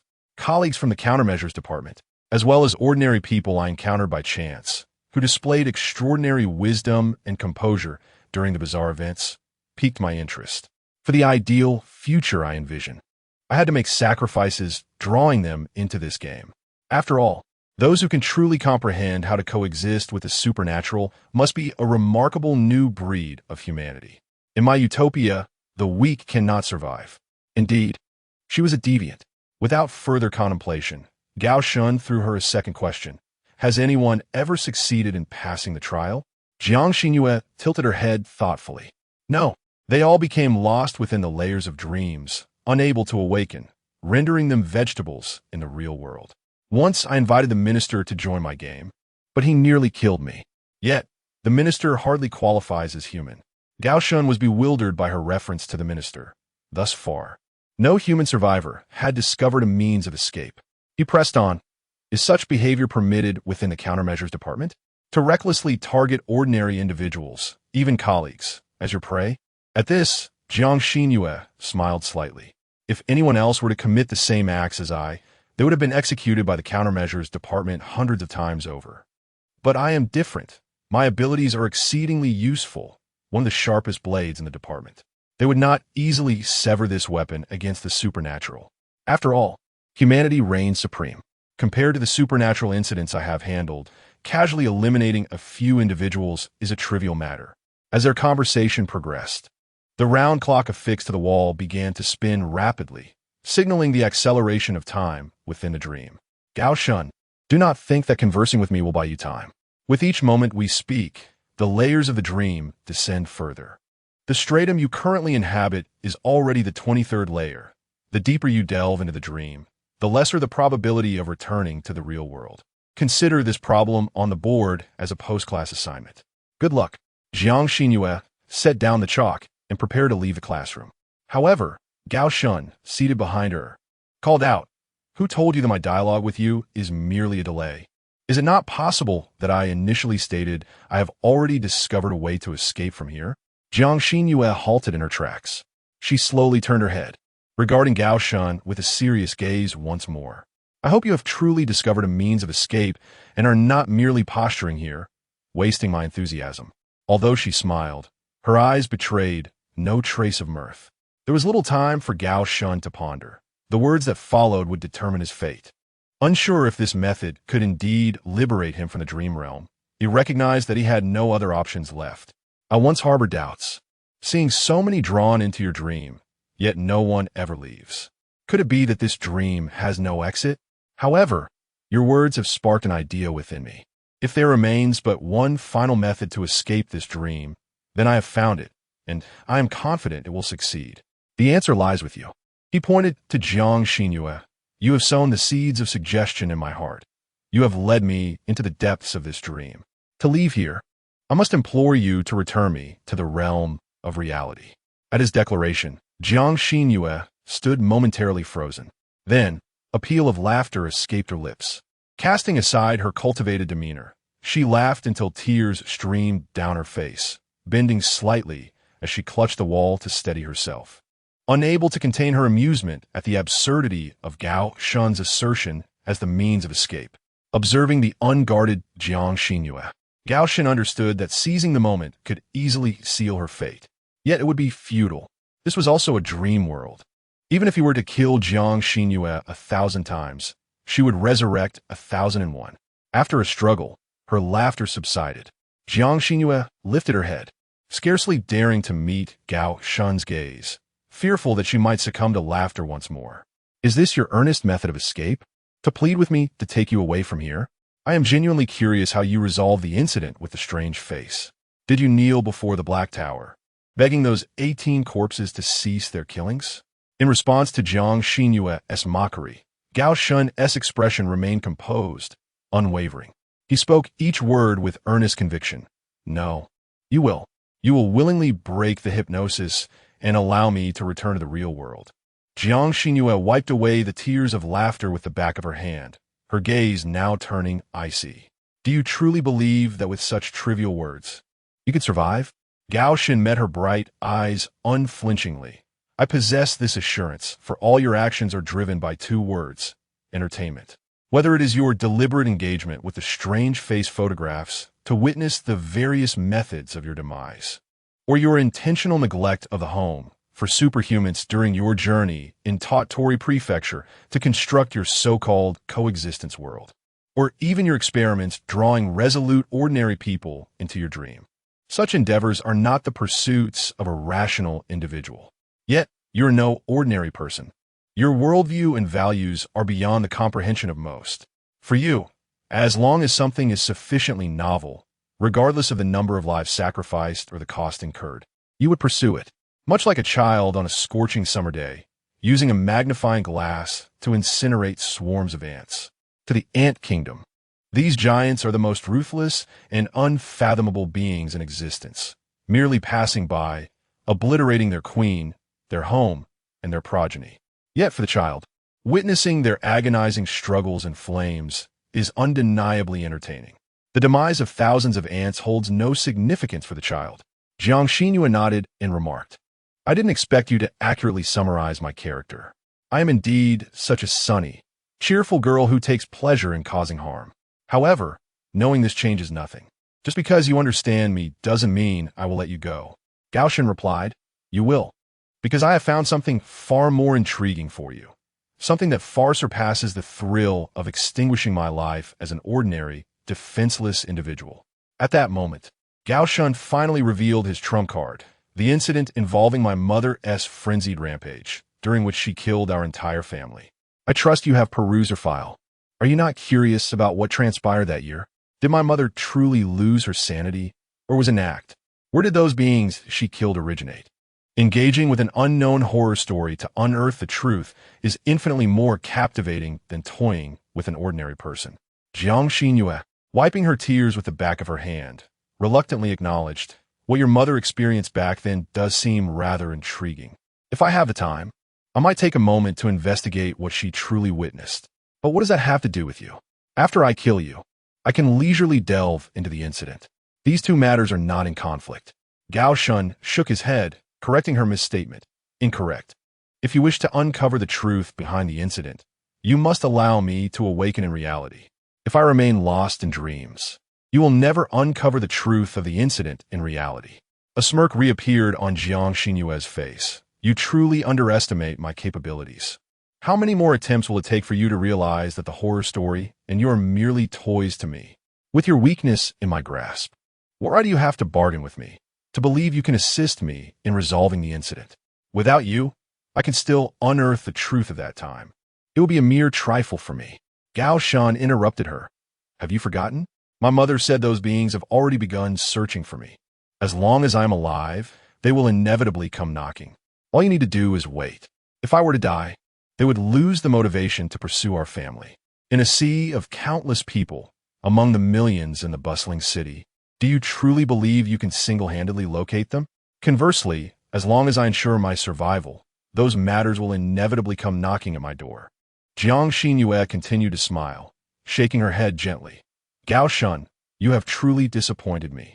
If this is what you refer to as the method of departure, then you shall remain here indefinitely until your corporeal form in the real world decays into mere bones. Forgotten by all, the class had concluded, and regrettably, you still failed to solve this conundrum. She no longer lingered, striding forth with long legs, departing the classroom with the grace of a shooting star. Gao Shen merely sat in silence, observing her retreating figure. In that moment, he realized he had triumphed. All his arguments, all his rhetoric, were merely smoke screens meant to confound Jiang Xinyue. The true strategy was only just beginning to take shape. Here, within the depths of his subconscious, his understanding of this world far surpassed that of the external Jiang Xinyue. Upon witnessing the blood seeping from beneath the classroom door, Gao Shen comprehended what this door had truly become. Chapter 47, Asylum, Part 11, Kneel from Beginning to End. The moment that Gao Shen had been anxiously awaiting had finally arrived. Upon witnessing the relentless trickle of black blood seeping through the crack beneath the door, and observing how the surface of the door had insidiously transformed into an unfathomable darkness, Gao Shen understood with certainty that this door had been supplanted by the Bloodgate. In reality, he had encountered the Bloodgate. Likewise, in the depths of his subconscious, there existed another Bloodgate, patiently biding its time. The reason for his incessant dialogue with Jiang Xinyue was to captivate her attention to the utmost degree. Otherwise, the astute Jiang Xinyue would easily perceive the peculiar transformations wrought by the door within this dreamscape. Now, It appeared that his plan had borne fruit. Unaware and unguarded, Jiang Xinyue pushed open the bleeding black door as she turned to leave. In that fleeting moment of the door's opening, she distinctly sensed something amiss. Yet, even if she had released her grip in time, the door would still have swung open.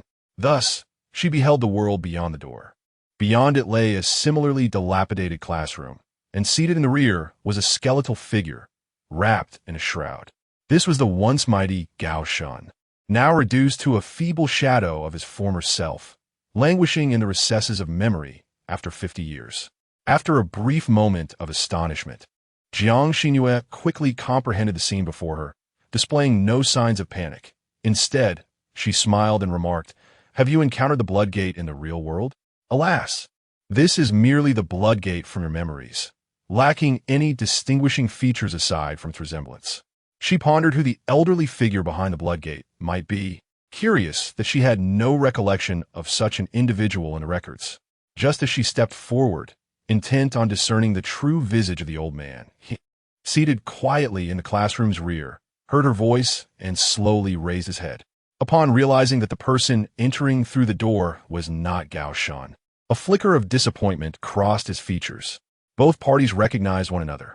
"Jiang Xinyue, I still remember you," the old man said, extending a skeletal finger to rest upon his forehead as if straining to recall something.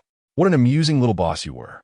I remember when I was weak, armed with only a handful of knowledge points, unable to learn anything substantial in the library, constantly hiding in the dreamscape, utterly powerless against a whimsical little girl like you."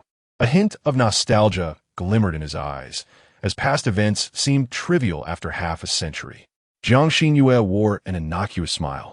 "I completely failed to comprehend your words." "Never mind. Old man, how do you wish to meet your end?" A coin had silently materialized at her fingertips.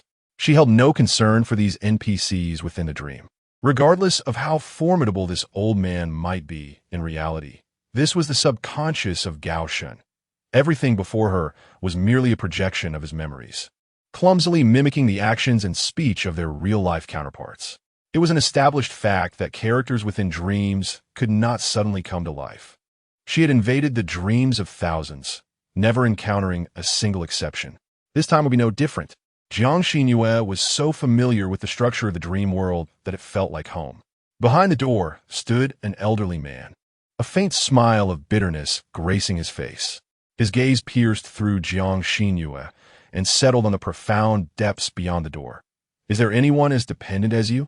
He had promised to assist her just this once. The coin in Jiang Xinyue's hand began to spin rapidly. She revealed her sweetest, most innocent smile. "Tell me, do you see the coin's obverse or reverse?" Although merely a mere NPC within a dream, for some inexplicable reason, Jiang Xinyue felt an instinctive sense of dissonance. How strange. This old man, at first glance, he appeared utterly unremarkable. Yet, upon the second glance, an involuntary shiver coursed through her body. No matter how she tried to conceal it, it was akin to a rabbit encountering a ferocious tiger or a chick facing a majestic eagle, the instinctual oppression of a life from a higher ecological chain upon one from a lower chain. This peculiar fear seeped into her very bones, inescapable. Such a sensation she had only previously experienced in the presence of her superior. Yet, he was merely a character in a dream. Jiang Xinyue instinctively regarded him as an equal adversary, attempting to exert her mental control to interfere with him. The enigmatic figure behind the door did not even glance at the coin in her hand, dismissing it as mere child's play, unworthy of consideration. With a frown, he simply uttered, "Kneel." In an instant, Jiang Xinyue's mind went blank, as though all memories had been drained and the world around her vanished, leaving only the seemingly frail old man and that simple command, "Kneel." Blood streamed uncontrollably from her facial features. She did not kneel, but that was all she could muster. It was her limit. With the last remnants of her strength, Jiang Xinyue gradually retreated from the world behind the door, shutting it with a decisive motion. Yet, she could no longer endure even a second, collapsing to the ground, drenched in cold sweat, gasping for breath like a fish on the brink of death. "Kneel." Those two simple words continued to echo in her mind, refusing to dissipate. Jiang Xinyue lay half prostrate on the ground, her thoughts completely consumed by the old man's straightforward yet piercing command. Fortunately, the strange old man did not pursue her. Otherwise, with just two uttered words, he could have shattered her mental realm as easily as one might crush an ant by the roadside. Time passed, though how long she could not tell, before a faint clarity emerged in Jiang Xinyue's muddled mind. She turned her head, uncertain, and inquired of the profound figure outside the door. What exactly is that thing inside? The figure did not answer her question, instead countering. Now, can you consider my proposal? Jiang Xinyue remained silent, merely kneeling before him, her chest rising and falling in rapid succession. She had regained her composure, pondering the monstrous figure she had glimpsed behind the door. The profound figure feigned nonchalance, yet his hands began to twitch. The gate of blood has been firmly shut, and Gao Shan is acutely aware that the figure beyond it is merely a faint echo from his memory. To compel him to take action, to genuinely kill Jiang Xinyue, is an impossibility. At best, it is but a fading remnant of a tiger's ferocity, leveraging the last vestiges of a dream's phantasm to intimidate her. Yet in that moment, the old man's gaze was such that even Gao Shan himself believed he had truly returned. Would Jiang Xinyue then contemplate his proposition with sincerity? Gao Shan did not know. The goddess of fate had already lifted the hammer of judgment. Suddenly, he noticed the classroom of the dream world beginning to collapse. Large chunks of the ceiling and walls crumbled away, exposing the white tiles beneath. The scene before him transformed rapidly, and they found themselves back at the mental asylum on Fenghua Road. Simultaneously, the corridors of the asylum were also disintegrating. The dream was like a tower of blocks, layer upon layer, crumbling relentlessly. The foundation had given way, leaving no layer intact. He soon realized that while he wielded his false authority, Jiang Xinyue's will had reached its limit. She lacked the strength to sustain this dream any longer. Gao Shan slowly opened his eyes. A gentle breeze caressed his face, and outside the window, the blue sky was tinged with a soft, golden glow. It felt as though he had experienced an exceedingly long dream. He still reclined in the chair, having slept so long that his legs felt somewhat numb. Gao Shan found it difficult to discern whether he was in reality or another dream. To ascertain the truth, he did not hesitate to slice the edge of his wrist with a talisman paper. As the droplets of blood welled up from the wound, he brought it to his nose, catching the unpleasant scent of iron. The presence of his sense of smell indicated that this was not a dream. He had truly awakened. Behind the familiar desk, Jiang Xinyue's figure had vanished, leaving behind only a white coat adorned with a small Ouroboros emblem, evidently left in haste as its owner forgot to remove it. The files that once cluttered the desk had entirely disappeared, replaced by a small note bearing delicate handwriting. That strange old man in your dream is quite terrifying. I lost the first game. Now, let us embark on the next game. I eagerly anticipate investigating the false person incident with you. I hope you can bring me more unexpected surprises. Upon reading the note and envisioning Jiang Xinyue's demeanor, a chill washed over Gao Shan. He waited in place for a considerable time, and upon realizing she would not return, he confirmed that the devil known as Jiang Xinyue had indeed left. A wave of nausea gradually surged in his throat. Regardless, this game was far from over. In fact, it had only just begun. Jiang Xinyue sought to extract more amusement from him, while he not only needed to devise a way to counter her, but also to utilize her abilities to uncover the truth about his mother from years past. At 6:31 p.m., Gao Shan departed from the Fenghua Road mental asylum. Upon arriving home, the first thing he did was log into the Strange Tales forum, seeking assistance from the exorcist team led by Old Wang. However, he soon realized that a far greater trouble awaited him in his abode. Chapter 48. Wang Jijun's past. Gao Shan meticulously composed an extensive message on his phone, which he subsequently sent privately to Old Wang of the Exorcism Squad on the Paranormal Forum. I have attracted the attention of a highly dangerous individual named Jiang Xinyue. She was also the one who managed the deceptive face incident. She intentionally refrained from terminating the house of supernatural abilities, merely to observe whether this paranormal event could escalate to an S-class incident. Although we have currently established a delicate collaboration, once the pseudo-human incident is resolved and she loses her amusement, it is highly probable that she will turn against me once more. Do you have any suggestions? After dispatching the message, Gao Shun reclined on his bed, allowing his mind to drift as he stared at the ceiling. After all, the relentless struggle against Jiang Xinyue in the psychiatric hospital had drained much of his energy. Suddenly, he became aware that something was amiss in his rented room. From the moment he stepped inside, he had sensed the presence of something that should not belong. However, his attention had been so consumed by the Jiang Xinyue incident that he had only now realized it. The black door had reappeared in the corner of the room. Beneath its crack, a seemingly endless stream of blood flowed. Yet upon closer inspection, it appeared as though that blood had never existed at all. Number 011111. The door of blood. This cannot be. Gao Shun immediately sat up in bed, staring at the familiar yet foreign black door, scarcely able to trust his own eyes. During his journey in Tottori Prefecture, the door's opener had already transferred through a blood pact to a paranormal entity. That entity had opened the blood door and entered the ensuing horror-filled world. Logically, the door of blood should have required sacrifice and should not have reappeared. Yet, it had returned, silently standing beside him, as if it would not relent until he opened it. Why is this so? Fortuitously, the blood door, upon its return, was significantly quieter, no longer emitting the terrifying murmurs that had once sought to tempt him. In a series of unfortunate events, this could be considered a small blessing. As Gao Shun pondered, a notification from the Paranormal Forum emerged on his phone, indicating a response from Old Wong. Old Wong cursed vehemently. If I were still alive, that brutish fool would have been dealt with by the monitoring group long ago. These bastards, in their desperation to manage the paranormal, continuously lower their moral standards.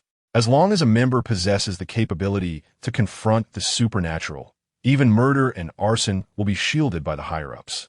The Abnormal Biological Response Department is no longer the organization of my time. It has devolved into a dumpster for the dregs of society. Individuals like Jiang Xinyue, who are uncontrollable lunatics, will only proliferate. Gao Shun replied, Did your generation ever foresee this day when you established the response department? Old Wang responded, Of course. Foolishness. If everyone behaved like saints, why would there be a need for the non-harmful handling protocol to exist? The situations you are encountering were anticipated long ago by my generation, and we considered them far more comprehensively than you can imagine. Elder Wong of the Exorcism Squad, I am about to send you a confidential number, a direct line to an internal team within the Countermeasure Department, known as the Employee Conduct Monitoring Group, specifically tasked with addressing these malfunctioning employees. It will be prudent to call this number promptly. Simply recount your experiences to them, and they should dispatch personnel to manage the situation swiftly. Of course, I have been deceased for over 30 years, and the Countermeasure Department has undergone significant changes. I hope this group still exists and functions properly. Elder Wong of the Exorcism Squad then provided a phone number. Elder Wong, in any case, establish contact with the Countermeasure Department as soon as possible to resolve this unpleasant predicament.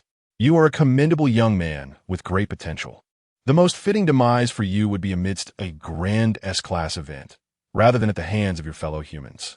Gao Shun, thank you for the compliment. Gao Shun, there is one more matter I wish to consult you about. Elder Wong of the Exorcism Squad, proceed. Gao Shun, the Blood Gate has reappeared around me. During my journey to the land of the rising sun, that urban legend had opened the door and led me into the terrifying realm beyond. However, the Blood Gate only vanished for a brief period before resurfacing. It seems to have become entwined with me. Elder Wong fell silent for a moment, the dialogue box indicating that the other party was typing. Elder Wong of the Exorcism Squad. Such occurrences are exceedingly rare, though not entirely unheard of. There was a similar incident at the Abnormal Biological Countermeasure Department. Gao Shun, why? Elder Wong of the Exorcism Squad. No one knows the reason. Much like no one understands what lies beyond that wretched door. However, there is another possibility, a subjective speculation of mine. The will, intellect, and spirit of the one who opens the door have garnered the admiration of the Blood Gate. It recognizes you and insists that you must be the one to unlock it. Others simply do not suffice. This time, it was Gao Shun's turn to fall silent. Gao Shun, is there any way to resolve this? Elder Wong of the Exorcism Squad, there is no remedy. You are simply too captivating, my young friend. The Bloodgate has deemed you indispensable. As your senior, the only advice I can offer is that sooner or later, you must open the Bloodgate. It would be wise to strengthen your abilities as much as possible before doing so. Perhaps you might seize a 1 in 10,000 chance to survive in the world beyond the Bloodgate. After hearing his proposed solution, Gao Shun fell into a profound silence. The distinction between speaking and remaining silent felt negligible. Even if he were to seek out another urban legend to fulfill a blood pact, it would bear no significance. The Bloodgate had thoroughly ensnared him. The only course of action now was to delay the moment of opening the door for as long as possible. As long as he could ignore the door. Each day of postponement was a victory. Regarding the day, he would ultimately open the great door. The words of an elder from 50 years hence were ambiguous. On that day, he would naturally come to know. How would one come to know naturally? There was utterly no clarity. Very well. It was best not to dwell on future matters for now. Elder Wong of the Exorcism Squad. Do you have any further questions? Now it is my turn to inquire. Regarding the Urban Legend Forum. Gao Shun, speak. Elder Wong of the Exorcism Squad. After our last conversation, I have broadened my perspective considerably.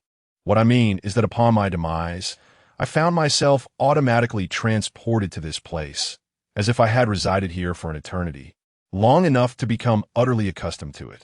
Everything unfolds so naturally that curiosity and doubt scarcely arise. It is akin to being born on a peculiar planet where the sun is a lump of excrement. For decades, one grows accustomed to it, rendering it unremarkable. Not only I, but others in the forum also accept the notion that arriving here after death is a perfectly natural occurrence. Each day, we ardently debate the realities outside the realm of the forum, yet no one seems to recognize that this forum, in itself, constitutes the most significant of all strange tales. Wang Jijun's metaphor, while somewhat abstract, conveys a profound understanding of his intent. A normal individual, trapped in a forum dedicated to the uncanny after death, would undoubtedly feel a sense of curiosity. The fact that none of you have raised an objection suggests that something is amiss. The owner of the forum might have imposed some psychological suggestion upon you, leading you all to accept this reality without question. Elder Wong of the Exorcism Squad. If what you say is true, then the owner of this forum must be an entity far beyond ordinary comprehension. To have brainwashed the most exceptional exorcists over centuries without a single individual uncovering the ruse is indeed remarkable. Many of those scoundrels were well versed in the realm of the mind during their lifetimes. It is ironic that they have faltered in the very domain they once mastered. Gaosheng, what are your plans moving forward? Elder Wong of the Exorcism Squad. I intend to form a small group, gathering a few trustworthy users into this discussion circle. This matter may not be resolved quickly, so I shall strive to collect clues discreetly. Nonetheless, I appreciate your insights without your reminders. It could have taken me years to realize I had been deceived. Elder Wong of the Exorcism Squad. Upon reflection, since entering this forum, a significant portion of my memories in the real world has vanished. Just before my death, I recall having an extremely important task to attend to, yet now I am unable to recollect it no matter how hard I try. Gaosheng, an important matter? You mentioned that during the Red Wardrobe incident, you were betrayed by a teammate, which ultimately led to your demise. Are you contemplating revenge? Elder Wong of the Exorcism Squad. It is not that matter. I'm not so petty. I have no family in reality, so what significance does revenge hold? Death is simply death. Who among us can escape it? In our line of work, reaching my age is already commendable. It pertains to another issue, one that holds greater importance than my personal honor or disgrace. Gaosheng, take your time to ponder it. After all, here, time is virtually limitless for you. By the way, Elder Wong, after our lengthy discussion, I realize I do not know your name. Elder Wong of the Exorcism Squad. My name is Wang Jijun. Gaosheng, and what of the one who caused your demise? You have been dead for approximately 30 years. That individual was a young teammate back then, and if they have not perished in an incident involving the uncanny, they should be nearing 50 by now, uncertain whether he still walks the earth. Though such words are uttered, Gao Shun harbors a profound intuition that the fellow in question is likely still alive. Good souls often meet untimely ends, while the malevolent thrive for centuries. In literature, these nefarious villains seem nearly invincible. Lao Wang sent a mocking emoji, his laughter echoing. Wang Jijun, what is it to you? Why the curiosity about his name? Do you, young lad, harbor intentions of avenging me? Chapter 49 He, Wang Jijun, you cannot contend with that despicable fellow. It would be wise to relinquish any such thoughts. Gao Shun, revenge is not my aim. That individual is incapable of dealing with you. I am even less of a match for him. Eventually, I shall inevitably have to engage with the countermeasure division. Should fortune not favor me, and I happen to encounter him, knowing his name will allow me to remain vigilant, lest I be betrayed without realizing it. Wang Jijun, you, my young friend, do possess some semblance of reason in your words. Very well, I shall divulge a few details about him. Merely listen and then forget what you have heard. Do not dwell upon it. Above all, do not entertain any foolish notions of seeking him out. Wang Jijun, that young man, he was merely 18 at the time. He was the last newcomer I mentored before my retirement, and indeed, the final one I trained during my lifetime. Extremely intelligent and undeniably ambitious. Regardless of how terrifying the most grotesque tales may be, he maintained an extraordinary composure, even though he ultimately led to my demise. I must concede that the scoundrel was perpetually mechanical in his demeanor. Wang Jijun, among all my juniors, I once held the highest expectations for him. However, as time progressed, I discerned some inconsequential flaws within him, such as an extraordinary obsession with supernatural tales, a blatant disregard for the lives of ordinary individuals, and even a refusal to follow orders in order to validate his hypotheses during supernatural incidents. That scoundrel assured me he would refrain from such nonsense in the future. Compared to his brilliant virtues, these minor shortcomings were utterly insignificant. At the time, I failed to recognize the shadows cast by the sunlight. Gazing at the pulsating text before him, Gao Shun remained silent. This side portrayal of him bore an uncanny resemblance to Jiang Xinyue, almost as if she were a gender-swap version. Yet, in certain respects, he was more cunning and astute than Jiang Xinyue. She rarely considered concealing her transgressions. Thus, the countermeasure division heightened their vigilance against her, ever wary of the chaos she might instigate. Conversely, that individual meticulously disguised his actions, managing to deceive even an old hand like Wang Jijun. The last S-Class supernatural incident I handled before my retirement was also the final case I dealt with in my lifetime, the Red Wardrobe. To confront that perilous entity, I assembled the most exceptional members of my team, including that scoundrel.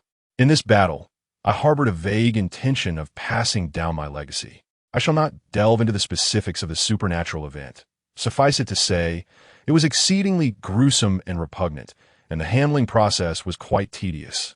In summary, we sacrificed many fine young men, paid a significant price, and endured unimaginable horrors. We stood but a step away from sealing that blood-stained wardrobe. Objectively speaking, that individual proved to be exceedingly helpful during this incident. Without his cooperation, even more lives would have been lost. At that final juncture, with only two individuals standing before the Red Wardrobe, he and I, as he typed up to this point, Wang Jijun's message was momentarily interrupted. Even through the screen, Gao Shun could sense the profound anguish within this elderly man. Despite his persistent efforts to appear indifferent, constantly asserting that he had moved on, he was betrayed by the one he trusted most, dealt a fatal blow by a protege he once held in high regard. Years of mentor-student bond had been rendered worthless. Throughout, Old Wang never once mentioned that person's name. Wang Jijun continued his recollections. He extended his hand, pleading with me not to close the door. I turned in astonishment to gaze at him, puzzled as to why he would make such a request at that moment. Had the loss of so many comrades along the way driven him to madness? That individual, at that time, wore a remarkably composed expression. I was certain that his judgment was not clouded by any foul influence. He insisted that I keep the door ajar, allowing a narrow gap in the wardrobe. My surprise morphed into fury, and I angrily questioned him, asking if he was oblivious to the number of lives that could be lost by his actions. As long as the door remained open, the entities within the wardrobe could freely enter and exit, continuing to wreak havoc in the real world. We had sacrificed so much and exerted considerable effort, all of which would be in vain. Yet, He maintained his cold demeanor, uttering the most chilling words in a calm tone. If we mastered the Red Wardrobe, we could exploit its lethal patterns to deal with troublesome supernatural phenomena. As for the entities inside, let them emerge each night to slay ordinary people. With so many souls on Earth, the loss of thousands or tens of thousands was but a trivial matter. Sacrificing a few inconsequential lives for such a formidable, forbidden object was, without question, a worthy exchange. My head felt as if it had exploded. I could scarcely fathom that such words could emanate from his lips. I knew he had crossed an irrevocable line, plunging into an unforgivable abyss. In a fit of rage, I struck him hard across the face, hoping to jolt him back to reality. In recalling his actions, Gao Shun inexplicably thought of another person, Qi Jingrong. He too had been ensnared by a powerful supernatural entity for a full 13 years. Utilizing this entity, he could hunt other supernatural beings, yet it inflicted immense harm upon those around him. Qi Jingrong chose to silently sacrifice himself to protect everything and everyone in his vicinity. This young man believed that as long as the outcome was favorable, the lives of others were inconsequential. These represent two starkly contrasting and opposing worldviews, akin to light and shadow. As the story drew to a close, Wang Jijun hesitated to continue typing. Gao Shun likely already sensed the conclusion. Gao Shun, so that individual ultimately chose to ambush and kill you. And after eliminating the last eyewitness, he still opened the Red Wardrobe? Wang Jijun remained silent for an extended period before he resumed his private message.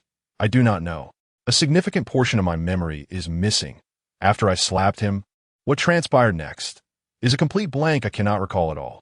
Wang Jijun, I can only ascertain one thing. Before my demise, my body and head had already separated. My gaze rolled with my severed head, maintaining a fleeting clarity for 2 or 3 seconds. I merely witnessed him step over my lifeless form and open the wardrobe door. Then I transformed into a wandering spirit, arriving at this eerie tales forum. There's no doubt about it. The conclusion is that the young man severed the teacher's head, treading upon the teacher's blood, succumbing to the macabre. Old Wang's tale has reached its end. Gao Shun, yet you still have not revealed that person's name. Wang Jijun, do you not comprehend, young one? With his intellect, he must have successfully mastered that Red Wardrobe years ago.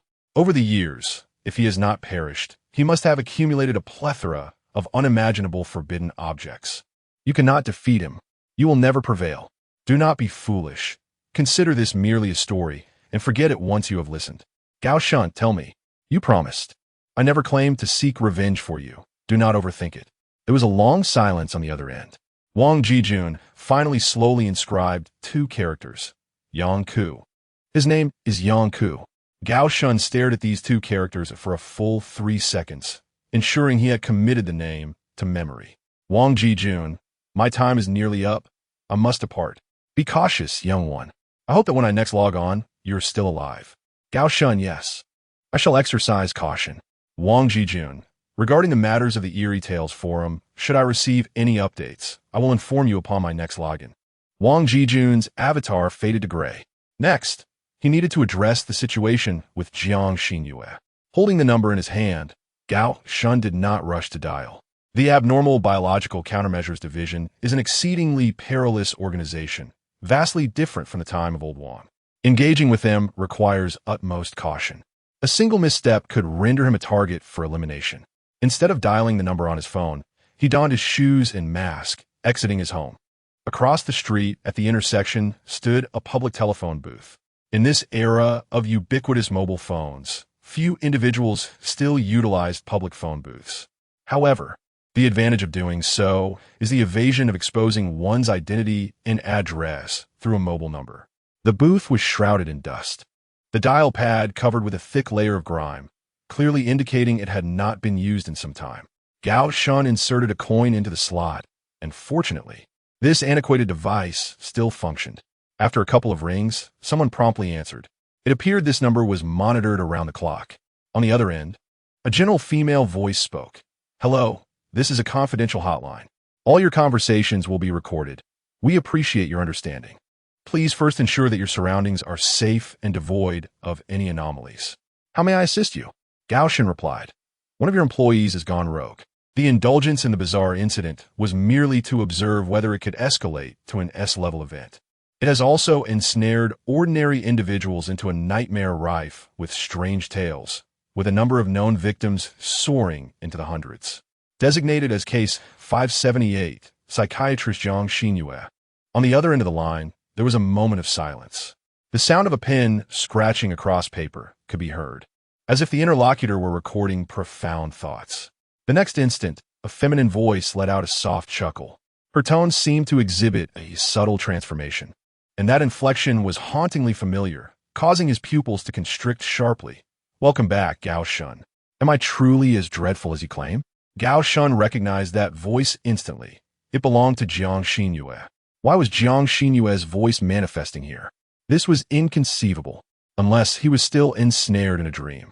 He awoke, departed from a psychiatric hospital, returned home, opened the Strange Tales forum, and chatted with Old Wang.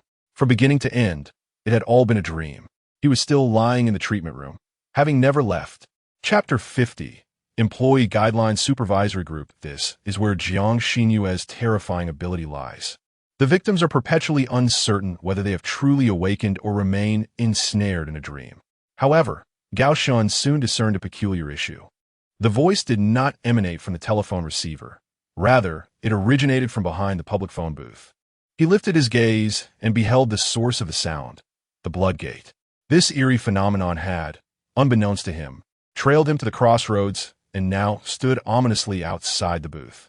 The so-called voice of Jiang Xinyue was merely a mimicry emanating from behind the door. Upon realizing that its scheme had been unmasked, the blood gate lapsed into silence once more, with even the blood pooling beneath its threshold instinctively receding. What the hell? Gao Shan, typically a paragon of civility, could not suppress a curse that bubbled up from within. Perhaps it was the result of his lengthy conversations with Old Wang. The Bloodgate's imitation of Jiang Xinyue's voice was not intended to deceive him into opening the door. It was merely an act of malevolence, a retaliatory strike for the previous encounter wherein Gao Shan had outwitted it. Gao Shan fought the impulse to storm out of the booth and deliver a powerful kick to it.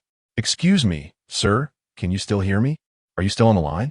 The female voice from the receiver urged him to return to attention. Gao Shan replied, "I'm still here." "You are indicating that you encountered member number 578, Jiang Xinyue, correct?" "Yes, that is indeed my assertion. Allow me to verify the information regarding employee number 578. On the other end, there was a brief silence, followed by the sound of heavy paper being shuffled. After a moment, the mechanical voice reemerged. "Information retrieved, Jiang Xinyue. Codename Mental Healer, possesses the ability to influence and even manipulate the minds of others.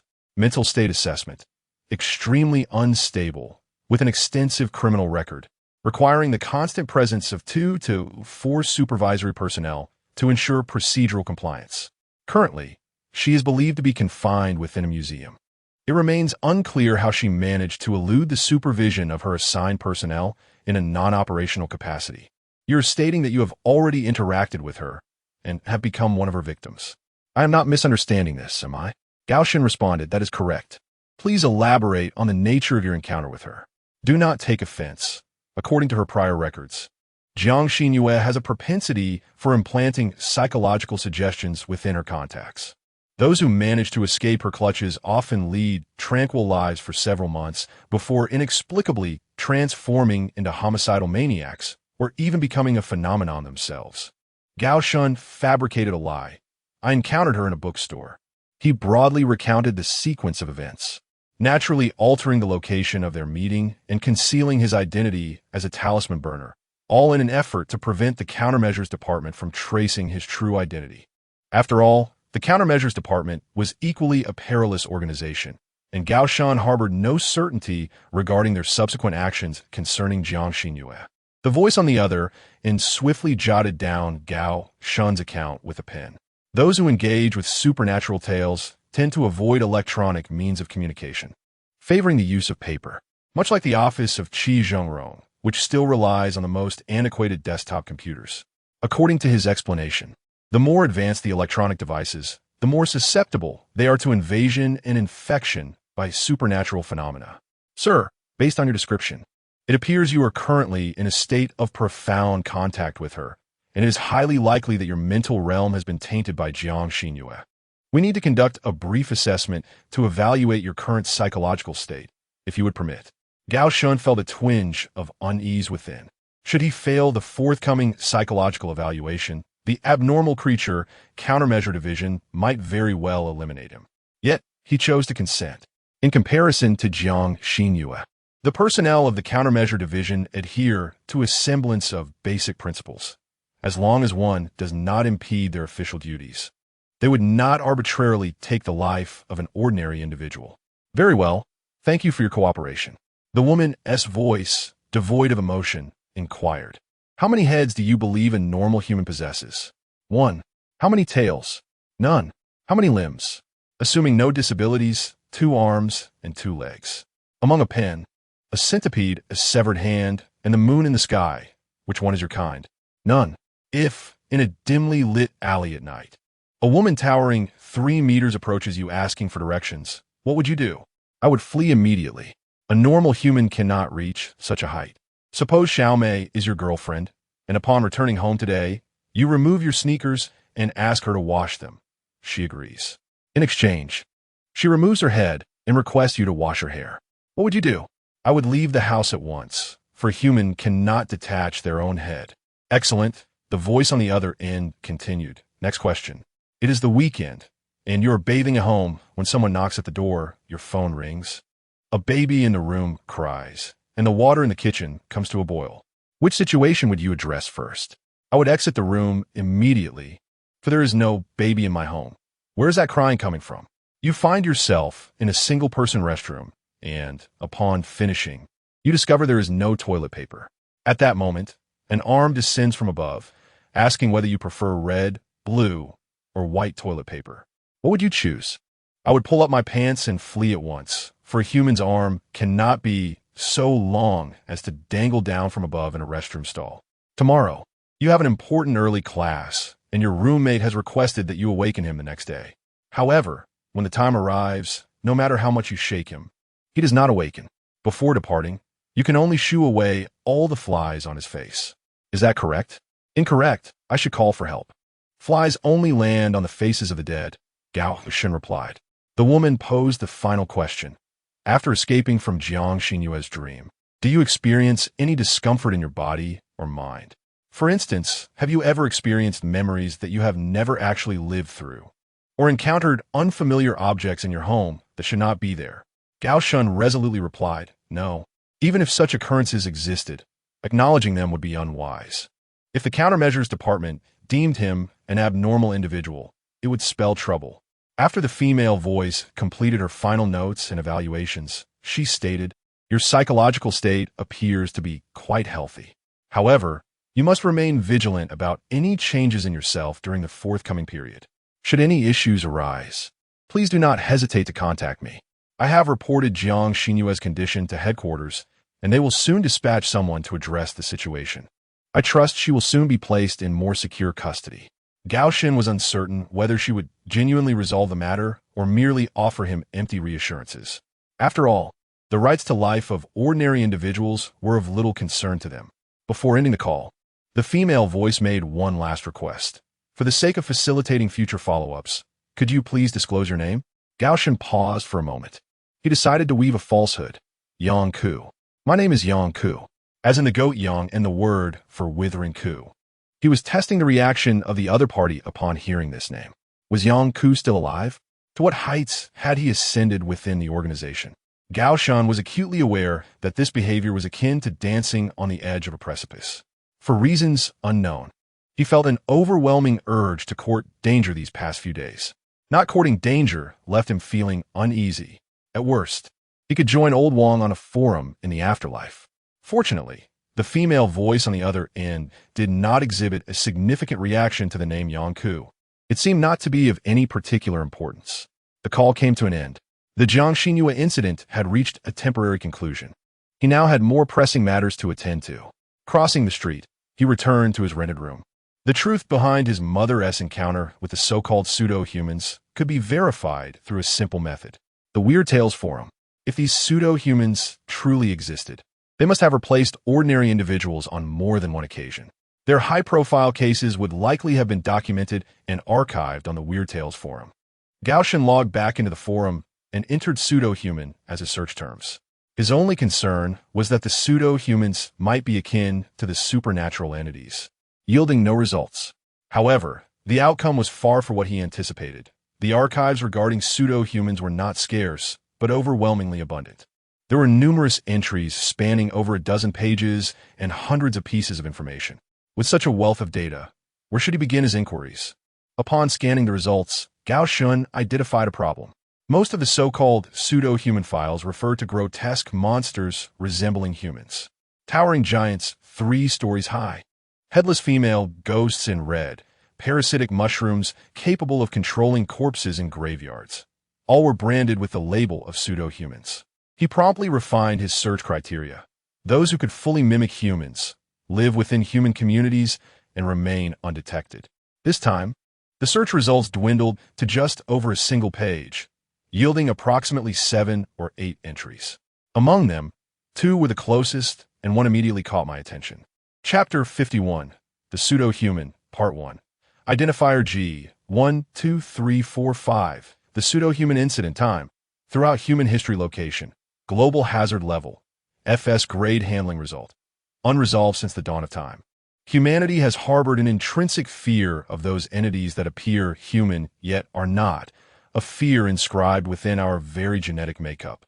Contemporary anthropologists speculate that humans devoid of such reverence may have, for reasons unknown, vanished into the abyss of history. The phenomenon of pseudo-humans permeates the annals of human history. These humanoid species seem to thrive in the shadow of humanity's existence. Their presence felt even among the upper echelons of various nations and dynasties. One of the most infamous alleged pseudo-human incidents in history pertains to Emperor Huizong of the Song dynasty, Zhao Ji. During his reign, he indulged in excess and extravagance to a pathological degree, significantly undermining the dynasty's foundation and inviting calamity, which ultimately led to the fall of the Northern Song. A faction of folklore scholars, after extensive research, has proposed a pseudo-human hypothesis. The true Zhao Ji perished on the very day he ascended the throne, and a pseudo-human has taken his place ever since. Their objective was clear from the outset: to dismantle the underworld system established by the Northern Song. This historical narrative is rather audacious. Had it been penned in a history exam, the teacher would likely have reprimanded the student harshly. At this juncture, Gaussian could not help but furrow his brow. If the archives are to be believed, the entire historiography of the Song dynasty may require reevaluation. However, this tale harbors a conspicuous flaw. The underworld system established by the Northern Song nurtured numerous adept practitioners of the art of talisman burning and soul guardianship. It is implausible that such skilled protectors could be absent from the emperor's side. If the crown prince had indeed been supplanted by a pseudo-human, how could neither the empress dowager nor the royal family, nor the professional experts of the underworld possess any suspicions? How did the pseudo-human manage such a feat? This historical trajectory seems rather far-fetched. Of course, it has been noted that this is merely one perspective among a subset of folklore specialists. The true nature of history, nearly a millennium past, may forever elude our understanding. As the archives continue, throughout history, numerous emperors and politicians across various nations have been suspected of being replaced by pseudo-humans, profoundly altering the fate of their empires. Roman Emperor Nero, in the early days of his reign, implemented policies of bread and circuses, constructing public works, and was once regarded as a wise ruler. Subsequently, following a devastating fire, his demeanor transformed dramatically. He committed matricide, murdered his wife, persecuted dissenters, and purged the Senate. Roman Emperor Caligula, initially known for pardoning prisoners and completing the Temple of Augustus, was beloved by the populace. However, he abruptly proclaimed himself the reincarnation of Bacchus, executed nobles, and even ordered the execution of his pregnant wife, ultimately leading to his assassination by the Praetorian Guard. Ivan the Terrible of Russia. The narrative is indeed captivating. Yet these accounts offer little substantial assistance to Gao Shun. As the second page of the archives unfolds, it delves deeper into the pseudo-human incidents. For the average person, 99 of the so-called pseudo-human events are ultimately proven to be mere manifestations of persecutory delusions. In numerous horrific homicide cases, individuals, having been exposed to a plethora of urban legends concerning imposters, returned home only to perceive their family members' behaviors as increasingly peculiar, ultimately leading to the tragic murder of their loved ones, while claiming to have discovered traces of these imposters upon them. However, authoritative examinations revealed that the remains were indeed those of their kin, never having been replaced. The truly deranged were they themselves. The final page of the dossier contained an assessment and handling protocol regarding the imposter phenomenon. Regrettably, as of now, there exists no unequivocally effective method for identifying imposters. Even experts who have devoted their lives to the study of such eerie tales, once subjected to psychological suggestion, may inadvertently harm their own families. Moreover, the imposters, while emulating humanity, possess a remarkably high intellect. The purpose of their infiltration into human society remains a mystery. Unlike other gruesome legends, imposters may bear an even more chilling agenda. Perhaps, in the shadows unseen by us, many high-ranking officials and dignitaries of great nations have already been supplanted by imposters. These entities are gradually seizing control of the world's elite, while we remain blissfully unaware. There is little useful information available. The second dossier delves deeper. No. G. 12372. Human disguise incident date, 1975 location. United States hazard level. E-classification. Temporarily sealed in a remote town in Alabama, a series of bloody and bizarre incidents have frequently occurred. These cases typically unfold within intact families, where the assailants are none other than their own relatives. Fathers raising firearms against daughters, mothers wielding iron rods against grandmothers. As if the family, for reasons unknown, has descended into mutual slaughter. The ultimate outcome has been the demise of the entire family. This month alone, 8 similar cases have transpired. The police suspect that a local mine may have released a toxic gas, inducing hallucinations and extreme aggression in those who inhale it. Currently, due to the absence of any survivors, the investigation remains ongoing. 3 months later, amidst the series of terrifying incidents in Alabama, an 8-year-old boy emerged as the sole survivor, shedding light on the tragic events that led to the family's mutual destruction. The boy recounted that a strange entity, neither insect nor otherwise, had infiltrated their home, masquerading as his father. His mother instructed him to hide in the wardrobe, and when he attempted to call for help, he was discovered by his father, leading to a violent confrontation. From his concealed position, the boy heard the commotion as his older siblings rushed to assist, yet after several gunshots, silence enveloped the outside. He remained hidden in the wardrobe for a full 2 days, until nearly unconscious, when he was ultimately discovered and rescued. The police confirmed that the couple and their 2 children had all perished from gunshot wounds. Autopsies revealed that the deceased were merely ordinary humans, with no evidence of any entity infiltrating their home, masquerading as the father.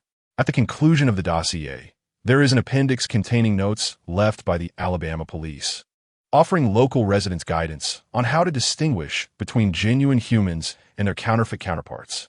The rudimentary imposters are relatively easy to identify, possessing 3 eyes, 2 noses, or 4 arms.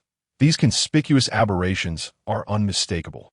For such entities, a swift execution by firearm is advised, as their combat prowess is notably feeble, posing little threat once exposed. Conversely, the more advanced imposters bear no discernible differences from real humans in appearance or behavior, having even inherited the memories of their original hosts, fundamentally eliminating the likelihood of recognition by ordinary citizens. Within the realm of the horror forum, the investigator, Gao Shun, found himself bereft of the desired information regarding the imposter incidents. The investigation currently bifurcates into 2 avenues. The first concerns the autopsy reports of his father and sister. Gao Qian, should they no longer be human, the report would undoubtedly reveal certain peculiar traits distinct from the ordinary. Unfortunately, these traits were overlooked by the forensic experts at the time, and with the perpetrator's guilt evident, the case was hastily concluded. The second avenue is considerably more lamentable. If Jiang Xinyue's mental state were stable, her abilities could be harnessed to enter her mother's psyche, thereby ascertaining the nature of what she witnessed that fateful day.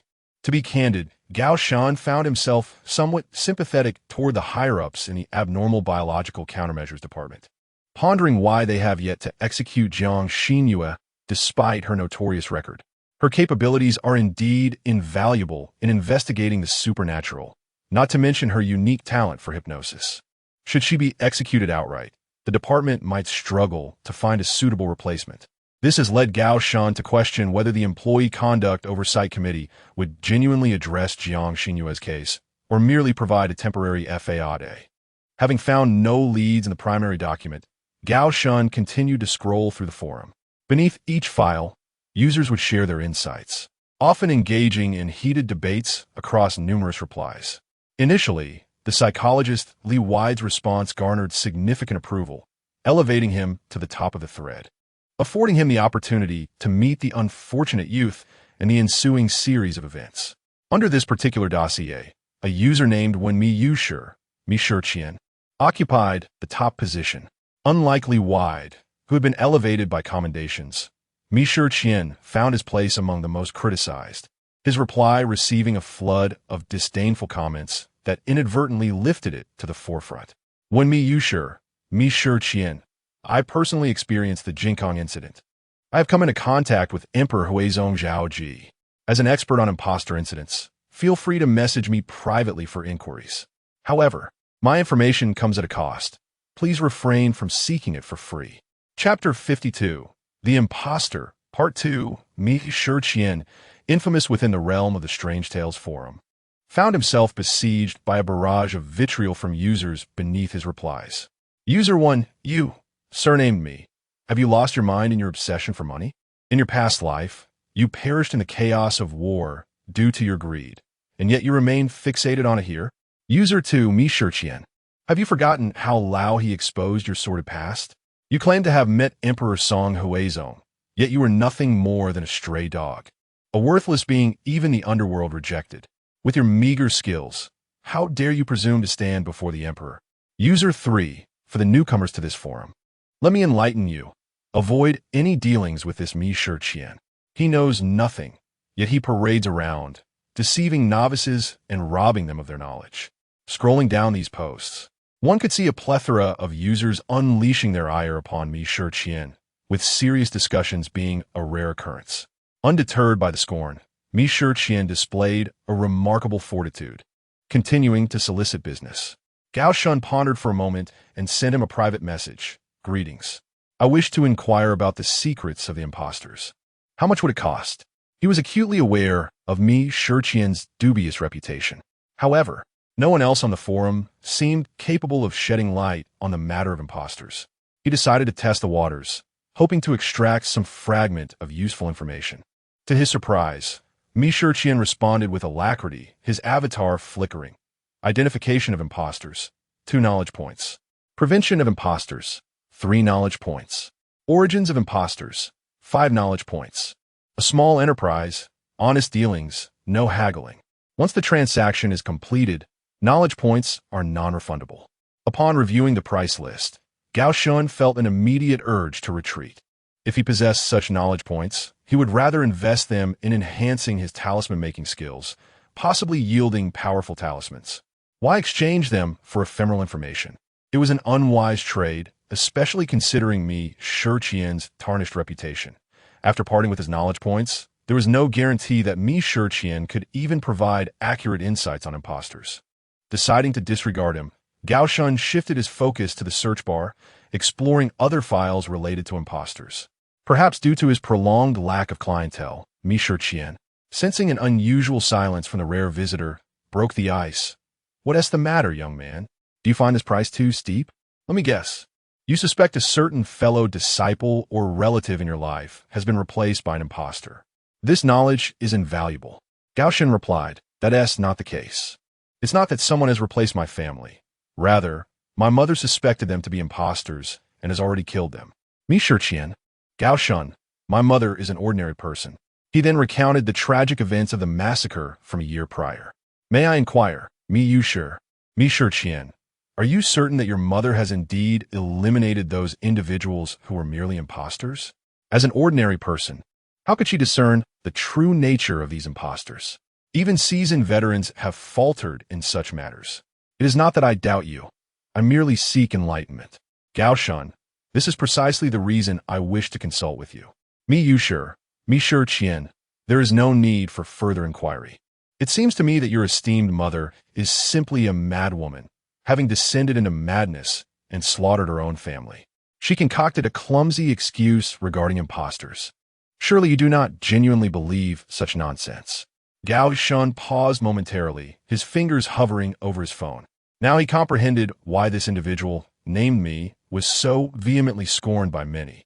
Gao Shan, is it conceivable that what she witnessed were indeed imposters? Mi Yushi, Mi Shiqian, are you truly that naive? Gao Shan felt disinclined to engage in further frivolities with him. This Mi Shiqian was indeed adept at manipulating emotions. Gao Shan, what leads you to make such assertions? Mi Yushi, Mi Shiqian, consider this carefully, my naive friend. If one day you were to observe your family behaving in an exceedingly strange manner, what would your response be? Gao Shan, at present, I am an orphan. Mi Yushi, Mi Shiqian, I am speaking hypothetically. So I forget it, fool. If your closest friend began to act oddly, how would you react? Gao Shan, it would depend on the severity of their aberrant behavior. In most cases, I would presume they're merely grappling with some troubling issue. It is likely inconsequential, and thus, intervention would not be necessary. They might revert to normalcy in a few days. Mi Yushi, Mi Shiqian, you articulate your thoughts quite well. Now, if such peculiar behavior were to exceed certain boundaries, would you consider the possibility that your friend had been supplanted by something sinister? Gao Shan, I cannot dismiss such a possibility, but further observation and investigation would be required. Mi Yushi, Mi Shiqian, would you resort to violence against them simply because their actions today surpassed your expectations? Gao Shan was taken aback. Certainly not. First and foremost, I must ascertain what precisely is troubling them. Only when it becomes evident that all hope is lost would I contemplate the most extreme measures. As long as there remains a glimmer of hope, I would seek a remedy. Mi Yushi, Mi Shiqian, excellent. Do you now grasp the logic at play? When a friend exhibits abnormal behavior, the instinctual reaction of a rational individual is never to resort to violence. Such drastic measures are only considered under the most extreme circumstances. When one is absolutely certain that their friend is no longer who they were, having been overtaken by malevolent forces. Even then, hesitation would linger. This is the conclusion you have deduced, do you not agree? Gao Shan's mind erupted with realization. He suddenly understood why Mi Shiqian had persistently questioned him regarding the true nature of his mother. A common individual, devoid of any prior exposure to the realm of urban legends, could hardly form such a swift judgment that their loved ones had been supplanted by malevolent entities. Even someone like myself, a semi-professional, only dared to conclude that Tang Tianxiang had been parasitized after witnessing him shatter the evil spirit exorciser during my journey in the land of the rising sun. Fully aware of the opposing force's defiance. Yet, my mother, within less than half a day, concluded that my father and sister were no longer human and wielded a kitchen knife to end their lives. The rapidity of these events is astonishing. The act of deciding to slay one's own kin inherently bears immense psychological strain. It typically requires several weeks to gradually transcend one's mental barriers. Such a determination is not one that a mere housewife could make in an instant. The truth of the mountain is obscured only because one stands amidst it. Such a simple notion seems to have eluded the profound minds thus far. Mi Shiqian succinctly pinpointed the crux of the issue. The epithet of fool hurled at him was not without merit.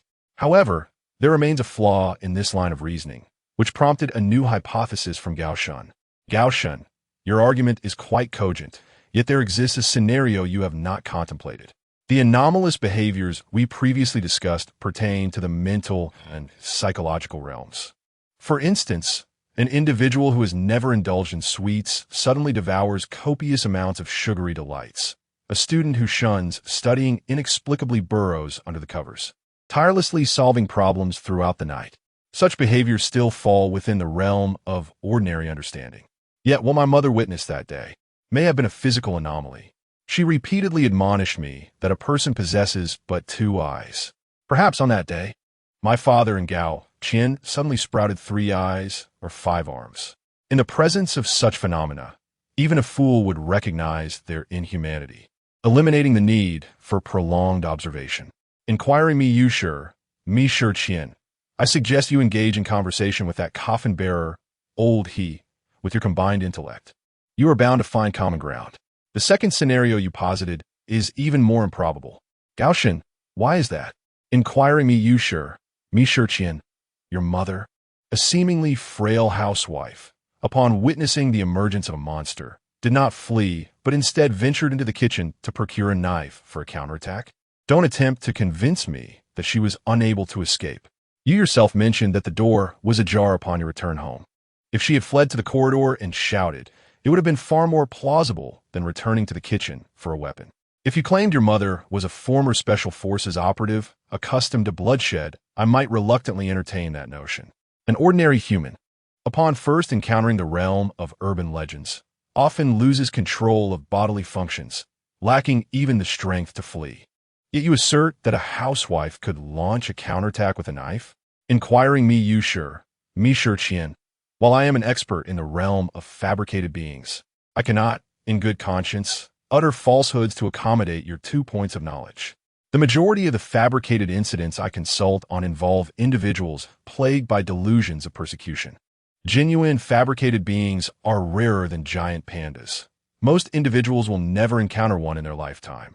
Your mother, with a 99% probability, has simply lost her sanity. Gao Shun fell silent. He had silently acquiesced to the notion that Mi Shi Qian's words were more persuasive and aligned with the truth of the matter. Yet, a sense of dissatisfaction lingered within him.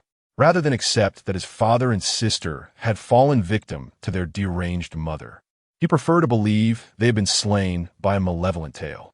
This belief would provide him with the impetus for revenge. Humanity is indeed a creature adept at self-deception. Perhaps it was time for him to confront reality. His mother had succumbed to madness, and those who had departed could never return. Those still living ought to cherish every fleeting moment. Just when Gao Shun was on the verge of surrendering to despair, he suddenly sensed something amiss. Was this matter truly settled? He reread Mi Shi Qian's words and finally understood the source of the unease that had once again surged within him. Chapter 53, The Pseudo-Human, Part 3, Gao Shun, you assert that my mother is most likely a lunatic with a 99% probability. What remains of that 1%? What could it possibly signify? When Mi Shi Qian, you seem to have lost your bearings. In this world, absolutes do not exist, especially when dealing with the realm of the supernatural. Even the highest priests dare not claim absolute certainty. Gao Shun, reluctant to relent, pressed on. So what about that 1% possibility? What does it entail? When Mi Shi Qian, the remaining 1% requires you to furnish knowledge points before we can engage in further discourse. We have conversed extensively, and I have already provided you with ample service without charge. Be content, young man. It has been several days since I have been open for business, and I have expended considerable effort on you. Gao Shun, I currently lack knowledge points. Might I defer this obligation? Once I complete the supernatural task and acquire knowledge points, I will repay you immediately. When Mi Shi Qian, do not jest with me. As a novice, you lack even the most fundamental common sense. In our world, debts do not exist. Engaging with the supernatural can lead to sudden demise at any moment. It is a commonplace occurrence. You propose to exchange for knowledge points only after completing the task. How absurd. Who can ascertain whether you may perish in the next supernatural encounter? How would I ask for repayment? By venturing into the afterlife. Gao Shun. He recognized that his request was indeed a bit excessive. Although Mi Shi Qian's words were harsh, he had provided him with several new perspectives. He could not expect further assistance. At that moment, Gao Shun felt akin to a fly ensnared within a glass, the light of hope within reach, yet thwarted at every attempt to escape. Just as Gao Shun presumed Mi Shi Qian had logged off, the avatar suddenly flickered back to life, sending a series of private messages. Very well, very well. Seeing your plight, I shall extend another hand.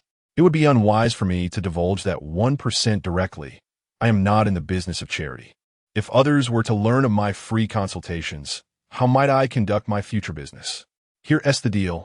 I have crafted a poem for you, within which the answer lies concealed. How much you can discern depends on your own fortune. One me you sure, me sure Chien in the mirror of a lotus.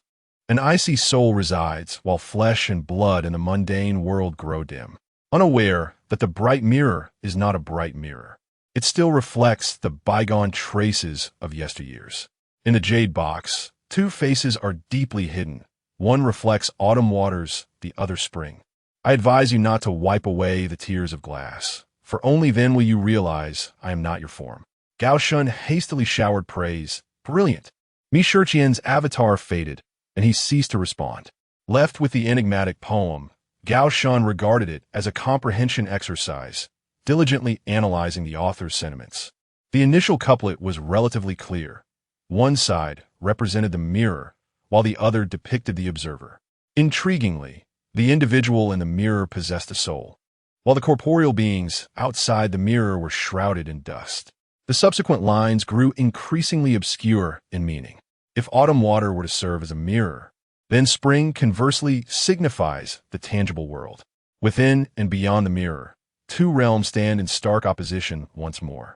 Ultimately, I urge you not to wipe away your tears, for through the mirror, one discovers that the world within is the authentic realm, while that outside the mirror is mere illusion. The overarching essence of this poem suggests an inversion of the internal and external worlds, where the poet, upon uncovering the truth, experiences a profound collapse, weeping bitterly. Yet, Olmi has penned such an enigmatic poem. What could it possibly signify? Does it bear any relation to the recent incident involving the counterfeit individuals? The more one contemplates, the deeper the confusion becomes. Lying in bed, he gazes vacantly at the stark white ceiling. At this juncture, he seems to have entered a dead end, with no escape in sight. In the recesses of his mind, Gao Shun finds himself nostalgically reminiscing about Jiang Xinu. If only she were a bit more normal. They could communicate. With her formidable ability to hypnotize her mother, she could witness the events of that day firsthand. At that moment, his phone vibrates again. Someone is calling. Initially, he assumes it to be the oversight team from the strategy department, but upon answering, he realizes it is not. Hello, may I speak with Mr. Gao? Speaking. Gao Shun replies. Here's the matter. The car you ordered from our store is scheduled for delivery next Saturday at 10 in the morning. Do you have any specific requests regarding the delivery ceremony? Gao Shun is taken aback. You must have the wrong number. I never order a car. The sound of paper rustling echoes from the other end, indicating the caller is verifying customer information. Sir, there must be no mistake. This car is indeed yours. According to our records, it was purchased for you by Ms. Xia, who arranged for its voluntary transfer. Gao Shun realizes that the gift Xia Ling intended for him is in fact a car. For a wealthy girl like Xia Ling, accustomed to lavish spending, it seems extravagant. He merely treated her to a bowl of beef noodles, and she reciprocated with a vehicle. At this rate, he wonders how much he will owe her in the future. On Monday, at the rereading institution, during mathematics class, Gao Shun sits at his desk, diligently taking notes. Beside him, Xia Ling sprawls across the table, sound asleep. Her long hair cascading messily, brushing against Gao Shun's arm in a ticklish manner. Originally, she was not seated next to him, but after spending a bit of money, she forcefully swapped places with his previous desk mate, securing her position beside him. Since they confirmed their relationship, Xia Ling has ceased to pretend. Previously, she would feign inquiries, but now she sleeps soundly from the first class of the morning until the afternoon, as long as Gao Shun is nearby. Strangely, all the teachers, who strictly prohibit early romance, turn a blind eye to this situation, finishing their classes and leaving without a word. As long as Xia Ling does not act too excessively during class, they tacitly maintain their pretense of ignorance. Gao Shun had anticipated an ordinary day until, during a break in mathematics class, Director Fong entered the room with a girl dressed in a school uniform. Everyone, please pause for a moment. We have a new transfer student joining us today. She will be your new classmate.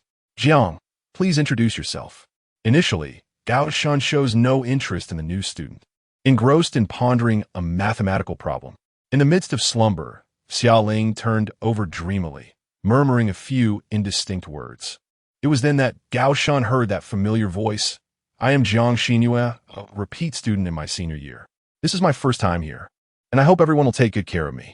He slowly lifted his head to behold a slender figure standing at the podium, clad in a white school uniform. With a backpack slung over her shoulder and a natural smile gracing her face, Jiang Xinyue. A number of boys in the class let out low cheers. With her charming, demure demeanor akin to that of a neighborly girl, she seemed far too youthful to portray a psychiatric director. However, as a high school girl, she fit the role perfectly. Amidst the crowd, Jiang Xinyue's gaze met his.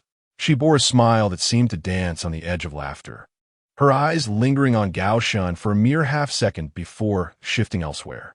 An unsettling feeling enveloped him, akin to a mouse scrutinized by a cat. If his assumptions were correct, the members of the Employee Conduct Supervisory Committee had not dealt with her. Perhaps they were short-staffed, unable to find someone capable of handling Jiang Xinyue, or perhaps they had dispatched someone, only to have them outmaneuvered by her.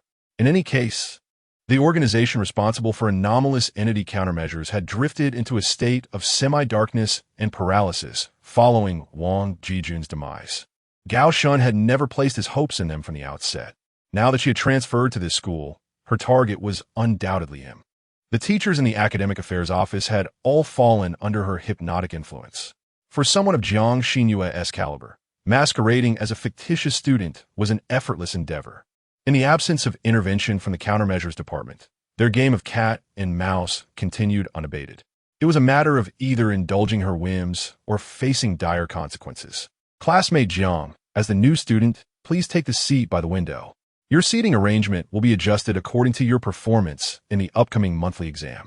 Jiang Xinyue smiled gently, brushing aside her bangs, and pointed towards Gao Shan. Teacher, I see there's another seat behind this classmate. May I sit there for now? Many turned to cast envious glances at Gao Shan, their eyes filled with barely concealed jealousy. They were not foolish. It was evident that for reasons unknown, the new transfer student held a particular interest in him. Director Fong, already beleaguered, found himself in a predicament. His top student had already fallen under the spell of the new girl. He pondered how to separate Gao Shan from Xiaoling without disrupting Gao Shan's state of mind, when yet another stunning transfer student appeared on the scene. Naturally, he could not allow her to sit next to him. Yet, inexplicably, upon locking eyes with her bright amber gaze, he was struck as if by thunder, unable to recall his own words, and found himself uncontrollably uttering, "All right, if you wish to sit there, then sit there." "Thank you, Teacher Fong," Jiang Xinyue replied sweetly. With that, she slung her backpack over her shoulder and strode towards the back row where Gao Shan sat, her tall figure drawing the envious, fiery gazes of the boys in the corridor. The moment she took her seat, an overwhelming chill crept up Gao Shan's spine. Gently prodded from behind with a ballpoint pen, Jiang Xinyue whispered softly into his ear, a voice only he could hear. "After school today, let us visit the Fenghui Road Mental Hospital and see your mother once more. This time, I shall hypnotize her directly. We will enter her dream." Experiencing firsthand the harrowing perspective of the day, she lost her sanity. Gao Shan swallowed hard, uttering but a single word, "All right." He found no room for refusal, nor was there a need to decline. Uncovering the truth from that fateful day was also his long-held desire. It was a perilous endeavor, akin to bargaining with a tiger or a ghost for one's life. Gao Shan sought the truth, while Jiang Xinyue craved the thrill. With Jiang Xinyue's formidable powers, it was indeed more probable to unearth the events of that time. However, throughout this process, should Jiang Xinyue feel any discomfort or lose interest, she would not hesitate to turn and end her own life. The path ahead was shrouded in darkness, and each step was taken as if walking on thin ice. Gao Shan could only proceed one step at a time, hoping that the best outcome would be to resolve the false human incident while simultaneously uncovering Jiang Xinyue's vulnerabilities, ultimately turning the tables on her. Chapter 54, The Faux Person, Part 4, returned to the asylum. Gao Shun, disinterested in engaging with these uninformed commoners, was fully aware of the true nature of Jiang Xinyue, despite others assuming he was enamored. Having just begun a relationship with Xia Ling and now captivated by the new transfer student, finally managing to endure until the day's classes concluded, Gao Shun meticulously organized all his notebooks, examination papers, and textbooks into his bag. At that moment, the slumbering Xia Ling beside him stirred, groggily awakening, her half of the desk adorned with drool as she stared at him vacantly. "Is class over?" she murmured lazily, rising to stretch, her well-defined figure unmistakably revealed despite the school uniform. In the next instant, she grasped Gao Shun's hand and exclaimed, "Let us go to the amusement park. Yesterday, that couple from the adjacent class spent the entire day there, and I'm truly envious of the photos they took." To her, the end of class marked merely the commencement of a joyous day, in stark contrast to Jiang Xinyue, who seemed shrouded in mystery. The oblivious Xia Ling appeared all the more endearing to Gao Shun, who felt an overwhelming willingness to accompany her to the amusement park. However, such a venture was, of course, impossible. A melodic voice from behind interrupted, "That won't do, Gao Shun. After school today, you must accompany me to the hospital to visit your mother." The younger student continued, "Let us postpone this. I promise to yield him to you tomorrow." Xia Ling turned to discover the new arrival, Jiang Xinyue. Her scrutinizing gaze traversed Jiang Xinyue's face and then her figure, revealing an unmistakable hostility in her eyes. "Who are you?" Fearing Xia Ling might provoke Jiang Xinyue, potentially igniting the wrath of this volatile individual, Gao Shun hastily interjected, "This is Jiang Xinyue, my cousin who has come as an exchange student from abroad to stay with us for 2 months. Xia Ling, I have arranged to visit my mother in the hospital today with her. We can go to the amusement park another day, all right?" His fabricated excuse bore the marks of implausibility. Although Xia Ling ranked at the bottom of her class, she was no fool and regarded him with suspicion. An exchange student from abroad? To attend our re-education institution? That seems rather odd. Moreover, Gao Shun, you have never mentioned having a cousin visiting today. She tightened her grip on his hand, displaying a hint of reluctance. Jiang Xinyue's presence instilled within her an inexplicable sense of crisis. Jiang Xinyue maintained her smile, observing the interaction between Gao Shun and Xia Ling, her eyes seemingly challenging him to see how he would navigate this situation. In her fingers, a silver coin had quietly materialized. This capricious and formidable madwoman was an enigma. No one could predict her next move. Gao Shun recognized that his time was limited. If he did not swiftly dismiss Xia Ling, she too might become a target for Jiang Xinyue. "Be good. I truly cannot accompany you today. We have plenty of time ahead of us. Let's take it slow, shall we?" He clumsily and diligently attempted to console Xia Ling, forcefully extracting one of her hands from his grasp. Xia Ling gazed blankly at Gao Shun, her disappointment evident in her eyes. "May I accompany you to the hospital to see Andy?" she inquired. "Perhaps it is best not to." Gao Shun firmly declined, explaining that her affliction was of a psychological nature, and if she were still lucid, she likely would not wish for anyone to witness her in such a state. Recognizing Gao Shun's resolute demeanor, Xia Ling understood that today he had unequivocally chosen Jiang Xinyue over her. She refrained from throwing a tantrum, quietly packing her bag before making her way towards the classroom door. Just before departing, she turned back, casting a radiant smile at Gao Shun. "Did you receive the call about the car I bought you from the 4S dealership?" Thank you. But you can return it. I do not require such an extravagant gift." "It matters not. My father possesses a membership card for the Mercedes dealership, and using his credit card offers discounts." Xia Ling waved at him, and Jiang Xinyue, "Make sure to return early today. Gao Shun, you promised to accompany me. You mustn't deceive me again." Before Gao Shun could respond, she vanished around the corner. Observing Xia Ling's retreating figure, Jiang Xinyue's lips curled into a subtle smile, as if amused. "Is she your girlfriend?" "Yes." "Is she completely oblivious to this world?" "Indeed, she is an ordinary person. Does she hold affection for you?" "Perhaps." Jiang Xinyue regarded Gao Shun with an expression akin to a cat eyeing a mouse it had meticulously prepared for dinner. "If she knew your life was on a countdown, I wonder, would she risk her own life to save you?" Gao Shen replied calmly, "Once the farce concludes, I shall take my own life, not allowing you the chance to hypnotize me. I have but two fates, either perish in this bizarre narrative or meet my end by my own hand. There exists no third outcome." Jiang Xinyue let out a melodious laugh. "Who said I intend to kill you? You're far too tense, unable to indulge in even the slightest jest. That is hardly endearing." The two engaged in light banter, though Jiang Xinyue perceived it unilaterally, as they boarded a bus, arriving at the Fenghua Road Psychiatric Hospital half an hour later. This marked Jiang Xinyue's first appearance at the hospital as a physician, and her second as a family member of a patient. "Excuse me, have you made an appointment?" inquired the nurse at the front desk with a mechanical smile, seemingly oblivious to Jiang Xinyue's identity. The memory of her tenure as the head of psychiatry here had entirely faded from her mind. Gao Shen was about to respond that they had not made an appointment when, suddenly, a crisp sound rang out as a coin rolled from beneath Jiang Xinyue's leg, tracing a straight line towards the nurse's feet. Instinctively, the nurse crouched down, picked up the coin, and handed it to Jiang Xinyue. "Thank you." Jiang Xinyue smiled faintly as she accepted the coin, casually inquiring whether it was heads or tails. The nurse placed the coin into Jiang Xinyue's small hand and instinctively recalled the answer, responding, "It's tails." However, as she beheld the coin and attempted to recollect, she found herself utterly ensnared in the trap woven by Jiang Xinyue. Satisfied with her reaction, Jiang Xinyue remarked, "Excellent. Now, you shall act according to my instructions." The nurse's eyes visibly flickered with confusion. After answering Jiang Xinyue's query, she seemed somewhat disoriented. "I shall act according to your instructions. We have an appointment for Ms. Jiang Yu in room 5. Please arrange the visiting room. We are to see her now." Suddenly, the nurse jolted as if momentarily regaining her senses.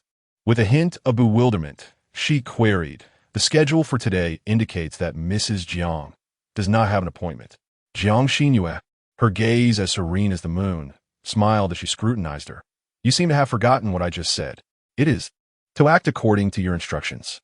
Therefore, we have an appointment for Ms. Jiang Yu in room 5. Please expedite the arrangement for the visiting time, if you would." "Yes." "Very well." The nurse, resembling a marionette, turned stiffly to comply with Jiang Xinyue's demands. Gao Shen remained silent, quietly observing Jiang Xinyue's actions, assessing the boundaries of her capabilities. Unlike other eerie tales, which follow patterns of murder, he believed that Jiang Xinyue's abilities also operated under certain conditions. It is known that her gaze can influence the decision-making tendencies of her victims. For instance, after locking eyes with her, Director Fong changed his mind and allowed her to sit in her desired position. Certainly, the rearrangement of seats is a trivial matter, requiring minimal mental influence. However, once one has seen her coin and answered whether it is heads or tails, the depths of her control deepen, enabling her to manipulate them into executing more complex tasks. For example, this nurse added an extra visiting session at her behest. The hospital's application process is far more intricate than a mere seat change. Jiang Xinyue's ability thus reveals her profound skill in manipulating human emotions. Ultimately, the most terrifying aspect is the repeated answering of her questions regarding the coin's faces. Their mental state is entirely under her grasp, drawn into countless layers of dreams, subject to her whimsical suggestions. It is reminiscent of her previous encounter in the treatment room. If this is the extent of her abilities, then, armed with the knowledge at hand, he would have every opportunity to eliminate her. Yet, it cannot be ruled out that she is aware of his scrutiny, deliberately exposing flaws to toy with him. The two have now arrived at the visiting room. Beyond the iron bars, accompanied by the sound of electronic shackles clattering against the floor, a figure draws ever closer. No matter how many times he encounters his mother here, Gao Shen feels an intense discomfort. She should not be here. She ought to be at home, preparing a meal. As the father returned home from work, the sister lounged on the sofa, engrossed in her PS5, her feet arrogantly perched atop her head. The doors swung open, and the mother slowly settled into the interrogation chair, her gaze fixated on her own reflection. Her complexion remained pale and haggard. This time, her attention shifted from Gao Shen to Jiang Xinyue. Who was this girl? Was she an imposter? Before Gao Shun could respond, Jiang Xinyue interjected, I am Gao Shun's girlfriend, Jiang Xinyue. You may call me Xiaoya. I have heard your story, and I too encountered an impostor in my childhood. That entity disguised itself as my father, and I ended its life. I excel at identifying these imposters. I understand that 2 years ago, you also eliminated 2 imposters masquerading as family members, specifically seeking Gao Shun to bring me here to meet you. I feel that I alone comprehend your plight, and we are bound to find common ground. Gao Shun knew that out of her 10 statements, 11 were fabrications. This enchantress, who delighted in manipulating hearts, was a natural liar. Of course, her words were crafted to deceive the mother, laying the groundwork for the impending hypnosis. Would the mother be fooled? Behind the iron bars, Jiang Yu leaned forward, half draped over the barrier, seemingly striving to scrutinize Jiang Xinyue's visage, attempting to discern whether she was a genuine being or a mere impostor. Chapter 55. The False Person, Part 5. In the gaze of the deranged woman, whose eyes were veined with blood, Jiang Xinyue remained motionless, a faint smile gracing her lips, seemingly confident in her ability to pass the scrutiny.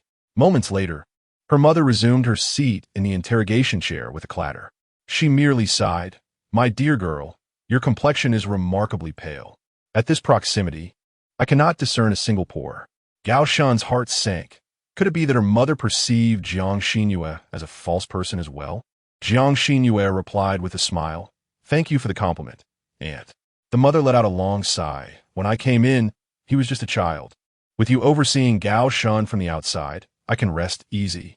She then inquired, What more do you wish to know? It seemed that her impression of Jiang Xinyue was somewhat favorable. Her mental state appeared to be relatively calm. Gao Shun cautiously probed with some sensitive questions. What exactly did father do that led you to discover he was a false person? The mother closed her eyes, recalling that painful past. I cannot remember. I have forgotten. It feels as though there's a thorn in my mind. Every time I attempt to recall that day as memories, it feels as if my head is about to explode. I only recall the sensation. Your father must have been possessed by a false person. If they are not eliminated, dreadful consequences will surely ensue. Without this crucial evidence, it was impossible to ascertain whether the mother had truly lost her sanity or had encountered ghosts. Yet, pressing her further might trigger her distressing reactions. Thus, only one method remained. A silver coin fell from Jiang Xinyue's sleeve in her palm, and like a magician, she stood the coin upright on the table. Aunt, please do not feel too anxious. Let us engage in a game. Each time I spin the coin, you shall tell me whether it lands heads or tails. After 10 spins, the horrific memories of that day will be completely forgotten, and you can finally enjoy a good night's sleep, if you will. The expression on her mother's face was weary. If it allows me to have a pleasant dream, I will be truly grateful to you, dear girl. For the past 2 years, every time I close my eyes, I am haunted by countless terrifying and bloody images.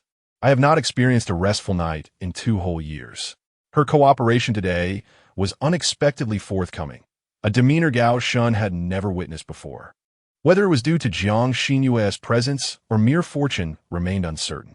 Below the table, Jiang Xinyue gently kicked herself, whispering in a voice only she could hear. After the coin spins, you must silently repeat in your mind whether it is heads or tails. This way, together we can enter your mother's dreams. Upon hearing that Jiang Xinyue intended to hypnotize her once more, Gao Shun hesitated. He was well aware of this sorceress's cunning. Entering a dream was simple, but escaping would depend on her whims. However, one must venture into the tiger's den to capture the tiger cub. If he did not dare to take this small risk, he would likely never uncover the truth of that day. Prepared as we are, let us commence. A diminutive, radiant coin began to spin on the flawless fingertips of Jiang Xinyue. Heads or tails? Heads, the mother obediently replied. Heads, Gao Shun's innermost voice echoed. And this time, heads, the mother mechanically responded. Gao Shun paused momentarily, for he distinctly perceived the tails. Though seated opposite one another, both were gazing at the coin from a 45-degree angle. Thus their views of the coin's sides should have been identical. Rather than correcting his mother, Gao Shun chose to allow the game to persist. For the 3rd time, the coin whirled. Tails, the mother said. Heads. This time, a divergence arose between what Gao Shun observed in what his mother articulated. Jiang Xinyue maintained her unwavering, disdainful smile. As if she could see through it all, she uttered not a word, merely continuing to spin the coin. Heads, the mother stated numbly. Heads. Before Gao Shun could voice his thoughts internally, his vision suddenly blurred, and the scene around him began to whirl chaotically. When Gao Shun next opened his eyes, he found himself within a dimly lit, antiquated apartment building. On the first floor, a rusted security door stood ajar. Bicycles were haphazardly parked in the corridor, and a flickering motion sensor light cast a feeble yellow glow, attracting countless buzzing insects. He recognized this place well.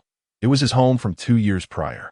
At that time, his father, mother, and sister were all present, a quintessential family of 3. How he wished time could freeze at that moment.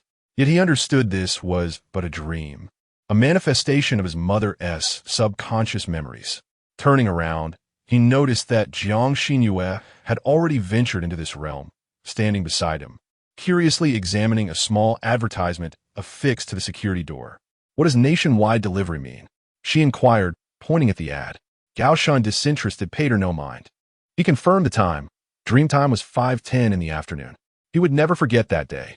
He had arrived home at 5:56. Pushing open the slightly ajar door, he was met with a nightmarish tableau that had haunted his life. His mother, a homemaker, should have been home by now. His father, a salaried worker, typically returned by 5:30, and his sister, if not out with friends, would arrive around 5:50. This signified that, at this juncture, tragedy had yet to unfold. If he dashed upstairs now, he might rewrite fate before they arrived. As if reading Gao Shun's thoughts, Jiang Xinyue reiterated, "This is not the real world. It is merely a concretization of your mother's subconscious memories. Do not entertain the notion of altering any events here, for it could exacerbate her dissonance with reality and drive her further into madness." Gao Shun retorted with irritation, "I am well aware. Do you think I would be foolish enough to act on such a notion?" The antiquated residential building lacked an elevator. He strode purposefully upward. Jiang Xinyue trailed behind him, inquiring, "Which floor do you reside on?" "The 5th, he replied. "How many households are there on each floor?" "There are 4 in total.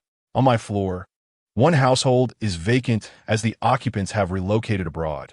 The other 2 households are inhabited." Jiang Xinyue swiftly discerned a discrepancy. "Your mother killed 2 individuals that day, one of whom was an adult male. Surely, during a struggle, such turmoil would provoke the neighbor's attention?" Gao Shun's expression remained impassive. "Do not underestimate the capabilities of the police. Anything you can conceive, they would have considered as well." On their floor, 1 household was embroiled in a domestic dispute, the wife having returned to her parents' home, while the husband worked late into the night. The other household, a corpulent woman, had been summoned to her grandson's school for a parent-teacher meeting due to an altercation, thus was absent from home that day. Therefore, on the 5th floor, my family was the only one present. Before he could finish his thought, Gao Shun abruptly halted. Jiang Xinyue, perplexed, raised her gaze over his shoulder to discover the cause of his sudden stillness. There, in the dimly lit corridor of the 5th floor, a portly middle-aged woman clad in a grease-stained apron was hunched over at the entrance of a household, peering intently through the peephole. Her actions were profoundly intrusive, akin to an unwarranted invasion of privacy. "Is that Auntie?" Gao Shun could scarcely believe his eyes. The stark contrast between reality and his mother's recollections clashed. According to Annie's account, during the hours of 4 to 6, she had been reprimanded by the teacher concerning her grandson's behavior at school. The teachers at Lushan Primary School corroborated this, confirming her presence at the institution during that time. However, why did she appear in the corridor of the 5th floor in his mother's memory when she was supposed to be at school? Was she lying? Or was there an inconsistency in his mother's recollection? "Who is it?" A voice emerged from behind the door. Clearly, Annie had caused a commotion outside, prompting footsteps to approach. In a flurry, Annie turned and fled down the stairs. In the middle of the staircase, Gao Shun nearly collided with her ample form. Instinctively, he reached out to stop her, but his hand passed through her corporeal body, piercing the dark void beyond. Annie traversed through both Gao Shun and Jiang Xinyue, completely disregarding their presence as she hastily made her escape. "I told you, this is merely a dream. You cannot alter it, Jiang Xinyue reminded him once more. Gao Shen lifted his gaze. The door to the fifth-floor apartment had swung open. His mother, Jiang Yu, peered out, bewildered, scanning the empty corridor, failing to recognize any sign of visitors. How strange. How many times has this happened today? Who is playing these tricks? She murmured to herself. The sound of the door creaking open illuminated the corridor's motion sensor light, casting a soft yellow glow upon the kitchen knife held by my mother, still smeared with unknown remnants of meat. At this moment, she had not yet succumbed to madness or violence. The remnants on the blade likely originated from her recent meat preparation. Noticing the absence of anyone at the entrance, my mother slammed the door shut and returned to her cooking. Gao Shen and Jiang Xinyue ascended to the fifth floor, standing side by side. Should we enter? Jiang Xinyue inquired. No, let us wait here, Gao Shen replied, his expression dark and his tone cold. I wish to observe how many people returned to this floor today. He was perplexed as to why the plump lady would choose to deceive regarding this matter. Although she was notorious for her idleness and meddlesome nature, what could she possibly be observing through the peephole of her own door? Just then, a heavy footfall echoed from the fourth-floor staircase. Someone was approaching. As Gao Shen caught sight of the figure, his hands slowly clenched into fists. Chapter 56, The False Man, Part 6, The Door That Cannot Be Opened Step by Step. A middle-aged man clad in a wrinkled suit ascended to the fifth floor. Adorned with gold-rimmed glasses, his hair, once black, now bore the streaks of white. At this moment, he appeared somewhat fatigued, clutching a battered briefcase tightly under his arm. This man is your father? Upon witnessing the profound expression on Gao Shen's face, Jiang Xinyue immediately grasped the gravity of the situation. No, it cannot be. Standing at the corridor's entrance, Gao Shen observed his father approaching, seemingly unperturbed. His father typically returned home at 5:30, yet today he arrived 20 minutes earlier than usual. At this hour, he should not be here. Jiang Xinyue pursed her lips, finding his reaction somewhat excessive. Is it truly such a significant matter to return home early on occasion? After a moment of contemplation, Gao Shen swiftly interrupted her thoughts. It is highly improbable. After my parents married, they purchased a home, acquired a car, and had 2 children. My mother suffered a severe illness in the past, and our family's financial situation has always been precarious. We are still burdened with monthly repayments. There is no conceivable reason for him to return home unexpectedly. Tardiness or early departures would lead to a deduction in his attendance bonus. He has been diligent in his work for these years, and this behavior contradicts his ethos. His father, silent and resolute, passed through Gao Shen as if he were air, striding directly to their front door and knocking forcefully. The door was swiftly opened, and Jiang Xinyue's mother peered out, her face lighting up with a flicker of joy upon seeing her husband. Ah, you have finally returned. You startled me. Setting down his briefcase, the father stepped inside, inquiring, have they knocked on the door again? Jiang Xinyue's mother, holding her chest, spoke with lingering trepidation. Just under 5 minutes ago, I felt an unsettling presence at the door, as if something sinister lurked just outside. I approached and peered through the peephole, only to find a bloodshot eye staring intently at me. A sudden thought struck me, and I stealthily returned to the living room, donned my slippers, and deliberately made noise as I approached. On my second glance through the peephole, I frightened the figure away, which is why I dared to open the door. The corridor was devoid of any presence. As she recounted the tale, her hand remained pressed against her chest, her voice tinged with both fear and a hint of pride. Her husband chided her. You ought not to have opened the door before my return. What if they had been hiding in some obscure corner, taking advantage of your moment of vulnerability? She replied. I was concerned that Gao Qian had returned. What if that young girl inadvertently encountered them? It was better for me to take the risk of opening the door.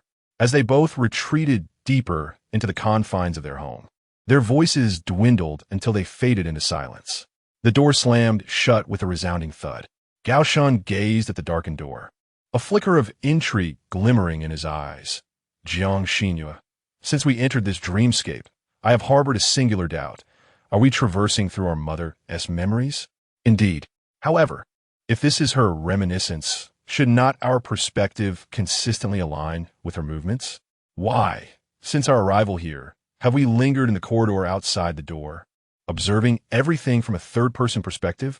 Whose memories are we truly contemplating? Upon uttering these words, Jiang Xinyue, who had appeared rather languid, detected a hint of absurdity in her reasoning. You possess a valid point. The workings of the human subconscious are indeed peculiar. Perhaps your mother, in the aftermath, conjured the image of the plump ant peering in, based on the footsteps she heard that day and the hurried silhouette of the door knocker. As she spoke, Jiang Xinyue's voice gradually faded. Even she found her explanation somewhat tenuous. To validate her hypothesis, Gao Shan approached the front door. If he still resided within his mother's memory, he would naturally move in accordance with her perspective. The door was equipped with an electronic lock. The code he undoubtedly remembered. He extended his hand, inputting the 6-digit code with practiced ease. The screen on the electronic lock whirled momentarily before flashing the words "incorrect password." Gao Shan was taken aback, clearly struggling to believe his own eyes. They had lived in this community for 8 years, and he had never once entered the wrong code for this door. How could he possibly err today, and especially on this occasion? Surely, he must have been overly anxious and pressed a digit mistakenly. Undeterred, Gao Shan re-entered the code. This time, he was utterly certain it was indeed these 6 digits, and there was no room for error. The words "incorrect password" still blared defiantly. Impossible. Could it be that they had changed the code on that very day? Or was it that the shock he endured had caused him to forget his own password? He attempted his mother's birthday, appending the last 2 digits of the year. Incorrect. His father's birthday. Incorrect. Their wedding anniversary. Incorrect. The birthdays of himself and his sister. Incorrect. The last 6 digits of his phone number. Incorrect. Behind him, a cold hand rested upon his shoulder, signaling him to cease his attempts. Jiang Xinyue spoke softly. It is not that you have misremembered the password. Rather, this room refuses you entry. Within your mother's subconscious, there exists no memory of what transpired inside. Hence, the realm of memory cannot recreate the events of that day. Gao Shan, incredulous, retorted. If my mother is in the room, why does she possess memories of the corridor, yet not of the interior? Is that logical? Jiang Xinyue, do you even hear yourself? This question, too, Jiang Xinyue could not answer. After a moment of silence, she replied, I do not know. The only explanation is, your mother's cognition has encountered some form of disruption. Her memory perspective is exceedingly chaotic, influenced by some external force. A portion of her memories has been stolen. Yet, inexplicably, numerous elements that do not belong to her have been added. What on earth is happening? Initially, one would assume that if they could glimpse their mother's memories from that day, all mysteries would be unraveled. Upon arriving here, I was confronted with a series of peculiar and enigmatic phenomena, which only served to deepen my suspicions. Is this perspective that of another unnamed victim from that day? Under a certain extraordinary coincidence, did memories intertwine with those of my mother? Or perhaps, as a crucial eyewitness, my mother has been manipulated in some manner by a false entity, leaving her in a state of madness, unable to convey the truth of that day to the world. There exist 1,000 interpretations, each possessing a fragment of truth, yet none can wholly unveil the reality of the situation. Gazing at the door that has been irrevocably locked, they are oblivious to whatever transpires within. Jiang Xinyue inquired. Remaining here holds little significance. What more can we do? Shall we exit the dream directly? Gao Shan, after a moment of deep contemplation, reached a decision. We shall continue to wait here. Oh, my sister Gao Qian is about to return. This door shall open once more. Even if I cannot witness the scene of my father's demise firsthand, at the very least, I can ascertain Gao Qian's presence. Let's not forget, when I returned home, this door was ajar, open from within. Jiang Xinyue glanced at her watch. It was 20 minutes past 5. In half an hour, Gao Qian's sister would return from school. Gao Shan crouched silently in a dark corner, utterly mute. He remained unaware of when his father might be killed, nor did he know if the sister returning would still be his sister.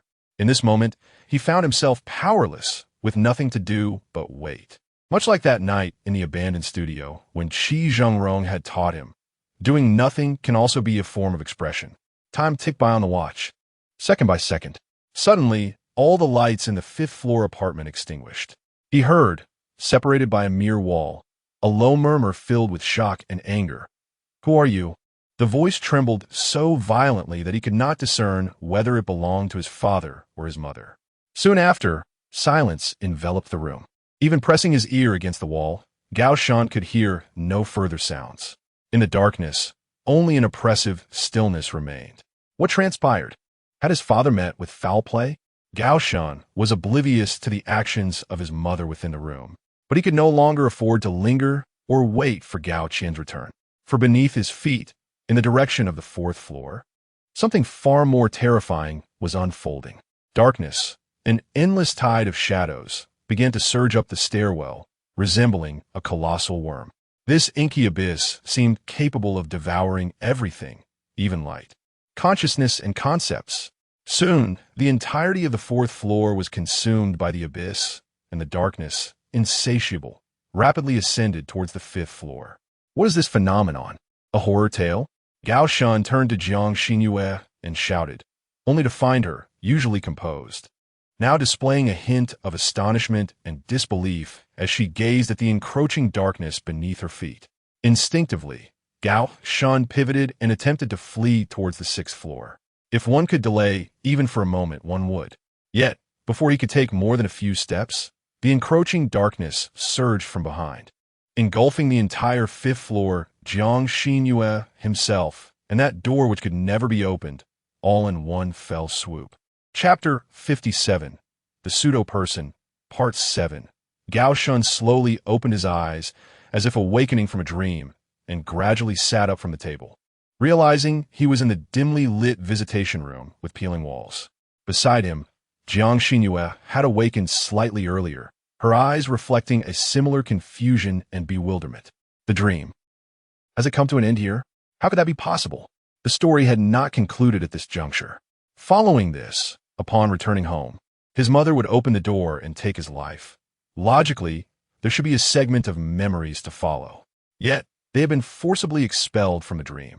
From the corner of the ceiling, the monitor emitted a piercing sound. Visitation time is over. Please prepare to leave. Opposite the iron bars, the door swung open, and several attendants clad in white coats and masks entered, unfastening the chains binding his mother to the interrogation chair and assisting her from the visitation room, leaving Gao Shan and Jiang Xinyue in a state of utter bewilderment. Unable to contain himself, Gao Shan turned to Jiang Xinyue. Why did the dream abruptly conclude without resolution? What was that encroaching darkness that consumed everything? Jiang Xinyue brushed her bangs back with one hand, as if recalling the terrifying abyss from the end of the dream, and slowly explained, that entity is known as the Black Cavity. In the realm of memories, whenever the Black Cavity appears, intruders are forcibly expelled. No matter the method employed, time in the dream world cannot be extended. Even I am powerless in its presence. The emergence of the Black Cavity signifies that the hypnotized individual has reached a certain point in time where they perish. We have entered the dream of a deceased person whose memories are inherently limited. When one dies, their memories cease to exist. Thus, the Black Cavity shatters the dream world and expels us. That is entirely unscientific. Gao Shan dismissed the notion in less than a second. His mother was the murderer, not the victim. She had just been sitting alive before him. Why would her memories encounter the Black Cavity? Or perhaps there was a mysterious third party, mingling with his mother's memories in the corridor, who was killed at that moment. This, too, was an implausible explanation. On that day, the police had only discovered 2 bodies, his father and sister. There was no third victim in the corridor, nor any signs of struggle or bloodshed. Who was this enigmatic figure? And why they appeared outside the 5th floor door that day? Why did everyone in the memories automatically ignore him? And what role did he play in this incident? As every possibility was systematically dismissed, Gao Shan felt as though he had once again embarked on a path devoid of clarity. He had initially believed that this hypnosis could yield some clues, but upon awakening from his mother's memories, he found himself even more perplexed. Observing Gao Shan deep in thought, Jiang Xinyue smiled faintly, her admiration evident. What do you plan to investigate next, great detective? Gao Shan chose to disregard her sardonic tone, gradually relaxing his furrowed brow as if he had made a resolute decision. I will seek out Aunt Fatty. She must hold the key to this mystery. Years ago, due to the absence of a teacher's alibi, the police did not expend much effort on her. The line concerning her mother had been severed, and remaining here held no significance. The two individuals departed the visitation room, and upon reaching the lobby on the first floor, a nurse awaited them behind a table, smiling as she extended her hand to halt their progress. "Are you Mr. Gao Shun and Ms. Jiang Xinhua?"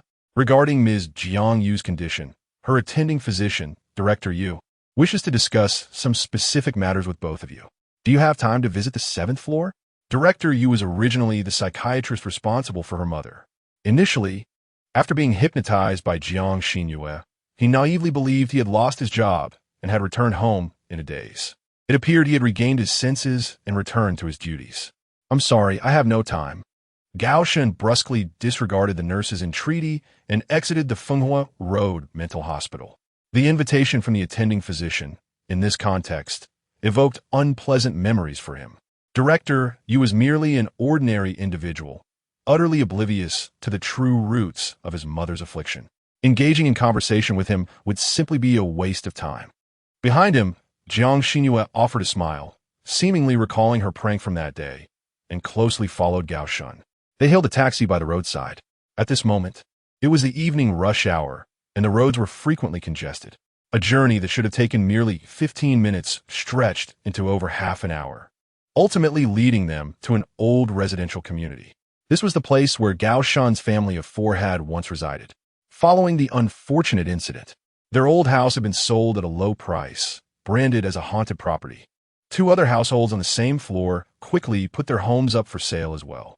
Only the plump aunt and her family remained, for reasons unknown. Reflecting on it now, it seemed to be rife with foreshadowing. After disembarking from the taxi, Gao Shun navigated the dimly lit corridor with familiarity. Ascending from the 1st floor to the 5th, Jiang Xinhua remained silent, trailing behind him like a devoted pet. Most of the motion sensor lights in the corridor were broken, and the property management had completely neglected their responsibilities, failing to send anyone for repairs. At the end of the 5th floor, he chanced upon a large figure, holding a basket of groceries, standing before a door as she retrieved a key from her pocket. Clearly, this figure had just returned from shopping, arriving at her doorstep. Upon recognizing the familiar silhouette, Gao Shun tentatively called out, "Andy?"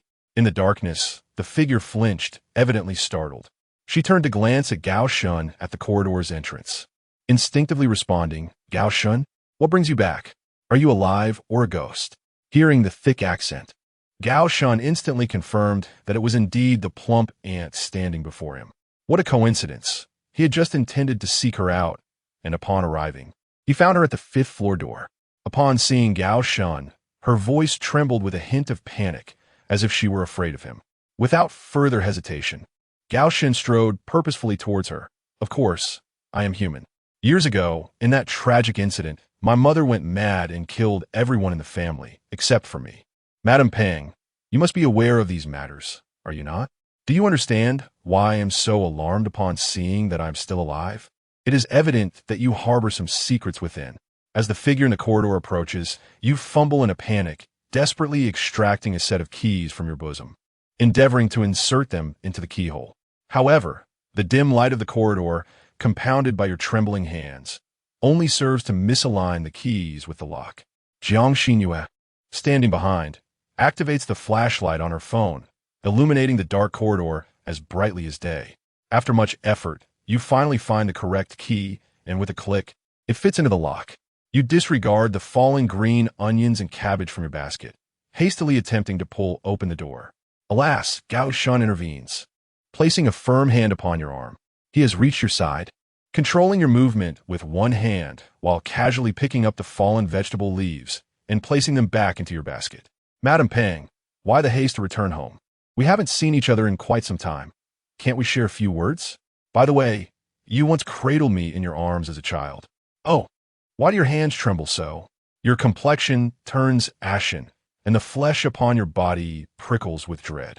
The young man before you seems less a human and more a vengeful spirit returned from the grave. Gao Shun, your entire family perished due to the madness of your mother. I had no part in it. The police have concluded their investigation. If you have inquiries, direct them to Officer Chow, who handled the case. Why do you haunt me so? You struggle to escape the iron grip of Gao Shun, your bulk pushing towards the gap of the door. I warn you, the neighbors upstairs and downstairs are aware. Should I scream, it will arrive in an instant. In broad daylight, do not entertain any ill notions. Observing your guilty demeanor, it is clear you witnessed something that day, yet refused to speak of it. Were it not for my mother's memories, this matter might have slipped past unnoticed, and I would remain oblivious all my life. Is conversing with an old neighbor now a crime? Madam Pang, why do you persist in casting others in such a negative light? You speak of revenge and lingering spirits. Yet you are correct. The police have long since closed the case, and I have laid this matter to rest in my heart. Gao Shun releases his hand from your shoulder, feigning nonchalance. If my presence is unwelcome, I can depart at once. Upon breaking free from his grasp, you dart into your home, swiftly locking the door behind you, firmly barring both Gao Shun and Jiang Xinyue outside. Gao Shun does not leave, remaining at the threshold, deliberately speaking in a tone audible to you. However, upon my return, there is a small matter I wish to consult you about, Madam Pang. The alibi you provided to the police stated that from 4 to 6 o'clock, you attended a parent-teacher meeting at the Luoshan Primary School for your grandson, correct? I seek your counsel on a matter. How is it that on that day, during the parent-teacher meeting at the elementary school, several kilometers away, you were simultaneously lurking at my doorstep, stealthily obstructing the peephole? His voice boomed, resonating so loudly that not only the plump lady behind the door could hear, but also the residents above and below could grasp the gist of it. The tightly locked door remained enveloped in silence. It seemed the plump lady had retreated into her abode, resolutely refusing to open the door. Standing beside Gao Shun, Jiang Xinyue observed the securely locked iron gate, her brow furrowing. It appears this woman is undoubtedly hiding something, otherwise she would not exhibit such fear of you. However, since you had just apprehended her, she ought not to have been allowed to return to her chamber. Now, with her persistently bolted door, what recourse do you have? Gao Shun replied calmly, wait. His tone conveyed an unwavering certainty that the plump lady would inevitably choose to open the door. Moments later, just as Jiang Xinyue was prepared to persuade Gao Shun to abandon his endeavor, a faint sound of gears turning emanated from behind the door. A crack was opened, revealing the plump lady's half-face. A mixture of fear and resentment etched upon it. She gazed at Gao Shun, her voice trembling with uncertainty as she inquired, do you know everything? Chapter 58, The Imposter, Part 8. Home visit. Gao Shun spoke with a calm demeanor. I have been aware of this from the very beginning. However, out of respect for our long-standing neighborly relationship, I had hoped you would take the initiative to confide in me, Aunt Fong. In truth, he was oblivious to what Aunt Fong was secretly observing in the corridor that day. Nevertheless, her demeanor had already betrayed her. With a little more pressure, she would likely reveal the truth. Sweat beaded on the broad forehead of the plump woman, yet she still attempted to resist. This matter has already been closed by the police, and even if I hadn't gone to the school that day, it has nothing to do with me. Do not entertain the thought of extorting me. Gao Shun interrupted her. Perjury can land you in prison, regardless of your involvement in this case. If you doubt me, I can call the police right now. You may certainly test that. He feigned a dramatic gesture, picking up his phone, prompting Aunt Fong to hurriedly grasp his hand. Hey, what are you doing?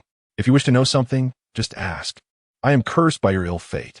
She lowered her large head, her chin folding into layers like a defeated rooster. Gao Shun continued, are you truly going to block the doorway and refuse to invite us in?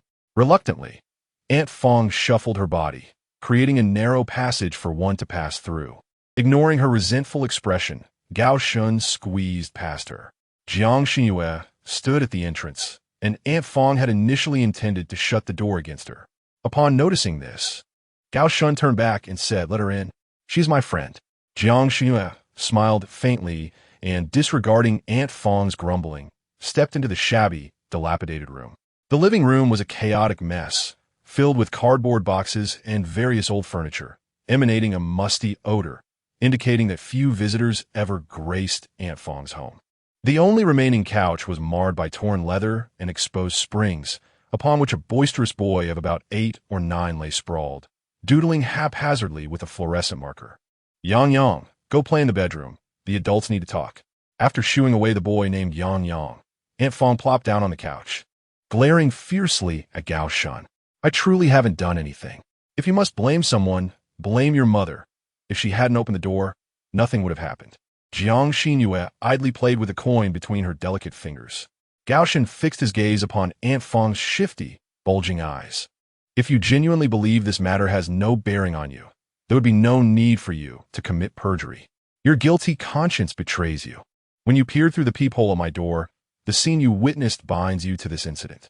At his words, the cold sweat on Aunt Fong's forehead transformed into beads of perspiration. Instinctively, she exclaimed, "You know all this?" Initially, she had intended to probe Gao Shun, but as he detailed these intricate nuances, her fleeting hope was utterly extinguished. Gao Shun regarded her with a cold, detached gaze, continuing to feign bravado. I have already informed you that I am well aware of everything. My return this time is merely to offer you another chance. The plump woman trembled visibly, her eyes reflecting a plea. Since you know everything, why do you still question me? Before Gao Shun could respond, she began to murmur to herself as if seeking absolution. Early in the morning, someone would always rush to your door in the corridor, banging relentlessly on the door. I heard your mother open the door several times, asking who was there, yet the corridor would fall silent as if no one had ever been present. Strangely, I saw a peculiar shadow pass through the corridor, resembling a long noodle, approximately 3 meters in length. It vanished in an instant, and at that moment, I thought I was merely imagining things. Child, you must understand, I could never divulge this to the police. They would surely deem me insane and confine me. I was simply curious, and once that strange figure disappeared, I stealthily wandered the corridor, peering through your door's peephole. Yet, it was pitch dark and I found nothing, so I left. To my surprise, upon returning home after picking up my grandson in the afternoon, I discovered that the 5th floor had been cordoned off. Neighbors spoke of your entire family having perished. As an elderly woman, how could I possibly know what transpired? You don't suspect that I was the one who killed your family, do you? The timing is too coincidental. I panicked, fearing others would discover that I had spied on you. Under police interrogation, in a moment of rashness, I fabricated a lie about attending a parent-teacher meeting from 4 to 6. I initially thought this small deception would be uncovered swiftly, but unexpectedly, old Chow verified with the primary school, and the homeroom teacher did indeed recall seeing me during that time. I truly do not comprehend how so many coincidences have intertwined. I am merely an old woman, unaccustomed to such events, and for a long time, I genuinely believed I had been at the parent-teacher meeting that day. Even 6 months after the murder, I remained in a haze, plagued by nightmares. The plump woman continued to prattle on, desperately asserting how difficult her life had been, claiming she had merely glanced through the peephole and knew nothing more. Those wronged have a head to blame. The Gao family in the ground surely would not seek revenge upon her. In her recollections, my mother also mentioned that on the day of the incident, a tremendous noise echoed through the 5th floor corridor, incessantly knocking at our door. However, when she opened the door, the source vanished. This occurrence repeated several times. I wonder if it is connected to my mother's subsequent descent into madness. Gao Shun's brow furrowed slightly. If the plump woman's words held any truth, they would clarify why his father had returned home early that day. My mother was always timid. Encountering such bizarre happenings, it is likely she called my father at the company, urging him to leave work early to check on the situation. Furthermore, from the plump woman's account, I gleaned new information, a strange shadow, 3 meters long. Whether this entity was a figment of folklore or merely a consequence of the sunlight's angle remains uncertain. After the chubby aunt finished her incessant chatter, Jiang Xinyue gazed into her eyes and smiled, saying, "Could you swear on this coin that every word you uttered is the truth? Furthermore, that you have not withheld any details or statement from us?" Observing her as a naive little girl, easily deceived, the chubby aunt impatiently regarded the coin pinched between Jiang Xinyue's fingers, retorting, "Little girl, do not be absurd. Who swears on a coin? How ludicrous! Are you jesting with me?" Yet, after a moment's contact with the coin, the aunt's expression turned hazy, and her speech faltered. "I swear, every word I spoke." is indeed the truth. I have not omitted a single detail. I have recounted everything I witnessed that day. Clearly, her mind was influenced by Jiang Xinyue, compelling her to divulge the truth uncontrollably. In such a state, it was impossible for the chubby ant to utter any falsehood. Having extracted all that could be unearthed, Gao Shun no longer lingered, rising to depart from the chubby ant's home. Just then, Yang Yang, clutching a sketch, suddenly dashed out from the bedroom, tripping over something and tumbling down before Gao Shun. The drawing paper, light as a feather, fluttered down to rest at Gao Shun's feet. Instinctively, he bent down to pick it up, and the sight on the paper sent a chill down his spine. Eyes, countless eyes, large and small, strung together like grapes. Some half open, some wide, some closed, hastily sketched, yet exquisite, a myriad of eyes, with the sole theme of the drawing being eyes. Here, Gao Shun handed the drawing over, and the little boy snatched it fiercely, glaring at him with intensity. Why did this child have such a fascination with drawing eyes? Yang Yang, hurry back to your bedroom, the chubby ant urged, promptly scooping the little boy up and guiding him toward the room. As they brushed past Gao Shun, he smiled thinly and remarked, "The child possesses quite the artistic talent. Perhaps he should consider applying to an art academy in the future. Yet, why does he choose to paint only eyes, neglecting all the flowers and foliage?" The chubby ant did not respond to his inquiry, merely casting a sidelong glance at him as she ushered Yang Yang back into the bedroom and closed the inner door behind them before turning back. "I apologize for the intrusion. I shall not linger any longer." Gao Shun nodded slightly and made his way toward the exit. As he and Jiang Xinyue stepped outside, a loud bang echoed from behind as the chubby ant heavily locked the door, clearly expressing her disdain for their uninvited presence. Such trivial matters did not concern Gao Shun, and as he walked down the stairs alongside Jiang Xinyue, they engaged in casual conversation. Jiang Xinyue, somewhat disheartened, remarked, "It seems we have yet to uncover any leads during this visit. That plump woman truly knows nothing. She merely enjoys meddling in others' affairs." Gao Shun reassured her. "I never expected to obtain the truth directly from her lips. She indeed revealed a plethora of valuable information, such as the fact that on that day, she not only heard a knock at the door, but also witnessed a tall figure traversing the corridor. If the stout lady was not mistaken, the appearance of that slender silhouette was undoubtedly linked to the impostor. However, there is the head teacher from Mingqiang Primary School, whom I must visit at some point. It is curious why she provided false testimony on behalf of the stout lady that day. There must be some underlying issue." Jiang Xinyue suggested, "Should we investigate the surveillance cameras in this community? The peculiar noise recorded at your front door that morning, along with the tall figure, might have been captured." Gao Shun turned his head, regarding her with a peculiar expression. "Do you truly believe that in such an outdated community, every floor would be equipped with a surveillance camera?" Jiang Xinyue replied, "You have a point." Gao Shun seemed to recall something. "By the way, the autopsy report from back then should still be sealed at the police station. Could you please utilize your privileges in the countermeasures department to look into it? If my father and Gao Qian are indeed imposters, there must be some discrepancies regarding the bodies they left behind." Jiang Xinyue pouted. "I initially came here for leisure, but now it feels as if I am your assistant." Gao Shun disregarded her complaint and added, "Moreover, that little boy from his household seems to be somewhat problematic. He spent too much time at the stout lady's house today. I refrained from directly questioning him, fearing it might alert him. One school at Lushan Primary concludes tomorrow. We shall take the initiative to pick up that Yang Yang. Children often struggle to articulate their thoughts clearly, so we will need to employ your hypnotic skills to delve into his memories." Jiang Xinyue expressed her curiosity. "That child? I find him rather ordinary. What could possibly be amiss?" Gao Shun abruptly halted. As the stout lady just picked up Yang Yang and entered the room, he passed right in front of me. In that fleeting moment, guess what I saw? Chapter 59. The False Being, Part 9. The atmosphere was tense as Jiang Xinyue tentatively inquired, "Did you see him urinate all over you?" "Enough. Act normal," Gao Shun replied impatiently. His arms were adorned with countless vividly drawn eyes, varying in size and style, reminiscent of those on paper. Some of these eyes appeared so lifelike that I could hardly discern whether they were painted or real. Unfortunately, Fat Ant's movements were far too swift. Before I could grasp the situation, she had already taken Yang Yang into that room. Noticing his serious expression, Jiang Xinyue recognized the gravity of the matter. You suspect that Yang Yang has been replaced by a false being? Having matured significantly following their journey to the east, Gao Shen replied, "It is a possibility we cannot dismiss, but let us refrain from jumping to conclusions. During our time in Tottori Prefecture, everyone believed that Ida Hanako was the perpetrator. Had I not reacted in time, we might have faced complete annihilation there."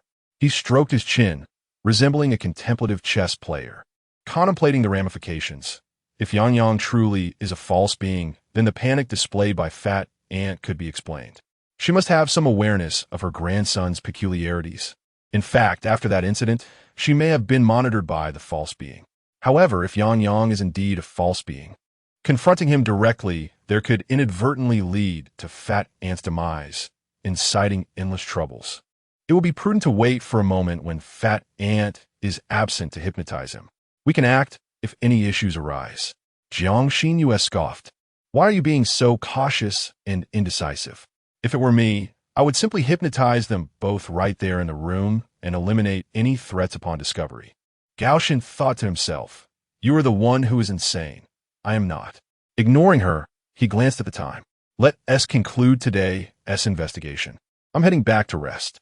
You should return home early as well. He turned to leave. Watching Gao Shen's retreating figure, Jiang Xinyue couldn't help but add, I hope to see you alive tomorrow.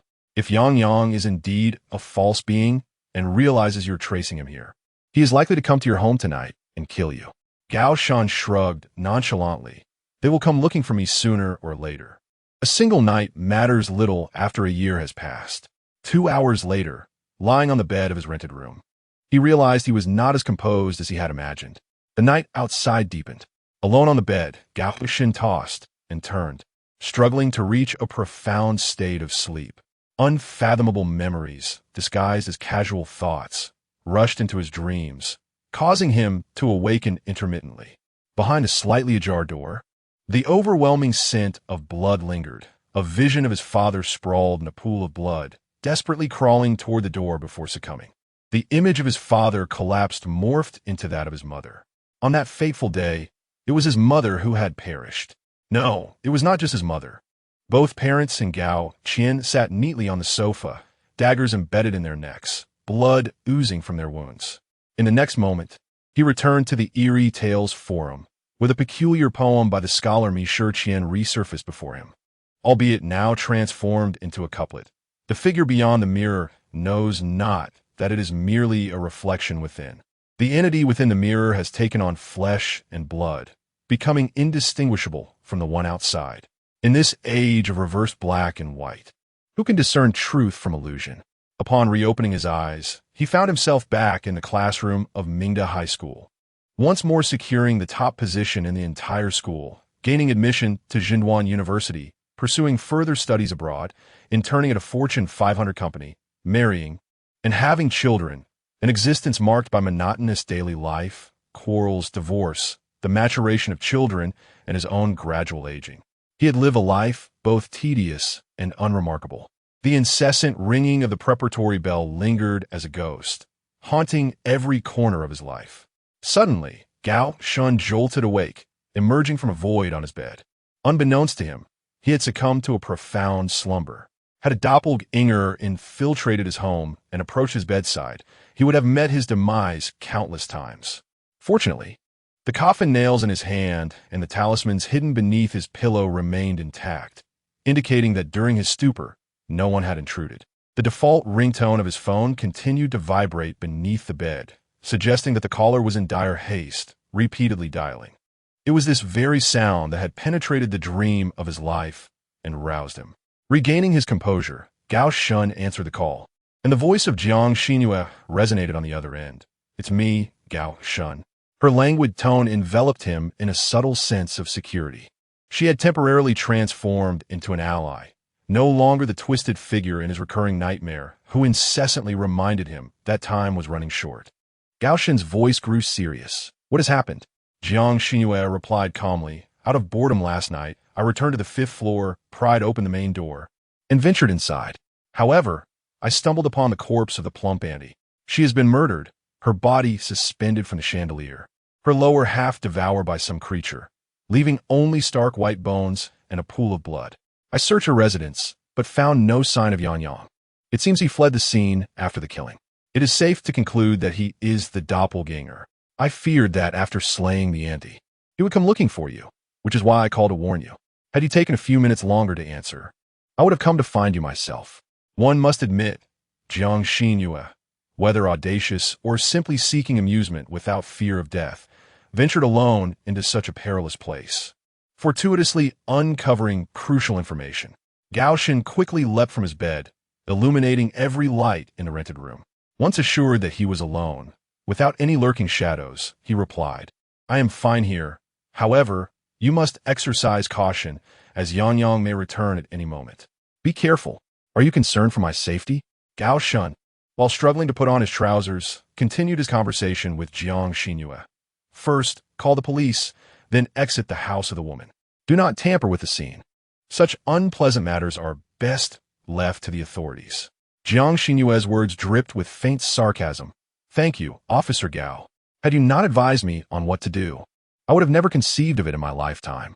Gao Shen dismissed her remark. I will come over immediately.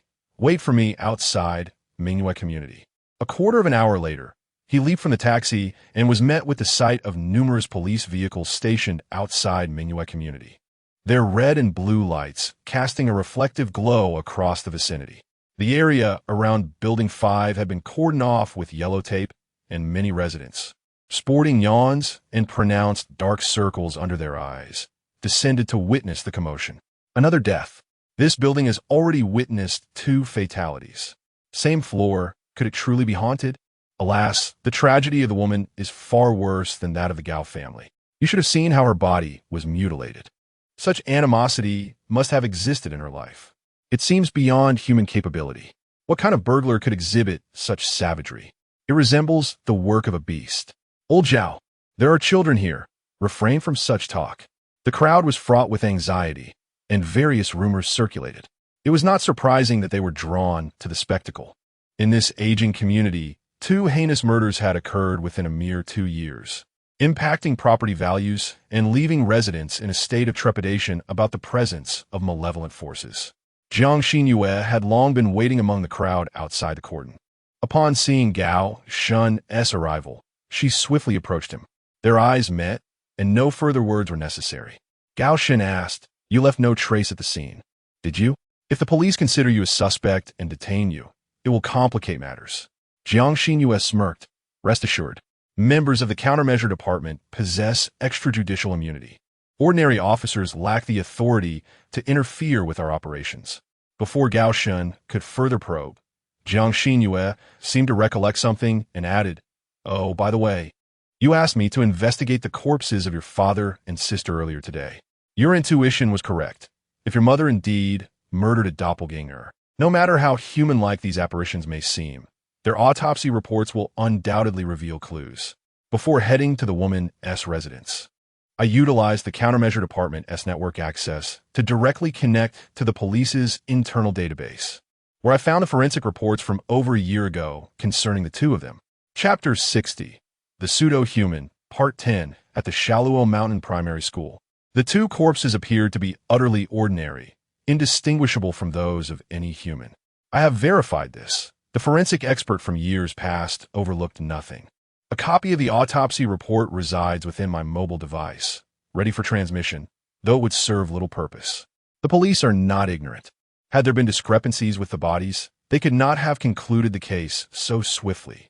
Gao Shen, there are others in this world who possess intellect akin to yours. Do not consistently regard them as simpletons. Amidst the biting wind, Gao Shen slowly crouched down, lost in a haze of confusion or perhaps anguish. Were those 2 corpses truly his kin? Had his mother indeed succumbed to madness, killing only his father and Gao Qian? Yet, if there were no pseudo-humans in existence, what then was the cause of the plump ant's demise? Why did Yang Yang vanish following her death? An overwhelming array of uncertainties enveloped him like silken threads in darkness, ensnaring him silently. Jiang Xinyue, mimicking his stance, also crouched beside him. Her intent was not to console Gao Shun, but to observe his subsequent actions. Abruptly, Gao Shun was jolted awake by a realization. Shaluo Mountain Primary School. The homeroom teacher who had provided an alibi for the plump ant. She must surely be entwined in this affair. If she were uninformed, why then fabricate an alibi for the ant? He glanced at the time. It was 4:05 a.m. A 20-minute journey would bring us to Shaluo Mountain Primary School. Ample time to await the homeroom teacher, surnamed Huang, at the school gate.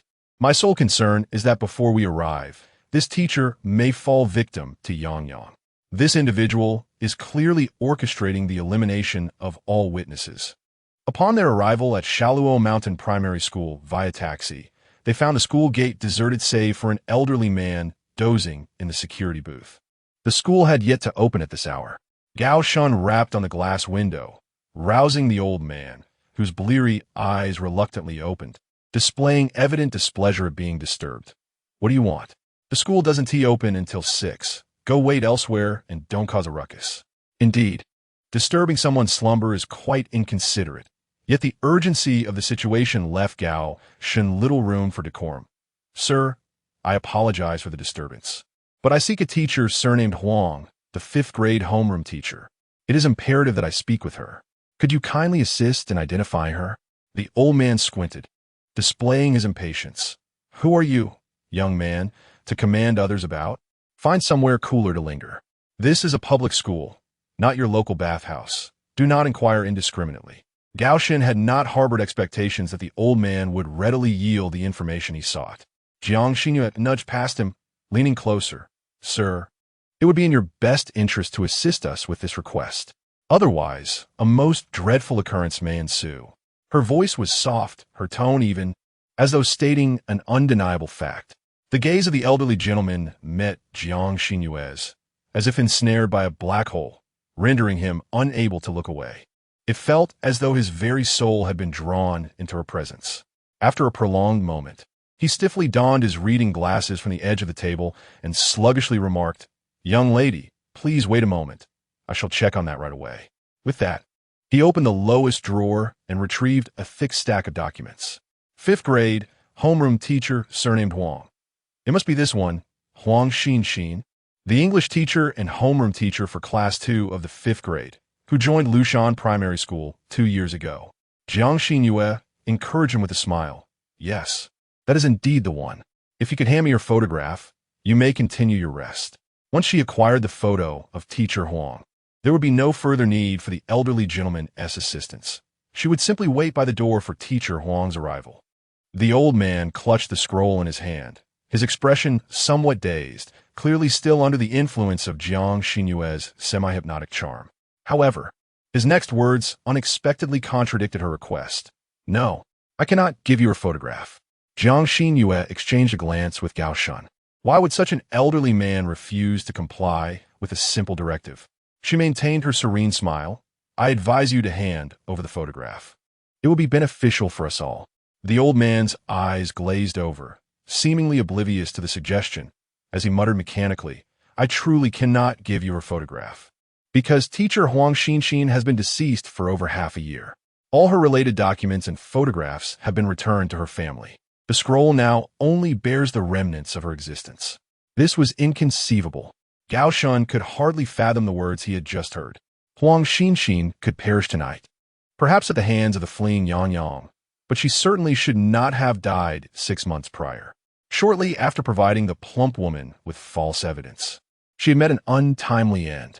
Who or what could have taken her life? Suppressing his discomfort, Gao Shun pondered for a moment before pressing further. How did she die? The elderly man shook his head and replied monotonously, To this day, it remains an unsolved mystery. No one knows what transpired. Teacher Huang mysteriously vanished from the school one day after classes. The police scoured the school and nearby streets for surveillance footage, confirming that she never left the premises after school that day. No living soul was seen and no body was found. A week later, fragments of her remains began to surface in the school's drainage system, in the underbrush, and in abandoned warehouses. DNA testing confirmed the remains belonged to Huang Xin. Strangely, The body parts were in a state of advanced decomposition, far exceeding a week's time. No one knows how the perpetrator, possessing such extraordinary capabilities, managed this. In an effort to protect the school's reputation, the principal strictly suppressed the dissemination of this information. As a relative of the director of education, I learned some of these details from the inside. With that, the old man's head tilted, and he fell back into a deep slumber. The elderly gentleman's health was rather poor, and having exhausted what knowledge he possessed, he naturally slipped into a state of relaxation after answering Jiang Xinyue's inquiries. Observing the old man in slumber, the two refrained from rousing him again. Further questioning would yield no valuable intelligence. They both understood that the police were unlikely to solve the case, for the entity responsible for Huang Xinxin's demise was no human, but rather a tale of horror. Jiang Xinyue turned to Gao Shun and asked, "What is your perspective?" Gao Shun fell into contemplation. "Let me hypothesize. 2 years ago, something compelled Huang Xinxin to testify falsely before the police, violating her true intentions. Yet, despite her fabricated testimony, having witnessed the existence of such entities, Huang Xinxin was brutally murdered." Jiang Xinyue inquired, "What do you believe those threatening entities were? Were they imposters?" Gao Shun nodded. They were likely imposters. It is probable that the child, Yang Yang, had been replaced by an impostor long ago, serving as a link between the plump ant and Huang Xinxin, thus being acquainted with both victims. His culpability is substantial. However, his reasoning had two critical gaps that needed addressing. If Yang Yang had indeed killed Huang Xinxin over half a year ago, why had the plump ant survived until now? It was only upon their visit that she faced mortal peril. Logically, as the primary eyewitness, the plump ant should have had a stronger motive to be silenced by the impostor. The second conundrum, which further perplexed Gao Shun, was the identity of the one who had knocked on the door in the corridor that day. Were those entities truly so concerned about the impostor? The plump ant had merely glimpsed a shadowy figure from 3 meters away, yet that was enough to warrant her eradication. Regrettably, no one could provide answers to his questions. The trail had come to a complete standstill. In the subsequent hours, Jiang Xinyue and Gao Shun stationed themselves at the entrance of Lushan Primary School, hypnotizing and questioning several early arriving teachers and school officials. Most were unaware of teacher Huang Xinxin, merely assuming she had returned to her hometown. A select few privy to the details offered responses that were little different from those of the elderly gatekeeper. The lead concerning Lushan Primary School had been entirely severed. The duo thus sought refuge in a nearby CF, ordering 2 cups of coffee to pass the time. Gao Shun, unusually taciturn, while Jiang Xinyue exhibited remarkable patience. "Do not fret. Let's take a moment to review and organize all the clues we have gathered," she suggested. "A year ago, your mother went into a frenzy, murdering your family, claiming they had been replaced by imposters. However, the autopsy report confirmed that it was indeed your father and Gao Qian, with no evidence of imposters. Your mother's recollections were peculiar, frequently shifting to a third-person perspective, and at critical moments, she experienced blackouts, forcibly interrupted. You began to question whether imposters truly existed or if your mother had succumbed to madness. Yet, the plump ant who had heard the knocking in the corridor, along with teacher Huang, are now deceased. That rather unusual boy, Yang Yang, has gone missing, likely having committed the acts of violence himself. It feels as though something is obstructing our continued investigation." Jiang Xinyue sighed, remarking that perhaps we are left with only the most foolish of options. "If your mother is not insane, she once mentioned that the impostor is most interested in your body. Our only course of action now is to wait for Yang Yang to come and seek you out to kill you in your stead. The moment the impostor strikes will also be our sole opportunity for retaliation." Suddenly, Gao Shun set down his coffee cup, his gaze peculiar as he looked at Jiang Xinyue. "It seems we have overlooked the most crucial detail." "What time is it now?" Jiang Xinyue, perplexed, replied, "It is 20 minutes past 7 in the morning." "What of it? Is this time significant?" Chapter 61. The Pretender, Part 11. School time is of utmost importance. Exceedingly so. Gao Shun inhaled sharply, recalling that the morning reading session at the remedial institution commenced at 6:50. "If we leave now, it will take us half an hour to arrive. We will miss the first class." Jiang Xinyue, having just swallowed a mouthful of coffee, spatted directly onto the table. Her almond-shaped eyes widened in disbelief. They say I am insane, but it appears you are even more deranged. Will missing a single day of class lead to catastrophe? Have you developed an addiction to solving problems? Realizing that his words had been misconstrued, Gao Shan felt compelled to clarify. You have misunderstood my intention. I did not attend the remedial institution today without taking leave, and, under normal circumstances, Lao Fong would have already called me. Xiaoling would certainly have inquired about my absence on WeChat. Yet, as of now, I have not received a single message. Do you think that is normal? Jiang Xinyue hastily attempted to patch her statement. Perhaps the teachers at the institution are simply too busy and have momentarily forgotten about you. As soon as the words left her lips, she recognized the implausibility of her assertion.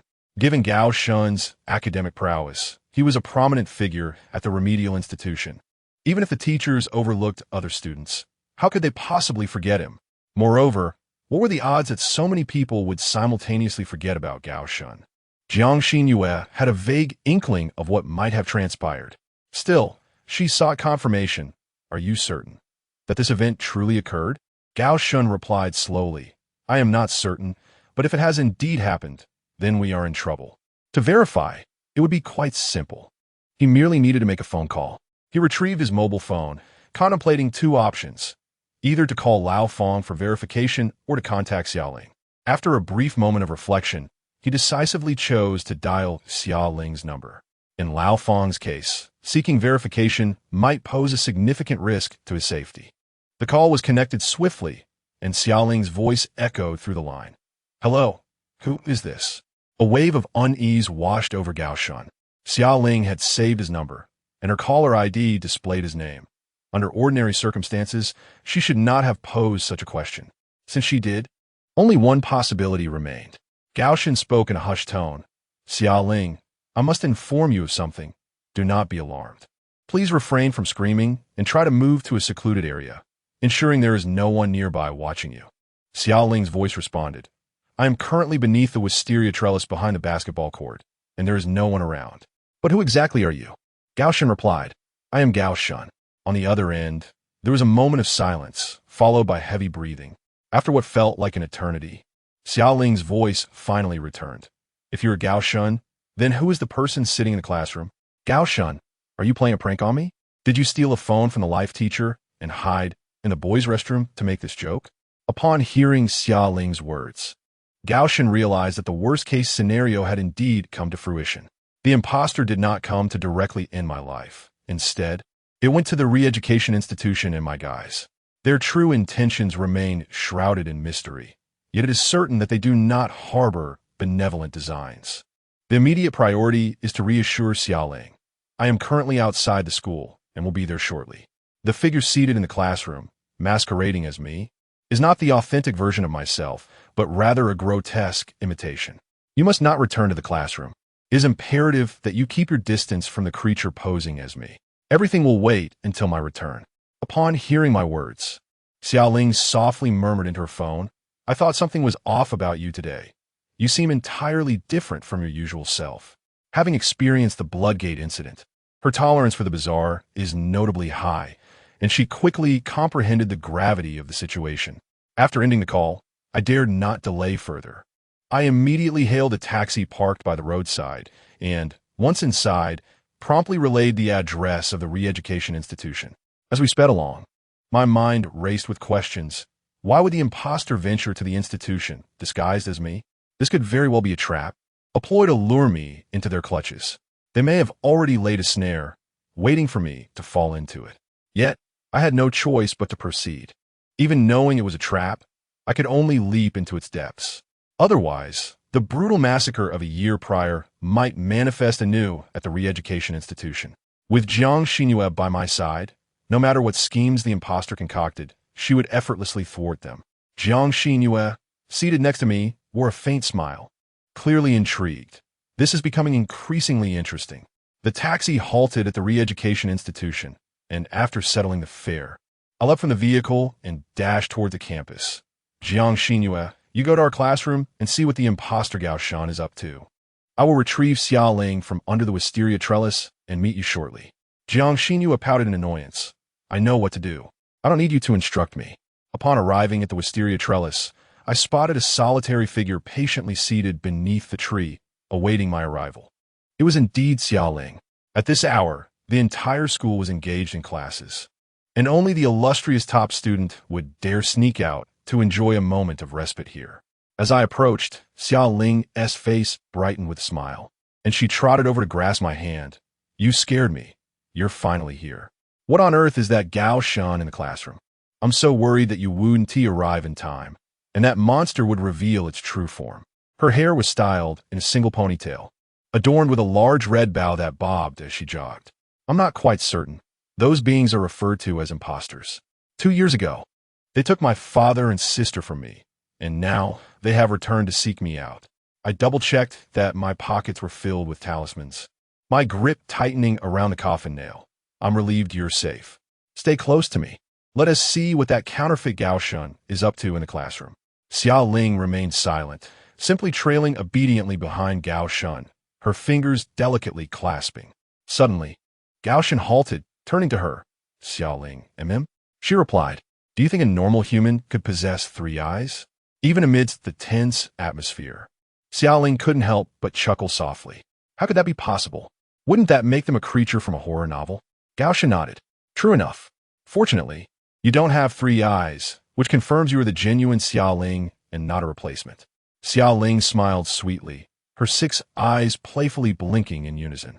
For some inexplicable reason, Gao Shan felt a strong sense of unease, as if his temples were throbbing with an ominous premonition. Was there something amiss with this Xiaoling?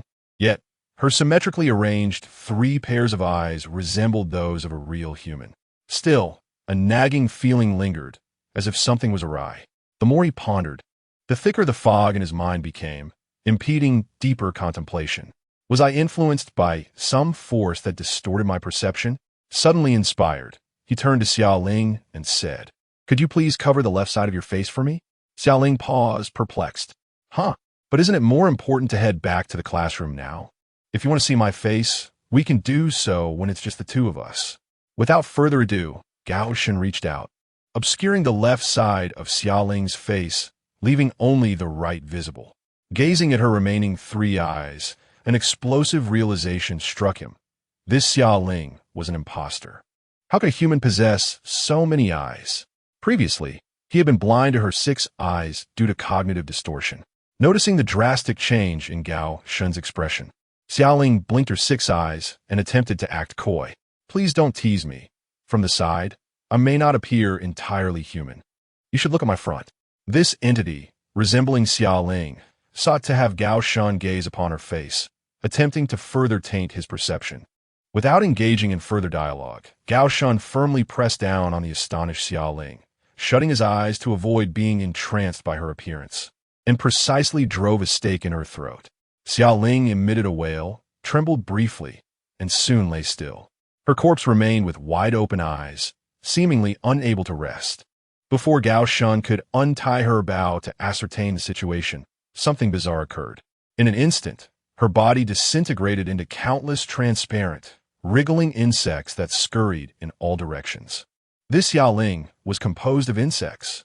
Swift and decisive, Gao Shan stamped on numerous transparent creatures. Yet, more of them hastily fled into nearby sewers, grass, and a plastic track, quickly dispersing and vanishing without a trace. Observing the insects, Gao Shan's expression darkened. It appeared that imposters had infiltrated this re-education institution. At this moment, apart from Xiaoling and Gao Shan, it remains uncertain how many others have been replaced by the imposters. The situation is dire. He hesitates no longer and rushes directly towards the academic building. Chapter 62. The Faux Person, Part 12. The Truth is Approaching. Meanwhile, another alarming thought struck Gao Shan. If the Summerling before him were a mere illusion, then where could the real Summerling be? The counterfeit Summerling even possessed the genuine Summerling's phone, though he was reluctant to accept it. The probability that the real Summerling had met with misfortune was exceedingly high.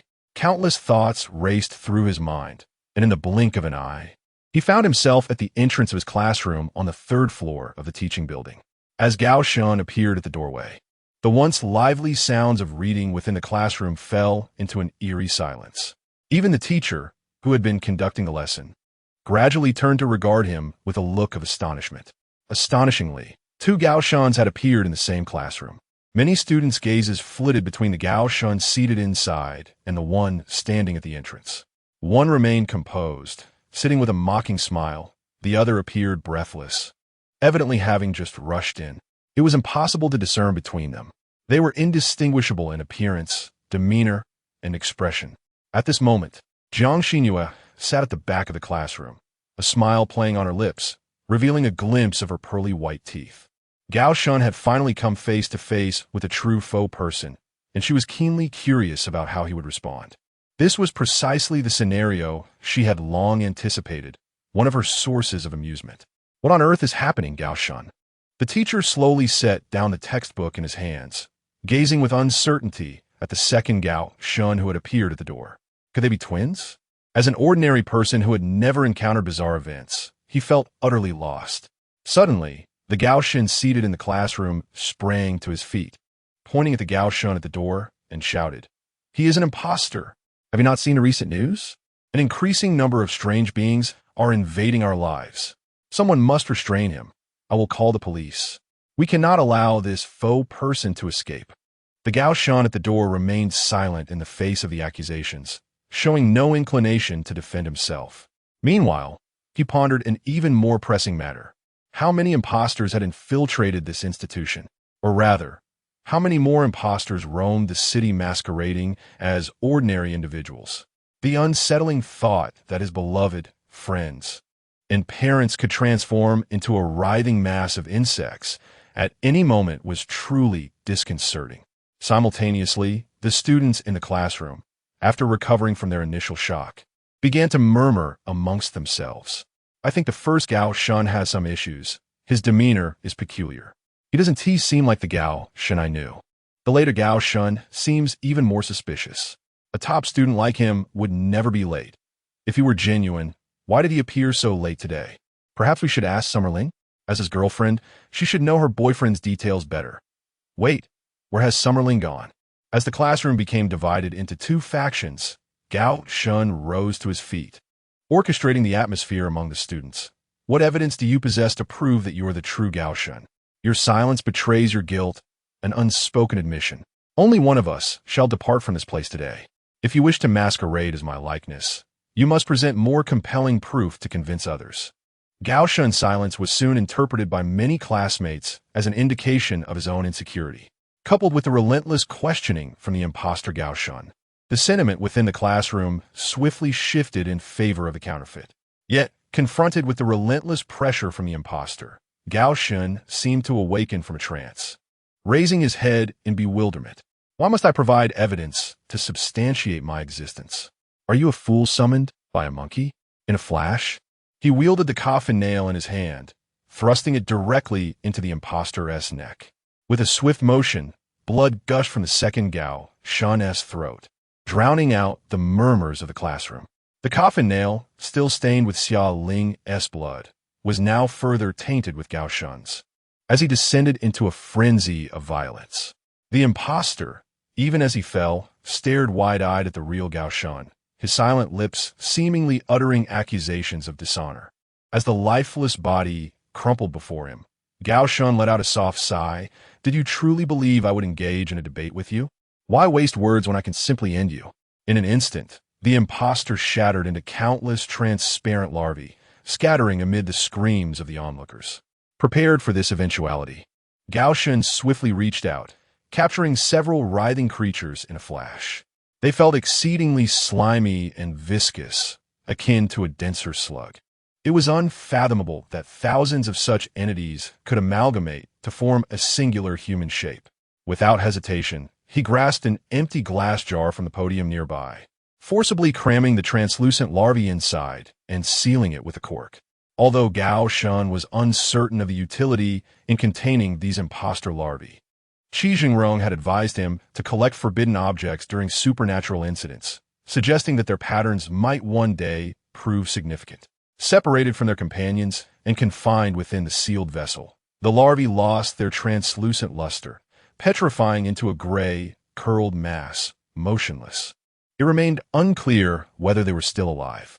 Disregarding the clamor and gasps emanating from the classroom, Gao Shen fixated on the glass jar, deep in thought. The existence of imposters had indeed been validated. His mother had not been mad after all. However, having personally vanquished 2 imposters, Gao Shen gained a deeper understanding of their nature, as if some dormant part of him had been stirred.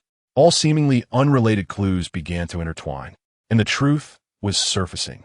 He felt as though he was beginning to grasp the elusive understanding he sought. However, if this is indeed the truth, then the answers behind all the enigmas are undeniably cruel. For a fleeting moment, Gao Shen even hoped that he was mistaken in his deductions. He would rather believe he had never known what truly transpired. He turned his head. The English teacher at the podium remained in a daze, staring at him. Everything had unfolded in an instant, making it exceedingly difficult for an ordinary person to accept such revelations so swiftly. Gao Shen, disinterested in offering explanations, had more pressing matters to attend to. Before departing, he thrust a handful of revealing talismans into the teacher's hands. You have seen it. Those creatures disguise themselves as humans. The entire organization. It is likely that numerous such imposters are already among us. These talismans, when burned, may produce smoke that reveals those creatures. I cannot ascertain their effectiveness. You must test them yourselves. I have more critical matters to address and cannot linger with you. I hope time is still on our side. With that, he turned and strode out of the classroom. In the corridor, Jiang Xinyue followed closely behind, curiosity evident as she trailed Gao Shen, eager to discern his intentions. From your expression moments ago, it seems you have sensed something, haven't you? Gao Shen remained silent, hastening his steps to the campus entrance, where he hailed a taxi. The driver in the front seat turned to indicate his destination, Fenghua Road Mental Hospital. Step on it. I'll add 50. Jiang Xinyue joined Gao Shen in the cab, incessantly questioning him. Why not stay at the remedial institution and eliminate the imposters here first? They are brazenly impersonating you at school, treating this place as their stronghold. There must be more than one imposter in each classroom. Gao Shen's gaze was calm, yet imbued with a sense of melancholy and resolve. The matters concerning the mental hospital are now of utmost importance. My mother is concealing something from me. I must confront her directly. These issues are crucial, and not a moment can be wasted. Jiang Xinyue, like an inquisitive kitten, scrutinized Gao Shen's expression. What could it possibly be? She's a madwoman. What could she be hiding from you? Gao Shen looked out at the scenery passing by. She is not mad at all. His statement left Jiang Xinyue in a state of bewilderment for a full 3 minutes. Clearly, she felt overwhelmed, struggling to keep pace with Gao Shen's revelations. Are you suggesting she is feigning madness? But what could be her purpose in doing so? Was it not an impostor she killed all those years ago? Gao Shen shook his head. Do not ask me so many questions. I'm not a deity. I cannot deduce the entirety of the truth from mere fragments. I have only come to understand part of the situation, and there are still matters that must be verified in person with my mother. Noticing his somber mood, Jiang Xinyue unusually complied with a nod. Very well. Once we arrive at the hospital, let me know if there's anything I can assist with. With 8 minutes remaining until they reached Fenghua Road Hospital, Gao Shen opened his phone and dialed Zhou Tianding's number. Before meeting his mother, he needed to ascertain the safety of the real Xiao Ling. The phone was busy for quite some time before it was finally connected. Zhou Tianding, displaying impatience, responded amid the giggles of several delicate young women, clearly displeased at the interruption of his call, as he seemed to be in the midst of charming them. Gao Shen cut straight to the point. Do you know where Xiao Ling is? Upon recognizing Gao Shen's voice, Zhou Tianding hushed the laughter of his companions, suppressing his annoyance. Isn't her boyfriend you? How would I know? At this hour, she should be on her way to school. Gao Shen replied. She is not at school. Can you reach her? Zhou Tianding, still oblivious to the gravity of the situation, said, I'll give you her phone number. You can ask her yourself. The girl isn't suited for studying. She must be skipping class with her friends again. Oddly enough, if that were the case, she would surely tell you. Given how fond she is of you. Gao Shen, she is not at school, but her phone has fallen into the hands of a deceptive individual. The worst outcome is that she may have met with misfortune. Chapter 63. The Pseudo-Person, Part 13. The hospital was devoid of activity. Suddenly, The voice on the other end of the line fell into a profound silence. Zhou Tianding, evidently aware of the gravity of the situation, adopted a steadier tone. I will contact her mother. I will inform you of any developments. He promptly terminated the call. Gao Shun gazed out of the car window, watching the scenery flash by, while a myriad of thoughts intertwined within his mind. He had an inkling that he was perilously close to uncovering the truth. Only a thin veil remained between him and the revelation of the events from years past. However, if the events surrounding the pseudo-person were to conclude today, what would become of his relationship with Jiang Xinyue once everything was laid to rest? As someone who thrived on amusement, would she be driven to take drastic measures if she found herself devoid of any joy? Gao Shun was uncertain. A masterful chess player contemplates not only the next move, but also the ensuing 20, 30, or even 50 steps ahead. Yet, human foresight is inevitably limited. Gao Shun could not predict what lay beyond the immediate future. He could only navigate each step as it came. Jiang Xinyue sat beside him, resting her chin on one hand, silently gazing out the window.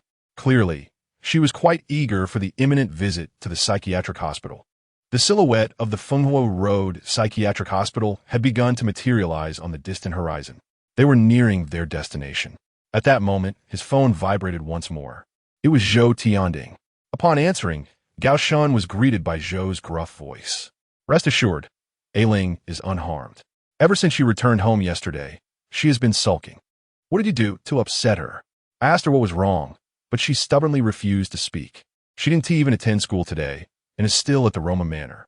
Upon hearing this news, Gao Shun exhaled softly in relief. Yet, one question lingered in his mind. How had Xiaoling's phone ended up in the hands of the pseudo-person? Zhou Tianding chuckled softly. Do you really think a wayward student like Xiaoling would own only one phone? To avoid her devices being confiscated by teachers, she purchased over 30 of them. The one you called was just confiscated by the school. So that was it. Everything had merely been a false alarm. After clarifying the situation, Zhou Tianding inquired with concern. How are things on your end? Have you encountered any new strange tales? At a loss for words, Gao Shun simply replied, I am managing. Results should emerge soon. Zhou Tianding asked earnestly, do you need me to come over and assist? Gao Shun recognized that this was merely a courteous offer. Given Zhou's trepidation towards supernatural occurrences, if he genuinely requested assistance, Zhou would likely end the call immediately. Moreover, in matters concerning the pseudo-person, a larger group was not necessarily advantageous, the more companions present. The higher the likelihood of a pseudo-person blending in unnoticed. Gao Shun politely declined, no need. I am approximately 80% confident in my ability to handle this. Before hanging up the phone, Gao Shun pondered for a moment and added, if I were to perish, the investigation into the incident of the imposters might fall upon you. I have meticulously documented all the information and my experiences over the past few days in my notebook. Generally, those imposters who transform into humans possess an additional eye, which serves as the most significant distinction between them and actual humans. Before Zhou Tianding could pose further inquiries, Gao Shun abruptly ended the call. Upon reaching the destination, the taxi halted at the entrance of the Fenghuo Road Mental Hospital. After settling the fare, Gao Shun pushed open the door and stepped out alongside Jiang Xinyue. Behind them, the taxi revved its engine and swiftly departed. The atmosphere surrounding the mental hospital today felt rather peculiar.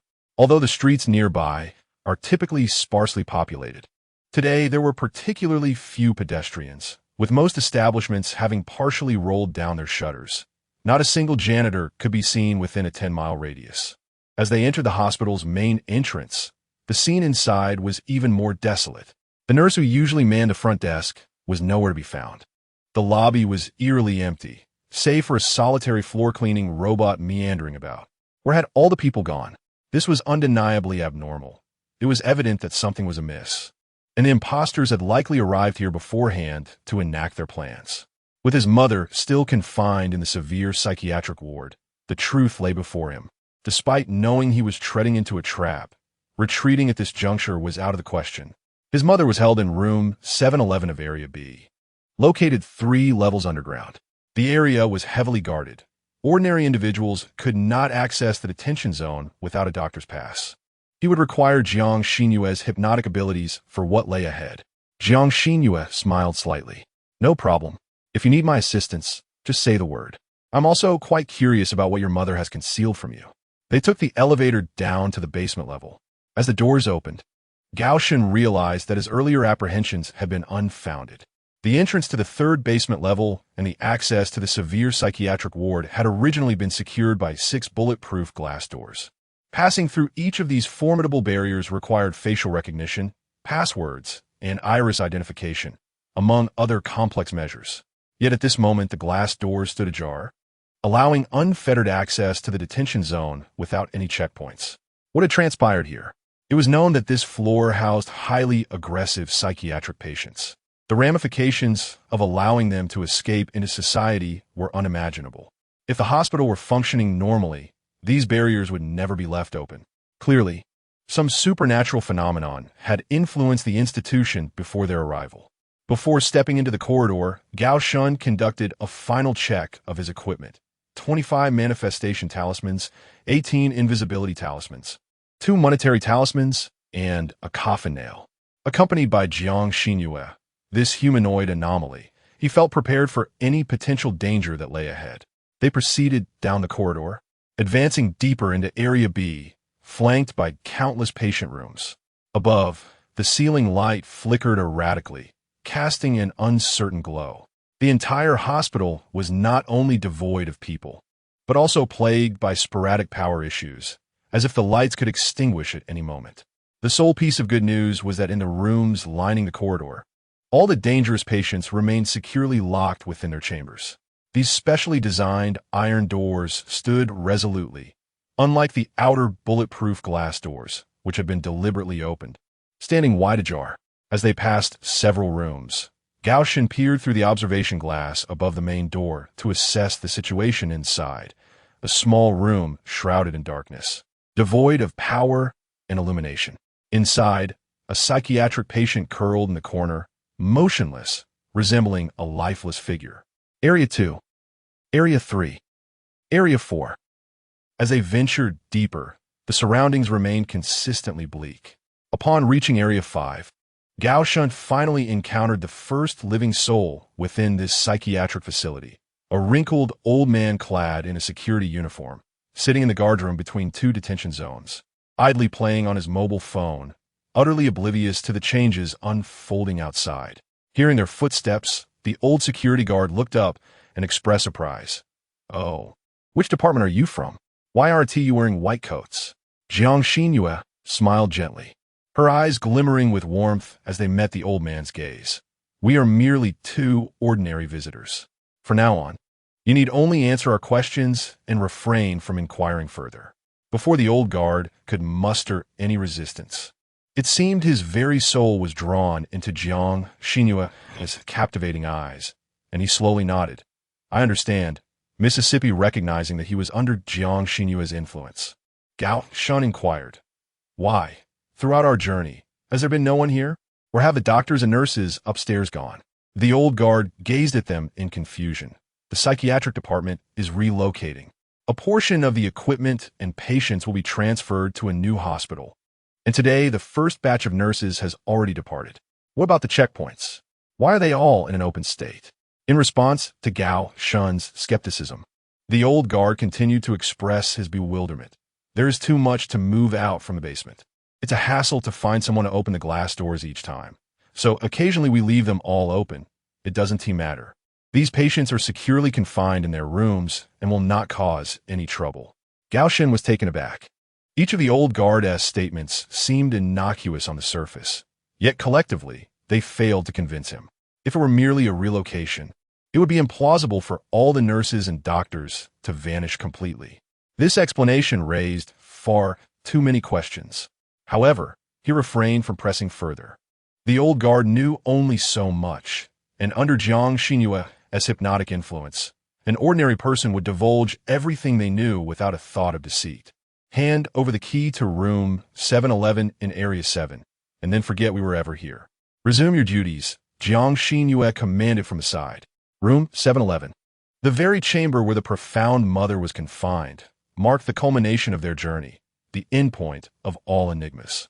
The elderly security guard, in a stupor, rummaged through a clanging array of keys, ultimately extracting a somewhat rusted key, which he dutifully handed to Jiang Xinyue. After bidding him farewell, the two continued their descent into the depths. They passed numerous shadowy rooms, where patients, upon hearing the footsteps outside, banged their faces against the glass windows, producing a cacophony of excited roars in a desperate bid to capture the attention of passers-by. Those confined within the 6th and 7th zones were gravely afflicted, akin to the mother, having committed unspeakable atrocities in the outside world. The bizarre sounds emanating from these patients required no acknowledgement. Although the doctors outside had vanished entirely, the doors to their rooms remained securely locked, ensuring that these deranged individuals could not escape. At the end of the corridor, before the penultimate room, Gao Shun and Jiang Xinyue came to a halt. The door bore the number 711, in stark contrast to the cacophony of chaos from the other rooms along the corridor. This particular room exuded an unsettling silence. Chapter 64. The False Person 14. The final room for the pitch-black glass. A solitary figure could be discerned seated in the corner of the room, languidly leaning against the wall, utterly motionless. It was the enigmatic mother of Gao Shun, Jiang Yu. Upon hearing the sound from outside, Jiang Yu slowly turned her head, directing her gaze toward Gao Shun. The electronic chains clinked with the movement of her legs. Her expression remarkably serene, devoid of any unexpected emotion. Beside her, Jiang Xinyue inserted a key into the door lock, and with the crisp sound of turning gears, the door swung open. A beam of light flooded the dark room, illuminating the confines of the solitary psychiatric chamber. Gao Shun positioned himself before Jiang Yu.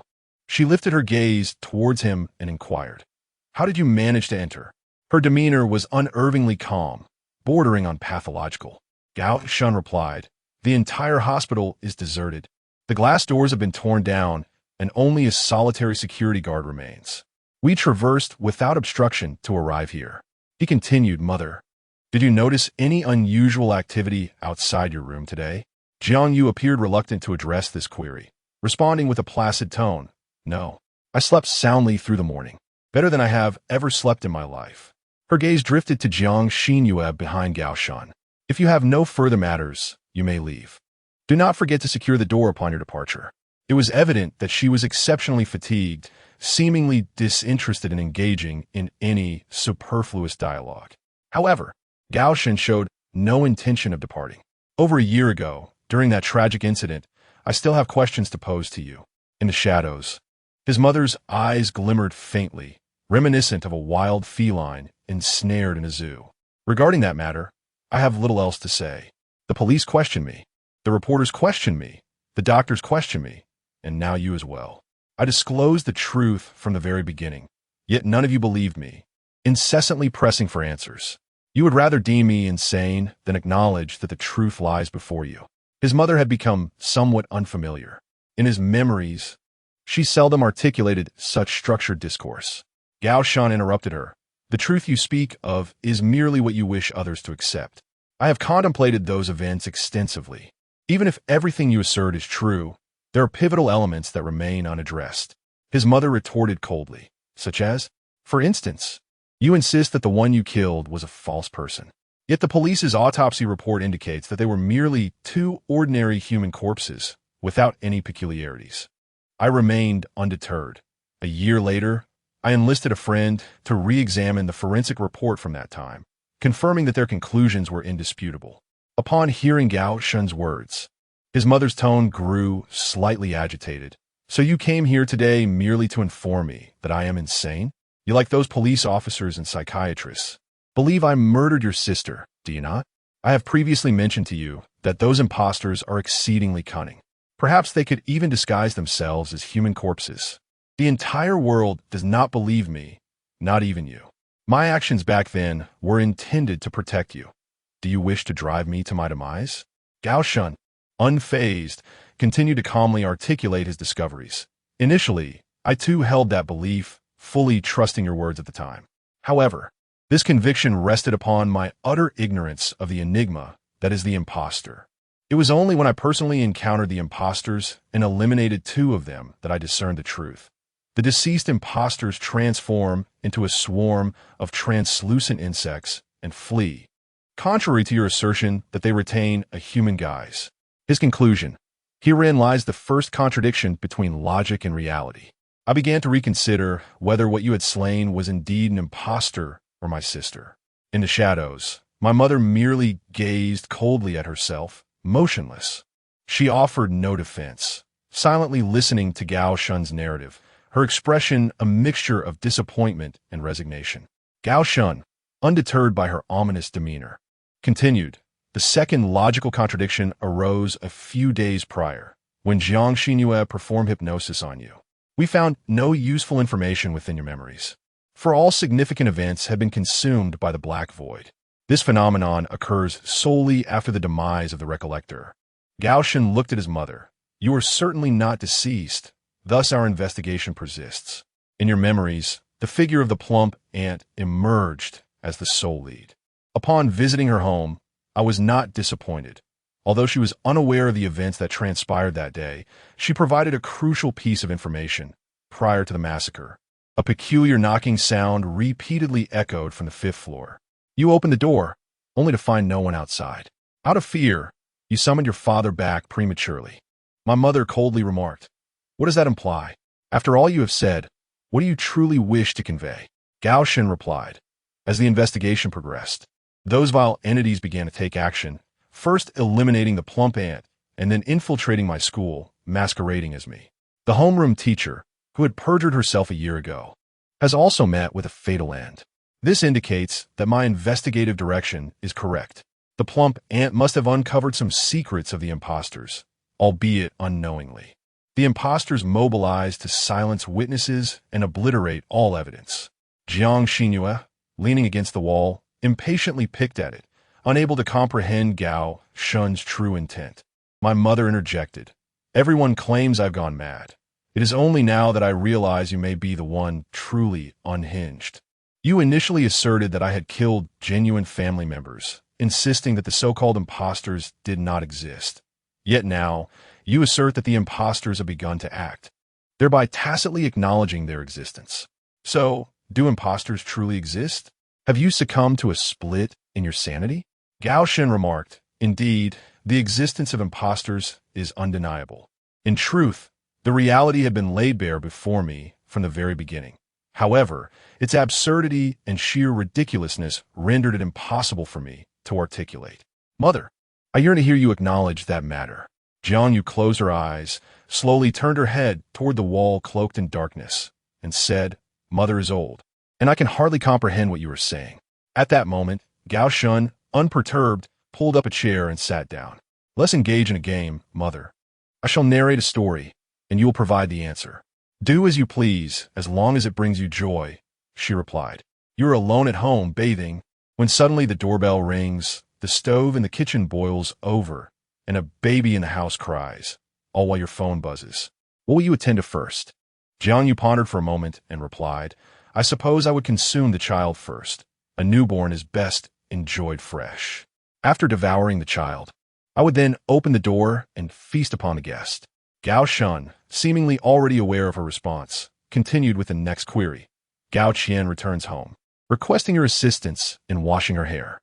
At that moment, you are preoccupied with chores, so she removes her head and places it beside the wash basin. What would you do?" "I would crush her head and consume it like an apple. If she were to ask for her head back, I would find a passerby on the street, twist off their head, and return it to Gao Qian." The expression on Jiang Yu's face was remarkably calm and earnest, devoid of any hint of jest. She merely stated what seemed to her common sense. She was entirely oblivious to the absurdity of her words. "My father, prior to going to sleep tonight, reminded you to wake him up early each morning. However, when you rise the following day, you find that no amount of effort can rouse him. In your helplessness, you decide to first shoo away the flies from his face.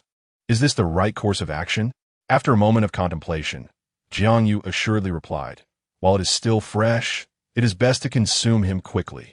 Once a corpse begins to decay, it loses its appeal." Gao Shun already sensed the answer, yet he pressed on with the final question. "You are in a public restroom. and as you prepare to leave, you discover there is no toilet paper. Just then, a hand descends from the partition, inquiring whether you would prefer red, blue, or white toilet paper. How would you choose? 3 sheets may not suffice. I would approach the stall and slay that kind-hearted individual, thus claiming all of their toilet paper as my own. At this juncture, it became exceedingly evident. This was a classic set of psychological contamination test questions from the Abnormal Biology Countermeasures Division. Those with cognitive impairments remain entirely unaware of the absurdity and inhumanity of their responses. In terms of results, it was clear that Jiang Yu was not merely suffering from psychological contamination. It was difficult to assert that she remained human. Gao Shun gazed at his mother, that once familiar visage, now as unyielding as iron, as she revealed the final enigma of the entire affair. The massacre of our family was not perpetrated by you. It was not you who killed your father and sister, who had transformed into imposters. They were both entirely human. You, indeed, are the imposter. It is you who has slain my entire family and then masqueraded as my mother, deceiving me until this very moment. This elucidates why the autopsy reports of my father and Gao Qian were entirely normal. They were never supplanted by the imposter from the very beginning. It also clarifies why Jiang Xinyue accessed your memories, why the Black Abyss suddenly manifested, and why the recollection abruptly ceased. Jiang Xinyue explained that such an effect occurs only when the recollector perishes. At that time, I did not comprehend the meaning of her words. Now, I finally understand. The third-person perspective we witnessed was that of you, the monster. You stood outside the corridor, incessantly pounding on the door, luring my mother to open it. Subsequently, a portion of your vile essence infiltrated the house, culminating in the death of my mother, coinciding with the emergence of the Black Abyss. All contradictions have been flawlessly resolved. P.S. A few days ago, I was feverish and, in a daze, dreamt of an extraordinary idea. Half awake, I recorded it. Upon slightly recovering in the morning, I reviewed it and found it captivating and explosive, an introduction that would surely terrify the neighbor's child into a state of utter fright. However, I must temper my 3-minute creative fervor, diligently outline my thoughts, establish a solid world and character framework, and amass a substantial 30,000 words before releasing it. Chapter 65. The False Person 15. Sister, is this the truth as you perceive it? Jiang Xia, who had been languidly leaning against the wall, gradually stood upright, gazing at the diminutive woman before her, whom Gao Shun referred to as mother. If she were indeed a false person, then with Gao Shun revealing her true identity, she could erupt in violence at any moment. Jiang Yu merely stared blankly at Gao Shun, showing no reaction to his accusations. Since you believe that, what more can I say? If you're convinced I am a false person and have come here solely to kill me, then proceed. Confronted with a woman bearing an identical visage to his mother, Gao Shun exhibited no inclination to strike. Beneath the calm of his gaze lurked the turbulent undercurrents akin to the sea before a storm. I am not here to take your life, he stated. Rather, I come with several questions that continue to elude my understanding, and I wish to seek your insight. I implore you to provide an explanation, regardless of what lies beneath your exterior. His mother remained motionless, staring blankly at the wall, as if entirely oblivious to her son's entreaty. Undeterred, Gao Shun continued. On the day of the massacre, the events unfolded as follows. Allow me to reason through this. If I err in any detail, kindly correct me. A false person wandered onto the 5th floor for reasons unknown, fixating on our family of 4.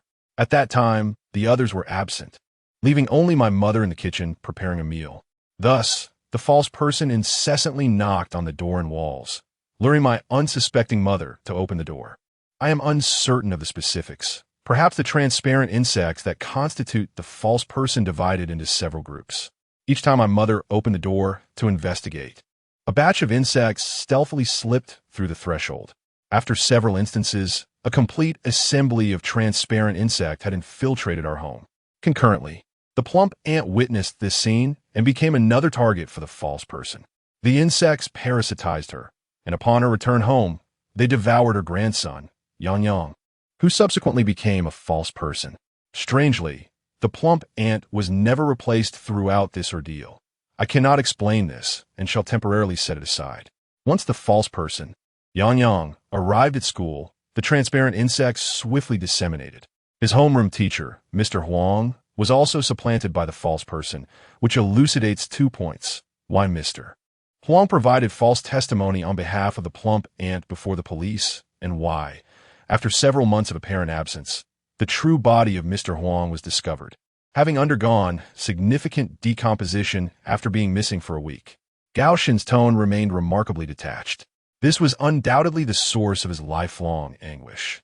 Yet he articulated it with such objectivity and clarity, as though recounting the misfortunes of others. The topic seemed to diverge. After his mother summoned his father, the two were ambushed by the false person within their quarters. At this point in time, my father and mother have already departed from this world, leaving Jiang Xinyue unable to witness their subsequent memories. Then there is my sister, Gao Qian, who, upon returning home, was caught off guard and met her demise at the hands of the impostor. In her final moments, she desperately struggled to escape, managing to open the door of our home. Yet, she fell just short, a mere fraction, forever unable to cross that threshold. Upon my return, I encountered the very perpetrator responsible for the deaths of my father, mother, and sister Gao Qian, the impostor who had assumed the guise of my mother, standing amidst the pile of corpses, deceitfully shouting accusations and fabricating a grand lie. This encapsulates the entire harrowing incident of our family slaughter. Mi Shiqian had long hinted to Gao Shan that the worlds within and outside the mirror had become inverted. The one who gazes into the mirror silently weeps. The truth of the matter stands in stark contrast to the facade. My father and sister, even in death, are to be defamed as impostors, their ashes confined to urns. Denied peace. The true impostor, however, brazenly stands before Gao Shan, imparting lessons in the name of his mother. The heavens have turned upside down. Lastly, I have one more question. Gao Shan remains remarkably composed, so much so that there is not a trace of murderous intent in his gaze. Why then does he reveal to me the secret that impostors typically possess more than 2 eyes? Without this piece of information, I might not have been able to swiftly identify the impostors Yang Yang and Xiaoling. This, too, is a perplexity for Jiang Xinyue. Now, only the final fragment of the mystery awaits resolution. Jiang Xinyue is prepared to take action to resolve this bizarre tale. As for whether she should eliminate Gao Shan after finding amusement, to be honest, she has yet to come to a decision. For her, Gao Shan is merely a most engaging plaything. It is far too entertaining. She hesitates to dispose of him. The creature known as Mother let out a long sigh. Within that sigh lies a multitude of human emotions, exceedingly complex. Very astute, Ah Shun. I apologize for devouring your mother, extracting many of her memories. I have grown accustomed to it. It is Gao Shan. To deduce this extent from such a minuscule clue, I truly wonder whether I'm the monster or if you are the one. I am more than willing to address your inquiries. First, regarding the plump woman, our kind, the merchant insects, possess a severe aversion to filth. That overweight woman was simply too foul. No kin of ours would dare consume her. So we reluctantly resorted to her grandson, allowing her to inexplicably escape a calamity. It is as simple as that.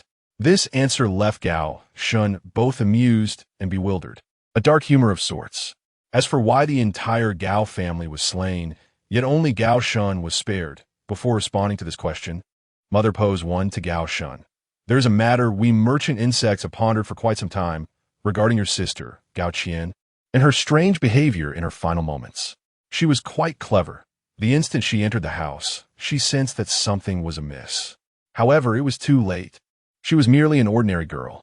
The blade severed her ankle, leaving her to kneel upon the ground, watching death approach step by step. Each strike we inflicted upon her was not an intentional torment of humanity, but rather, as impostors, we sought to examine human responses under various extreme conditions, thereby enhancing our understanding of your kind and our ability to mimic you. Despite being battered and bloodied, fully aware that escape was impossible, Gao Qian stubbornly dragged her mutilated body, inch by inch, to the doorway, summoning her last ounce of strength to twist the doorknob and open the door. Even with her body trailing a long stream of blood and her innards spilled, It is unfathomable the agony she endured to perform such a simple act in her final moments. Her mother closed her eyes, seemingly recalling the peculiar events of that day. Simultaneously, thousands of densely packed, emerald-green eyes upon her skin opened, layered upon each other, each symbolizing a translucent creature that constituted her being. Initially, we believed this to be a manifestation of human survival instinct. Yet, as we slaughtered more and more humans, we soon recognized the anomaly. The majority, in their dying moments, begged for mercy, collapsed in defeat, or urinated in terror, while some fought desperately, like cornered beasts, yet none displayed the resolute determination of your sister. On that day, she understood fully that even if she opened that grand door, her grievously injured body could not escape. Yet still, she fought to accomplish that seemingly pointless task. This dilemma was indeed well understood by Gao Shun, who elucidated for the multi-eyed monstrosity mimicking human emotion before him. If that day's door had been shut upon returning home, I too would have perished within. It was the very door your sister desperately opened in her final moments, the threshold of life, that led me to encounter an unexpected fate on my doorstep. The scent of blood halted me. I did not venture inside. You imposters are a rather fragile enigma, hesitant to act in the corridor lest your identities be exposed. She bore immense suffering before her death, all for my sake. Her mother smiled. You speak the truth. My child, on that day, had you entered the house, we indeed intended to kill you. However, because the door was ajar, you paused at the threshold, standing in the corridor. We imposters dared not risk exposure by killing you outside. Thus, in a moment of desperation, I transformed into the likeness of your mother, fabricating a web of lies. This, in turn, saved your life.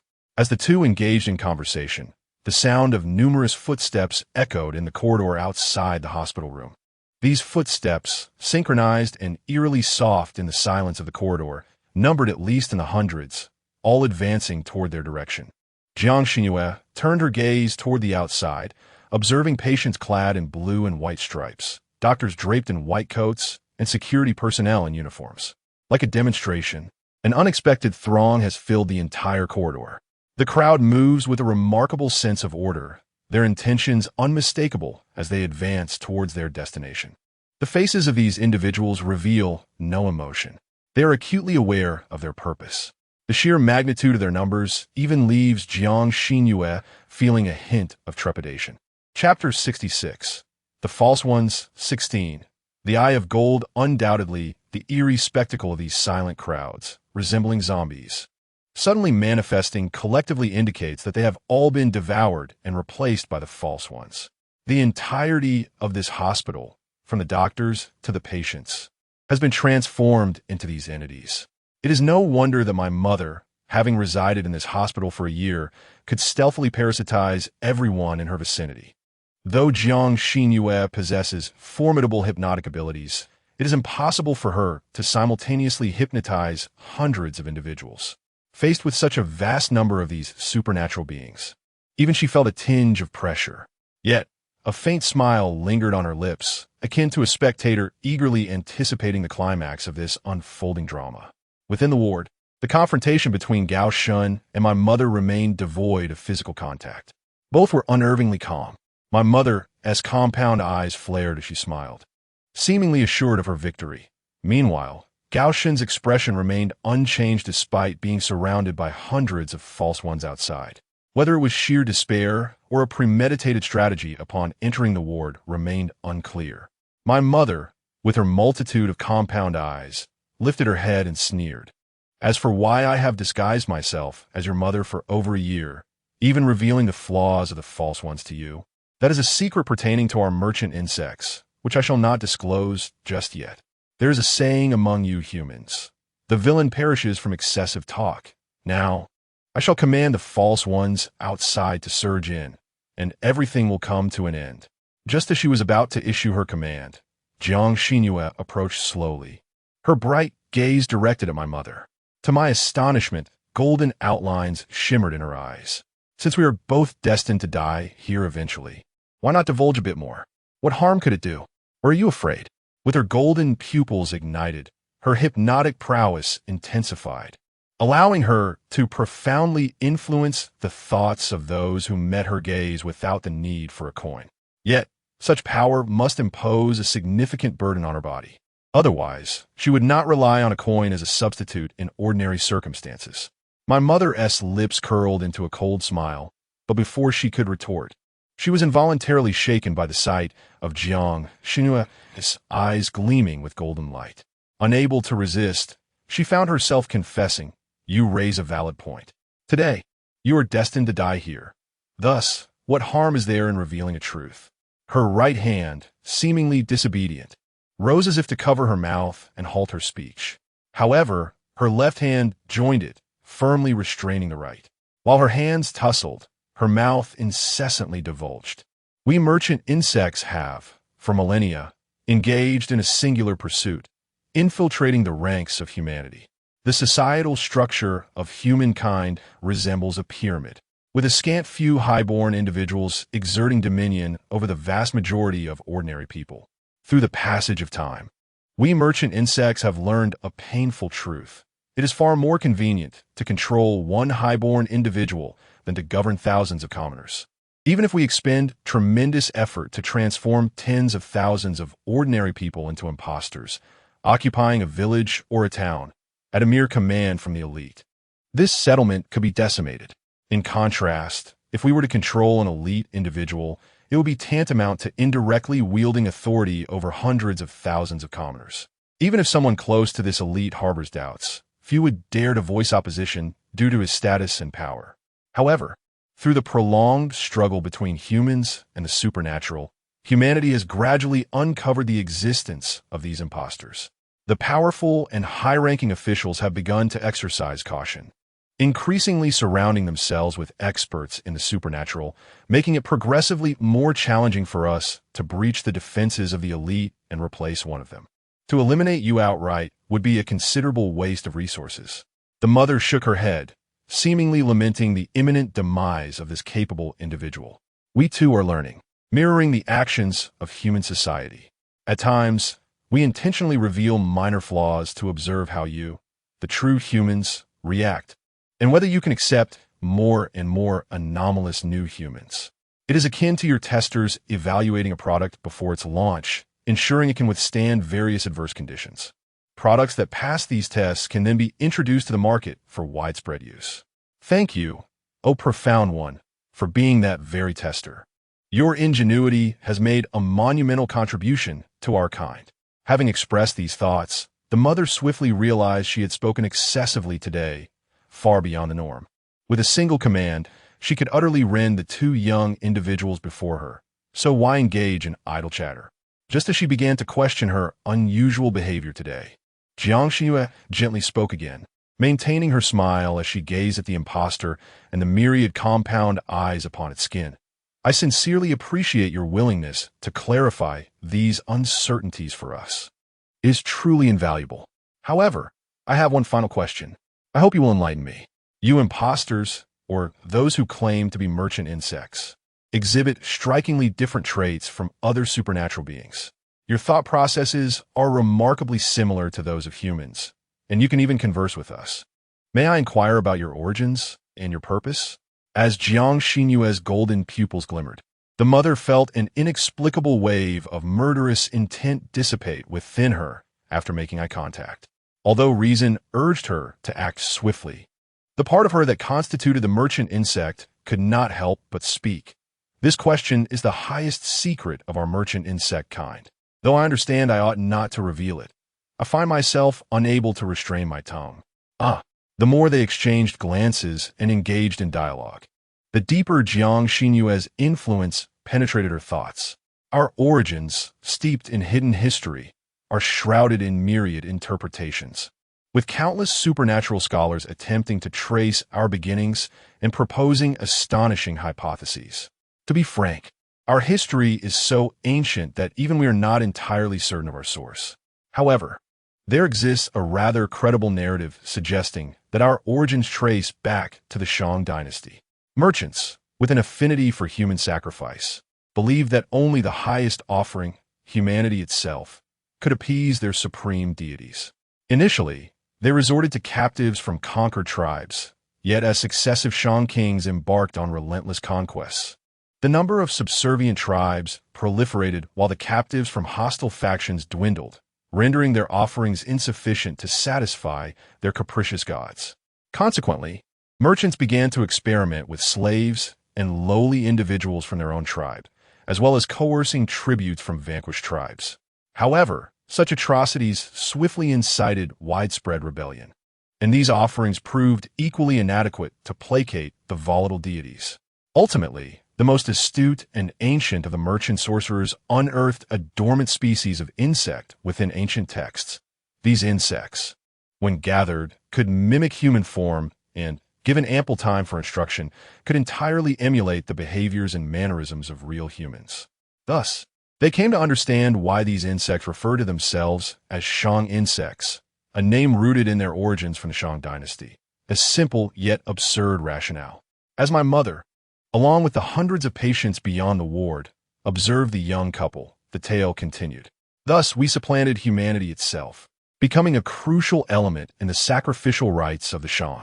Throughout the extensive history of the merchants and our interactions with them, the astute sorcerers quickly realized that, according to our characteristics, we could be utilized not only for sacrifices, but also for far more efficacious purposes. With specialized training, we could masquerade as high-ranking leaders of hostile tribes, infiltrating enemy echelons to execute decapitation missions or even seize control of opposing factions without engaging in warfare. Even the grandest of banquets must eventually conclude. The merchant's reign, too, faced its terminus as the Zhou forces surged into Chaoga, culminating in a conflagration that obliterated many of the merchant's nefarious and whimsical sorceries. As one of the numerous arcane creations of the merchants, we Shang insects were naturally met with disdain by the self-proclaimed divinely ordained Zhou. All insect eggs and pseudo-beings were ruthlessly exterminated, and logically, our lineage should have vanished alongside the fall of the Shang dynasty, lost to the annals of history. However, an unexpected turn of events transpired during the Northern Song era. At this juncture, a glimmer of a smile graced my mother's visage, infused with boundless admiration, as a great hero emerged amidst the cosmos. Not only did he resurrect our Shang insect lineage, but he also forged a covenant with us, allowing us to supplant numerous high-ranking officials of the Northern Song, thereby hollowing out the upper echelons of this dynasty, laying the groundwork for its eventual demise. With the downfall of the Northern Song, the oppressive system governing supernatural tales disintegrated, extinguishing the traditions of talisman burners, soul repressors, and the officials of impermanence. In this upheaval, we, the practitioners of supernatural narratives, ushered in a magnificent era of prosperity. Chapter 67. The Pseudo-Human, 17. The Great Escape. Jiang Xinyue smiled and inquired, who exactly is that great hero? After all, she was also a member of the Abnormal Creature Countermeasures Department, and the historical origins of these strange tales held significant importance for her. Her mother hesitated for a moment. It was evident that such vital information was something she was reluctant to divulge. Yet Jiang Xinyue's words had subtly influenced her, compelling her to respond to the inquiry. The great hero in question was Aguda, the founding emperor of the Jin dynasty. He had forged a pact with a legendary entity amidst the Black Mountains and White Waters, leading to the rise of the Jurchen people under his command. Upon hearing this, Gao Shan gained a profound understanding of why the Northern Song, despite possessing the Yin division and numerous experts opposing the strange entities, ultimately met its demise. Their adversaries were equally adept at harnessing the forces of these entities. Regrettably, after the fall of the Jin dynasty, the realm that nurtured the pseudo-humans was reduced to ashes under the iron hooves of the Mongols, leaving the merchants once again to endure a life of hardship. As time progressed into the modern era, although the merchants had lost their original masters, their infiltration into the upper echelons of humanity never ceased. Many political figures in various nations, including senior officials within the Abnormal Creature Countermeasures Department, were under their influence. Alas, Gao Shan, you were originally a key candidate for our cultivation. Your intellect is remarkable, perhaps too remarkable. It seems you are destined to meet your end here today.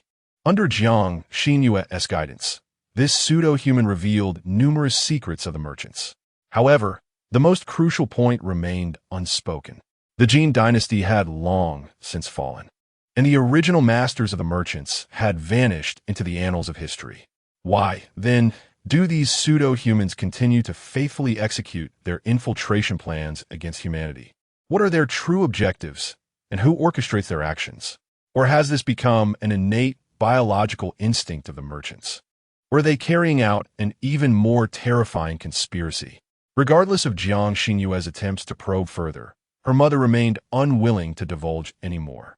Clearly, this secret held immense significance in her mind, and ordinary hypnosis could not compel her to reveal such critical information. With her head twisting a full 180 degrees, countless compound eyes gazed intently at Gao Shan. "How peculiar," she remarked. "I am unsure why I have divulged so many secrets today. Nevertheless, the outcome remains unchanged. You two shall simply die here. Rest assured, after your demise, your bodies will be replaced by us, becoming the new Gao Shan and Jiang Xinyue, continuing to live amongst humanity." Outside the ward, countless expressionless patients and doctors moved in unison, resembling a tide of corpses. At that moment, Gao Shan remained calm. "Do you truly believe that I would come here unprepared, knowing you are pseudo-human? You think I ventured here simply to meet my demise?" His mother revealed a chilling smile. "What if you are prepared? You are but two individuals, while the entire hospital, 2,000 to 3,000 people, has been supplanted by our pseudo-humans. Regardless of your actions, you cannot stir the winds." Gao Shan, without engaging in idle conversation, simply retrieved an invisibility talisman from his pocket and affixed it onto himself, allowing the charm to ignite with a shadowy glow. "Among so many pretenders, it is you alone whom I cannot forgive. You took my mother's life, yet dared to masquerade in her likeness for so long by my side." Gao Qian, in her final moments, endured unimaginable pain to open that door for me. I cannot fathom the torment she suffered that day. The talisman wielded by the talisman maker quickly took effect. Before the eyes of thousands, Gao Shan, the living being, vanished into thin air. The multitude of eyes belonging to my mother searched the room in vain, seemingly oblivious to the gravity of the situation. A teleportation spell? Did it simply whisk this little ghost away? No, it must be an invisibility spell. He remains within this room, block the exit. Before my mother could issue her commands, a sharp spike had already lodged itself in her throat. The pretender, still donning my mother's visage, cast a fleeting glance at the now ephemeral Gao Shan. She emitted a silent scream, her body disintegrating